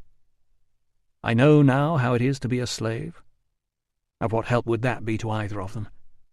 They had embraced last night, genuinely glad to see each other again, but today they had returned to their roles. The only useful thing she could do would be to get up off the stool and help, and that would embarrass both of them. Ness finished counting and began to grope her way along the line of laundry, checking for dampness. "Were you expecting a visitor last night, mistress?" "A visitor?" said Tilla, realizing she had forgotten to explain to anyone here about the medicus. Ness slapped a dry pair of socks down on the table. "I knew he was lying." "Who was he?" "Some drunken soldier. Did you not hear the banging on the door?" "I must have been asleep," said Tilla. The family bedrooms were farther back in the house. Ness slept in the little storeroom facing the noise of the street, so that Catavignus did not have to feed a doorkeeper as well as a cook. "What did the soldier look like?" "Like a man in a helmet in the dark. I got rid of him." "Did he leave a message?" "No." "There is an officer I know," she confessed. "A medicus. It might have been him." "It was very late." Ness was sounding defensive now. "He is sometimes delayed by his patients." "I am not here to let men in and out late at night. What sort of a house do you all think this is?" Tilla grinned, drained her milk, and made her way out of the back door into the grey of a drizzly morning. The yards of the house and the brewery were linked by a tall gate that was not locked. Pushing it open, she entered the brewery yard and paused to marvel at how much her uncle's business had expanded in just 3 years. Instead of a few sacks of home-grown barley and a collection of buckets and fat-bellied cauldrons beside the hearth, it now had a whole building devoted to the production of beer. Not only that, but at the far end of the yard, well away from the main building, the rain was dripping off the thatch of a little square house that had a narrow blackened tunnel disappearing under one wall. The soldiers must be drinking so much beer that her uncle had built a special hot floor to dry the sprouted barley. A surly-faced boy emerged from the back door of the brewery with a bucket in each hand. He stared at Tilla for a moment, then dunked the buckets into the water trough. When he lifted them out, the trickle of water of which she had been vaguely aware became louder. She looked on in amazement as she realized that the sound came from a metal spout over the trough. Clear water was trickling out of the spout and refilling the trough. When the boy had carried the buckets back in, she went across to examine what she had seen and found another pipe leading away from the trough in the direction of the house latrine. She thought of the endless trips down to the stream on days when her mother told her to go and help Ness. the aching shoulders on the long climb back up to the house, the fingers numb with cold. The effort not to tip the buckets, lest she should waste the water and have to traipse back down and fetch more. Now her uncle's servants did not even have to leave the house. The hot floor was nothing compared to this. Catavignus had his own water pipe in the yard and a latrine that cleaned itself. "Niece!" exclaimed a voice from the back door of the brewery. "Come in out of the wet!" She made her way across the damp paving stones and into the gloom. The surly boy was pouring the water into a hissing cauldron set over a charcoal fire. Her uncle did not introduce them. The surroundings had changed, but the smell of the boiling mash was still the same. The smoke and steam made her cough as Catavignus led her down through the building past stacks of barrels and grain sacks. A gnarled old man, who looked as though he had worked there for centuries, paused from hooking down a bunch of dried flowers from the rafters when Catavignus yelled in his ear, "My niece! Back from a long journey!" The man nodded and grinned at Tilla, exposing both of his teeth. "We just add the meadow sweet for the flavour these days," explained Catavignus, indicating the brittle bunches of flowers above her. "Demand is so high that everything is drunk before we need to think about preservation." He pushed open a side door. "We can talk in my office." The only light slid in on a cold draught from a window that was open onto the wet street. Office, Tilla observed, was a grand name for a cramped storeroom with a desk that looked suspiciously like a military cast-off under the window. She seated herself on the proffered stool and pointed to a glossy orange inkwell sporting a feather quill. "Have you learned to read and write, Uncle?" The crease between her uncle's brows deepened. "Of course, but I rarely find the time. I have a man who comes in to deal with that sort of thing." "You are doing very well," she observed. "You have—" She counted on her fingers. "Ness, a boy, the old man, a man who does the writing you are too busy for, the woman and her husband up at the old house." "You have been to the old house?" "Yesterday. 6 servants, 2 houses, and a brewery with a hot floor and a water pipe." "The gods have been kind to me." The bow of acknowledgment was modest. "Coria is a good place to do business. I have formed a guild of caterers. Things are moving forward." Forward. The word he had used in all those shouting matches with her father. You must move forward. Seize the opportunity. Rome is the future. As if the wisdom of the ancestors were of no value. Now, with Dar gone, there was nobody to disagree with him. She said, "I see you are trying to build a grand Roman house in a place that will never succeed." For a moment he hesitated. Then his face split into a warm smile that reminded her painfully of her father. "You have your Dar's directness," he said. "He would be proud." Tilla wondered if that were true. "If only we had known you were alive. But there was no ransom demand. We thought you were lost in the fire. Then last year we heard a rumour that you had been seen in the southern plains. I went down there to look for you. They told me a girl with your name had gone back to Deva to live with a soldier." The words hung in the air, innocent enough, but clad in the armour of old arguments. "I said nothing to your cousin," he added, "in case the rumours were not true." She said, "They were true." He nodded. "We all have to make changes, child. Your father was a fine man, but he was not always right about everything." "The man I lived with is not a proper soldier," she insisted, conscious of evading the gaze that reminded her of Dar. "Not really. He is a healer." "I see." "The family would have learned to like him." Perhaps. Or perhaps they would have refused to have anything to do with her, just as Rhinoryx's family had shunned Veldica when she had rejected their chosen blacksmith and set up home with a soldier who had more patience with his bees than his woman. Catavignus said, "Is this healer travelling with the 20th Legion?" "Medicus Gaius Petreius Ruso." Her uncle nodded approval. "I have met him. A good man, an officer. You have done well." "Do you think so?" "Your cousin will be jealous." "I am not his wife," she pointed out. "I am his slave." "His slave?" Catavignus frowned. "Well, we shall have to do something about that." "We?" "From now on, daughter of Lu, we must look after each other, as family. You, me, Amelia, and in time, if the gods are willing, your officer." "Emilia is not well," said Tilla, eager to change the subject. Her uncle nodded. "She needs some womanly advice." "Yesterday I advised her to get out of bed, wash herself, and eat properly. Today I shall advise her to go for a walk." "Good. Did she tell you why she is behaving in this way?" "Not exactly," said Tilla, not sure what Catavignus was supposed to know. "She entangled herself with a very unsuitable young man. It has ended badly, as I knew it would. I told her at the time that she could do better, but what do I know? I am only her father. It is not easy for a man to raise a daughter on his own." Tilla bit back the observation that he hadn't done it on his own. What about the succession of honorary aunties? The fat one with the wart, the one with a slit up one side of her tunic that showed her thigh, the one who was always cleaning and who liked to grab passing children and wipe dirt off their faces with the cloth she had just spat on. None had stayed long, but there had been plenty of them, and now he had Ness to limp around after them both. He was still talking. "We must make the most of you while we have you," he said. "They tell me your medicus will be moving on in a few days." Tilla looked her uncle in the eye. "He will be moving on," she agreed. "I may go with him, or I may not." Chapter 54. Ruso threw his blanket aside and concluded that floors these days were harder than they used to be. "I'll get some men to clean things up in here after breakfast," he said. "They've had plenty of practice now that I've had them scrub up the wards." Thessalus reached stiff arms outside his bedding, stretched them toward the rafters, and sucked in a sharp breath. "Gambax kept promising me he'd get them to clean up, but he never—" He stopped. "Did I really hear you say last night that Rhinonorix didn't do it?" "I said I've been told he didn't. It's not the same thing." "But who else could it be?" "That's the problem.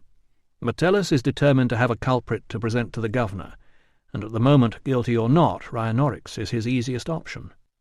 Thessalus dangled one arm over the edge of the couch and groped for his cup of water. "If he's really innocent and we can prove it, I could get out of here. It's not much fun sitting here in the dark thinking up new lies to tell you, especially when you take away my poppy tears." Ruso leaned across to put the water in his hand and gave him another dose of poppy. "Sorry about that." "So who told you he was innocent?" It was clear that Thessalus had not heard Ruso's final observation last night about his own strained relationship with Tilla and Rhinonorix. It was an unreliable source. "But we must follow it up." "I've tried." Thessalus put the water down and tried to pull himself up to a sitting position. "Tell me everything. There must be something else we can try." "We?" "We can't see an innocent man executed." Curled up together like kittens. "Are we talking about you or Rhinonorix?" "Either of us. Try harder, please. I'm not brave, Ruso. I want to end my life in Veldica's house, drifting away on the poppy tears. I don't want to be executed. I'm only doing this because I have to." "I could save you from that right now by telling the truth about you." "I'm a patient. You would be breaking a confidence." "What confidence? You're in the army." Ruso sighed and folded up his blanket. Then he shifted the pile of scrolls out of the chair and told Thessalus everything he knew about the murder of Felix the Trumpeter. When he had finished, Thessalus said, "So, I'm asking you to help me save the man who's sleeping with your girl. A man who may well be guilty anyway. Please, Ruso." Ruso put his blanket under one arm and pointlessly tucked in a stray corner. "The more I think about this," he said, "the less I like it. If you take another man's punishment, what about the others? What if he tells his friends, and they all get the idea it's all right to butcher anyone who's offended them? I don't think he'll go around boasting about it. Anyway, I'm not responsible for the peace of the province, Ruso, and neither are you. I'm responsible for my family, and I'd feel a lot easier in my mind if I knew you'd help me. I'm not promising to lie to the prefect." Thessalus smiled. "I've already done it. It's not too difficult."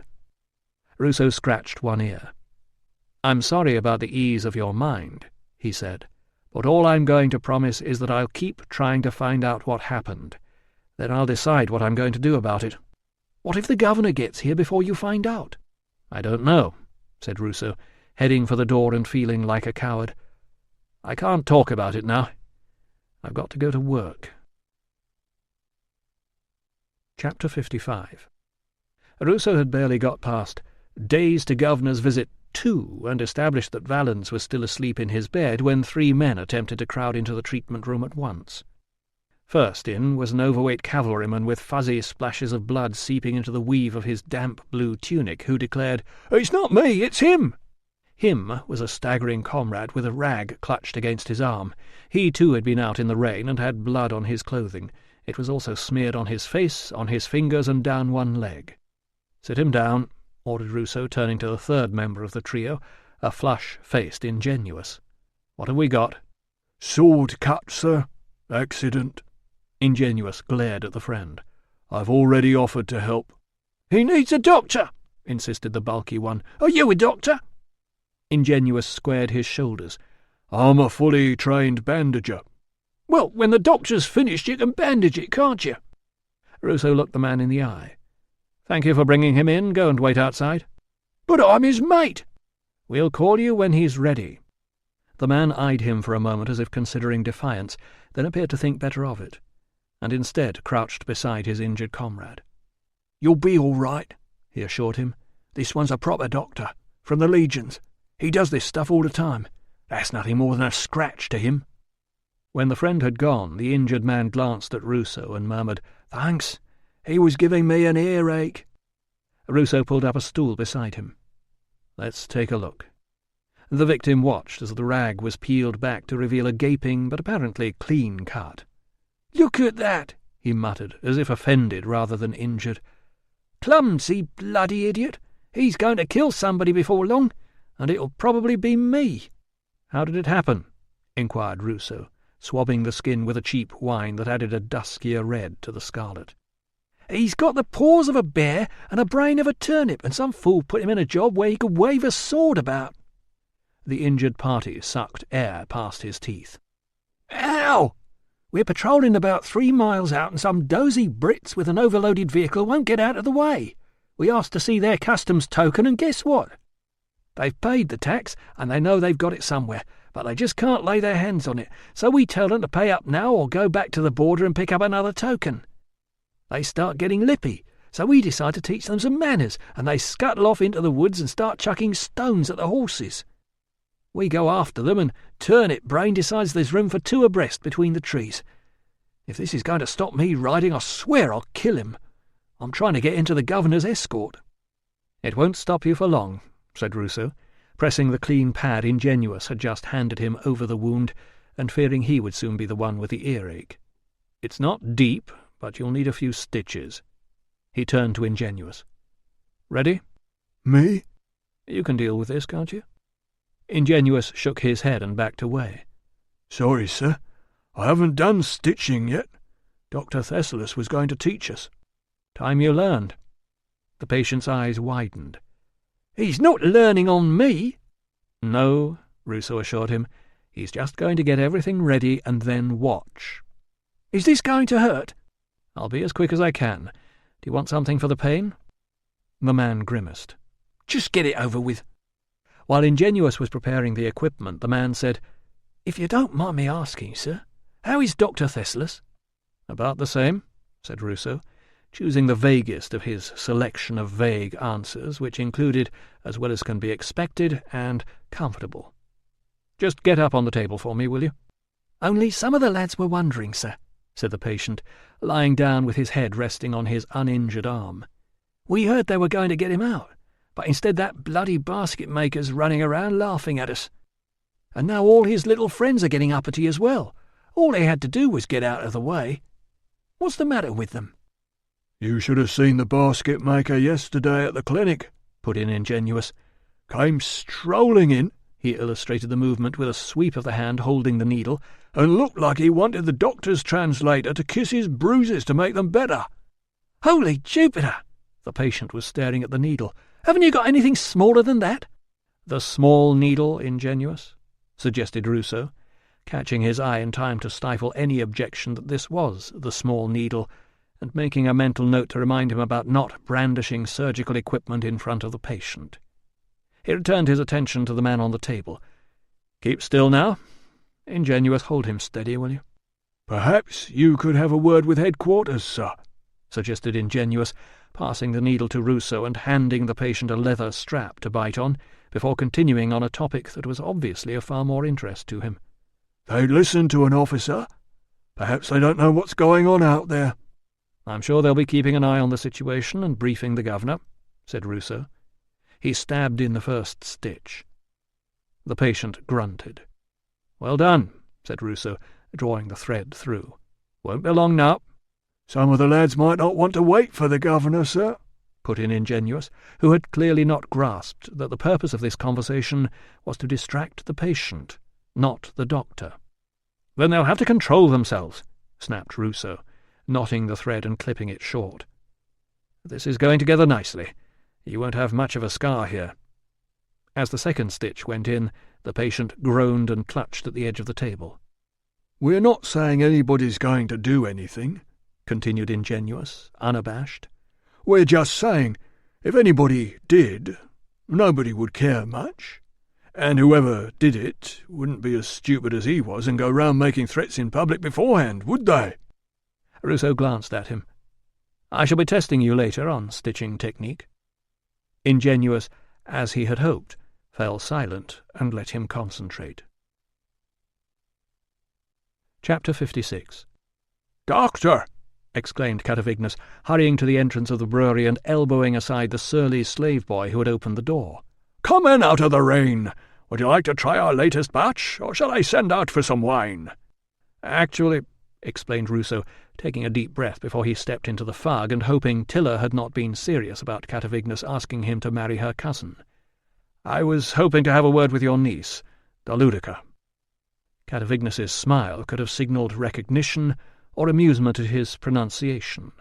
Whichever it was, it vanished as he explained that his niece, for whose safe return he could never thank Ruso enough, was not there. She had gone to the baths with her cousin. "It's not mixed bathing, is it?" said Ruso hopefully. Catavignas looked shocked at the suggestion. He was not expecting the girls back before the women's session ended at midday. "But allow me to entertain you while you wait, Doctor." Ruso excused himself on the grounds that he was on duty, politely agreed to Catavignas's suggestion that they must talk some other time, and then found himself floundering for an excuse not to attend the Guild of Caterers' dinner tomorrow evening, along with his delightful friend, the officer Catavignas had had the pleasure of meeting at the bath-house yesterday. "And there's no need to worry, Doctor," Catavignas assured him. "My niece has told me all about your relationship." "She has?" "We live in complicated times." "That's very true," agreed Ruso, who was intending to uncomplicate a few things as soon as Tilla emerged from the sanctuary of the bath-house. "I don't blame you at all," Catavignas was continuing. "A man in the prime of life should not restrain himself, and she is a very attractive young woman." "Ah, yes." Ruso edged toward the door. "I really do have to." Catavignas's "We'll talk about this when you have time" sounded more like a threat than a promise. "But in the meantime," he added, "please don't feel there should be any awkwardness over this ownership business." "Right. We will be honoured to welcome you to our home whenever you wish." "Thank you," said Ruso, feeling less at ease with every reassurance. "Just one last thing. Was your niece at home with you last night?" Catavignas smiled. "Of course. We're all thrilled to have her back, and the caterers will be delighted when I tell them you're coming to the dinner." There was someone else he needed to see while he was waiting for Tilla. Ruso ducked in under the dripping awning and banged on the door of the snack bar. A female voice called from within, "We're closed." "I'm not a customer," called Ruso, wondering what sort of bar remained closed on a normal working day, and whether he was interrupting some sort of crisis. Across the street, several men were lining up against the wall of the bath-house, sheltering beneath the overhang of the roof. Susanna must be missing out on a good deal of business. Just as he was about to give up, the door opened to reveal the waitress who was not Dari. "You're Albanus's officer." "I've come to see Susanna," he said. The girl disappeared into the gloom. "It's all right, it's not him, it's the doctor," a distant voice shouted. "Which one?" "The new one." A reply came from somewhere in the back of the building. "She says she didn't call for you," translated the girl, returning to the door. "I didn't say she did," pointed out Ruso. "I need to have a word with her, but if it's not a good time—" "It's the day of rest, sir." "Right," said Ruso, baffled by Susanna's apparent lack of business acumen.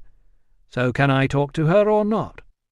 The girl pondered that for a moment, then turned and called, "He won't go away." "Oh, all right." The girl retreated, and Susanna appeared from a back room. "Excuse this," she said, pointing at the towel wrapped around her head. Ruso noticed the pale splashes down the substantial expanse of her tunic, and wondered if she bleached her hair herself. "Still, you're a doctor," continued Susanna, reaching down behind the counter. "You'll have seen worse." She produced a flagon of ordinary wine, a water jug, and a cup. "What's so urgent?" "Sorry to disturb you on the Sabbath," he said. "I didn't realize." One unbleached eyebrow rose. "How do you know?" "A guess," said Ruso, whose knowledge of her people's customs came from a grim visit to Cyrenaica, where the local Jews had practiced their tradition of rebellion with such fervour that the army had performed its equally time-honoured response of massacring them. "Are there many of you here?" She shook her head. "Just me, singing the Lord's song in a foreign land and largely unappreciated." She led him across to a table under a small window and seated herself on the bench opposite him. "I can't say I'm doing very well at it, but I didn't ask to be widowed and stranded here among a bunch of quarrelling pagans, did I? And so far I've been blessed with a good living. Now, what was it?" Ruso poured himself a drink. "I'm hoping you can tell me some more about Dari." Susanna sighed. "Why is it that men always need to talk about Dari?" "I don't know," said Ruso. "I've never met her." "Wait there," she said, and headed for the kitchen door. Seconds later, a remarkable bosom was followed out of the kitchen by a pert nose attached to a cheerful face. Ruso suddenly understood the appeal of arm-wrestling. The girl placed both hands on the edge of the table and leaned forward in a manner that placed a fathomless cleavage exactly at Ruso's eye level. "Susanna says you want me." "Please," said Ruso, gesturing to the bench and forcing himself to look the girl in the eye. "Sit down." In the privacy of the closed bar she seated herself with her back to him, then curled both knees up to her chest and swivelled around in a flurry of skirts. She used both hands to shift the bosom so it was resting on the table, and inquired, "What can I do for you?" Ruso tried to concentrate. "I'm making some inquiries," he said, "about the murder of a soldier the other day." "Poor Felix," she said, frowning. "I only found out last night. What a shock, eh?" "So you haven't spoken to anyone else about this?" "Course I have. Everybody's talking about it. It's not a secret, is it?" "Anyone official, I mean?" "Only you, sir." She leaned closer and dropped her voice to a husky whisper. "Ask me anything you want." Ruso cleared his throat again and said, "You were working here that night?" She nodded. "Tell me what happened." The account she gave added little to what he already knew. A busy night, a beer shortage, Ryanorix shouting at Felix and twice being thrown out into the street. "You know Ryanorix?" "Everybody knows him. He's the good-looking one who sells baskets at the market." Ruso was already having enough difficulty focusing on the facts without being reminded of the charms of Ryanorix. "And afterward?" The girl wrapped a dark curl around her finger and pulled it toward her mouth. "Well, that was it, wasn't it? If Ryanorix came back for a third go, I didn't see him." "And when did Felix leave?" "A bit later on." "With his friends?" "No," said Dari, suddenly monosyllabic. The curl sprang back into place. "I heard he stayed to talk to you." "What if he did?" "What were you talking about?" The bosom lifted off the table. The girl sat back and folded her arms beneath it. "What happened wasn't anything to do with me," she said. "We talked, and then he left. I didn't do anything. I didn't go anywhere. I was clearing up. Then we all went to bed. Ask Susanna." "You were talking about money, weren't you?" "Who's been—" She stopped. "Her, I suppose. Nosy cow." Ruso said nothing. "Felix gave me a loan a few weeks ago to buy some new shoes. I said I would pay him that night, and I did, that's all." And a few hours later he was dead. "I told you, it's nothing to do with—" Did he say where he was going when he left? "It was a business arrangement, all right. He wasn't my boyfriend." What did you pay him? "Does it matter?" Had the girl been more cooperative, Ruso would not have bothered questioning her much further. As it was, she was giving the impression of having something to hide. Why did you leave town the next morning? "My mother was ill." And if I check with her neighbours, they'll confirm that, will they? The girl sucked in her lower lip and chewed at it for a moment. It doesn't look good for you, does it? Prompted Ruso. You're the last to see him. You hand over some money you probably don't want to part with. "How many times? It wasn't me. I was here all the time." So why run away? Dari glanced around to make sure nobody was listening. "I had a reason," she said.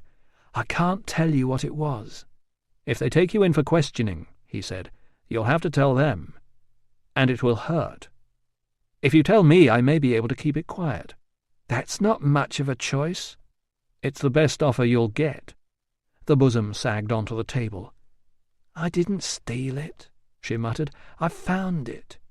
Finding's not stealing." "You found some money?" She frowned. "Of course not. I wouldn't have to tell you that, would I? Money all looks the same. I found a ring, under a bench in the bathhouse, a gold ring. Felix wanted his money and I didn't have any, so I used it to pay him." Susanna emerged from the kitchen and gave Ruso a look that said she was disappointed in him. He pretended not to see it. "Tell me about this ring," he said. "It was one of those lattice patterns," she said. "So it looks fancy, but it doesn't use much gold. There were letters in the pattern." "Did you know what they said?" She shrugged. "Not a clue. But it can't have been anybody's name, or he'd have asked me how I got it, wouldn't he?" Not, reflected Ruso, if Felix was simply going to use it to buy off Ryanorix, who doubtless couldn't read either. "It wasn't really stolen," she insisted, "but I knew there might be a fuss when he tried to sell it, so I thought I'd stay out of town for a while. Then I heard he'd been murdered the same night." "So you guessed it was safe to come back?" She nodded. "One last thing," said Ruso. "When you paid him, did he make a note of it?" "He wiped me off his list. I watched him do it." He got to his feet. "Thank you, Dari," he said. "You've been very helpful." "It wasn't me." "I know." "And you won't tell anybody?" "Not if I can help it," he said. Chapter 57. Tilla had been surprised by the sudden cacophony of "Emilia!" echoing around the hall of the bathhouse as a group of young women in the corner noticed their arrival. There had followed a flurry of greetings and compliments and surprise, as it seemed everyone needed to assure everyone else very loudly, in Latin, how lovely it was to see them and how Emilia wasn't looking at all terrible, and she was being wonderfully brave and, finally, who was her friend. "This is my cousin," announced Emilia, putting an arm around Tilla's shoulders. "Her name is Daludica." This seemed to cause some confusion. "Hasn't she got a Roman name?" demanded one of the girls.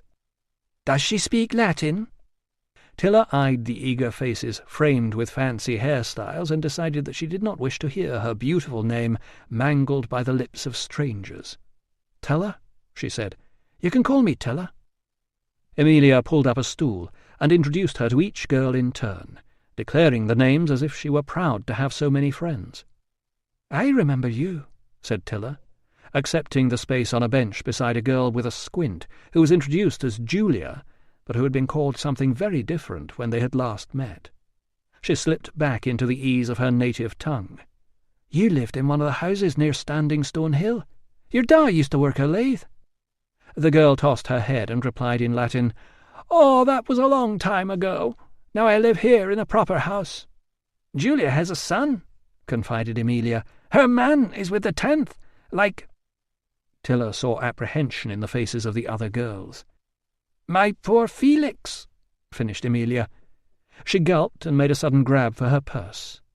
"We need some oil. Come and help me choose, cousin." As Tilla followed her cousin across the hall, she was almost sure the jumble of echoed voices around her held a hiss of, "She really doesn't know, does she?" Tilla adjusted her towel and leaned back against the wall of the warm room, closing her eyes to the sight of the painted dolphins leaping across the walls, and, beneath them, the unpleasant things women were having done to themselves in the pursuit of elegance. She wished she could also close her nose to the stench of competing perfumes and her ears to the babble of voices laced with the occasional grunt from the massage couch and "Ow!" as the plucker of unwanted hairs delivered her own particular form of torture. The smell, the heat, and the noise were making her head ache. It was hard to imagine why anyone would want to come here at all, let alone turn up every day to be exposed and prodded by strangers. She let out a long breath and let her head fall slightly to one side, mimicking sleep. Around her the brittleness of the chatter became more obvious as she shut out the wide eyes and over-eager smiles. It was as if, with few shared memories to link them, these women were so far apart that they needed to keep reassuring themselves by waving and shouting across the gap. She thought of the long, comfortable silences at home, the nights snuggled under warm blankets, listening to the low murmur of adult voices, the heavy crunch of another log being thrown onto the fire, the gentle trickle of beer being poured. Later, sometimes, the giggling and shuffling and gasping from her parents' bed that she and her brothers were not supposed to hear. A sudden wail, followed by, "Sorry, miss," brought her mind back to the bathhouse. This, perhaps, was what people who abandoned their ancestors and surrendered their souls to the foreigners became. Brittle shapes, clinging to one another and shrieking to drown the shame. Her mind was drifting above the conversation around her when she heard a change of tone and realized an argument was starting. "Look!" her cousin was insisting. Tilla opened her eyes to see Emilia tugging off her precious gold ring. "Look!" she repeated. "It is my name, in Greek, Emilia." The middle-aged woman standing over her gave a derisive laugh. "You can't read Greek, can you?" "No," she retorted, "but I know what that says. It says, 'Long life to Elpis.' Ask anybody.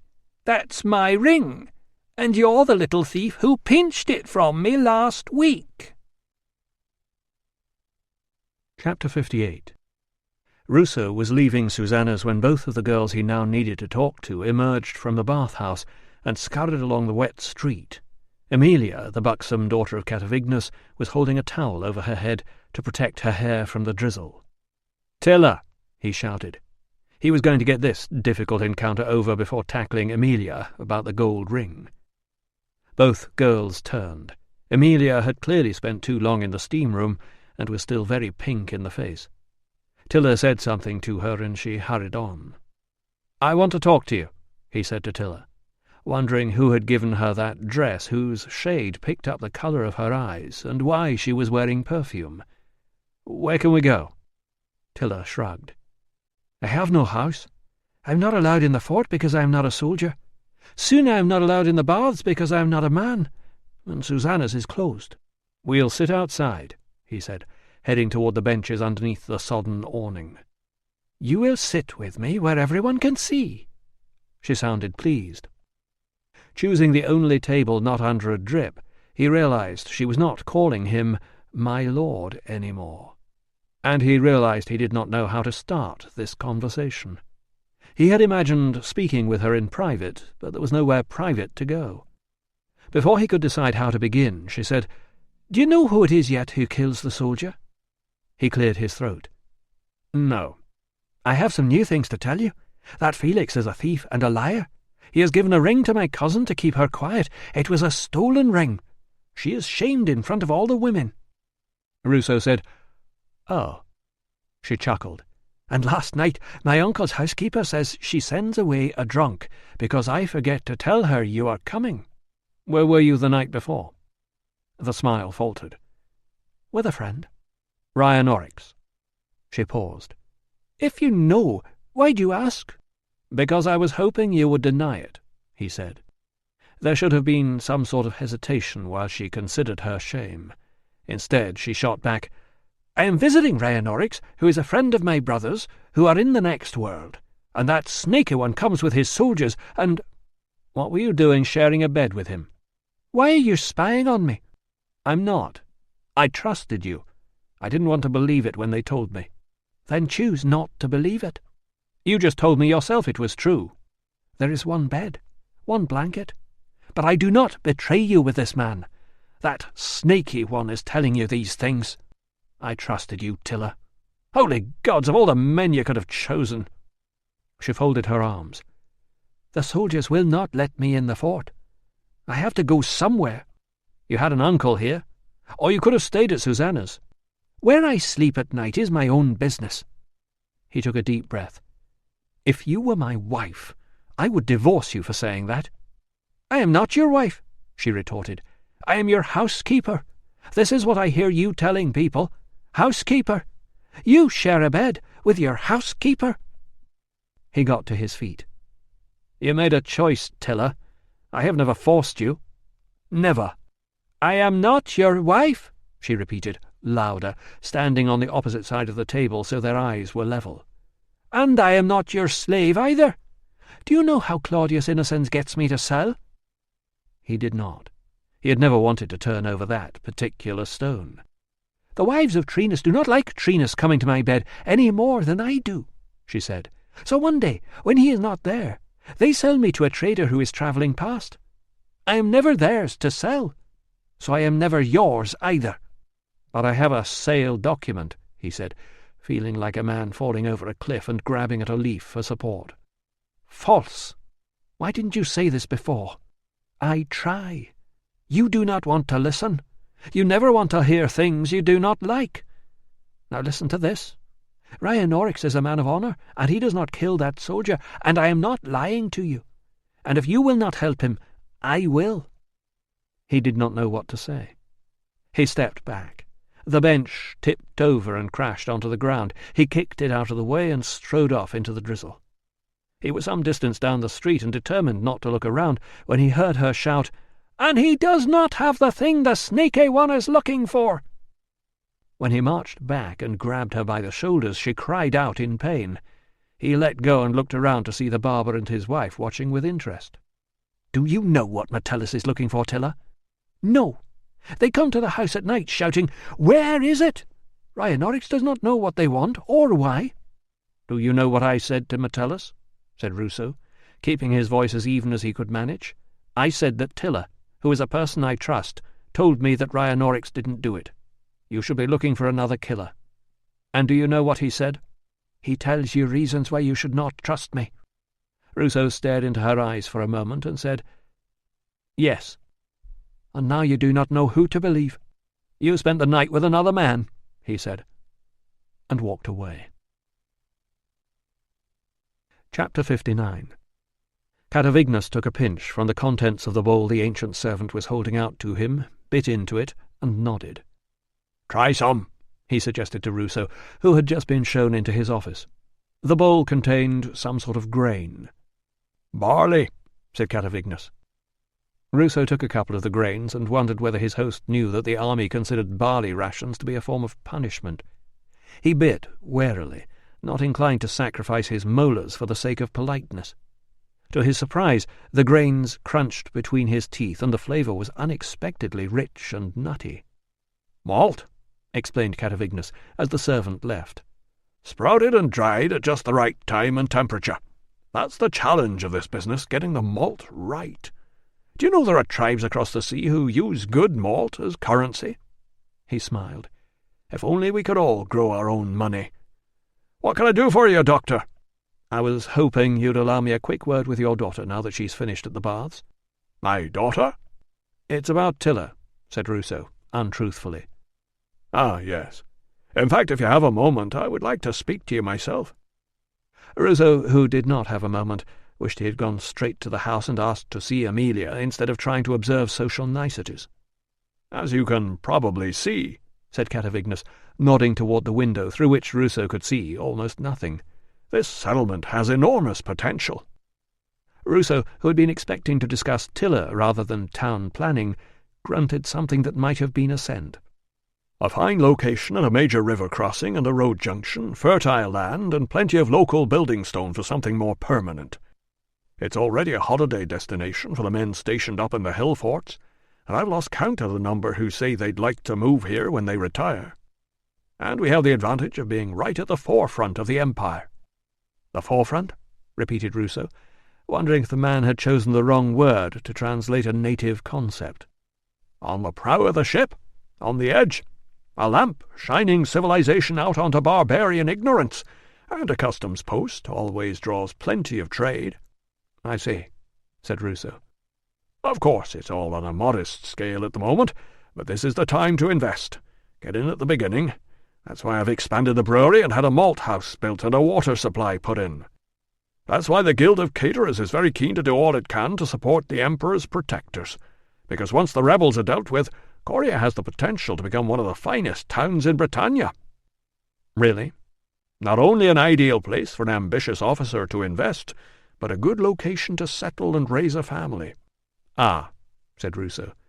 "So this is about Tilla." Catavignus smiled as if he knew he had been caught out. "Pretty name. Did you give it to her?" "I think she made it up." As Catavignus said, "She is all we have left of my brother's family." The surly boy appeared and announced that the builder was here again. "Tell him I've no more to say to him. Felix had the money. He needs to talk to Felix's centurion." Catavignus turned back to Ruso. "I take it you know what happened to my brother?" "More or less," said Ruso. "Ah, yes. Well—" Catavignus took an ominously deep breath. "He and his family farmed a plot of land just north of here. They were—" He hesitated. "My brother's family led a wild existence," he said. "There've always been cattle raids across the border, but my nephews made a habit of it. The Northerners, of course, retaliated. One night I woke to hear the alarm horn being blown. We lived close by in those days, and rushed up there to find my brother's house burned and the haystack and the stores ablaze, and in the light of the fires—" Catavignus lowered his head and appeared to be struggling to compose himself. "Excuse me," he said. "The memory is still painful. When daylight came we searched through the wreckage, but the fire was so fierce we could not even account for all the bodies. I'm ashamed to say we all assumed my niece was among them. Of course, if we'd known she was a prisoner, I would have taken steps to bring her back. So as the surviving head of the family, I can only say how very grateful we are to you for looking after her." "She has worked for her keep." "My niece has always been the flower among the brambles of my brother's family," continued Catavignus. "A delightful girl." Ruso scratched one ear and tried to remember if he had ever thought of Tilla as delightful. The word had possibly wandered into his mind, but if so, it had swiftly fled when confronted with the reality. "She's very attractive," he conceded. He might also have said erotic, eccentric, frustrating, obstinate, and very likely unfaithful, but not in front of her uncle. "She tells me you treated her kindly. I suspect you were very patient." "I've done my best," said Ruso, glad Catavignus had not witnessed the conversation outside Susanna's just now. "Newcomers find our women headstrong at first, but I promise you they're well worth the effort of taming." "Like your hunting dogs?" Catavignus's smile reminded him of Tilla. "Like our horses," he said. "Visit her here whenever you like. My people have a tradition of hospitality. I'll see to it that you have complete privacy." Ruso managed, "Thank you.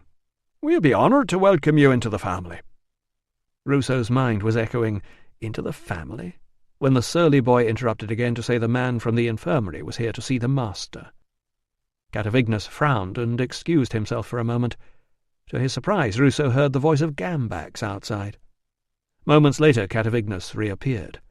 "Always a pleasure to do business with the army." He sat down and smoothed his moustache with a forefinger. "A busy morning. Where was I? As I was saying, my people have many kinds of marriage to suit all situations." "Marriage?" "Spring is the right season, and it's quite common for the wife here to stay in the home of her kin. So if the husband has to be away on duty, he can be sure she's safe and well looked after." "Nobody's talked about marriage," pointed out Ruso. "You mean you've not been betting her?" Well, yes, but we'd be happy to reduce the bride price in recognition of the kindness you've shown her. There's a bride price? Traditionally, yes, but a nominal sum will do. You've already been very generous. Ruso swallowed hard. Have you discussed this with her? I'm talking to you first, finding out your intentions. Ruso shook his head. I'm sorry to disappoint you, he said, but my intentions in caring for your niece really weren't, He could hardly say that he had bought her from a rogue trader in a back alley. Nor, despite his own feelings about it, was it fair to tell her uncle she had slept with Ryanorix.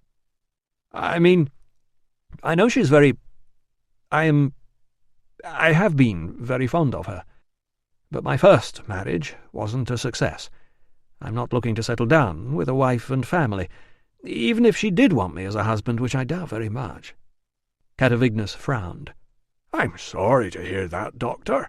She does come with land as well. Did I forget to mention that? Of course, as a military man, you wouldn't be farming it, but I could put in a tenant and send you the rent wherever you're posted. Unless a very small deduction for costs, of course. Land? Said Ruso stupidly. Rent? Of course, to an officer like yourself, a little rent here or there is nothing. I'm just trying to make the offer as fair as possible. I've never really thought of... Don't worry, Doctor. I see what you're trying to say. I'll keep looking. Someone will have her, I'm sure. Now, come with me and I'll introduce you to my daughter. Whatever either man might have hoped for in a meeting between Ruso and Emilia, both were disappointed. Emilia had retreated into her room and barricaded the door. Her father's insistence that a very important officer had come to see her only produced a howl of, "Go away!" Catavignus explained to Ruso that his daughter was not well, and less politely to Emilia that she was shaming the whole family. "Go away!" Ruso asked for a chance to try on his own. When her father had retreated, he said quietly, "Emilia, this is important. I know about the ring you were given by—" "Go away!" "Emilia, I'm a medicus. Perhaps I could help." "Go away!" "Please, just let me—" "Go away!" "Emilia, I know you saw Felix on the night—" This time, "go away" was preceded by a loud scream and followed by the dull boom of fists hitting the back of the door.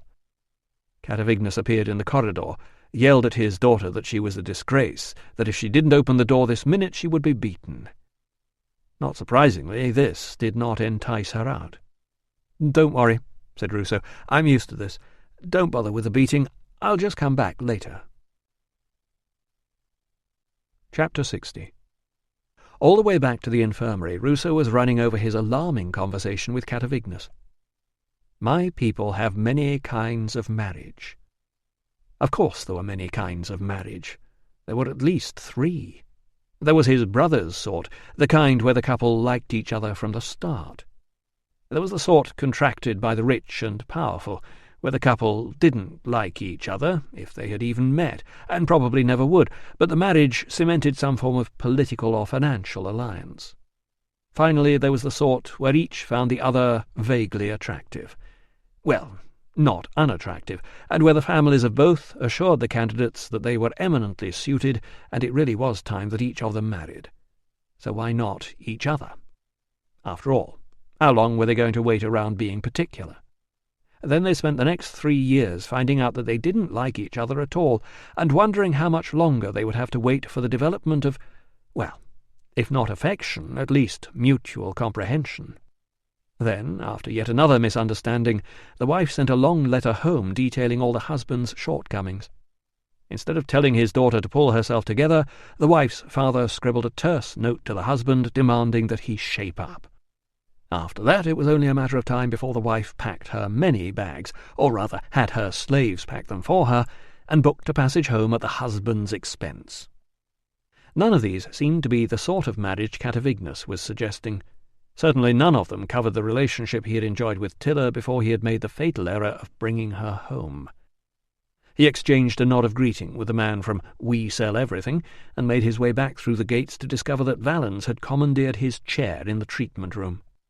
"Ruso, where have you been? Come and sit down. Gambax, get him a cup, there's a good man." When Gambax had gone, Ruso frowned. I'm trying to get the beer drinking under control here.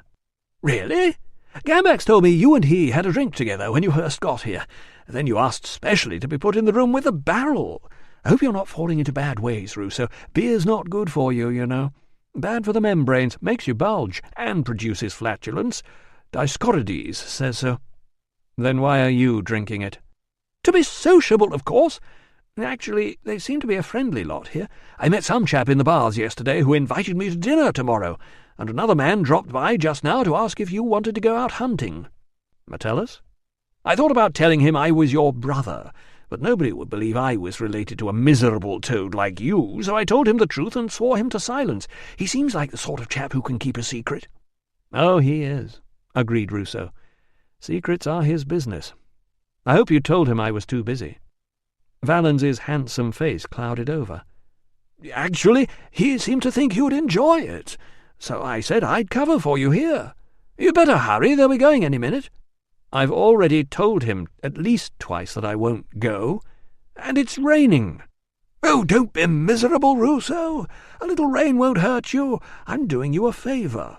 Gambax, the doctor doesn't want a beer after all. He's assigned me to cover the infirmary for him while he goes off stag hunting. Chapter 61. Ruso's previous experience of hunting was limited, but even he knew that late morning was not the time to start, and that this was a bizarrely equipped expedition. The mounted company he intercepted on its way to the East Gate consisted of Metellus, a dozen fully armed cavalrymen, and 6 hounds in the charge of a mounted servant. A couple of riders had rolled hunting nets strapped to the backs of their horses, as if this had been an afterthought. Are you expecting the stag to put up a fight? Metellus smiled down from beneath the brim of his helmet. Already the drizzle had started to coalesce on the metal surface and trickle down to drip on his cloak. "You can never tell with these British beasts," he said. "Hurry and get ready, Ruso. They're waiting for you over at the stables." "I've told you several times."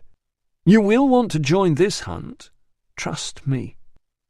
Ruso reflected that if he had to count off on the fingers of one hand the names of people he trusted least in the world, Metellus would be among them. But his curiosity had been piqued. Valens could cover his duties at the infirmary. Thessalus was asleep. He did not know what to do with Tilla, even if he could find her, and Amelia was probably still barricaded inside her room.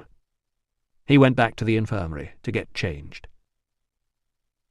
The party rode out in silence along the north road for about a mile, then branched off onto a narrower road leading up into the eastern hills. The fort was out of sight now. They were following the course of what seemed to be a tributary valley. To their right, the pasture sloped away gently into a wooded glen. To their left was a patch of high, flat land, with a few animals grazing around the dark clumps of marsh grass. Just past the marsh they passed some foundation trenches that had been abandoned halfway through digging. A dog began to bark as they approached a ramshackle round house.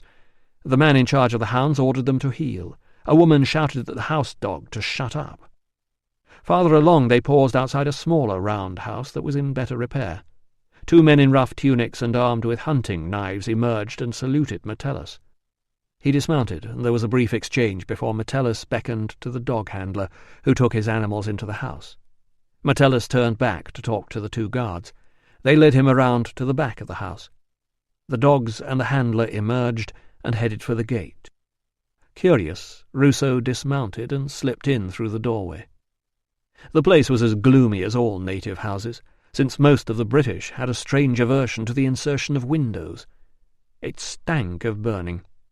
Ruso stepped to one side so he was not blocking the light. Something crunched beneath his foot. The ground was strewn with the black skeletons of char-red wicker, and above him the thatch was scorched. He moved forward, picking his way through a scatter of smashed baskets and an upside-down crib whose neatly woven base had collapsed into its walls as though someone had jumped on it. He coughed as he inhaled the ash that was still floating in the air from someone tipping over the fire-irons into the hearth. He was beginning to realize whose house this was. On the far side, a wicker chest had been upended, and a collection of clothes tipped out onto piles of dead bracken and blankets that must have once served as a bed. Behind him, Metellus said, "This is where we found the pair of them." Ruso said. "Why would I want to see this?" "Come outside." Obediently, he followed the aide out of the door and around past a meagre woodpile to where a brown blanket lay over something on the rough grass. As soon as he saw the shape, Ruso knew what was underneath. Metellus glanced around, then beckoned him across. They both crouched down. Each took a corner of the blanket. The first object to appear was an empty sack besmirched with soot. Ruso steeled himself and lifted the blanket higher. "You can finish your post-mortem now," said Metellus. Chapter 62. Emilia was still in her room.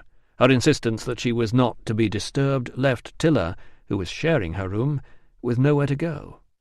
Finally, still agitated by the argument with the medicus and uneasy at being idle while someone else did all the work, she wandered into the kitchen and asked Ness if there was anything she could do to help. "To help me?" demanded Ness, surprised. She was given some dry laundry to fold, but it was obvious that despite having complained of overwork, Ness was discomforted by her interference. "So," said Tilla, holding up an undertunic to gauge where the centre was. "How is it, working for my uncle's family?" "They took me in when I was without a home," said Ness, folding a garment herself at twice the speed. "There is plenty of money for housekeeping." After a pause, she said, "And Miss Emilia needs someone to look after her." "And my uncle?" Ness shrugged her thin shoulders. "He is not changed." "No," said Tilla. "That is what I thought." She put one of a pair of large grey uncle-style socks inside the other and said, "I shall go and take my cousin something to eat." "She already has something," was the surprised reply. "She took a jar of honey in there with her." Clearly Emilia was not planning to starve. "How are you now, cousin?" Emilia eyed the forefinger she had just been licking.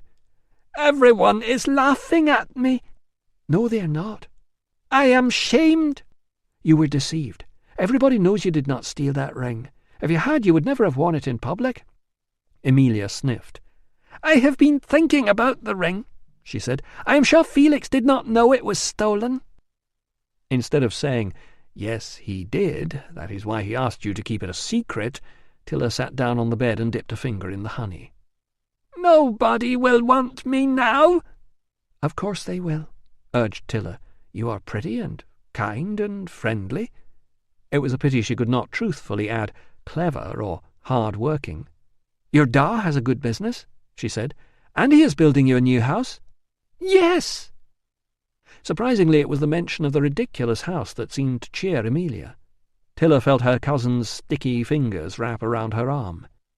"Once the rebels are dealt with, and Daddy says they will be very soon, lots of people will want to live here. It will be safe to move out to the edge of town.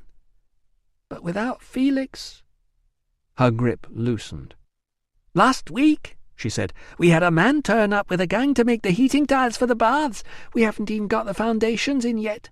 Felix said Daddy shouldn't have sent them away because we were lucky to get them. But we weren't ready for them. Daddy was worried about how much everything's going to cost. And it's even worse now because without Felix, we don't know who they are to get them back when we want them." "Did Felix make enemies, Emilia?"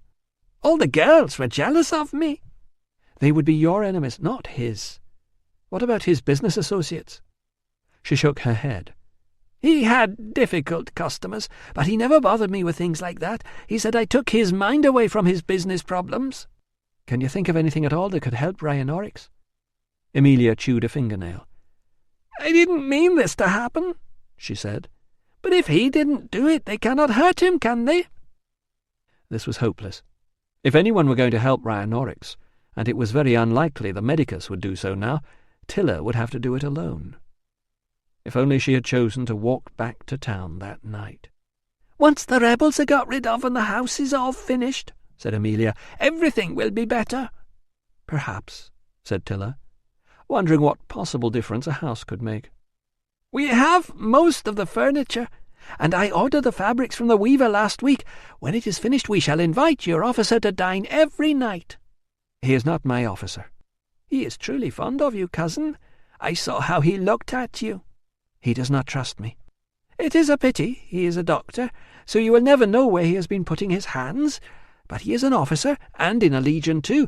Do you know how much those officers are paid? Not as much as they spend. And he is rather good-looking, in a cross sort of way. Tilla shrugged. Who cares? You do, said Amelia, dipping her forefinger in the honey, raising it high in the air, and placing her open mouth beneath to intercept the thin stream of gold. Chapter 63.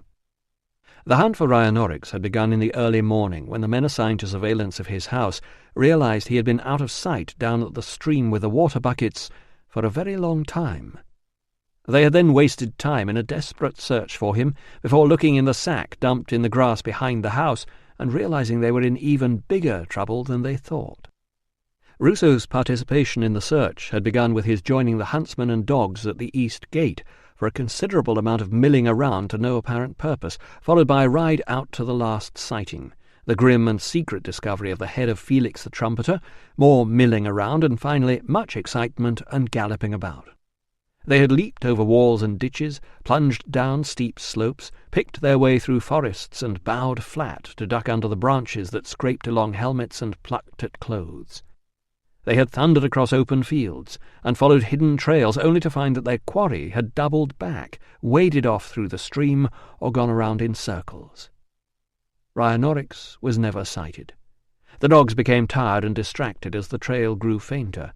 Finally, huntsmen, horses, and hounds beat a weary and mud-splattered retreat in search of a hot meal.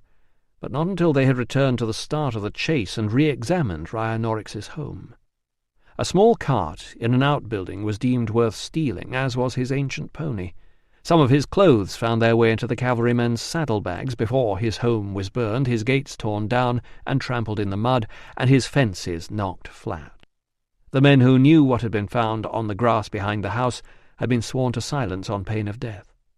They were the ones who led the destruction, and neither Metellus nor Ruso made any effort to restrain them. The rain had stopped, but the light was fading by the time they reached the fort.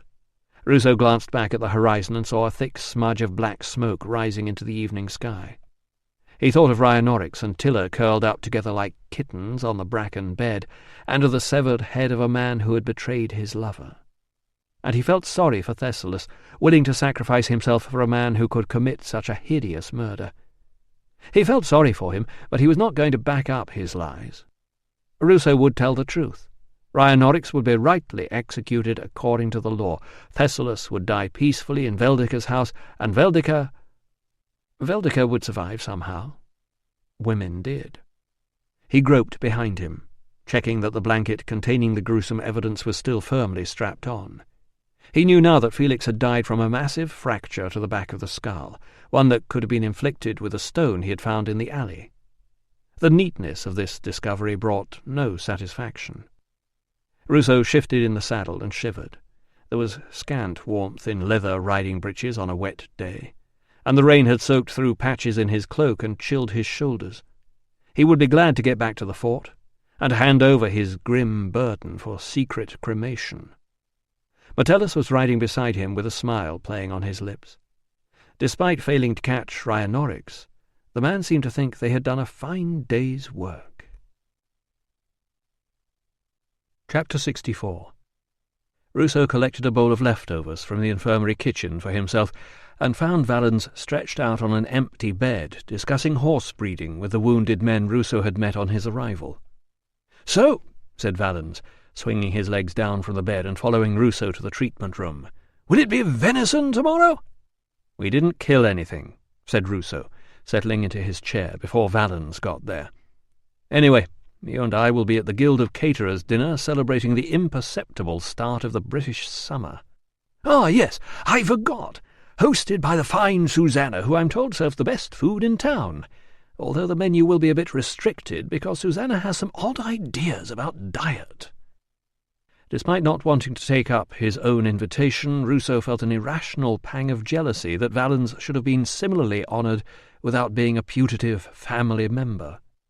"Apparently, Catavignus has designs on Susanna," said Valens, hitching himself up to perch on the treatment table. "Or maybe on her snack bar." Ruso poked unenthusiastically at the leftovers with his spoon. How's it you've hardly gotten here and you've found all this out?" "Albanus and I have been chatting," said Valens. "His favourite waitress doesn't want to work for Catavignas. Oh, by the way, I went across with Thessallus's dinner and gave him the poppy tears he asked for. Nice chap. Why can't we tell anybody that he's ill?" "It's a long story."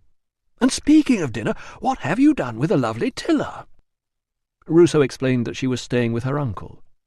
"You don't seem very cheerful, Ruso. Have you two fallen out?" "I'm busy, and it's military personnel only inside the gates." "Oh, dear. That must be frustrating for you." Ruso sighed.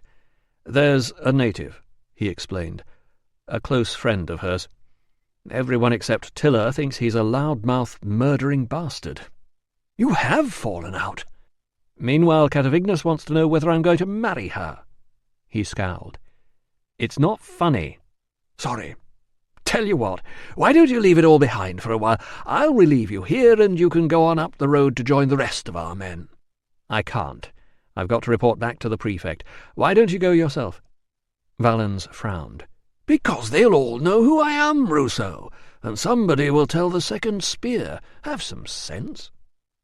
Ruso busied himself scooping up the leftovers, which seemed to consist of cabbage doused in brown juice, and mused upon the shattered skull of the unlucky Felix the trumpeter. He would have liked to think of it as conclusive evidence, but there was something wrong about its opportune appearance inside a sack on the grass behind Rhinoryx's house. The native must have known he was under surveillance, or he would not have run away. And knowing that, why would he leave behind the one thing that could prove his guilt? Ruso had grown increasingly uneasy about it on the ride back to the fort. When he had raised the matter, Metellus had simply suggested that Rhinoryx had not wanted to be caught carrying the grisly burden, and as a final act of defiance he had left it for them to find. Perhaps he had hoped it would distract his pursuers and buy him some time to make his escape. Whatever the reason, its recovery was good news.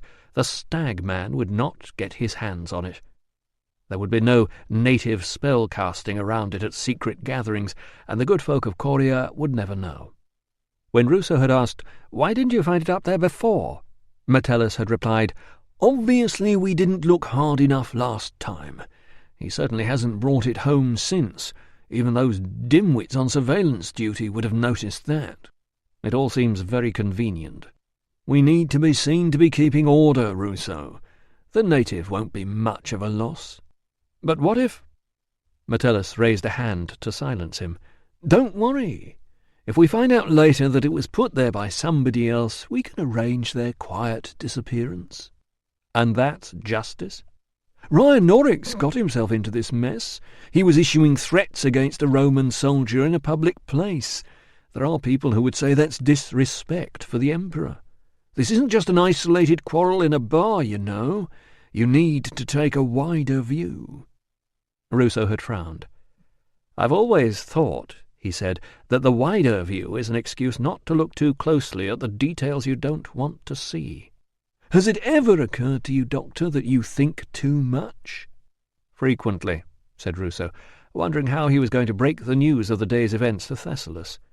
"And I think you're on very uncertain ground with this." "Fortunately for the security of the border, Ruso," Metellus had replied. "What you think doesn't matter." Valens was still talking. "And if I told her I wasn't thinking anything," he said, "which I wasn't, usually, she just kept on asking until I made something up." All Thessalus's plans had been thwarted. He had brought disgrace upon himself for nothing. Valens appeared to be waiting for some sort of an answer. "Sorry, what did you say?" "I said," repeated Valens, "did you have trouble with Claudia asking what you were thinking all the time?" "What?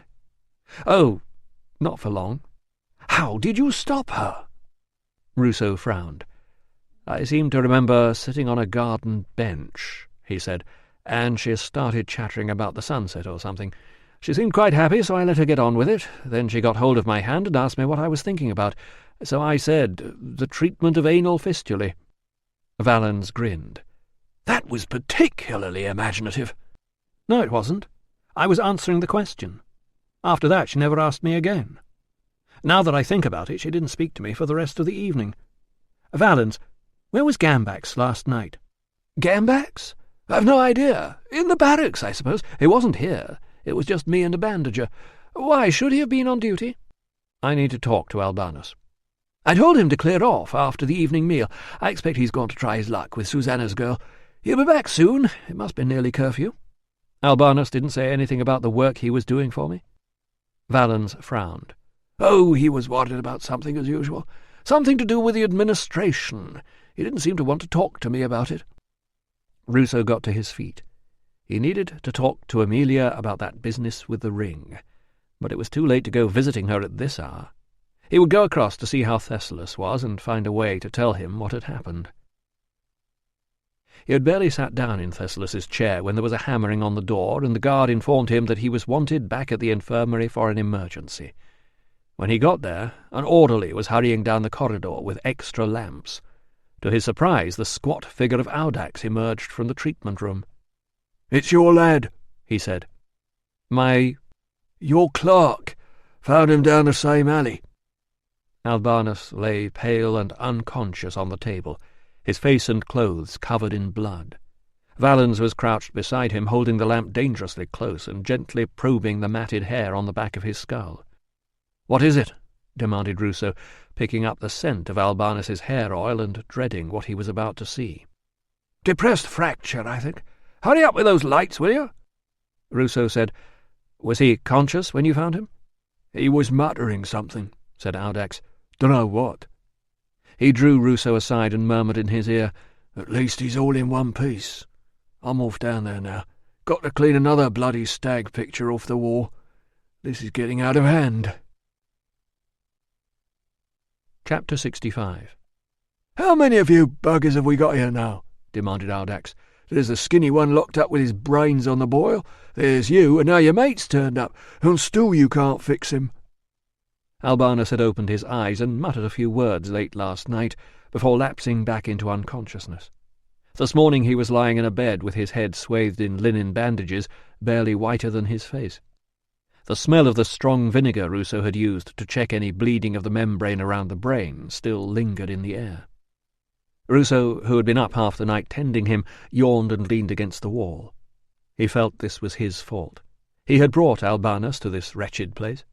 He should have thought to warn him about that alleyway. He should have ignored the Batavians' cover-up schemes and told him the truth about the danger that lurked in the streets of Coria. Worst of all, he should never have asked him to interfere in Gambax's affairs. He could say none of this in the presence of Audax. Instead he said, "It's just wait and see now." "Never mind waiting and seeing," retorted Audax. "You want to give him a dose of Dr. Scribonius." He thrust forward a fist containing a square bottle of greenish glass with an inch of dark liquid swilling around inside. "I'll bring some more over later." When the centurion had gone, Ruso sat on the edge of the bed and watched the faint rise of his clerk's chest with each breath. He laid one hand over the cold fingers. "You're not going to die, Albanus," he assured him. "We're not going to lose another man from the 20th. We won't let you go." For a moment he thought there was some flicker of movement behind the eyelids. "Albanus?" He waited, but there was no further sign. He tucked the clerk's hand in under the harsh grey blanket and summoned Ingenuous to sit with him. "Any problems, send for Valens," he told him. "Don't let Gambax anywhere near him, and don't give him that tonic till we find out what's in it." Gambax was busy smudging out one stroke of the 2 after "Days the Governor's visit." "Where were you last night, Gambax?" "Polishing my kit, getting ready for the governor. You said Dr. Valens was on duty." "So I did," agreed Ruso, leaning against the wall and folding his arms. "Dr. Valens is on duty again now. He's the only one allowed to touch Albanus. I shall be out." He waited until Gambax had finished and gone back inside. He was alone with the images of the gods. Since arriving at Coria he had neglected one of them completely, and never bothered to find out the name of the other. He asked forgiveness of both. Then he stretched out his arms to the image of Aesculapius and prayed for the life of the clerk he himself had failed to protect. He only became aware of someone standing behind him in the street when he had finished speaking. Metellus thought he might like to know that a certain object had been discreetly and respectfully disposed of, and as soon as Rhinoryx was apprehended, which, thanks to information just received from an informer, he soon would be, the matter would be settled. Perhaps, for the sake of pacifying the locals, we should get you to confirm that Thessalus' confession was never credible because of the state of his mind. I can't say that, said Ruso. Metellus sighed. I do hope you're not going to be difficult, Ruso. Although it doesn't matter much now, anyway.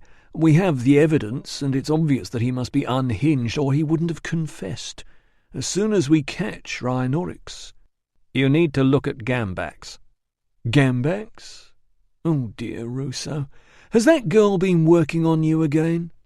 I'm pretty sure he and Felix were working some sort of scam with the infirmary ordering system. That's where your fancy wine came from. I checked the amphora, and the official mark's been scrubbed off. Gambax must have been buying it in for medicinal purposes and selling it to Felix, who distributed it. Only Felix was distributing it a bit too widely, and Gambax realized he was going to get caught. Gambax must have seen the chance to finish him off and take over the distribution himself. Now I think he's found out my clerk is onto him, and he's tried to finish him too and blame the whole thing on the Stagman. When Albanus wakes up, I'm sure he'll confirm it. Metellus shook his head sadly. Go and lie down, Ruso. Nobody's going to go around murdering people over a few amphorae of wine. But if he thought he would be caught and punished... You surely haven't forgotten the evidence you carried home yesterday? He could have hidden that somewhere and then taken it up there at night when he found out that Rhinoryx had been released and we were still looking for someone else. Rhinoryx got up in the morning, saw it, panicked and ran. This is all sounding rather desperate. You know Gambax was outside the fort somewhere when Felix was killed. I told you.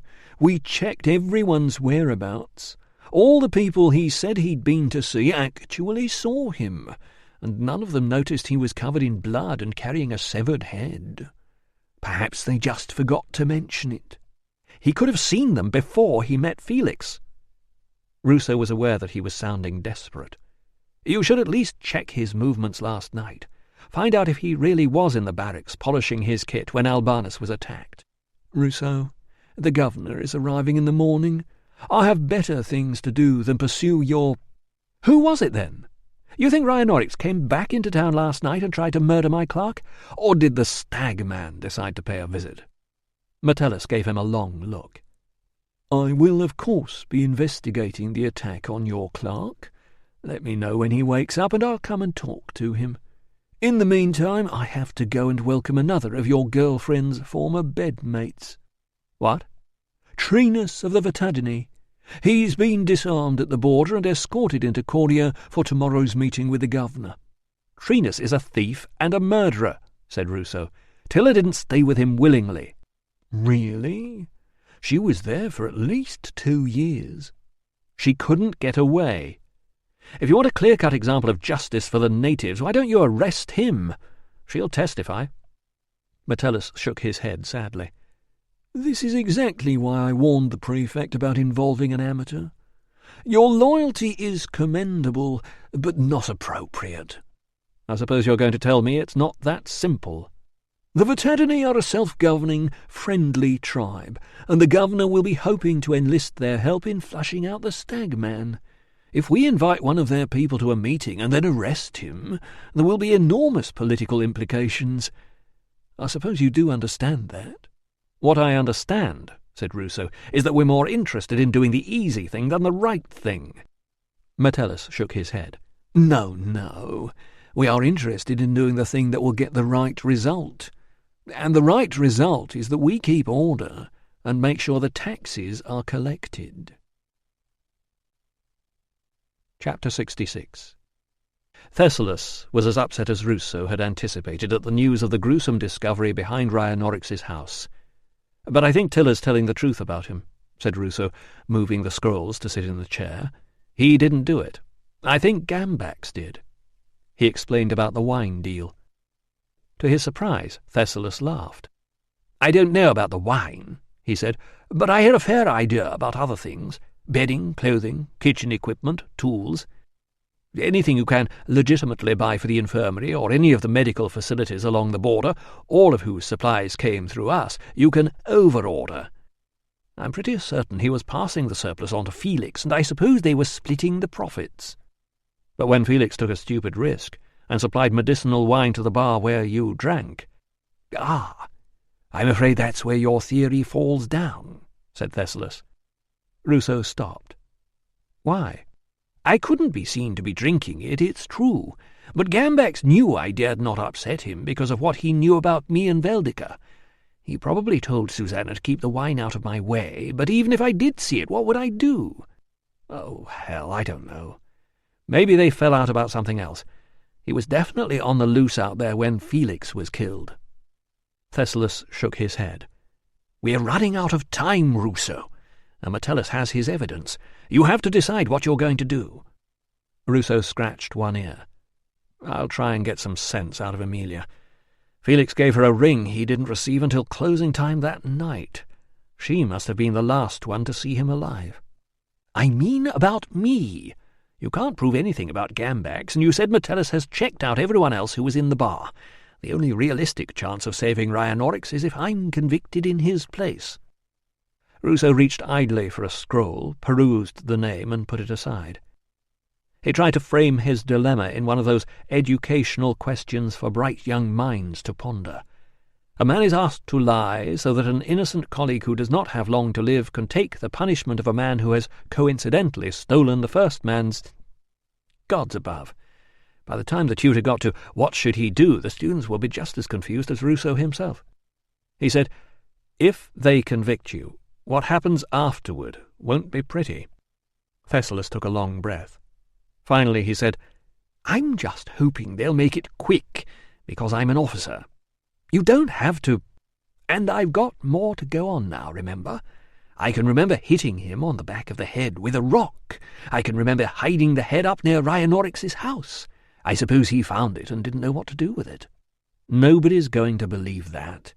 They'll know I told you. They won't know anything unless you tell them. They'll be guessing, and they'll do whatever's politically convenient. Just get me in front of the governor, Ruso. Let me try and convince him. You aren't going to let me down, are you?" Chapter 67. Miss Emilia was not receiving visitors at the moment. No, she was not unwell and in need of a doctor. If he really had to know, she was getting ready for the caterer's dinner this evening. Ruso explained that his visit was extremely important. Ness informed him that nothing was more important than the caterer's dinner, and besides, he was not to go upsetting Miss Emilia just when she was feeling better. "How about Tilla? Is she here?" "No." "I need to talk to her urgently, too, about something else. Where is she?" "Out." Ruso gritted his teeth. "I want to warn her," he said, "that the man who caused all the trouble with her family is in town." "She knows," said Ness. There was a movement behind her, and Emilia appeared. Her face was unnaturally white, and one stray curling rag had escaped from the bright green cloth wrapped around her head. Ruso recognized the early stages of female preparation for an evening out. At this point the effect was alarming, rather than attractive, and in the days when she was still interested in what he thought of her, Claudia had shooed him out of her bedroom until the job was complete, a task that could take anywhere from several minutes to several hours. "My cousin is not at home," Emilia said as calmly as if she had not screamed, "Go away," at him last time he was here. "We don't know where she went. There was somebody she did not want to see." He said, "Did she go by herself?" Emilia had said, "Let me just finish getting ready and I'll come with you, cousin," but Tilla had said she was in a hurry, picked up a cloak, and run out the door. Was Trinus the person she didn't want to see? "He came to visit my father," said Emilia. "She heard them arguing and ran away." "Did she say where she was going?" "Somewhere safe," said Emilia, unhelpfully. Ruso took a deep breath. "While I'm here, there's something very important—" The final words were spoken at rising volume because Emilia was retreating from the door. "I need to ask you some questions," he shouted. "Emilia, please! It's about Felix." "You can ask the mistress questions at dinner," said Ness, pushing the door closed in his face. "She has to get ready." Chapter 68. There were, Ruso reasoned, only a limited number of places a visiting chieftain with a rough reputation could be lurking in a place like this. If Trinus were in the fort, Metellus would know. If he were not, he would be in a bar, a brothel, or the bathhouse. Ruso hoped he wasn't going to have to search them all. He was supposed to be working at the infirmary. He needed to get some sense out of Emilia. He needed some proper evidence against Gambax. He needed to check on Albanus. He was supposed to be doing any number of important and urgent things, none of which included hunting for a visiting tribesman in defence of a woman who had betrayed him. But suddenly that seemed more important than any of them. Trinus was not at Susanna's, and no one would have been interested if he had been.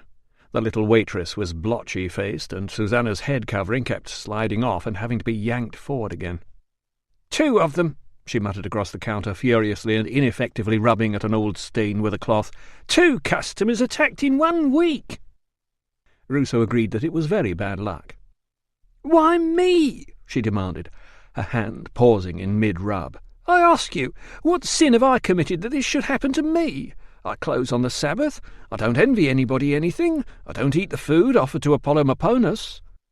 I admit it's served in my house, but what can I do? There's only me here. I don't eat it myself, and it's too late to cancel the caterers now. You'll be there, and Dr. Valens." "Don't worry on our account," said Ruso generously. "You can say you're cancelling out of respect for Albanus." "But all the caterers will be making things to bring, and the pastries are in the oven, and the duck's been stuffed." She sighed. "If we cancel now, people will say we're giving in to the rebels. But I swear that if that young man survives, I'll never host another one of these things. Never mind what the caterers think. That's the end of it." Ruso crossed the street. Someone in a place this size was bound to have noticed a visiting chieftain. The barber was busy with another customer, but greeted him like a long-lost friend. "Doctor, I won't be a minute." "Don't rush, Festinus," Ruso urged him. "I just want a word." Moments later the customer was clutching a wad of blood-stained linen against his jaw, and Ruso had been directed to a bar on the far side of the west gate. "Step right in, sir. What'll you have to drink? Will it be wine, beer, mead?" "No, thanks," said Ruso, who had drunk enough overpriced vinegar in seedy bars to know better. From the look of the customers eyeing him from the table in the waiting area, they were wishing they hadn't bothered themselves.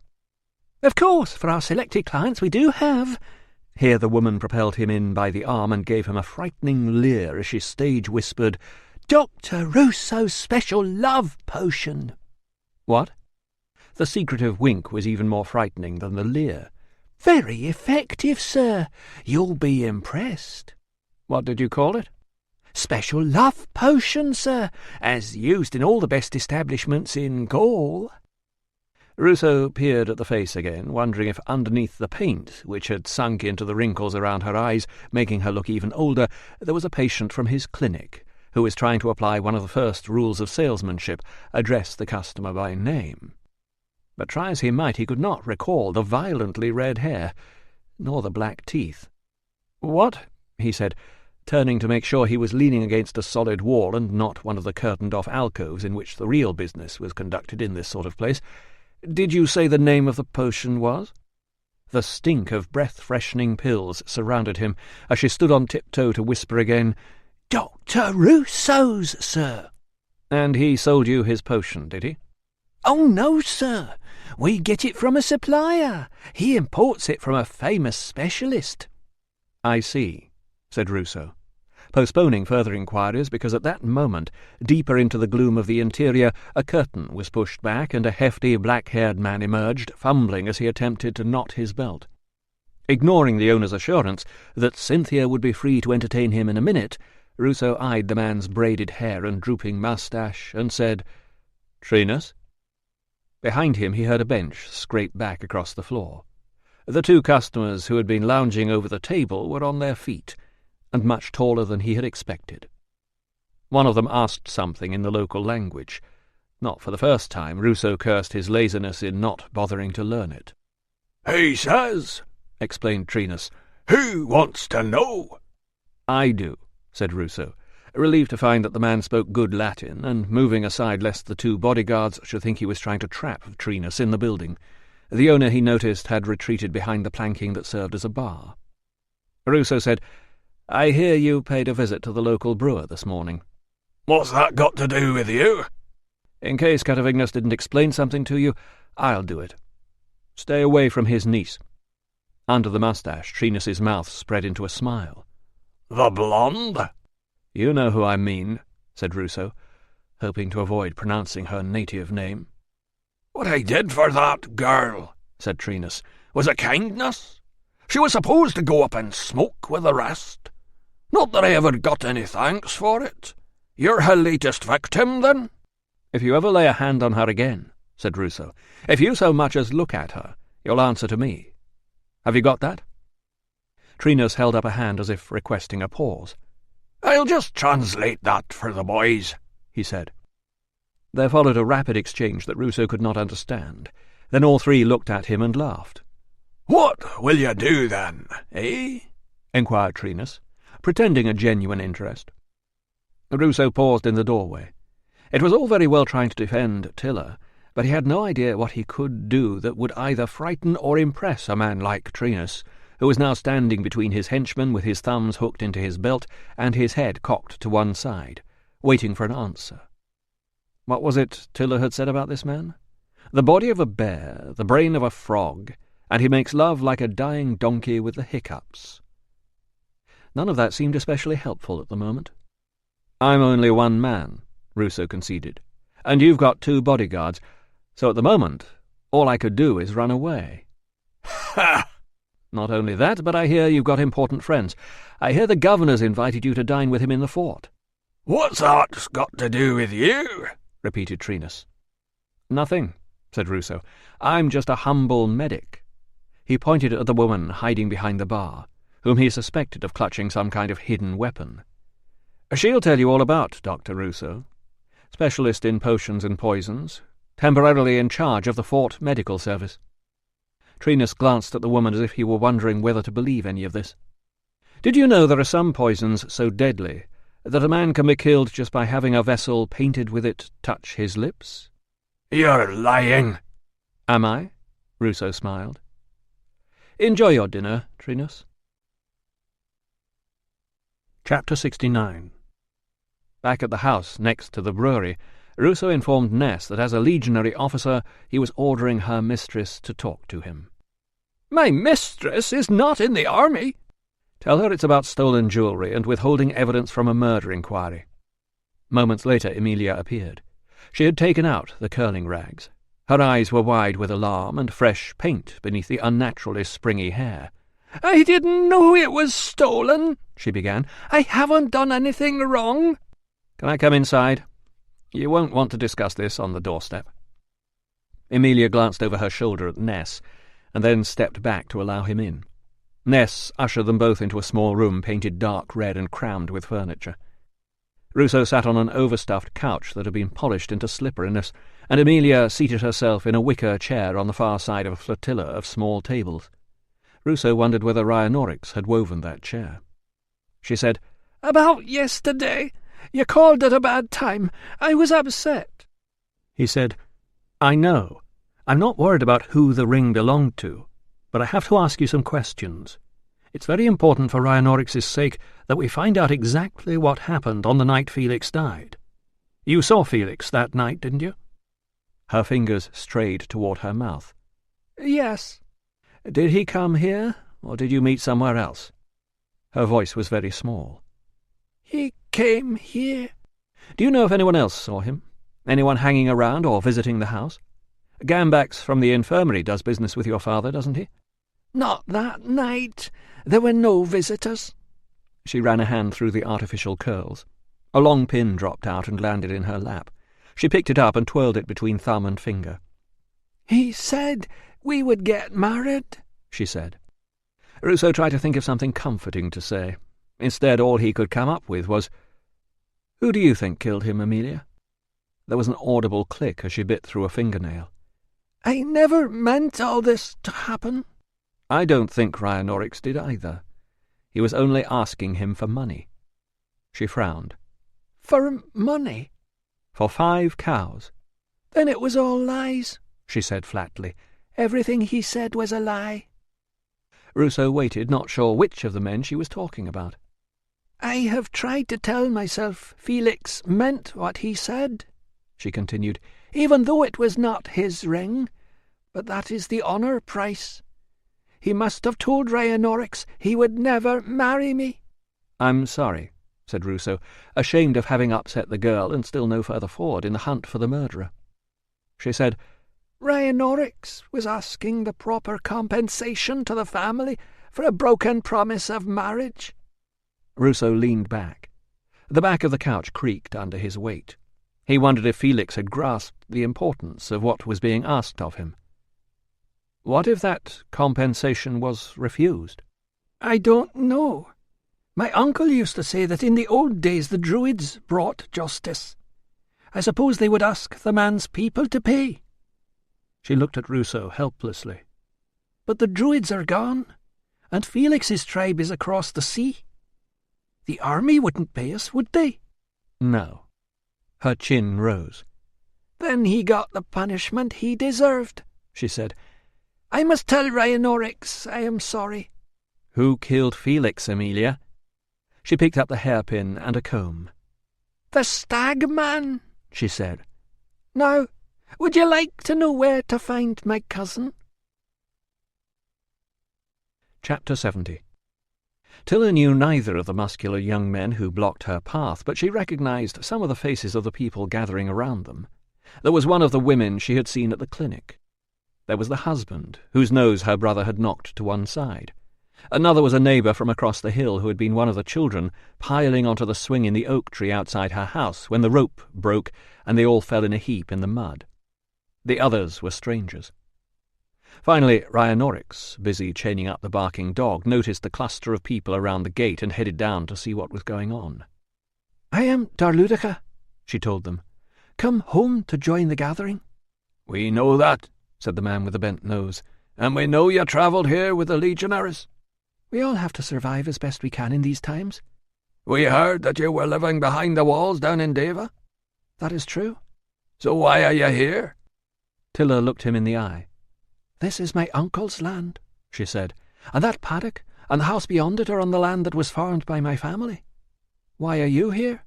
"You must have seen many things inside the fort," said one of the strangers, tucking his thumbs in his belt. "You will know how the soldiers store and prepare their weapons, how they send messages and arrange their supplies, how they order their guards." "I was a housekeeper," she said. "I can only tell you how they prepare their dinner." "You walked through the door with your eyes shut?" demanded the man with the bent nose. "I find it is the best way," said Tilla. "Then I cannot identify people and get them into trouble. And if my brother were here, he would knock you down again for insulting me." The woman said, "Let her stay and help me until the messenger gets here, then we can ask him." "She could be a spy," pointed out her husband. "What is the matter with you all?" demanded Rhiannorix. "We know her." "You could be a spy too," grumbled the man. "Why was it they let you go, eh? Did you do a deal with them?" "Of course he did not," retorted Tilla. "Even the Romans understand that the gods made someone else execute that soldier after Rhiannorix fasted against him. First you insult me, then you insult a man whom the gods have favoured. You should be more careful." The grumbler scowled. The wife offered Tilla a small shrug of apology. One by one they stepped back out of her path. Tilla entered the gate and followed the path toward the house that had been commandeered from her unsuspecting uncle and his servants. She had passed the servants on the road, hurrying into town. They had been given an urgent message, summoning them to help with the Guild of Caterers' dinner. She had not believed a word of it, but they had, and they would not be back until morning. Chapter 71. Ruso must have looked anxious, because the owner of We Sell Everything called after him, "All right, sir," as he sprinted past on his way back to the fort. When he found her, he would tell her how he had tackled treeness for her, while Rhiannorix had fled to save himself and left her behind. He would not mention that he had been there when Rhiannorix's house was burned. If she did not know that, she would not ask what he had done to prevent it, and he would not have to admit that he had done nothing at all. He was exchanging a hasty salute with the guards on the east gate when he heard a familiar and disrespectful yell of, "Hey, Doc!" "There you go," announced Audax, thrusting a full bottle of dark liquid into Ruso's hand. "Got the last one. Some other bugger had his paws on it, but I told the trader it was for you. Worked like a charm. Must be nice to be in the legions. Straight to the front of the line every time." "Really?" said Ruso, who was wondering how easy it would be to commandeer a horse without an official order, especially since they would all be being washed and polished for the governor's inspection in the morning. "He says he knows you." "Really?" He would need something fast.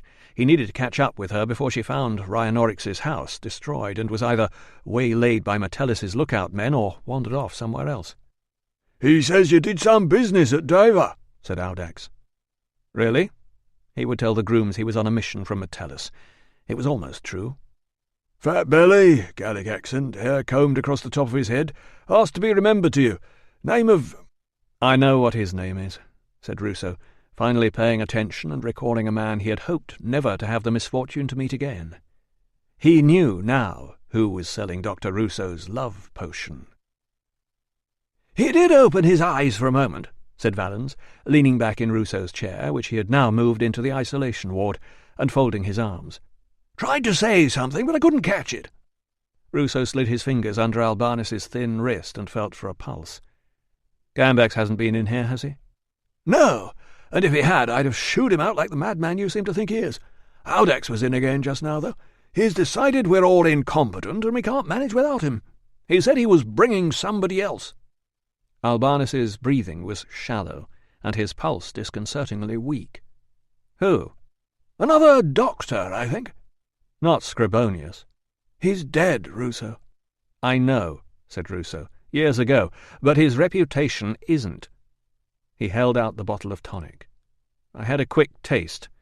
I think it's just dates in hydromel with garlic." Valens pulled out the stopper and sniffed the liquid. "Smells disgusting.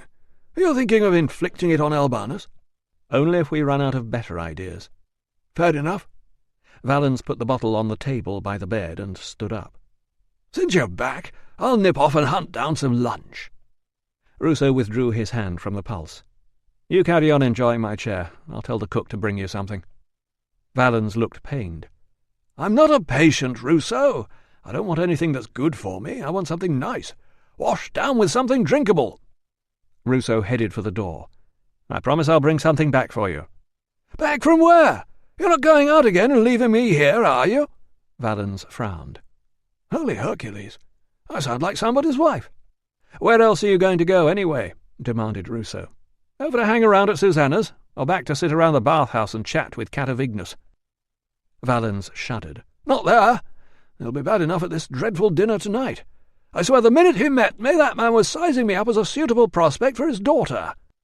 I've already been offered the taster's tour of the brewery with the purpose-built malt house, and had to listen to his eulogy to the kindness of the army plumbers who popped in his free extension pipe from the bathhouse. They do seem to be awfully fond of their beer around here, all of which makes the brewery a wondrous prospect for a business partnership, apparently."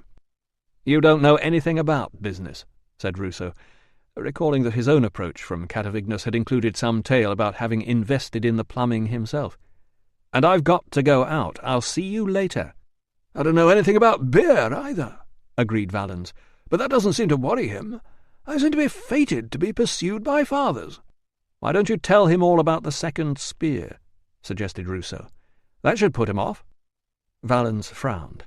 "I thought I might expect a little sympathy from my closest friend," he complained. "A little brotherly understanding, a little—" "A little piece of advice," said Ruso.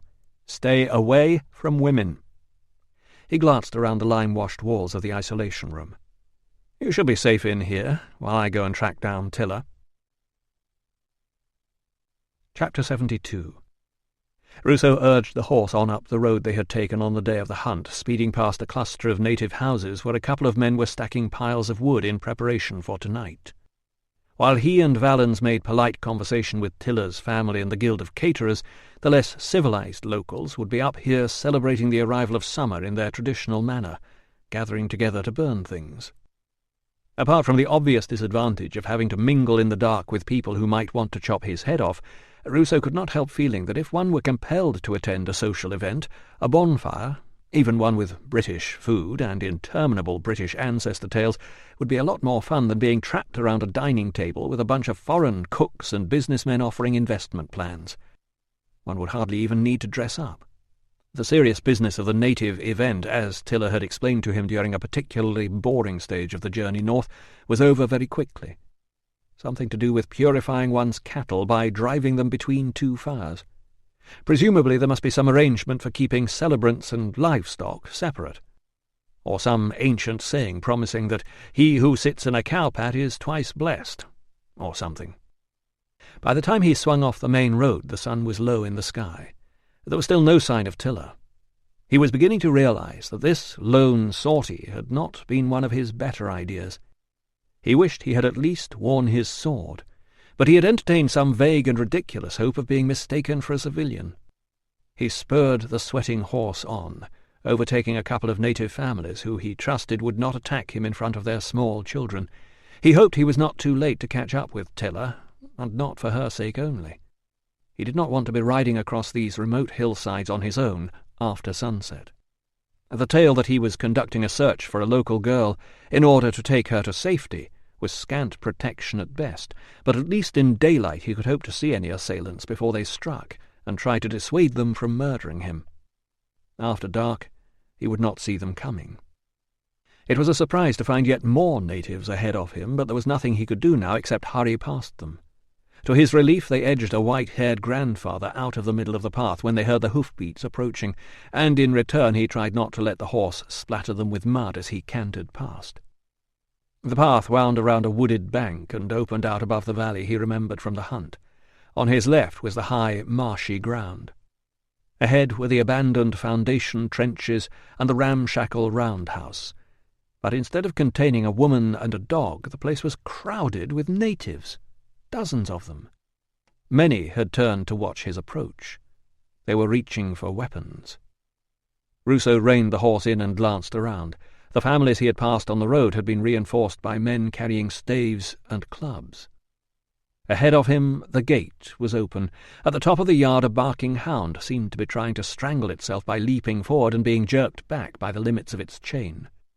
Beyond its range, natives without weapons were clutching jugs and bowls and armfuls of wood and piles of dried bracken.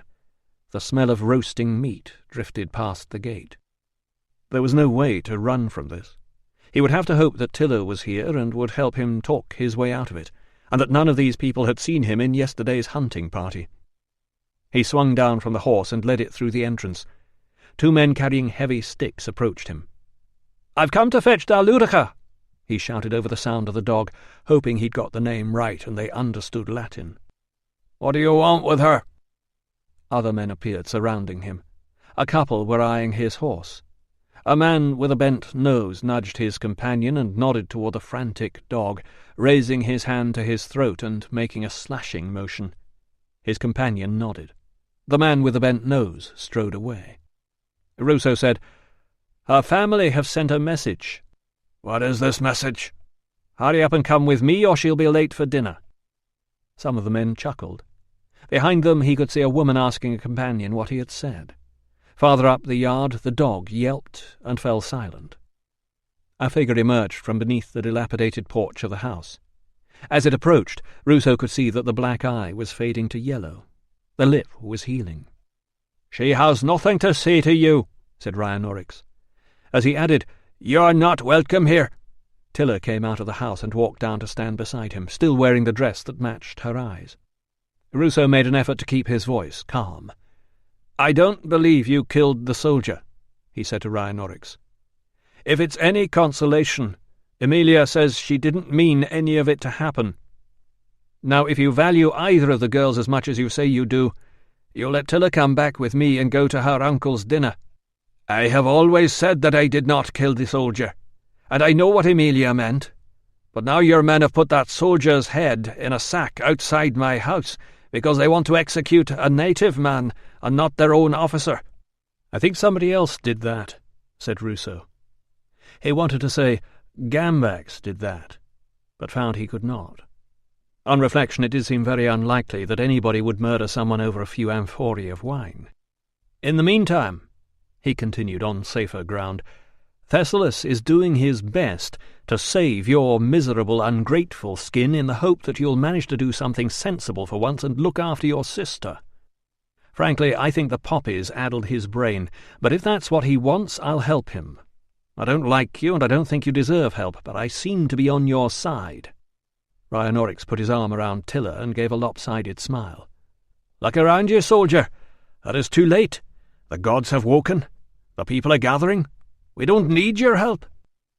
Ruso glanced around at the armed men, the women bustling about with jugs and bowls, the youths discussing the horses tethered under the trees, and the throng of children chasing one another around the pasture. He looked at Tilla, standing with the native in the place where they had been brought up together. Playmates, friends, lovers.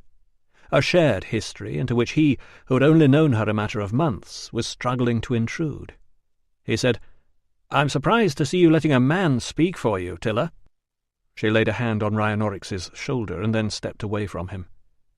"I will escort you down the path," she said. "You should not have come here." She said something to the other men in her own language. They dropped back, but he heard their footfalls behind him as she led him back toward the gate. "You shouldn't be here," he urged her. "These are my people. This is my uncle's land. The house that was on my land is burned again. By you this time." "Stay away from him, Tilla." "This is my home." "This is an illegal gathering.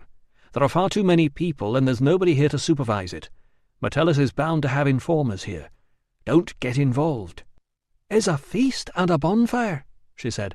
"This is what we do. We do not need the army's help to welcome summer." "Come back with me now, before it's too late. You can put on one of Emilia's fancy outfits and we'll go to the caterer's dinner together. If you really want, I could think about getting married." He could hardly believe he had said it. Perhaps he hadn't. Tilla did not seem to have noticed. All she said was, "I will not dine with that man." "Trinus won't be there. I've found him and I've spoken to him. He won't come near you." "I am talking about my uncle." "Oh, for goodness sake! Does it matter what you think of your uncle? Come back with me now before you get yourself onto one of Metellus's security lists." "I was listening outside the window when Trinus was visiting the brewery. My uncle is shouting, 'You were supposed to deal with her.'" "With who?" "Me. Trinus is supposed to get rid of me in the raid. With my family all dead, there is nobody to argue with my uncle. Nobody to cause trouble." "Tilla, that's—" Ruso stopped. It was not preposterous. It made perfect sense of something Trinus had said. "And then my uncle opened the door and saw me, and he knew I had heard." "Trinus told me you were supposed to have gone up in smoke with the rest of them," he said. "Are you saying your uncle deliberately set the raid up?" "Now you see why I will not come back." "He did that to his own brother?" "Yes. That is why he came too late to help, why he never sent for me." Ruso scratched one ear. He had seen Catavignus as ambitious rather than ruthless, but if he were really prepared to sacrifice his own family— He rubbed a hand across his eyes. He had been a fool. It was obvious. There was Felix's unsuitable courtship of Emilia, the missing list of debtors, Catavignus's desire to get rid of rebel sympathizers. "I have to get back," he said. "I have to talk to—" His mind formed the word Susanna, but before it reached his lips, something crashed against the back of his skull, and the ground rose up to meet him. Chapter 73. There was a squeak and a grinding, and the pig carcass over the fire began to turn.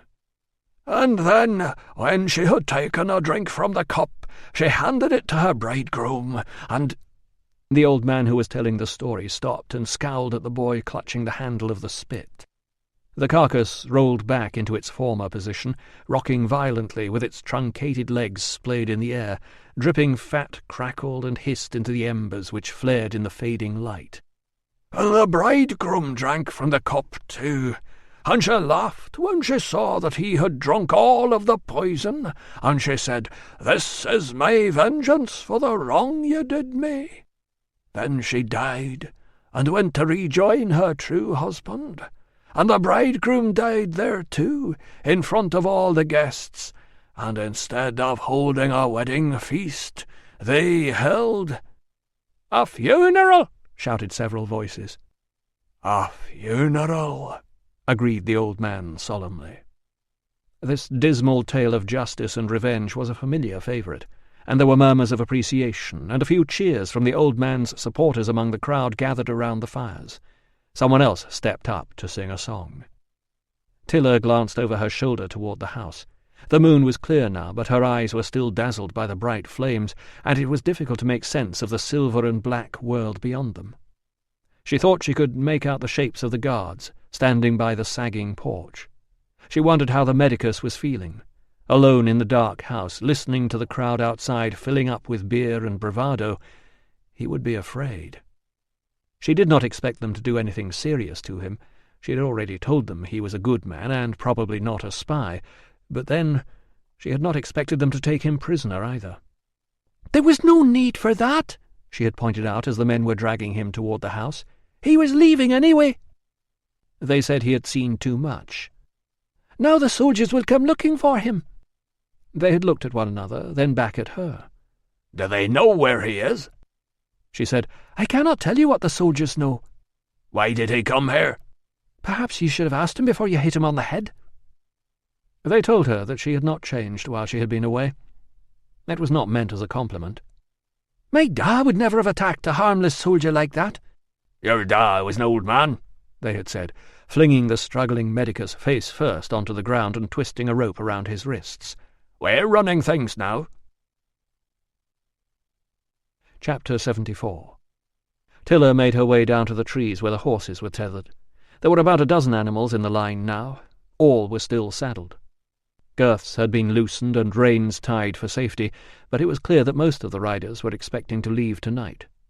That was good. The black horse with one white sock that the medicus had brought was in the middle of the line, stretching its neck down to tuck into the long grass. Sizing up the other animals, she settled on a neat-looking dark bay that seemed to have no distinguishing features. That would do nicely for herself. It looked like an intelligent horse. It looked like a fast, fit, well-kept horse. It looked like... She moved toward the animal. "Cloud?" she murmured. The mare reached down to nuzzle her hand, looking for a titbit she could not offer.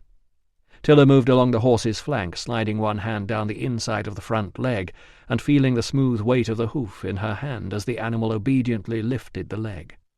With her other hand she brushed at the dried mud coating the long, coarse hairs. There, just visible in the stark light, was the little patch of white. She was turning to leave when a voice said, "Hey!" A skinny figure was lugging 2 buckets of water from behind the lines. "No touching the horses, all right?" "She is a fine animal," said Tilla. "Is she yours?" "My master's," said the youth, placing a bucket in front of the mare. "You keep her well?" The youth lowered his head and mumbled something, clearly flattered. "Who is your master?" "I'm not allowed to say." "I'm looking for a good horse like this. Do you know where he bought her?" "My master don't buy horses," said the youth proudly. "People give them to him." "And who gave him this one?" The certainty faded. "I'm not allowed to say nothing. Not unless he says I can." Tilla smiled. "You are very loyal," she assured him. "That was the right answer. But if your master gives you permission, tell him the person who wants to know is the daughter of Lou, whose family used to live on this land." "I have come to check on the prisoner," announced Tilla, handing the heavy jug of mead to one of the guards outside the house. As he said, "Nobody's allowed in," his companion emerged from the black shadow of the porch, lifted his club, and slapped it slowly against the palm of his hand, as if he were testing its weight. "I need to check his injuries," she explained. "We don't want him to die." "He's not badly hurt," said the guard. "He was putting up a good fight when we gagged him." "He is a good man," urged Tilla, raising her voice in the hope that the medicus might take some reassurance from it, even if he did not understand the words. "He gives people medicines." "Let me see him for a moment." "We don't need foreign medicines. We have our own." She slid up her right sleeve. Her skin gleamed white in the moonlight. The scar was a faint, dark streak. "I was near death, and he saved me. My arm was broken, and he mended it." "And from what we hear, you have paid him back," said the guard. "Is it honourable to treat a healer in this way?" The guard shrugged. "Don't ask us what's honourable. We've got our orders." He took a sip of the mead, then crouched and balanced the jug on the ground next to the wall. "Not bad. Thanks. We'll enjoy that later. Bring us some food when you start serving it, will you?" Chapter 75. A second storyteller, a much younger man, emerged from between the fires.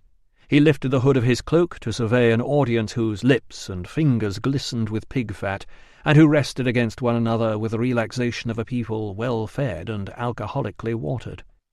The young storyteller leaned forward.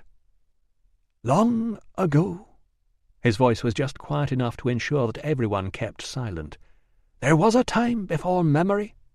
There was a time when the gods walked on the earth, and the people—" He paused for dramatic effect. "The people lived in peace and prosperity." "Ah!" came the response from one or two voices at the back of the crowd, as if he had reminded them of something delightful whose existence they had forgotten about. As the man recounted the lost wonders of the past, Tilla craned forward to get a closer look. She felt Rhianorix's breath against her ear as he whispered, "We could move closer." She shook her head. The moonlight was as stark as lightning. She did not need to be closer to know that she had seen this man before. "What's his name?" "They just call him the messenger." "Do you know him?" "Shh!" came a voice from behind, the meaning emphasized by a poke in the back. "And all was very well," continued the man, "until into this land there came—" He crouched and glared at a child in the front row. "The Grey Wolf." "The Grey Wolf!" repeated the crowd. There was hissing. The child began to cry. When the noise died down, the man continued, "The wolf was greedy. The people knew he had stolen the crops from the south, killed the animals, and burned down the houses, and many warriors had died trying to resist him. So when they heard the wolf was coming, they made offerings to the gods and sharpened their weapons and mounted their best horses and stood on the north bank of the sacred river, fierce and proud. Then the wolf opened his mouth and showed his sharp teeth and his slavering tongue, and the children trembled, and the men drew their swords, and the women raised their spears. But the wolf did not attack. The wolf summoned his servants. On that soft grass south of the river, the servants laid out a banquet. There were fine wines and flowing honey, roasted meats and warm spices from the east, all laid out in golden bowls with silver spoons. The people saw the feast and wondered at it, but the men kept hold of their swords, and the women kept hold of their spears. When the meal was served, the wolf licked his lips with his slavering tongue, and he smiled and showed his sharp teeth, and he said, 'Come across and dine.'" "Don't do it!" yelled a voice from the back of the crowd. The storyteller bent to address someone at the front. "Would you dine with a wolf?" The reply was inaudible.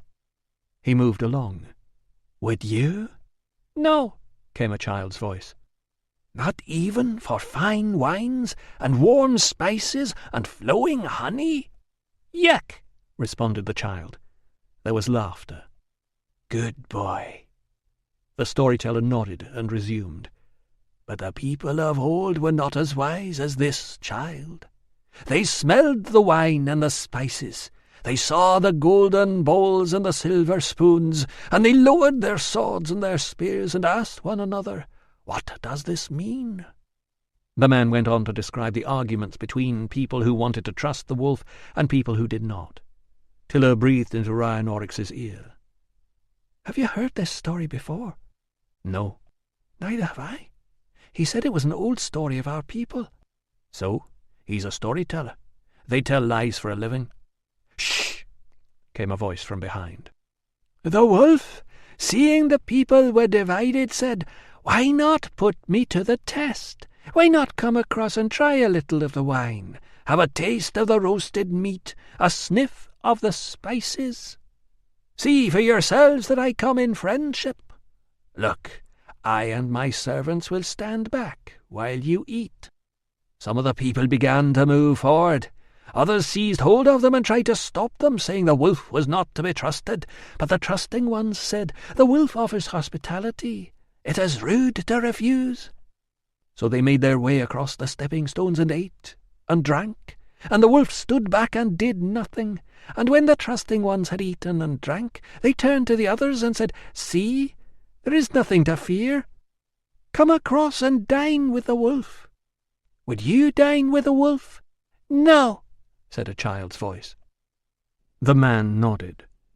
"Good girl. But the people of old were not as wise as this child. The ones who had held back looked across at their companions eating and drinking and said, 'The feast is safe. The wolf is a friend.'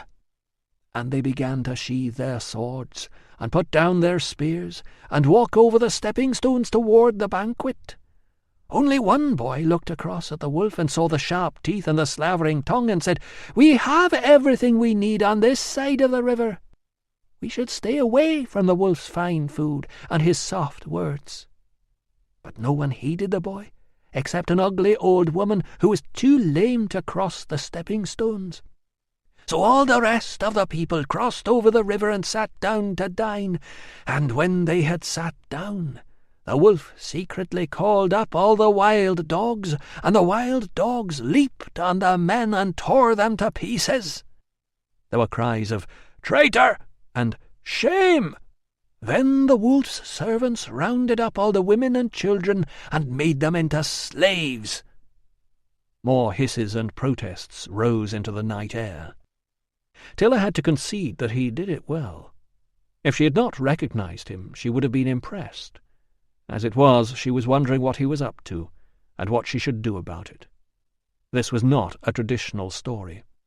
This was a very dangerous story. He had not even bothered to conceal the meaning in a riddle. Everyone had seen the soldiers who carried the image of the emperor wearing a wolf pelt instead of a crest on their helmets. It was a foolish story to be telling when nobody really knew, even among an invited gathering like this, who could keep a secret and who was a spy. And what if the children talked? Then the wolf and his wild dogs came across the river and plundered all the fruits of the land, stealing all the treasure and burning the houses, while the boy and the old woman fled to a cave high in the hills. And in that cave the old woman grew older and uglier, while the boy grew into a man. Predictably, the young man wanted a wife. Equally predictably, the old woman pointed out that there was no one to be had except herself, and the young man was not impressed.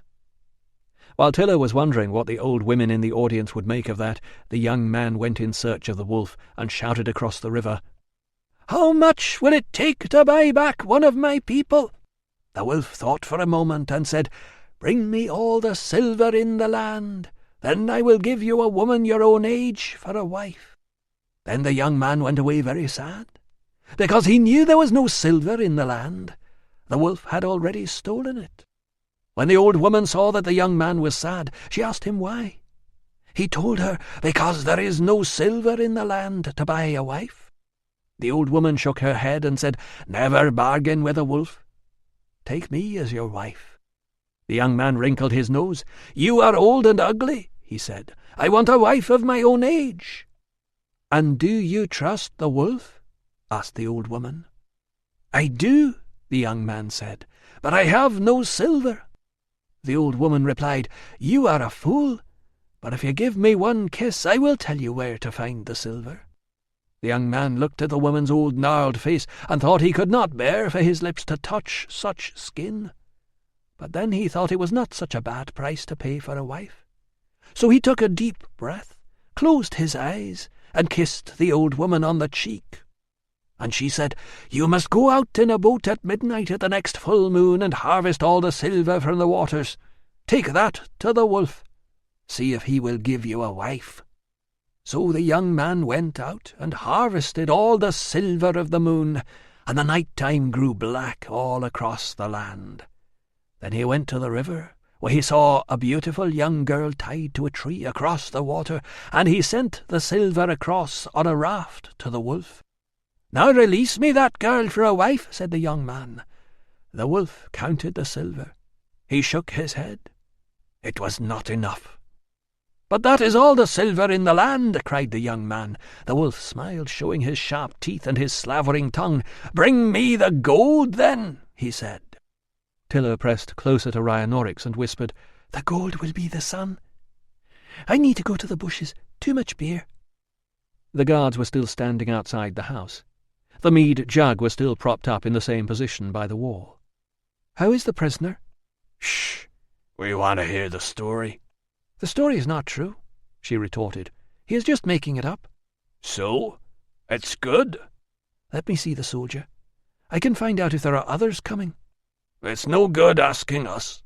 The guard pointed his club in the direction of the storyteller. "You'll have to talk to him." Chapter 76. "Then what more can I give you? There is nothing else. You promised." The wolf's laughter rang across the water. "If you want her, you must come across and get her yourself."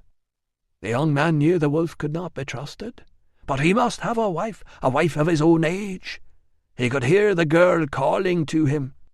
Just as he was about to step forward onto the first stone, he heard a movement behind him and smelled the smell of wild dog, and he knew in a flash that this was a trick. The wolf had him surrounded. So he leaped aside and drew his sword, and thrusting it this way and that into hot bodies that grunted and snarled at him in the blackness, he made his way back up the bank and fled to safety. "You were right," murmured Rhinoryx in her ear. "It was the sun. And he had to kiss the old woman on the lips." The old woman sat beside the fire waiting. "Well," she said, "the land is dark by night and dark by day. The crops have died and birds are silent. You have no wife your own age, and the rest of our people are still held prisoner. A fine deal you have done with the wolf." "Do not nag me, woman," replied the young man. "You are not my wife." Then the old woman took him by the arm and led him to her bed, saying, "I am not your wife, but I am all you have." Then the young man cursed the old woman, and when he had finished cursing the old woman, he lay on the bed and wept. And when he had finished weeping, he lay on the bed and thought. And when he had finished thinking, he took the old woman in his arms and took her for his wife. When he awoke, it was still black as night, for the land was dark by night and dark by day. But standing above the bed, shimmering in the firelight, was the tallest, the most beautiful, the most terrifying woman he had ever seen. On her head was a golden helmet. Her hair flowed down to her waist, and her cloak was fastened by silver brooches with precious stones set in them. In her hand was a flaming spear. And the woman hurled the spear into his pillow and cried, "Awake at last, son of Britannia!" The young man did not dare ask who she was. He looked around for the old woman. There was no sign of her. "Long have I waited," said the shining woman, "and with much patience." The young man trembled and did not know what to say. "Long have I waited, and with much patience, listening to the cries of my people in slavery, watching the wolf steal the goodness from the land, watching while you plunge the earth into darkness with your foolish bargains." The young man knelt at her feet, but the woman said, "Do not grovel. Sons of Britannia should not grovel." So the young man stood and followed the woman out of the cave as he was ordered. And outside were 2 magnificent horses, a white one for her and a black one for him. Before they mounted, the woman turned to him and said, "Son of Britannia, will you save your people?" The young man said, "I will." "Will you fight for them and for their freedom against the grey wolf and all his armies?" The young man looked into the woman's eyes, and he knew that by her side he would never be afraid. He said, "I will." The storyteller suddenly bent and glared at a young child in the audience. "Son of Britannia, will you save your people?" The child said something. "Louder," urged the storyteller. "Yes," came the reply. The storyteller turned to the child's companion. "Will you?" "Yes." There was a cheer. The storyteller rose to his full height. "Sons and daughters of Britannia, Will you save your people?" The crowd cheered louder, shouting, "Yes!" and "We will!" From somewhere a chant began to spread. "Death to the wolf! Death to the wolf! Death to the wolf!" until Tilla felt herself swaying in time to the words, and the air around them was alive with the roar, "Death to the wolf! Death to the wolf!" Suddenly the chant died away, as if the storyteller had given a signal. A lone voice cried, "Death to—" and faded amid the derision of his companions. "Children of Britannia," the storyteller's voice dropped to a whisper. "It is no easy thing to kill a wolf, for a wolf is cunning." There were murmurs of agreement. "And a wolf is strong." More murmurs of agreement. "And a wolf is brave." "But we're braver!" shouted a voice from the back. There were yells of support. "Yes." For the first time that evening the storyteller smiled. "So it was with the young man. Once he had turned to the wise old woman, he found the courage of his ancestors, and he rode down to the river and fought with the strength of 50 men. The people who were held captive rose up with him, and there was a terrible battle. The wolf, seeing what was happening, disguised himself as a dog and fled. At last every one of the wolf's followers lay on the ground with his head hacked from his body. Then the young man and the people marched back over the river, carrying the gold of the sun and the silver of the moon, and the crops grew again, and the birds sang, and the people prospered in the land. But remember this, my children." The storyteller paused, surveyed his audience, and continued softly, "The wolf is still out there, waiting with his soft words and fine promises." He paused again, then raised his voice. "Would you be deceived by a wolf?" "No," was the unanimous shout. "Would you bargain with a wolf?" "No." "What would you do with a wolf?" "Take his head," roared a voice from the back of the crowd. "Take his head," yelled the crowd, stamping and clapping and swaying in time to the words. "Take his head! Take his head!" As the chant rose to a crescendo, Tilla gasped. Figures were leaping out from between the fires. Wild, naked men with painted bodies and spiked hair pranced in front of the crowd, brandishing shields and flaming torches. A man on horseback was moving among them, the storyteller now with antlers sprouting from his head. Then another figure emerged into the light, not dancing, stumbling, dragged forward, his hands roped together, his face pale and wide-eyed with terror. "Take his head! Take his head!" It was the medicus. "No!" shrieked Tilla, springing to her feet and scrambling toward the fires, tripping over legs and cloaks and children. "No, he is a good man!" Behind her she could hear Rhinonorix shouting, "Leave him alone! Take his head!" howled the crowd. As she reached the front, she was seized and dragged aside. As soon as she hit the ground, a body landed on top of her. She struggled to get up, but her captor was sitting on her, crushing her so she could hardly breathe. She tried to kick at him, but he seemed not to notice. Seconds later, someone else landed beside her. Over the chant, she was conscious of a flurry of grunts and punches and gasps, and then beyond all of them, a new rhythm.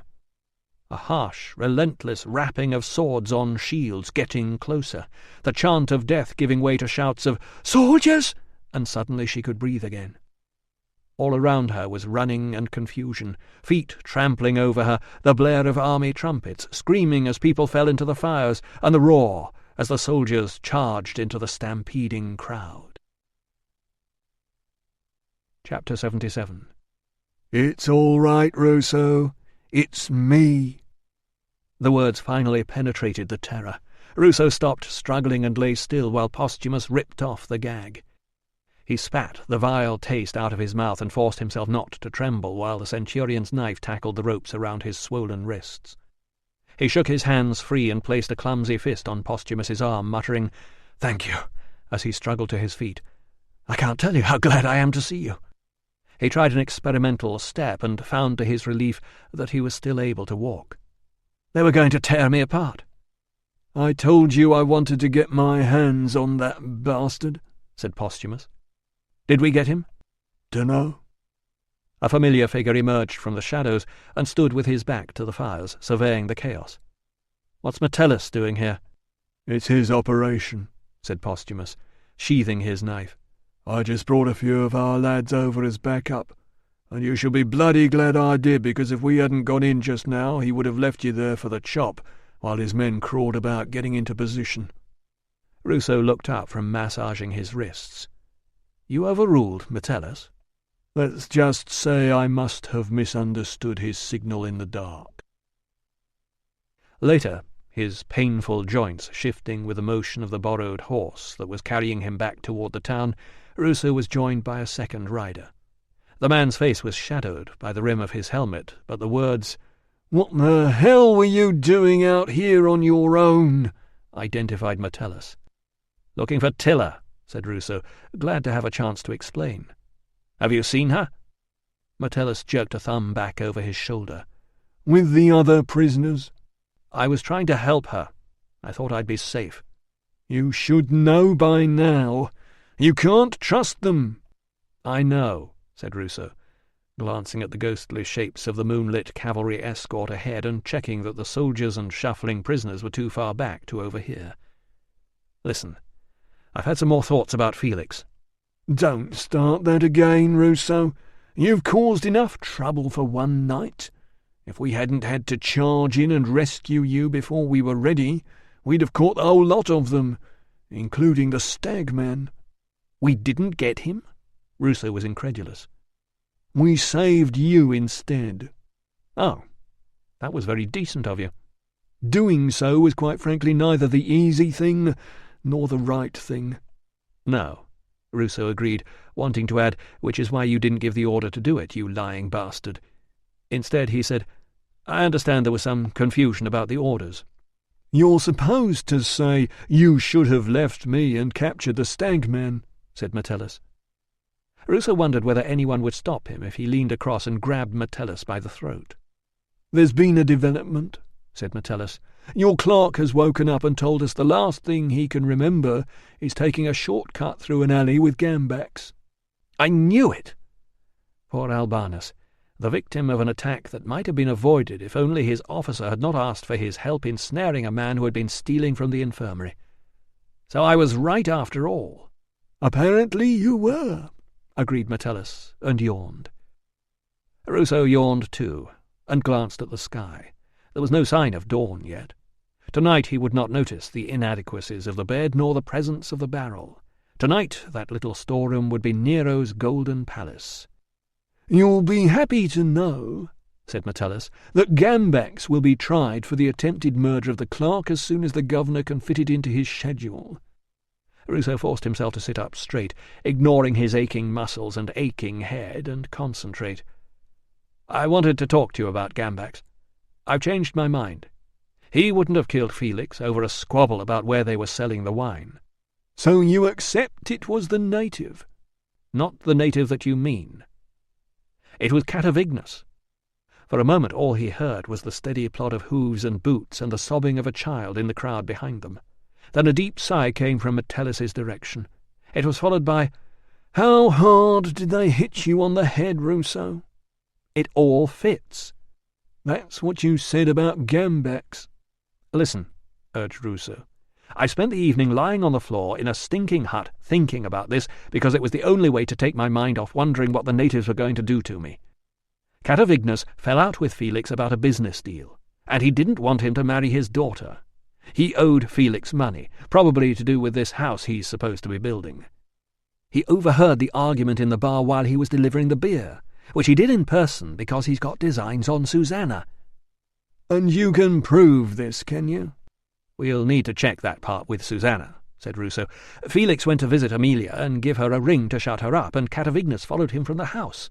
They probably walked down the alley together, because Felix wouldn't have realized. I'm sorry, Ruso, I don't have time for this. Catavignus is our strongest local supporter and our main beer supplier. You're the man who's just ruined a major security sweep, and you work with a bunch of madmen, layabouts, and runaways. In addition to which—" Metellus steered his mount closer until Ruso felt the soft warmth of the horse's flank pressed against his knee. "How did the head get to where we found it? Our friendly local brewer would have to have been wandering around the countryside in the middle of the night carrying a severed head in a sack." "Why not?" said Ruso. "He used to live up here. He'd know the way in the dark. He'd know how to get to that house without your guards seeing him. You can't prosecute Rhinonorix while there's a chance it could be him." "We can prosecute whomever we want," said Metellus, as they turned the horses left and up onto the main road. "And even if we didn't, we could always execute Rhinonorix for his part in tonight's escapade." "He tried to save me tonight," insisted Ruso. "He and Tilla were—" "Did he? I saw him jump up out of the crowd and follow her. I'd say he was trying to stop her from intervening." "But—" "You were confused, Ruso. It was night. Your life was under threat. There was a crowd baying for your blood. You don't know what you saw." Ruso rubbed the back of his aching head. "What will happen to the prisoners?" "They'll all be questioned.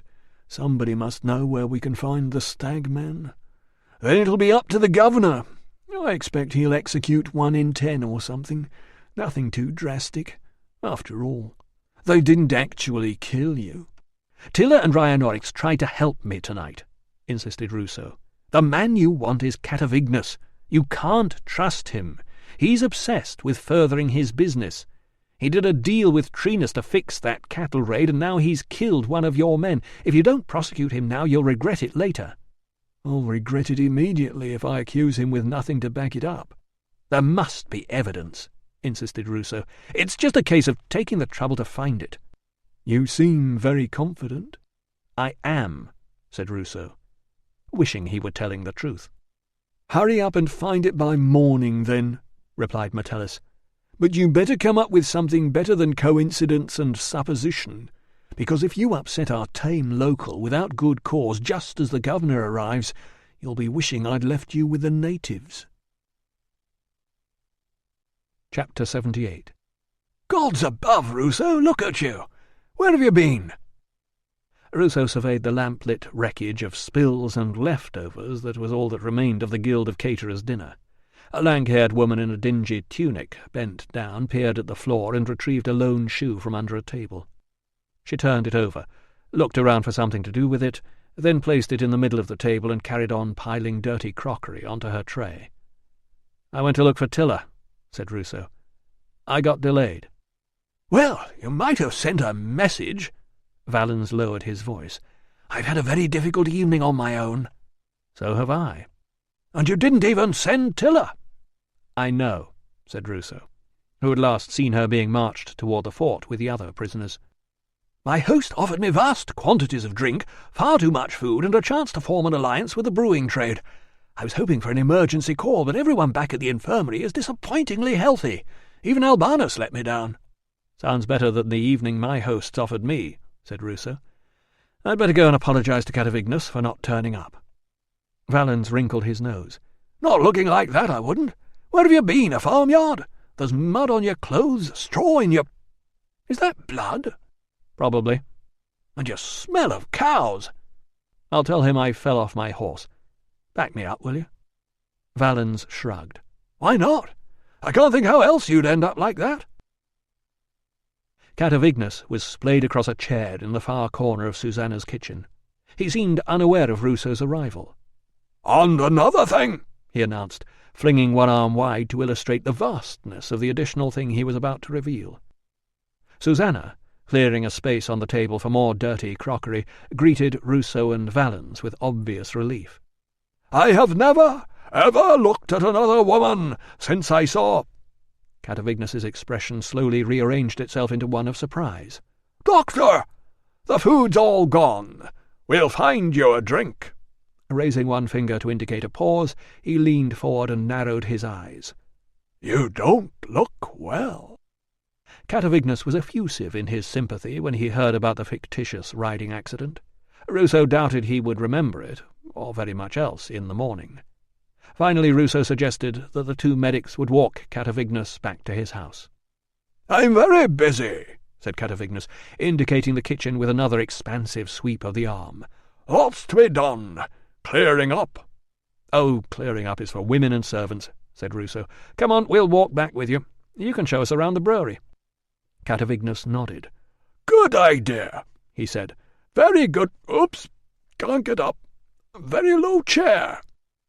As Ruso and Valens took an arm each and hauled him up and out of the kitchen, Susanna gave them the sort of smile Catavignus was probably hoping for and was never going to get. Ruso had no particular plan when he extricated Catavignus from Susanna's kitchen and waved aside the servants who had offered to help. He merely hoped that, since the man was probably guilty and definitely drunk, some sort of admission might slip out. Had he been less tired himself, and in less of a state of nerves after his ordeal with the natives, he might have been able to devise an ingenious sequence of questions that would lead to a confession.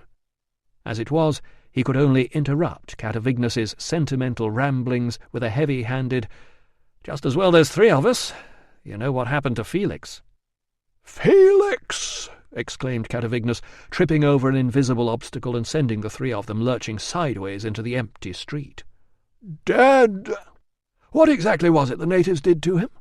demanded Valens, steering back in the right direction and oblivious to Ruso glaring at him across the back of Catavignus's neck. "Nobody seems to know." "Nobody knows," said Catavignus, shaking his head. "Nobody knows about Felix. Terrible." "What do you think happened to him?" asked Ruso. "From what I hear," chipped in Valens before the suspect had time to answer, "it was quite unpleasant. Steady now, right turn. Nearly there. Shall I knock?" "When was the last time you saw him?" asked Ruso. "Can't see anybody now," said Catavignus. "Very tired. Always tired after the Guild of Caterers' parties. It's all the organising, you know." The servant was unbolting the door. Running out of time, Ruso tried one last, desperate move.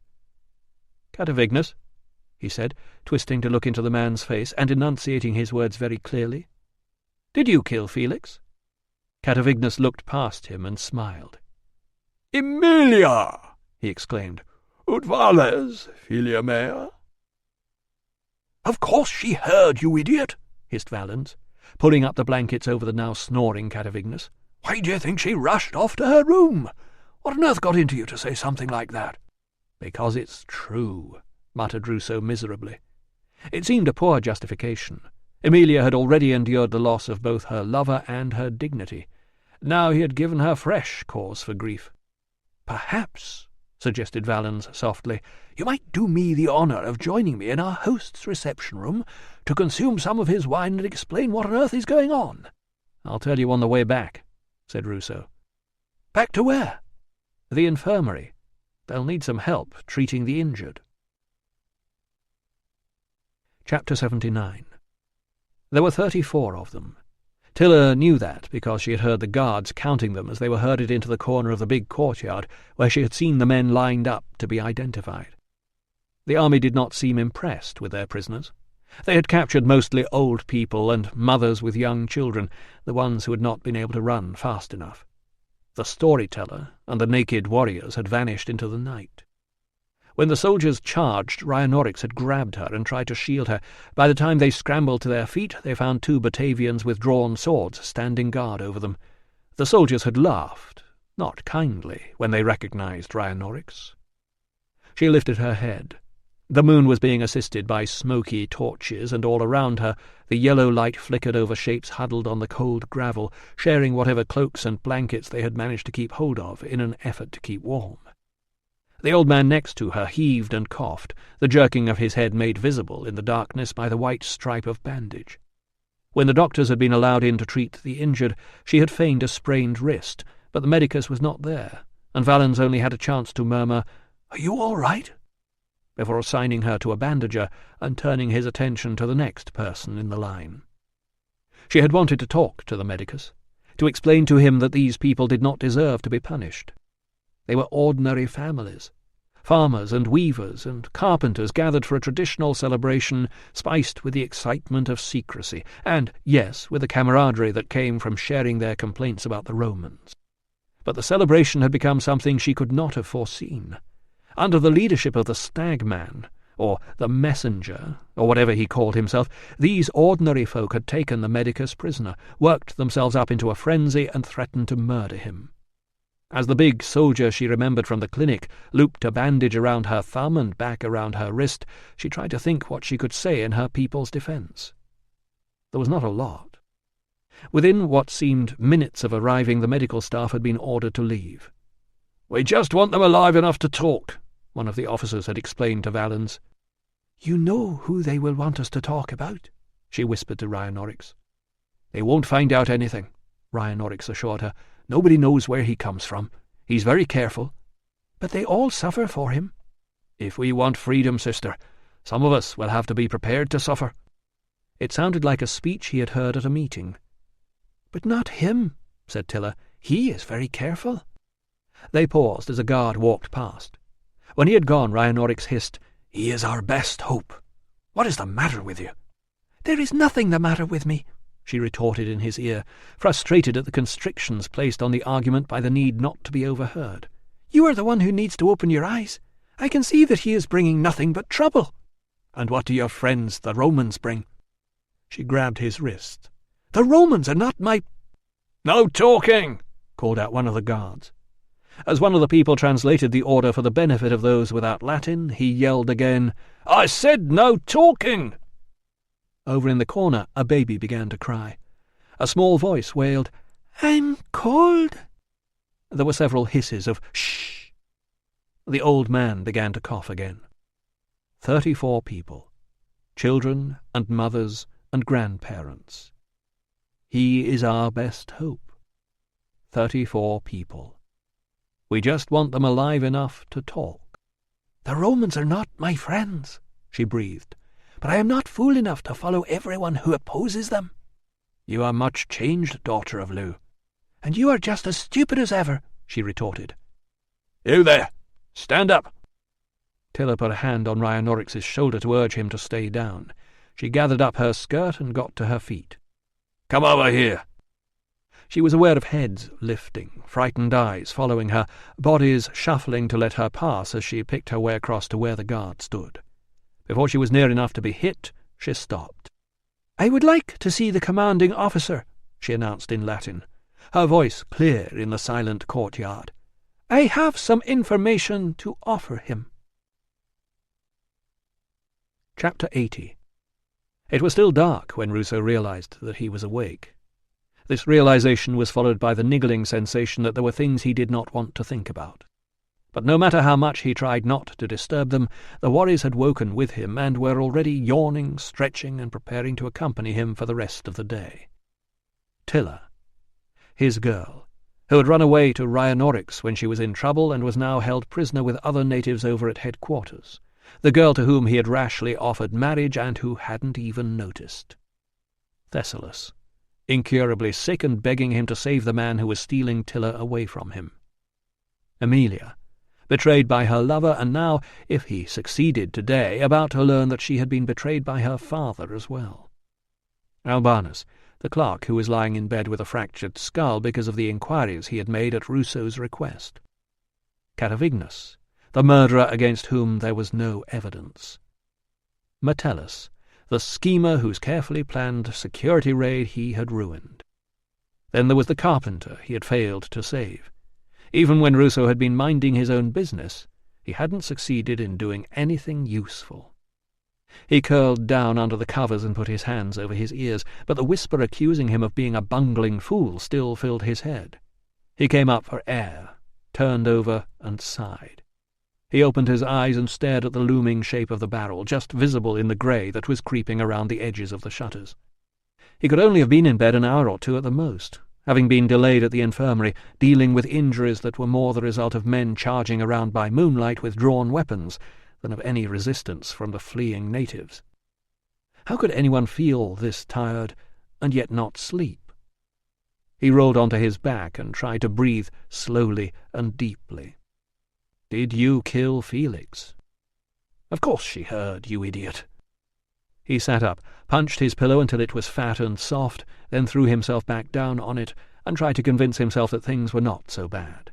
He must pull himself together, make the effort to find something to look forward to. Batavian hospital porridge for breakfast was not much of a reason for rejoicing. It is officially summer was no better. You are getting out of this place soon was no consolation when he added, probably without Tilla. The dearth of any other reasons for cheer left him feeling more depressed than ever. He had no idea how much time had passed when he heard movement in the next room. It seemed that Valens, who had spent what was left of the night on a mattress shifted into the treatment room, was no longer sleeping. Ruso glanced at the barrel. He could make out the iron hoop around the base now. He pushed back the covers. It was dawn.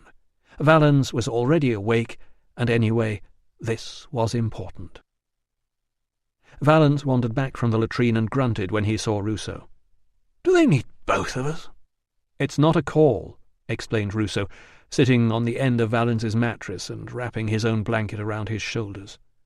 It might be summer, but it was not warm. "Good," replied Valens, climbing back under the covers and hauling ineffectively at the other end of the blanket Ruso was sitting on. Get off." "It's morning." "Go away." "You're awake." "No, I'm not." "I need to talk to you." "Me?" "I know," said Ruso, "but there isn't anybody else." "It is all a bit of a mess," agreed Valens. "You will keep getting involved in things, Ruso. Anybody'd think you didn't have enough to do." "I was asked to take this on," pointed out Ruso. "Well, some of it, anyway." "Still, look on the bright side. There's a 9 in 10 chance that Tilla won't be executed. Catavignus will probably forget what you said." "Amelia won't." "Well, if it's true, she'd have to find out sometime, wouldn't she? Best of all, the governor will be here today with a new man to run the infirmary, so you can clear off and leave it all behind." "But it's not sorted out." "Never mind. You've done your best." "What am I going to say to Thessalus when he finds out they're going to execute his brother-in-law?" "You'll think of something." Valens yawned. "Let's go over it step by step." "Let's go to sleep." "There'll be time for sleeping later. Listen, I'm not meant to tell anybody this, but I suppose it won't matter, since you aren't really anybody anyway." "Thanks." "Officially, I mean. Officially, you're not here. So listen. When Audax found Felix's body, somebody had cut his head off with his own knife." "Oh dear, that's messy." "Exactly. He was probably dead already by then, but even so, it would have been pretty messy. Rhinoryx could have just run off in the dark and gone home to clean himself up. But Catavignus would have to change his clothes before going home in case he was seen," said Valens. "Obviously. Are you telling me you haven't thought of that before?" "I only found out last night what a nasty piece of work he really is," pointed out Ruso. "And the next minute somebody threw a sack over my head and tied me up." "I suppose that did make it difficult to get to dinner." "So, what happened to Catavignus's blood-stained clothes?" "Perhaps they went to the laundry." "There's no laundry here." "Really? What do they do, then?" "I don't know. I just leave everything outside the door and it comes back clean a couple of days later." Valens sighed. "No laundry, no forum, no amphitheatre, no decent shops. You know, I'm beginning to think women have a point." There was a clatter from the kitchen, followed by the screech of yesterday's ashes being raked off the hearth. Ruso tried not to remember the comfort that morning sound had once given him. He said, "Tilla would say ask the staff. I need to find a way of questioning Catavignus's housekeeper." "Only if you think any of this is actually worth the bother," said Valens. "How else can I prove that he's guilty?" "Never mind that. For some bizarre reason you want to prove Catavignus guilty to save Rhinoryx, yes?" "I want to prove him guilty because he did it. But yes, there are reasons why Rhinoryx has to be helped off the hook." "But you already know they're planning to nail Rhinoryx up on another charge. Really, Ruso, you might have bothered to think all this through before you woke me up." "I think we should both be trying to save a decent colleague from the disgrace of a false murder confession," pointed out Ruso. "And for whatever reason, Rhinoryx was trying to help me last night. Metellus can say what he likes. There were plenty of other witnesses." He got to his feet. "The trouble is, he's the one they'll believe. I need to talk to the prefect before Metellus gets to him." "Not at this hour." "He'll be awake," insisted Ruso. "He's having a visit from the governor today." Chapter 81. No one in her family who had any honour had ever been inside the fort, And yet here she was again, this time standing in front of the desk of the commanding officer. She lifted her chin. She was not going to look submissive or nervous.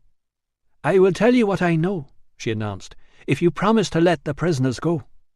The man reclined in his chair, looking faintly amused. "And what is it you know?" "Not until you swear to let them go." He said, "I will decide what your information is worth when I hear it." She looked into the deep-set, blue eyes.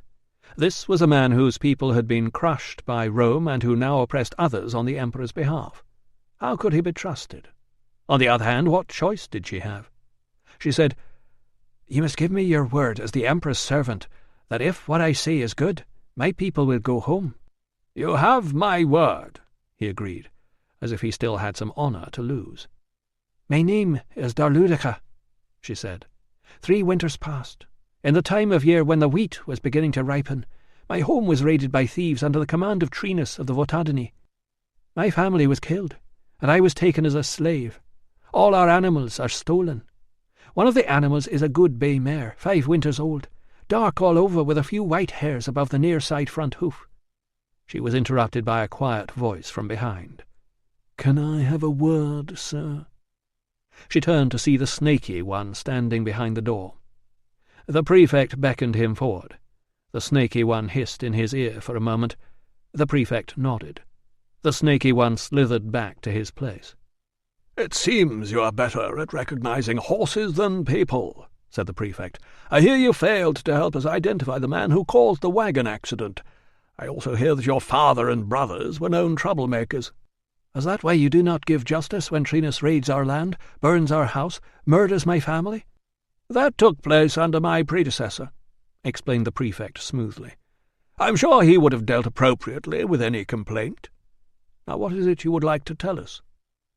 Tilla clenched her fists. She must stay calm. She was here to save the living as well as avenge the dead. "I have seen that horse again last night," she said.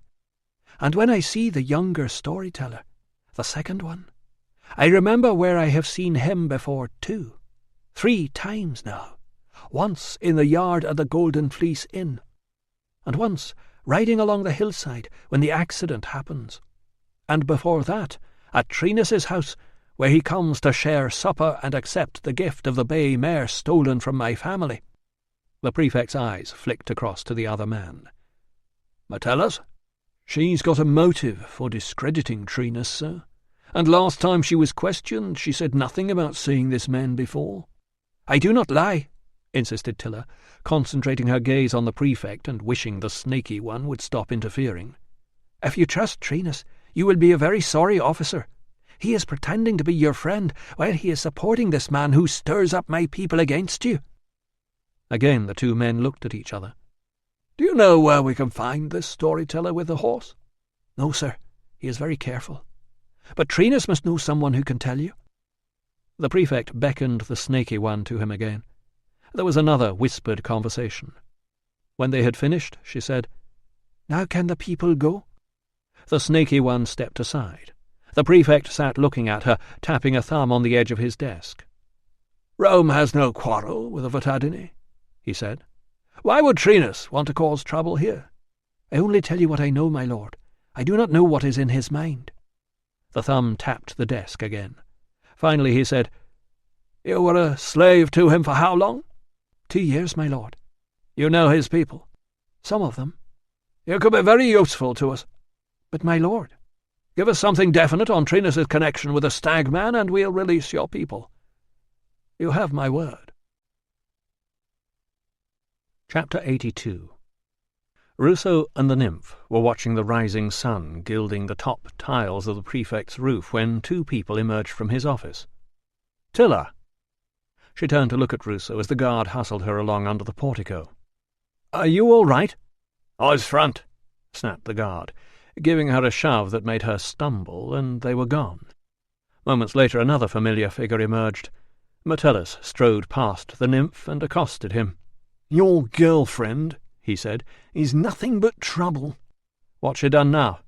"Amazing how taking hostages jogs their memories, isn't it? She's suddenly remembered where she saw Stagman before." She's what? Let me talk to her. Metellus snorted. If I were you, I'd stay well away. You don't want to be dragged down with her. Try thinking with your head for a change, Ruso. Before Ruso's head could come up with a reply, the house steward approached. Prefect Decianus will see you now, sir, said the steward, his tone suggesting that if it were up to him he would have told Ruso to come back sometime next year. In the light of what Metellus had just said, Ruso wished he had. "You were supposed to report back in time for Metellus to organize a prosecution case," said Decianus, lifting his arms while a crouching slave adjusted the folds of his tunic, "instead of gallivanting over the hills getting yourself taken prisoner by barbarians." "Sorry, sir." "Are you injured?" "Not really, sir." "I hear your deputy's been arrested for trying to murder your clerk. You haven't exactly restored order in the infirmary, have you?" "The clerk was investigating a fraud in the infirmary accounts, sir." "What else have you got for me?" What Ruso had had, until moments ago, was a plea for mercy on behalf of the undeserving Ryanorix, and an insistence that both he and the innocent Tilla had been trying to restrain the crowd last night. Now it seemed that Tilla was not so innocent after all, and if she had been lying to him all along about knowing the stag-man, perhaps she had lied about Ryanorix. Perhaps he really had murdered Felix. On the other hand, Catavignus had a motive, and he had an opportunity, and Ruso was suffering from lack of sleep and a headache, and he did not know what to say about any of this. He could not come up with any words until he had had a chance to unscramble Metellus's latest revelation. "I'm told," prompted Decianus, "that you now think Catavignus the brewer carried out the murder. I take it we have evidence?" "I was hoping to get something this morning, sir." "You mean no?" "Not yet, sir." The slave finished tweaking and lifted the prefect's breastplate from the stand. Decianus motioned him to wait. "I've got the governor arriving in a matter of hours," he said. "I've still got one man who's confessed to a murder and another one who probably did it. You've had days to sort this out, and we're no farther ahead." "You've got Ryanorix in custody again, sir?" "We could have done that whenever we wanted. We'd have the stag-man as well by now if it weren't for you."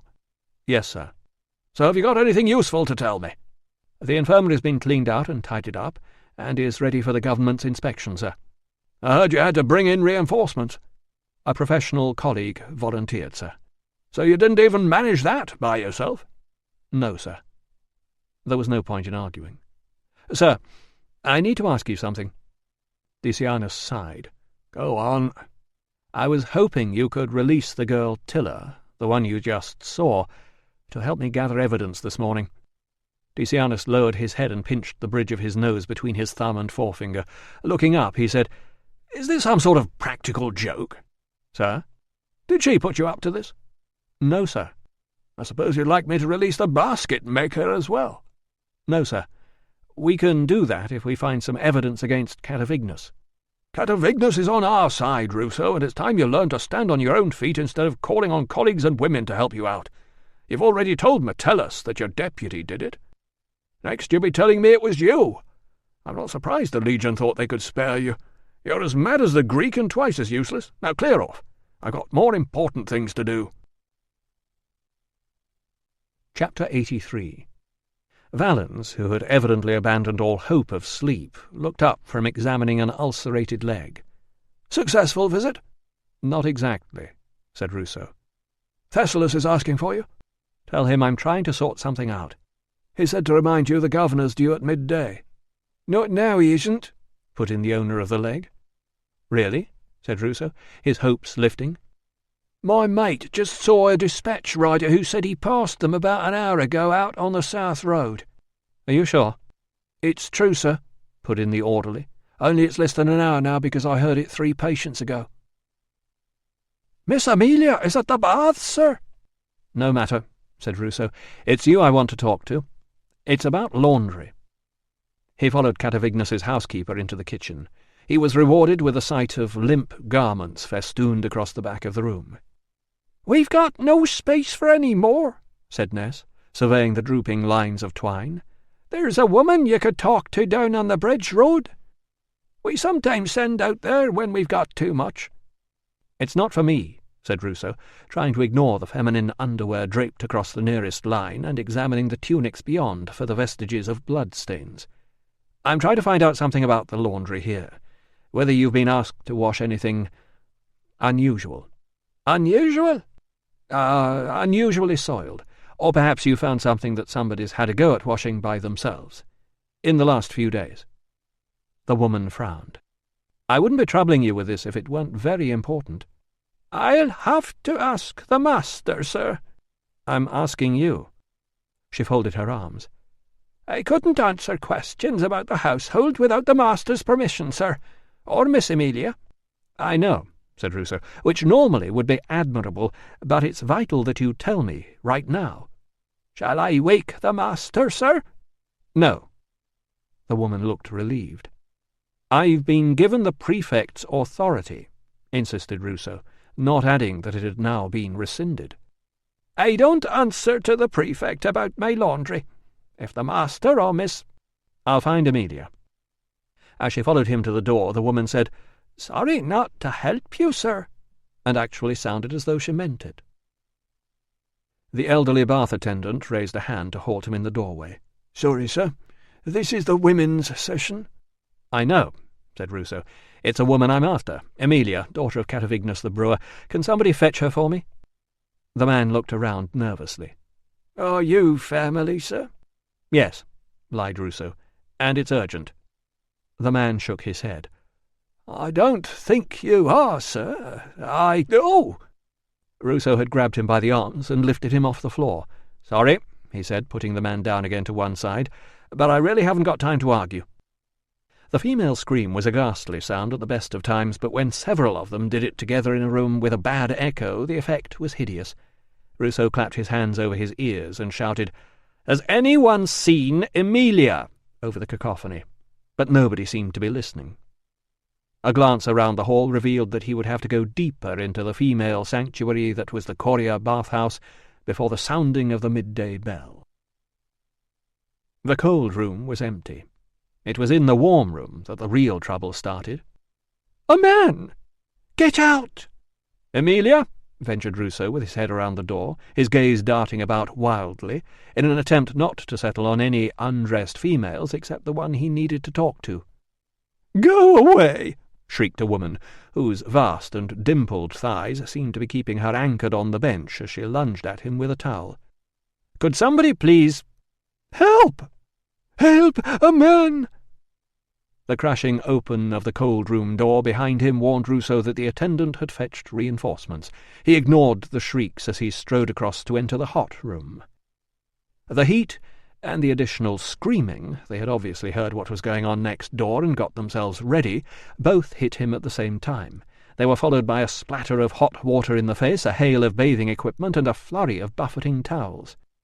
"Out!" screamed his tormentors. "Out! Out!" "Where's Amelia?" yelled Ruso, ducking to one side and trying to shield his head with his arms. "Out!"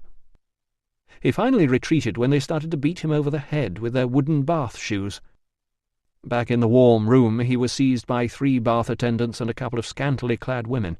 The bath attendants were apologetic and applied no more force than necessary. The women weren't and didn't. "I was told she was here," he insisted, as they bundled him back through to the hall. "I didn't mean to—" "Stop!" called a female voice. "Please, stop, Doctor, it's me!" Ruso and his handlers paused. One of the women gave him a final kick to remind him not to do it again. "I was having my hair washed," explained Amelia, wrapping the towel tighter around her ample frame. "I need your permission to talk to your housekeeper." Amelia pushed a strand of wet hair behind one ear. "I knew you would come sooner or later," she said sadly. "I'll get dressed. You can talk to me." They were standing in the meadow behind the bathhouse, far enough away from the buildings for only the grazing horses to hear what they were saying. Amelia's hair was lank and dark with damp, and her eyes looked hollow. He realized she was older than he had thought. "I need to know what happened, Amelia." She lifted her skirts above the grass and began to walk slowly along the top of the meadow. "I have tried to believe that the doctor did it," she said, "or the stag man, but I can't." Ruso, in step beside her, said nothing. When she said, "What will they do to him?" he knew she was talking about her father. "Tell me what happened." "I met Felix through Daddy. Felix was interested in investing some money in the brewery. Then he lent Daddy the money to start the new house and introduced him to the builder. But the builders had hardly got going when they raised the price. Daddy was cross and said if he'd been told the truth about how much it was all going to cost in the first place, he would never have started." This sounded horribly like the tale of Ruso's family shrine to Diana. "Felix said Daddy should have asked the builder for proper figures right from the start." It was exactly what Ruso and Lucius had said to each other when they found out the extent of the debt. "Daddy told me to stay away from him, but by then I thought I was having a baby.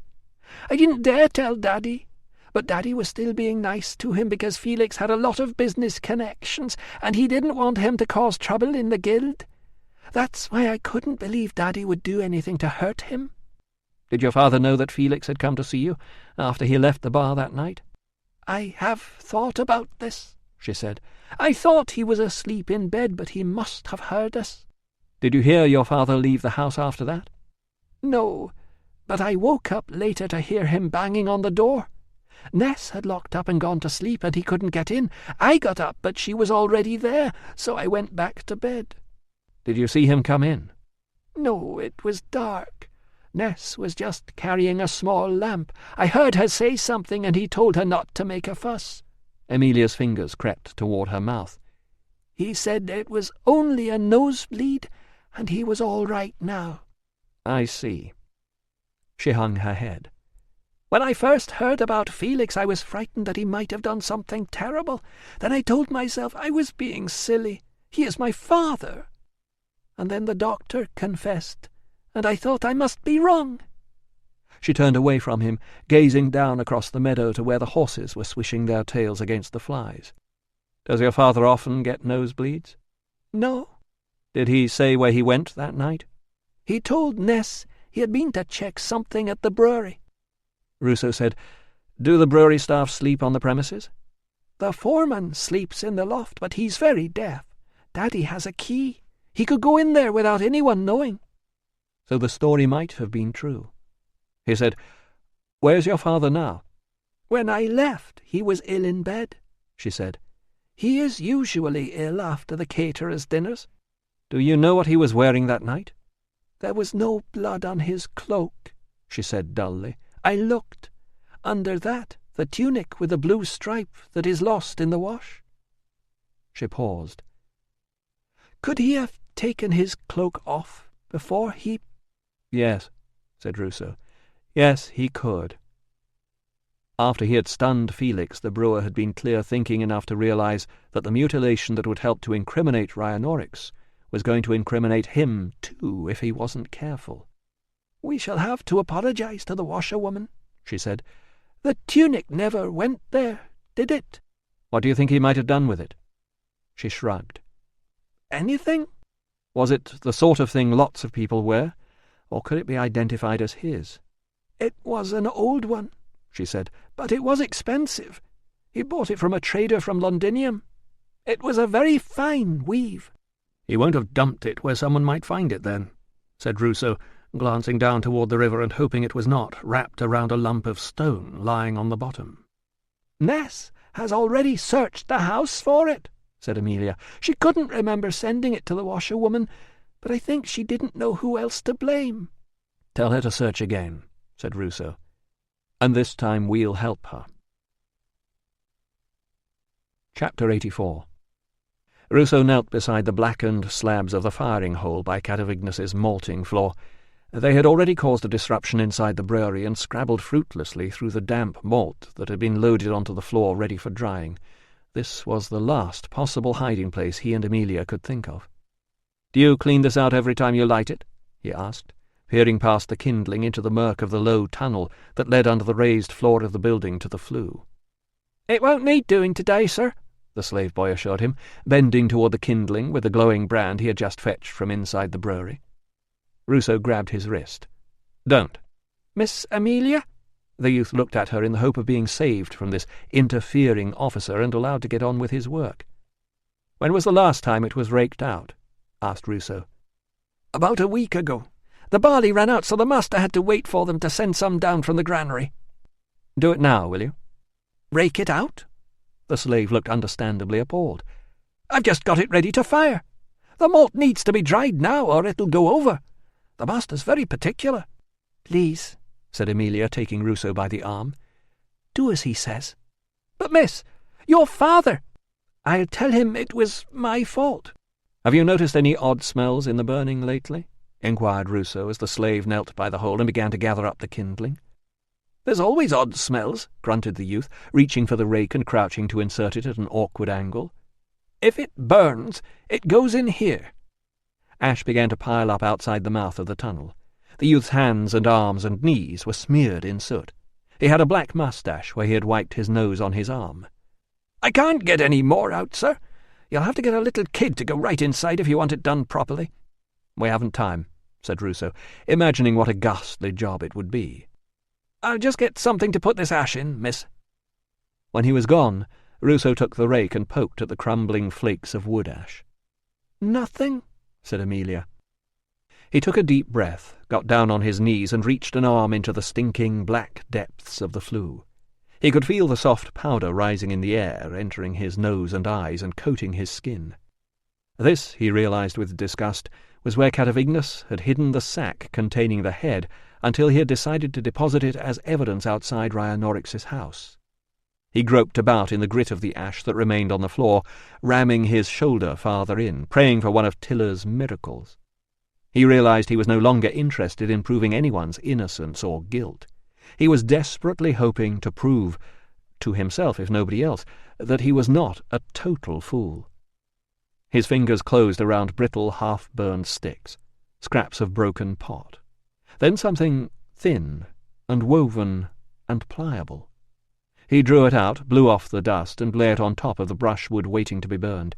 He and Amelia stared at it. It was a scorched fragment of old green rag. Ruso swore. Amelia said, "That's an old tunic Ness was using for cleaning." "I suppose Ness can testify to what she saw that night?" said Ruso, disappointed. "It's not very conclusive, though. A nosebleed would surely make stains very different from those of an attack on another human being. The tunic would have been just the evidence he needed, but he was not going to find that evidence now." In the distance a trumpet sounded. Ruso scrambled to his feet and looked over the wall of the yard and down toward the river. A carriage with a large escort was making its way across the bridge. A red-cloaked formation of Batavian cavalry, glittering and immaculate in the sun, was trotting down the road to welcome it. "I've got to go," he said, wiping the soot from his hands onto his tunic. "What shall I do?" "Talk to Ness. Find out exactly what she saw and tell her she must talk to Officer Metellus. It might make a difference, although Ruso suspected not. I'll be back as soon as I can."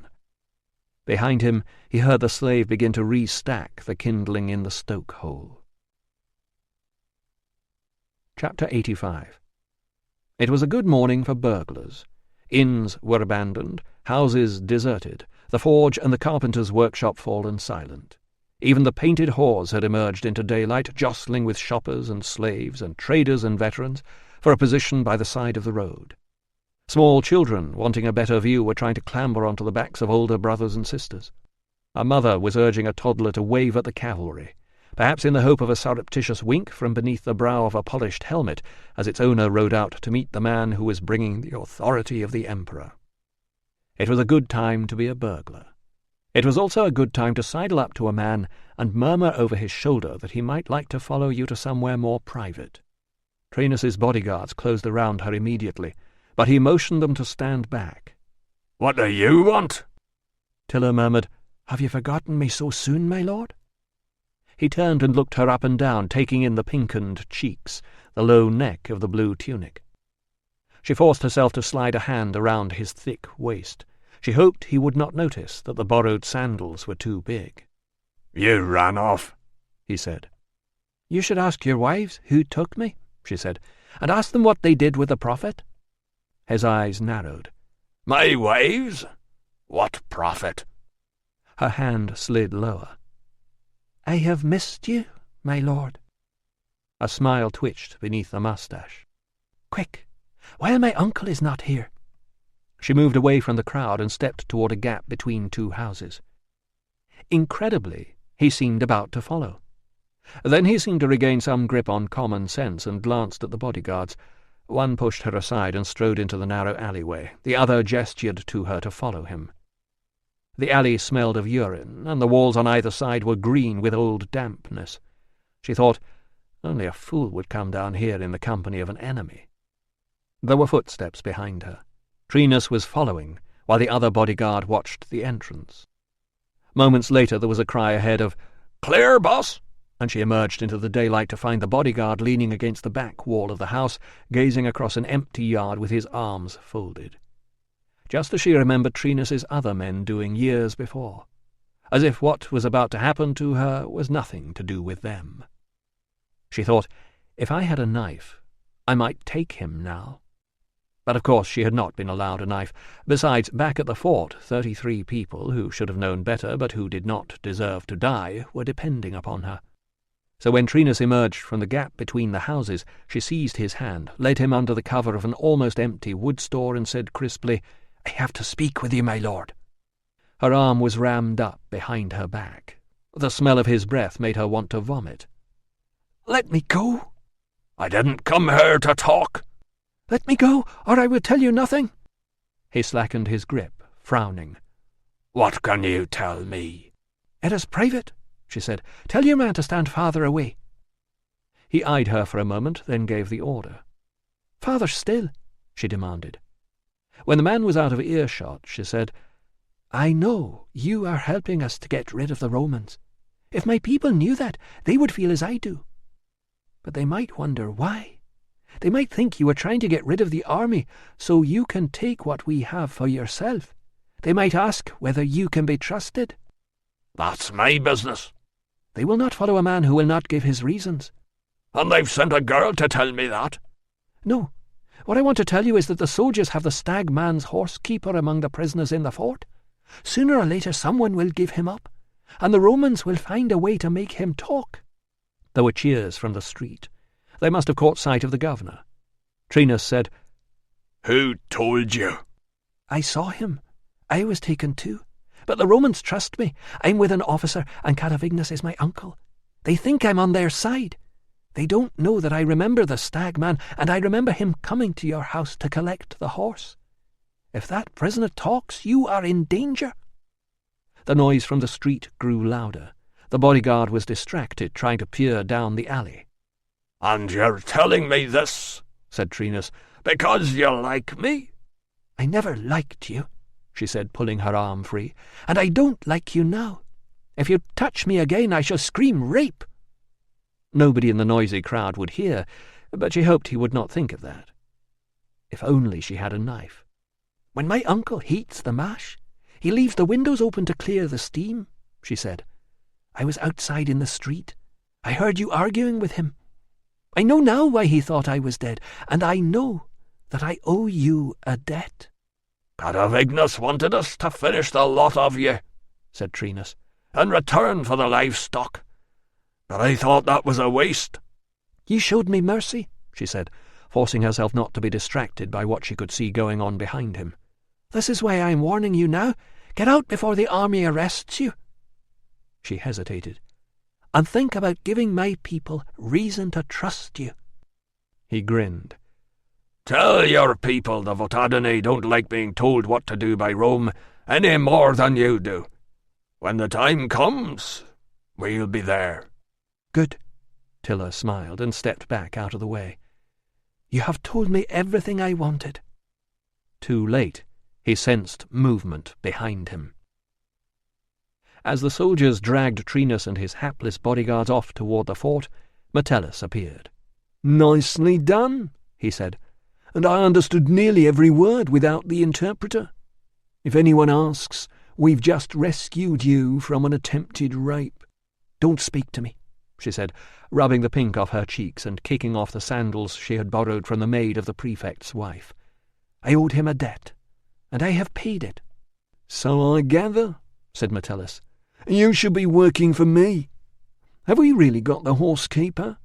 No, and I would never work for you. But you just have, pointed out Metellus. He turned to a soldier who had appeared from the alley. All going smoothly out there? Fine, sir. All cheering like they mean it. Excellent. He seized Tilla by the wrist.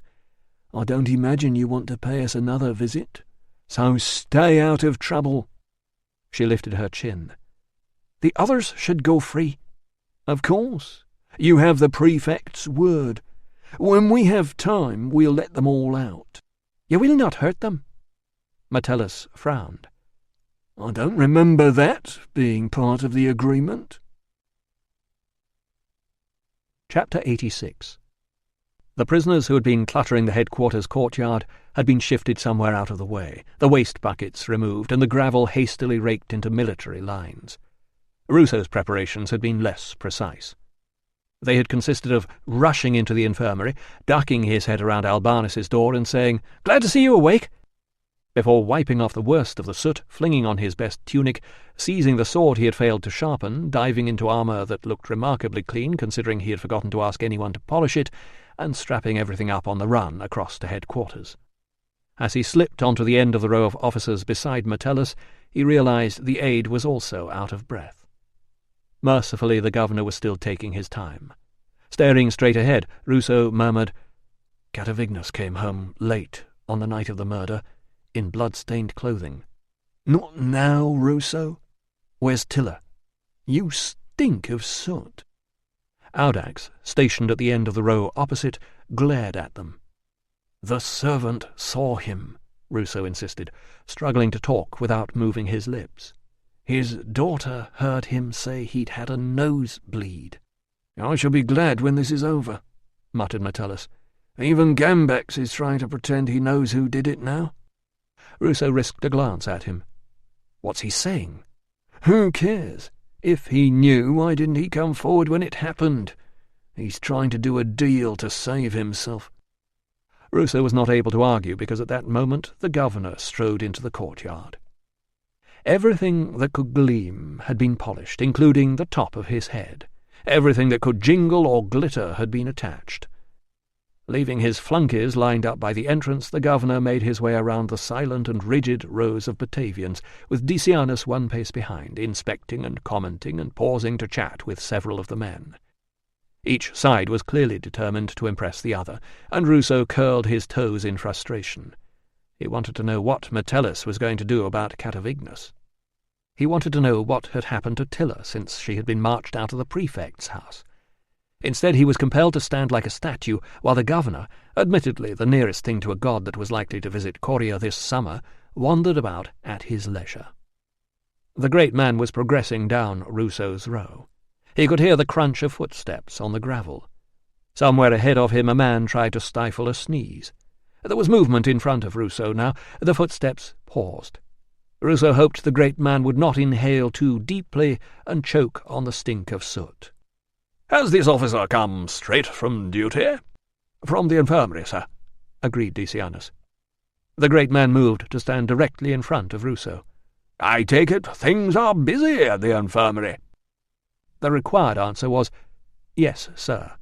The appropriate tone was one of enthusiasm, gratitude for being singled out, and a sincerity that would imply that Ruso's scruffy turnout was the result of heroic and self-sacrificial devotion to the Emperor's service. "Yes, sir." "No, sir," said Ruso. "I've been trying to catch a murderer so that you don't end up condemning an innocent man to death later today." There was a brief and terrible silence, during which the whole courtyard seemed to hold its breath. "Very good," said the governor benignly, and moved on down the row, leaving Ruso wondering if he had heard anything at all. Chapter 87. When he woke up, cold and dripping, with 3 angry women standing over his bed, Catavignus must have thought his hangover had turned into a nightmare. Emilia put down her empty bucket.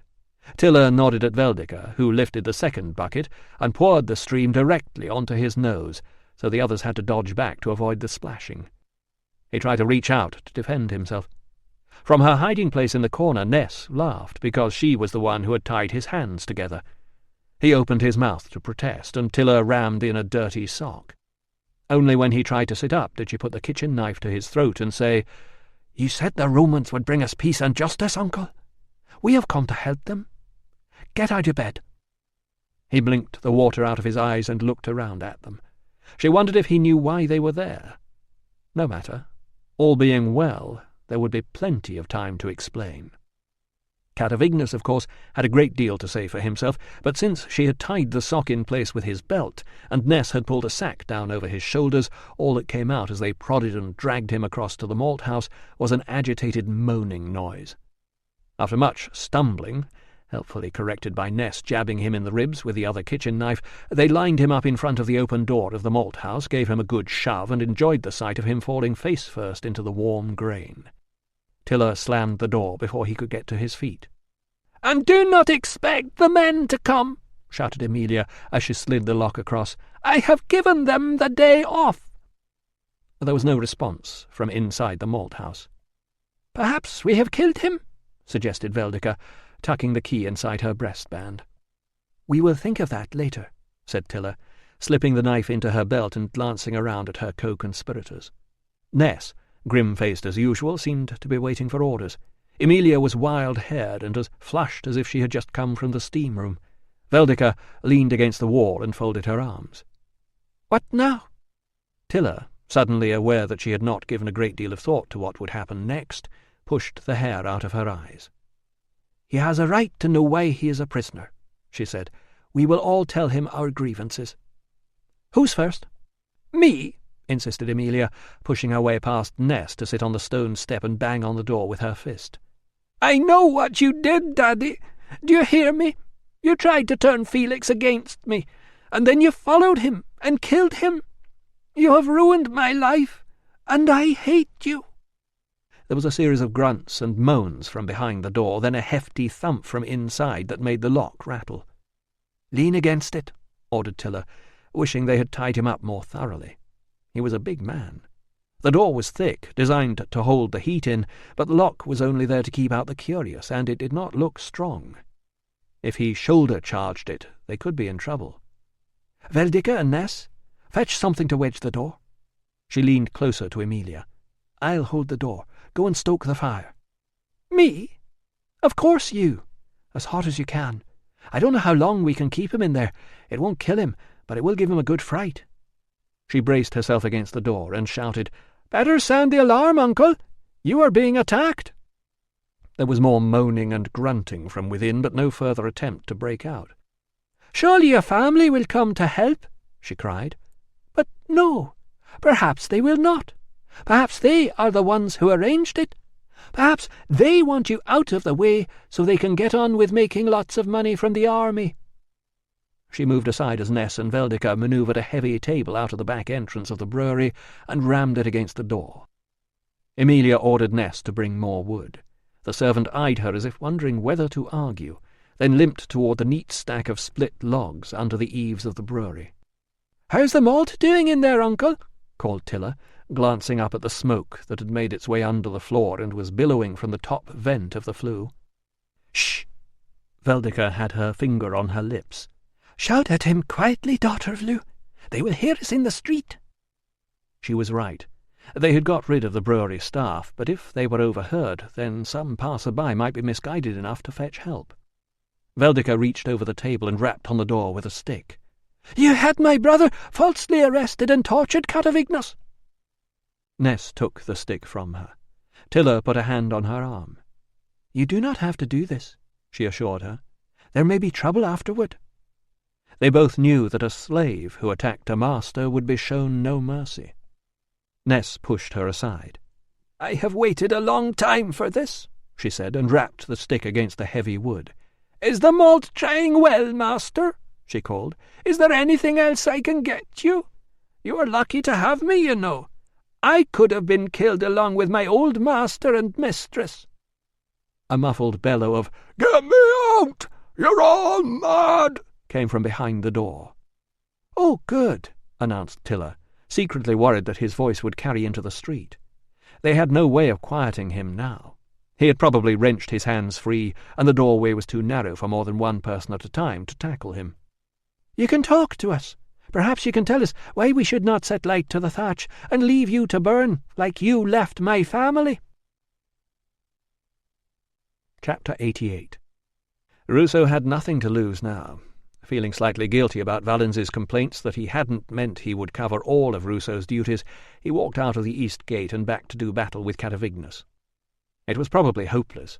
Why would a man confess when there was nothing to prove him guilty? But he could not think of anything else to try. There was no answer from the house next to the brewery. It seemed even the servant was out. He was about to try the brewery itself when he heard something odd going on behind it. Some sort of native chanting, interspersed with a rhythmic thump. The sound evoked the hideous memory of last night. He shuddered. He was about to turn back and fetch help when a voice he knew very well indeed called some sort of command. There was a pause, and then the chant began again. He hurried to the back of the brewery, flattened himself against the wall, then peered around into the yard. A fierce fire was crackling in the stokehole where he had groped in vain for the missing evidence this morning. Tilla and her friends were circling the malt-house, chanting something over and over again, each of them clutching a burning brand in one hand. At the end of the chant, they beat the brands against the thatch. Embers broke off. The larger pieces rolled down the thatch and fell into the mud beneath. The sparks and smaller chunks sank down into the straw. The chant began again.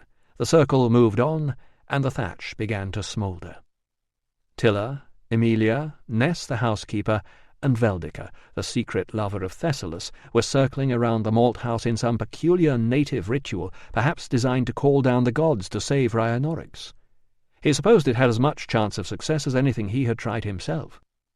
It was only when he heard a muffled male shout that he realized they had somebody trapped in there. "Stop!" he yelled, scrambling over the wall and dropping down into the brewery yard. The chant died. The women halted, looked first at him and then at Tilla, the smoking brands still raised in their hands. "Help me!" cried the voice, in Latin this time. "Get me out!" Emilia looked flushed and excited. Tilla had a kitchen knife tucked in her belt, tangled hair, and an expression that suggested if he came too close he would end up locked in the malt-house himself. "Help!" came Catavignus's voice again. "Is there anybody out there?" "It's the doctor!" shouted Ruso.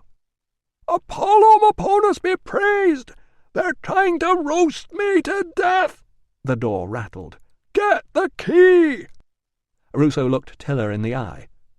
"What are you doing? This is justice?" He took a step closer. She reached for the knife.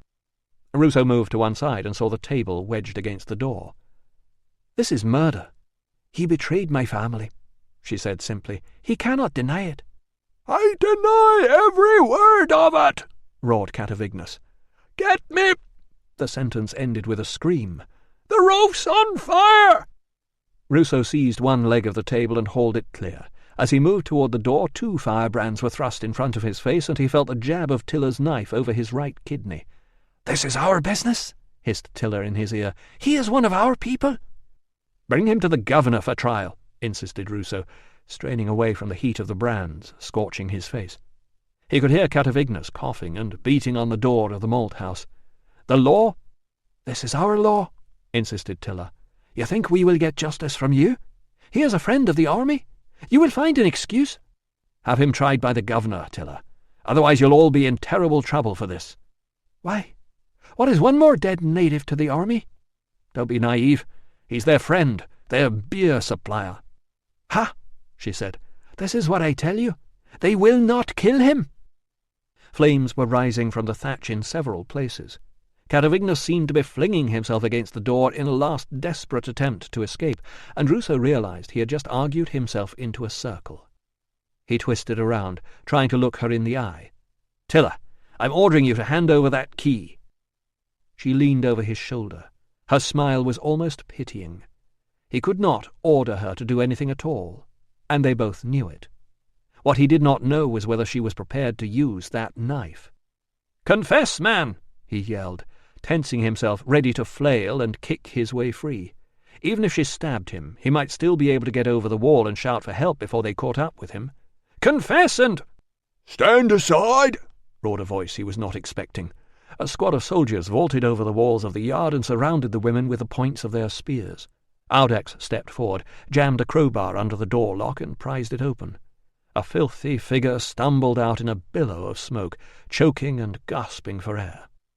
Audax was giving orders for the fire to be put out, and Ruso was extricating himself from among the women when Metellus appeared at the back entrance of the brewery.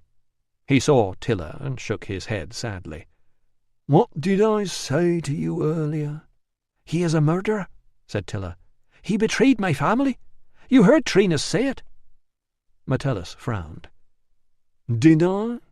"Stop playing games with her, Metellus," put in Ruso. "He killed Felix as well." Metellus sighed. "I might have known I'd find you here in the middle of it." Ruso seized the spluttering Catavignus by the shoulder. "Susanna says you were there delivering the beer when Rhinoryx came and threatened Felix," he said. "But when I first met you, you told the barber you didn't know anything about it." "I can't remember." Ruso hauled him to his feet and dragged him across to the water trough. When the latest soldier had filled his fire-fighting bucket, he plunged Catavignus head-first into the cold water. The man's arms flailed wildly, while his long hair floated on the surface like waterweed. Ruso pulled him out again. "That should help clear the smoke from your eyes," he said. "Felix had his debts list with him when he saw Dari. It wasn't on his body. You destroyed it, so you wouldn't have to pay the builder." "The builder was useless." Whatever else Catavignus had to say about the builder rose as bubbles. When he emerged gasping, Ruso pushed his nose toward the malt grains bobbing on the surface. "Tell the truth!" "Help me!" shouted Catavignus. "Metellus! Tell him to stop!" Metellus folded his arms and leaned back against the wall of the brewery. Strands of wet grey hair were plastered down Catavignus's face as Ruso yanked him upward. "Gambax saw you with Felix that night," said Ruso. "Nonsense! I was never—" Ruso put him under the water again, trying to think what he could say that would compel Catavignus to confess. Pulling him out, he said, "Gambax has been arrested for attacking my clerk. He's singing like the wind in the trees trying to do a deal, so it doesn't matter. We don't need your confession. We've got a witness." "I need protection," Catavignus spluttered, squirming in Ruso's grip. "I demand protection. Metellus, tell him who I am." Ruso glanced across. "He's a native brewer," said Metellus. "He's a man who did a deal with a neighbouring chieftain to get rid of his own brother's family." "But I helped you!" shrieked Catavignus. "You said there would be protection." "He's lying," said Metellus. "This is the army, Catavignus," said Ruso, pushing the wet head downward again. "There is no protection for natives. Sorry." While he was under, Ruso turned to Metellus. "It is Catavignus that Gambax is accusing, isn't it?" "Yes." "Phew," said Ruso. Metellus frowned. "But I don't see why Gambax didn't come forward and say what he'd seen right away." "Because he was blackmailing you, wasn't he?" demanded Ruso of the struggling Catavignus as he hauled him out of the water. "That's what Gambax does." Chapter 89. "This is just like old times," exclaimed Valens, leaning back against the wall of the isolation room and handing Ruso the smaller of the wine cakes he had just liberated from the prefect's kitchen. "Not really." "No, of course not," said Valens. "Sorry, I forgot. I must say it's a bit rich, her taking up with a native after all we've done for her. Still, it hasn't been an entirely wasted trip, has it? You've rescued the reputation of a colleague, and you've pinned down a very nasty murderer." "That doesn't give me much pleasure," said Ruso, remembering the faces of the women Catavignus had wronged as they circled the malt house. "That's because you like to be miserable," said Valens. "Did I tell you our friendly brewer of fine beer is claiming he did everything at the request of the army? He says Metellus asked him to help clear up undesirables." "How do you know?" Valens grinned. "You should have joined the governor's hunting party today, Ruso. Fresh air, good exercise, and a chance to meet influential people and help them kill things. And it gave most of the 10th an afternoon out, making sure we weren't ambushed by ungrateful natives." "So are your influential friends going to reward Catavignus for clearing up the undesirables?" "Of course not. Nobody wants it to look as if we can't keep order without the help of the Guild of Caterers." "They make a shambles and call it peace," said Ruso, misquoting a famous historian. "Desolation, sir," came a voice from the bed. "They make desolation. It's from Tacitus." "Pleased to see you're feeling better, Albanus," said Ruso. "No thanks to you lot," observed Audax from the doorway. "If I hadn't gone and got that tonic, he'd be dead by now." "Must be good stuff," said Ruso, wondering if Valens had administered it or poured it down the latrine. "Humph," said Audax. "Tell that to the young whipper-snapper who was in here this afternoon. How many bloody doctors have we got hanging around here now? 4? World's gone mad." "We're not officially supposed to be here," explained Ruso. "The whipper-snapper's taken over. He's brought in his own clerk, and he's going to tell the prefect that the survival of the infirmary without Thessalus must be thanks to Gambax, who may have been a violent criminal and a thief, but was obviously a marvellous deputy medic." "We're surplus to requirements," agreed Valens. "That's why we're hiding in here with our favourite patient." "Well, one of you do something useful and fetch me a beer." Valens shook his head. "Sorry, the whipper-snapper doesn't approve of beer." "He doesn't approve of a lot of things," agreed Ruso, recalling the new man's outrage at his treatment of Thessalus. "Why is he in this miserable hole?" the new man had demanded, assuring Thessalus, "Don't worry, you won't be stuck here much longer. We'll get you out somewhere with a bit of light and fresh air and better company." He had turned to Ruso. "He needs a properly controlled diet, pleasant surroundings, and full-time nursing. Why isn't he in the infirmary?" "I'm sorry, Thessalus," said Ruso, not intending to explain to the new man about the abandoned murder charge. "I suppose I should have thought about putting you out in a convalescent billet in the town." "Of course you should," said the whipper-snapper, glaring at him. This, decided Ruso, was the ideal posting for such a man. He could spend the long, empty evenings composing diatribes against the stupidity of his colleagues. "There's a local woman who supplies medicines for the clinic," he said thoughtfully. "Veldica. She might take him in." "I'd like that," agreed Thessalus. "But she's not cheap," added Ruso. "That's hardly the point, is it?" said the new man. "We shall be doing the correct thing, not the cheapest thing, especially for a colleague." "You're right," agreed Ruso. "Thank you, Doctor," said Thessalus. "I can't tell you how grateful I am to you. I've been getting a bit downhearted, shut up in here." "It's nothing," the new medic had said with a smirk, as if the sick man's thanks were intended for him. Behind his back, Thessalus caught Ruso's eye and smiled. Valens's eyes widened as the sound of the trumpet penetrated the peace of the isolation room. "Heavens, is that the time? I must get going. Did I tell you I'm dining at the prefect's house tonight?" "With the governor?" "You really should have come hunting this afternoon, Ruso. You never know when good contacts might come in useful. Tell you what, some of the great man's underlings will be down at the public baths about now. I'll introduce you." "No thanks," said Ruso. "But I'll walk across with you. I've just remembered some unfinished business."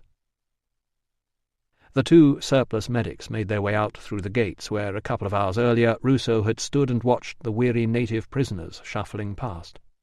Decianus had kept his word to Tilla, but not before names had been recorded, evidence taken, and backs flogged. All had taken place well out of earshot of the governor, who could not be expected to have to put up with the noise that men and women insisted on making when in pain, but within sight of their children, who needed to be shown that threatening to butcher a Roman officer was a very bad idea. "Still here?" Metellus had inquired, having appeared from nowhere as usual. "I'm leaving in the morning," said Ruso. "I thought you were going hunting." "I would have," explained Metellus, "but unfortunately I was delayed by having to prepare a murder case and deal with this lot. Look pretty harmless now, don't they? But they would have torn you to pieces last night." "I know," said Ruso, watching Rhinoryx wince as he forced himself to march out of the fort with his head held high.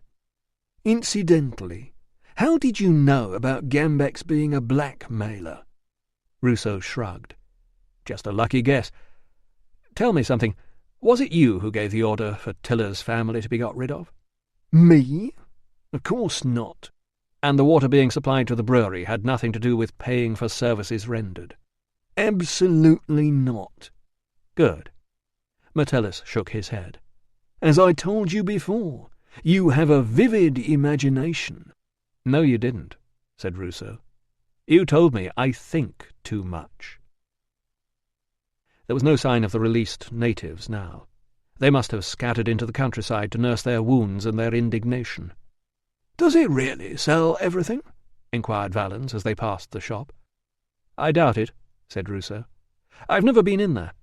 "Really?" said Valens. "He's grinning at you as if you're his best customer." "We've developed a silent acquaintance," explained Ruso.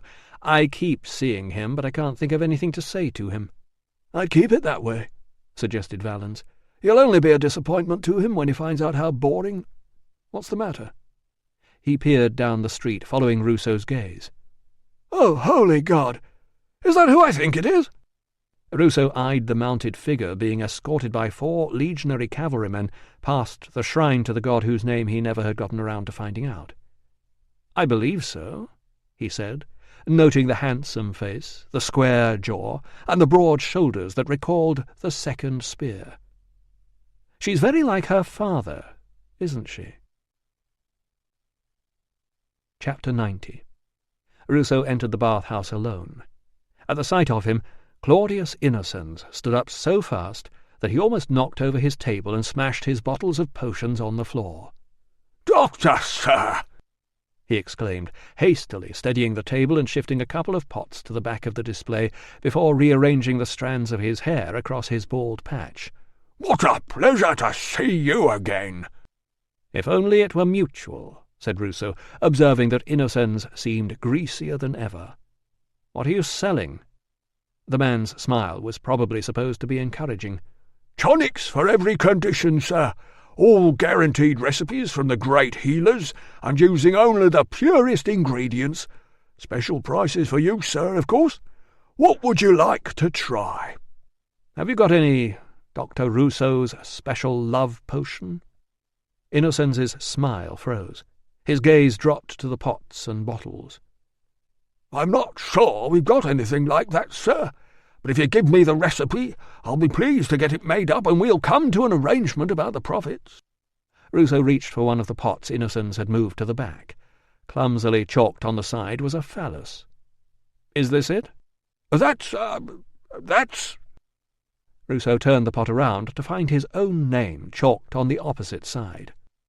"Somebody gave them to me, sir," Innocens protested, "but they haven't gone very well. I won't be selling any more of them, once I got rid of these last few." "No more." "No more, sir, of course." Innocens picked up a similar pot, spat on it, and began to rub at the chalk inscription. "Perhaps a new name would be the thing." "If you must do it, at least pick the name of somebody long dead," suggested Ruso, "like you did with Scribonius." "Oh, yes, sir. Now that is a good seller, as used by centurions. I'll be able to say, as used by legionary doctors as well now, sir, won't I?" "Not if you want to live," said Ruso. "And that reminds me.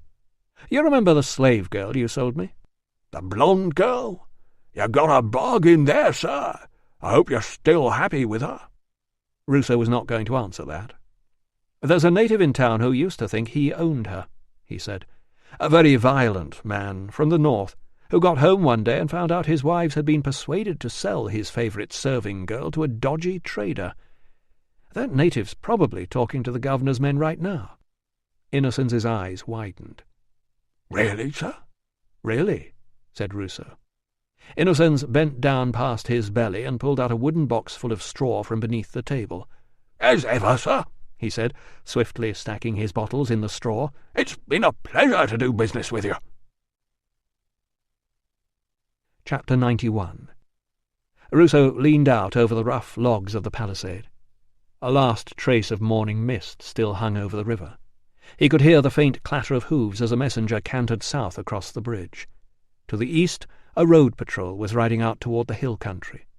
He did not turn to look north. Tilla had made her choice. He had arrived early at the house next to the brewery, only to find it locked and deserted. The brewery foreman had told him the women had gone away somewhere, probably for a long time. He had tried to tell himself that Tilla's farewell message had been lost, but since the men here all knew him by now, that was unlikely. The truth was, she had not sent one. The last time they had spoken, she had pulled a knife on him. Ruso surveyed the shabby little town that had sprung up to service the fort. He's claiming he did everything at the request of the army. He says Metellus asked him to help clean up undesirables.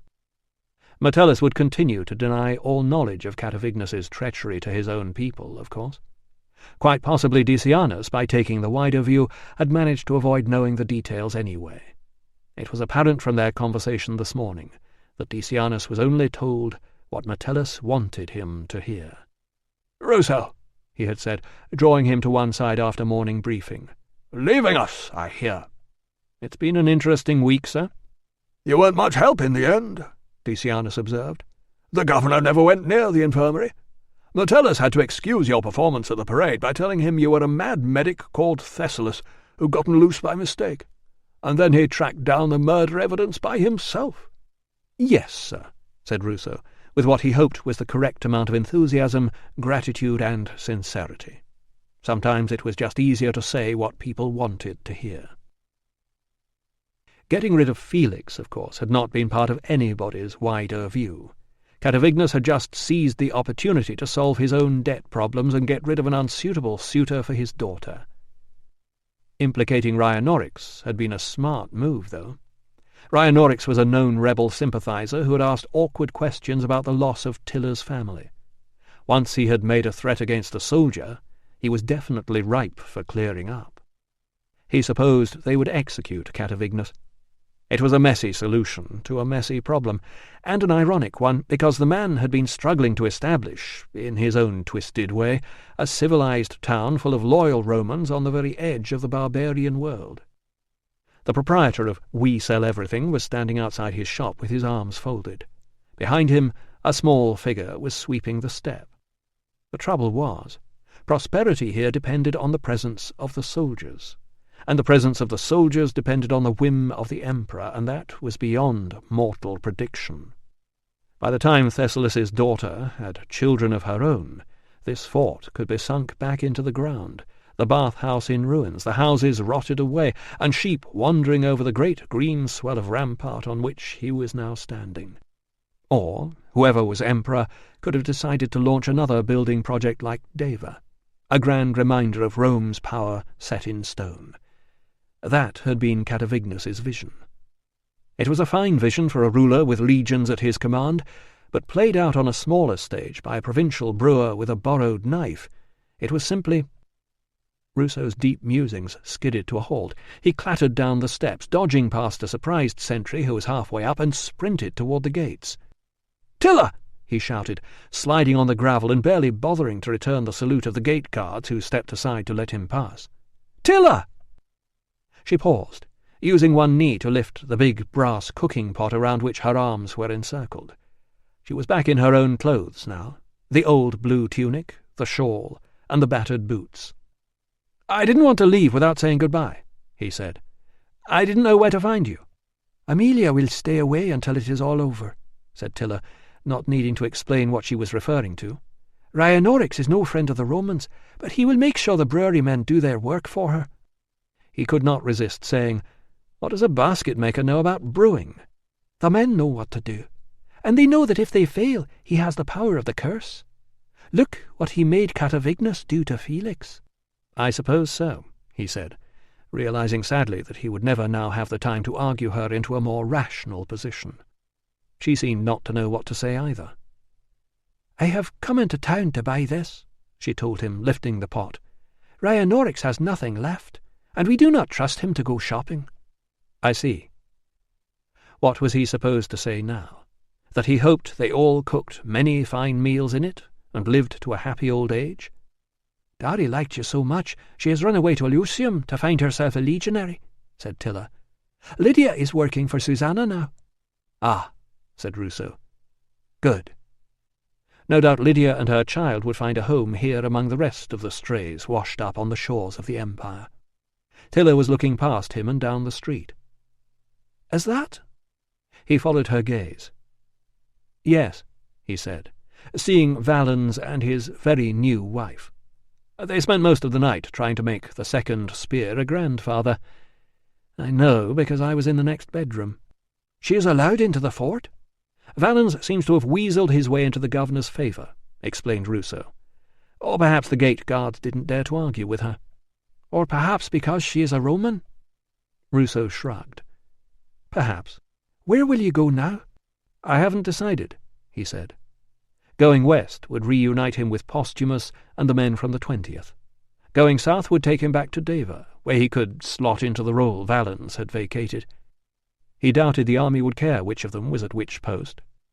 He had a feeling that sooner or later they would all be going north anyway, unless Rome found a new and painless way of rooting out the stag man and any other similarly minded rabble-rousers from the relative safety of the tribes beyond the border.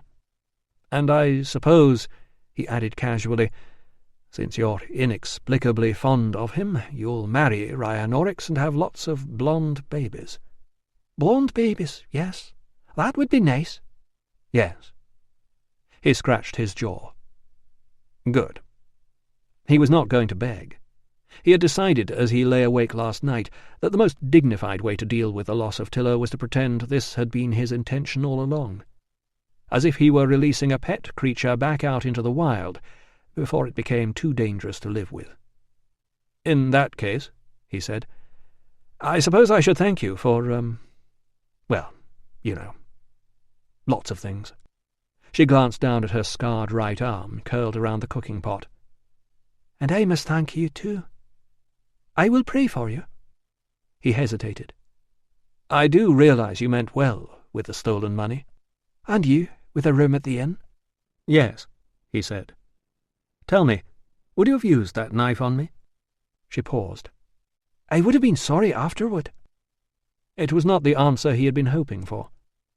She shifted her grip on the cooking pot again. He said, I expect you'll want to be getting back.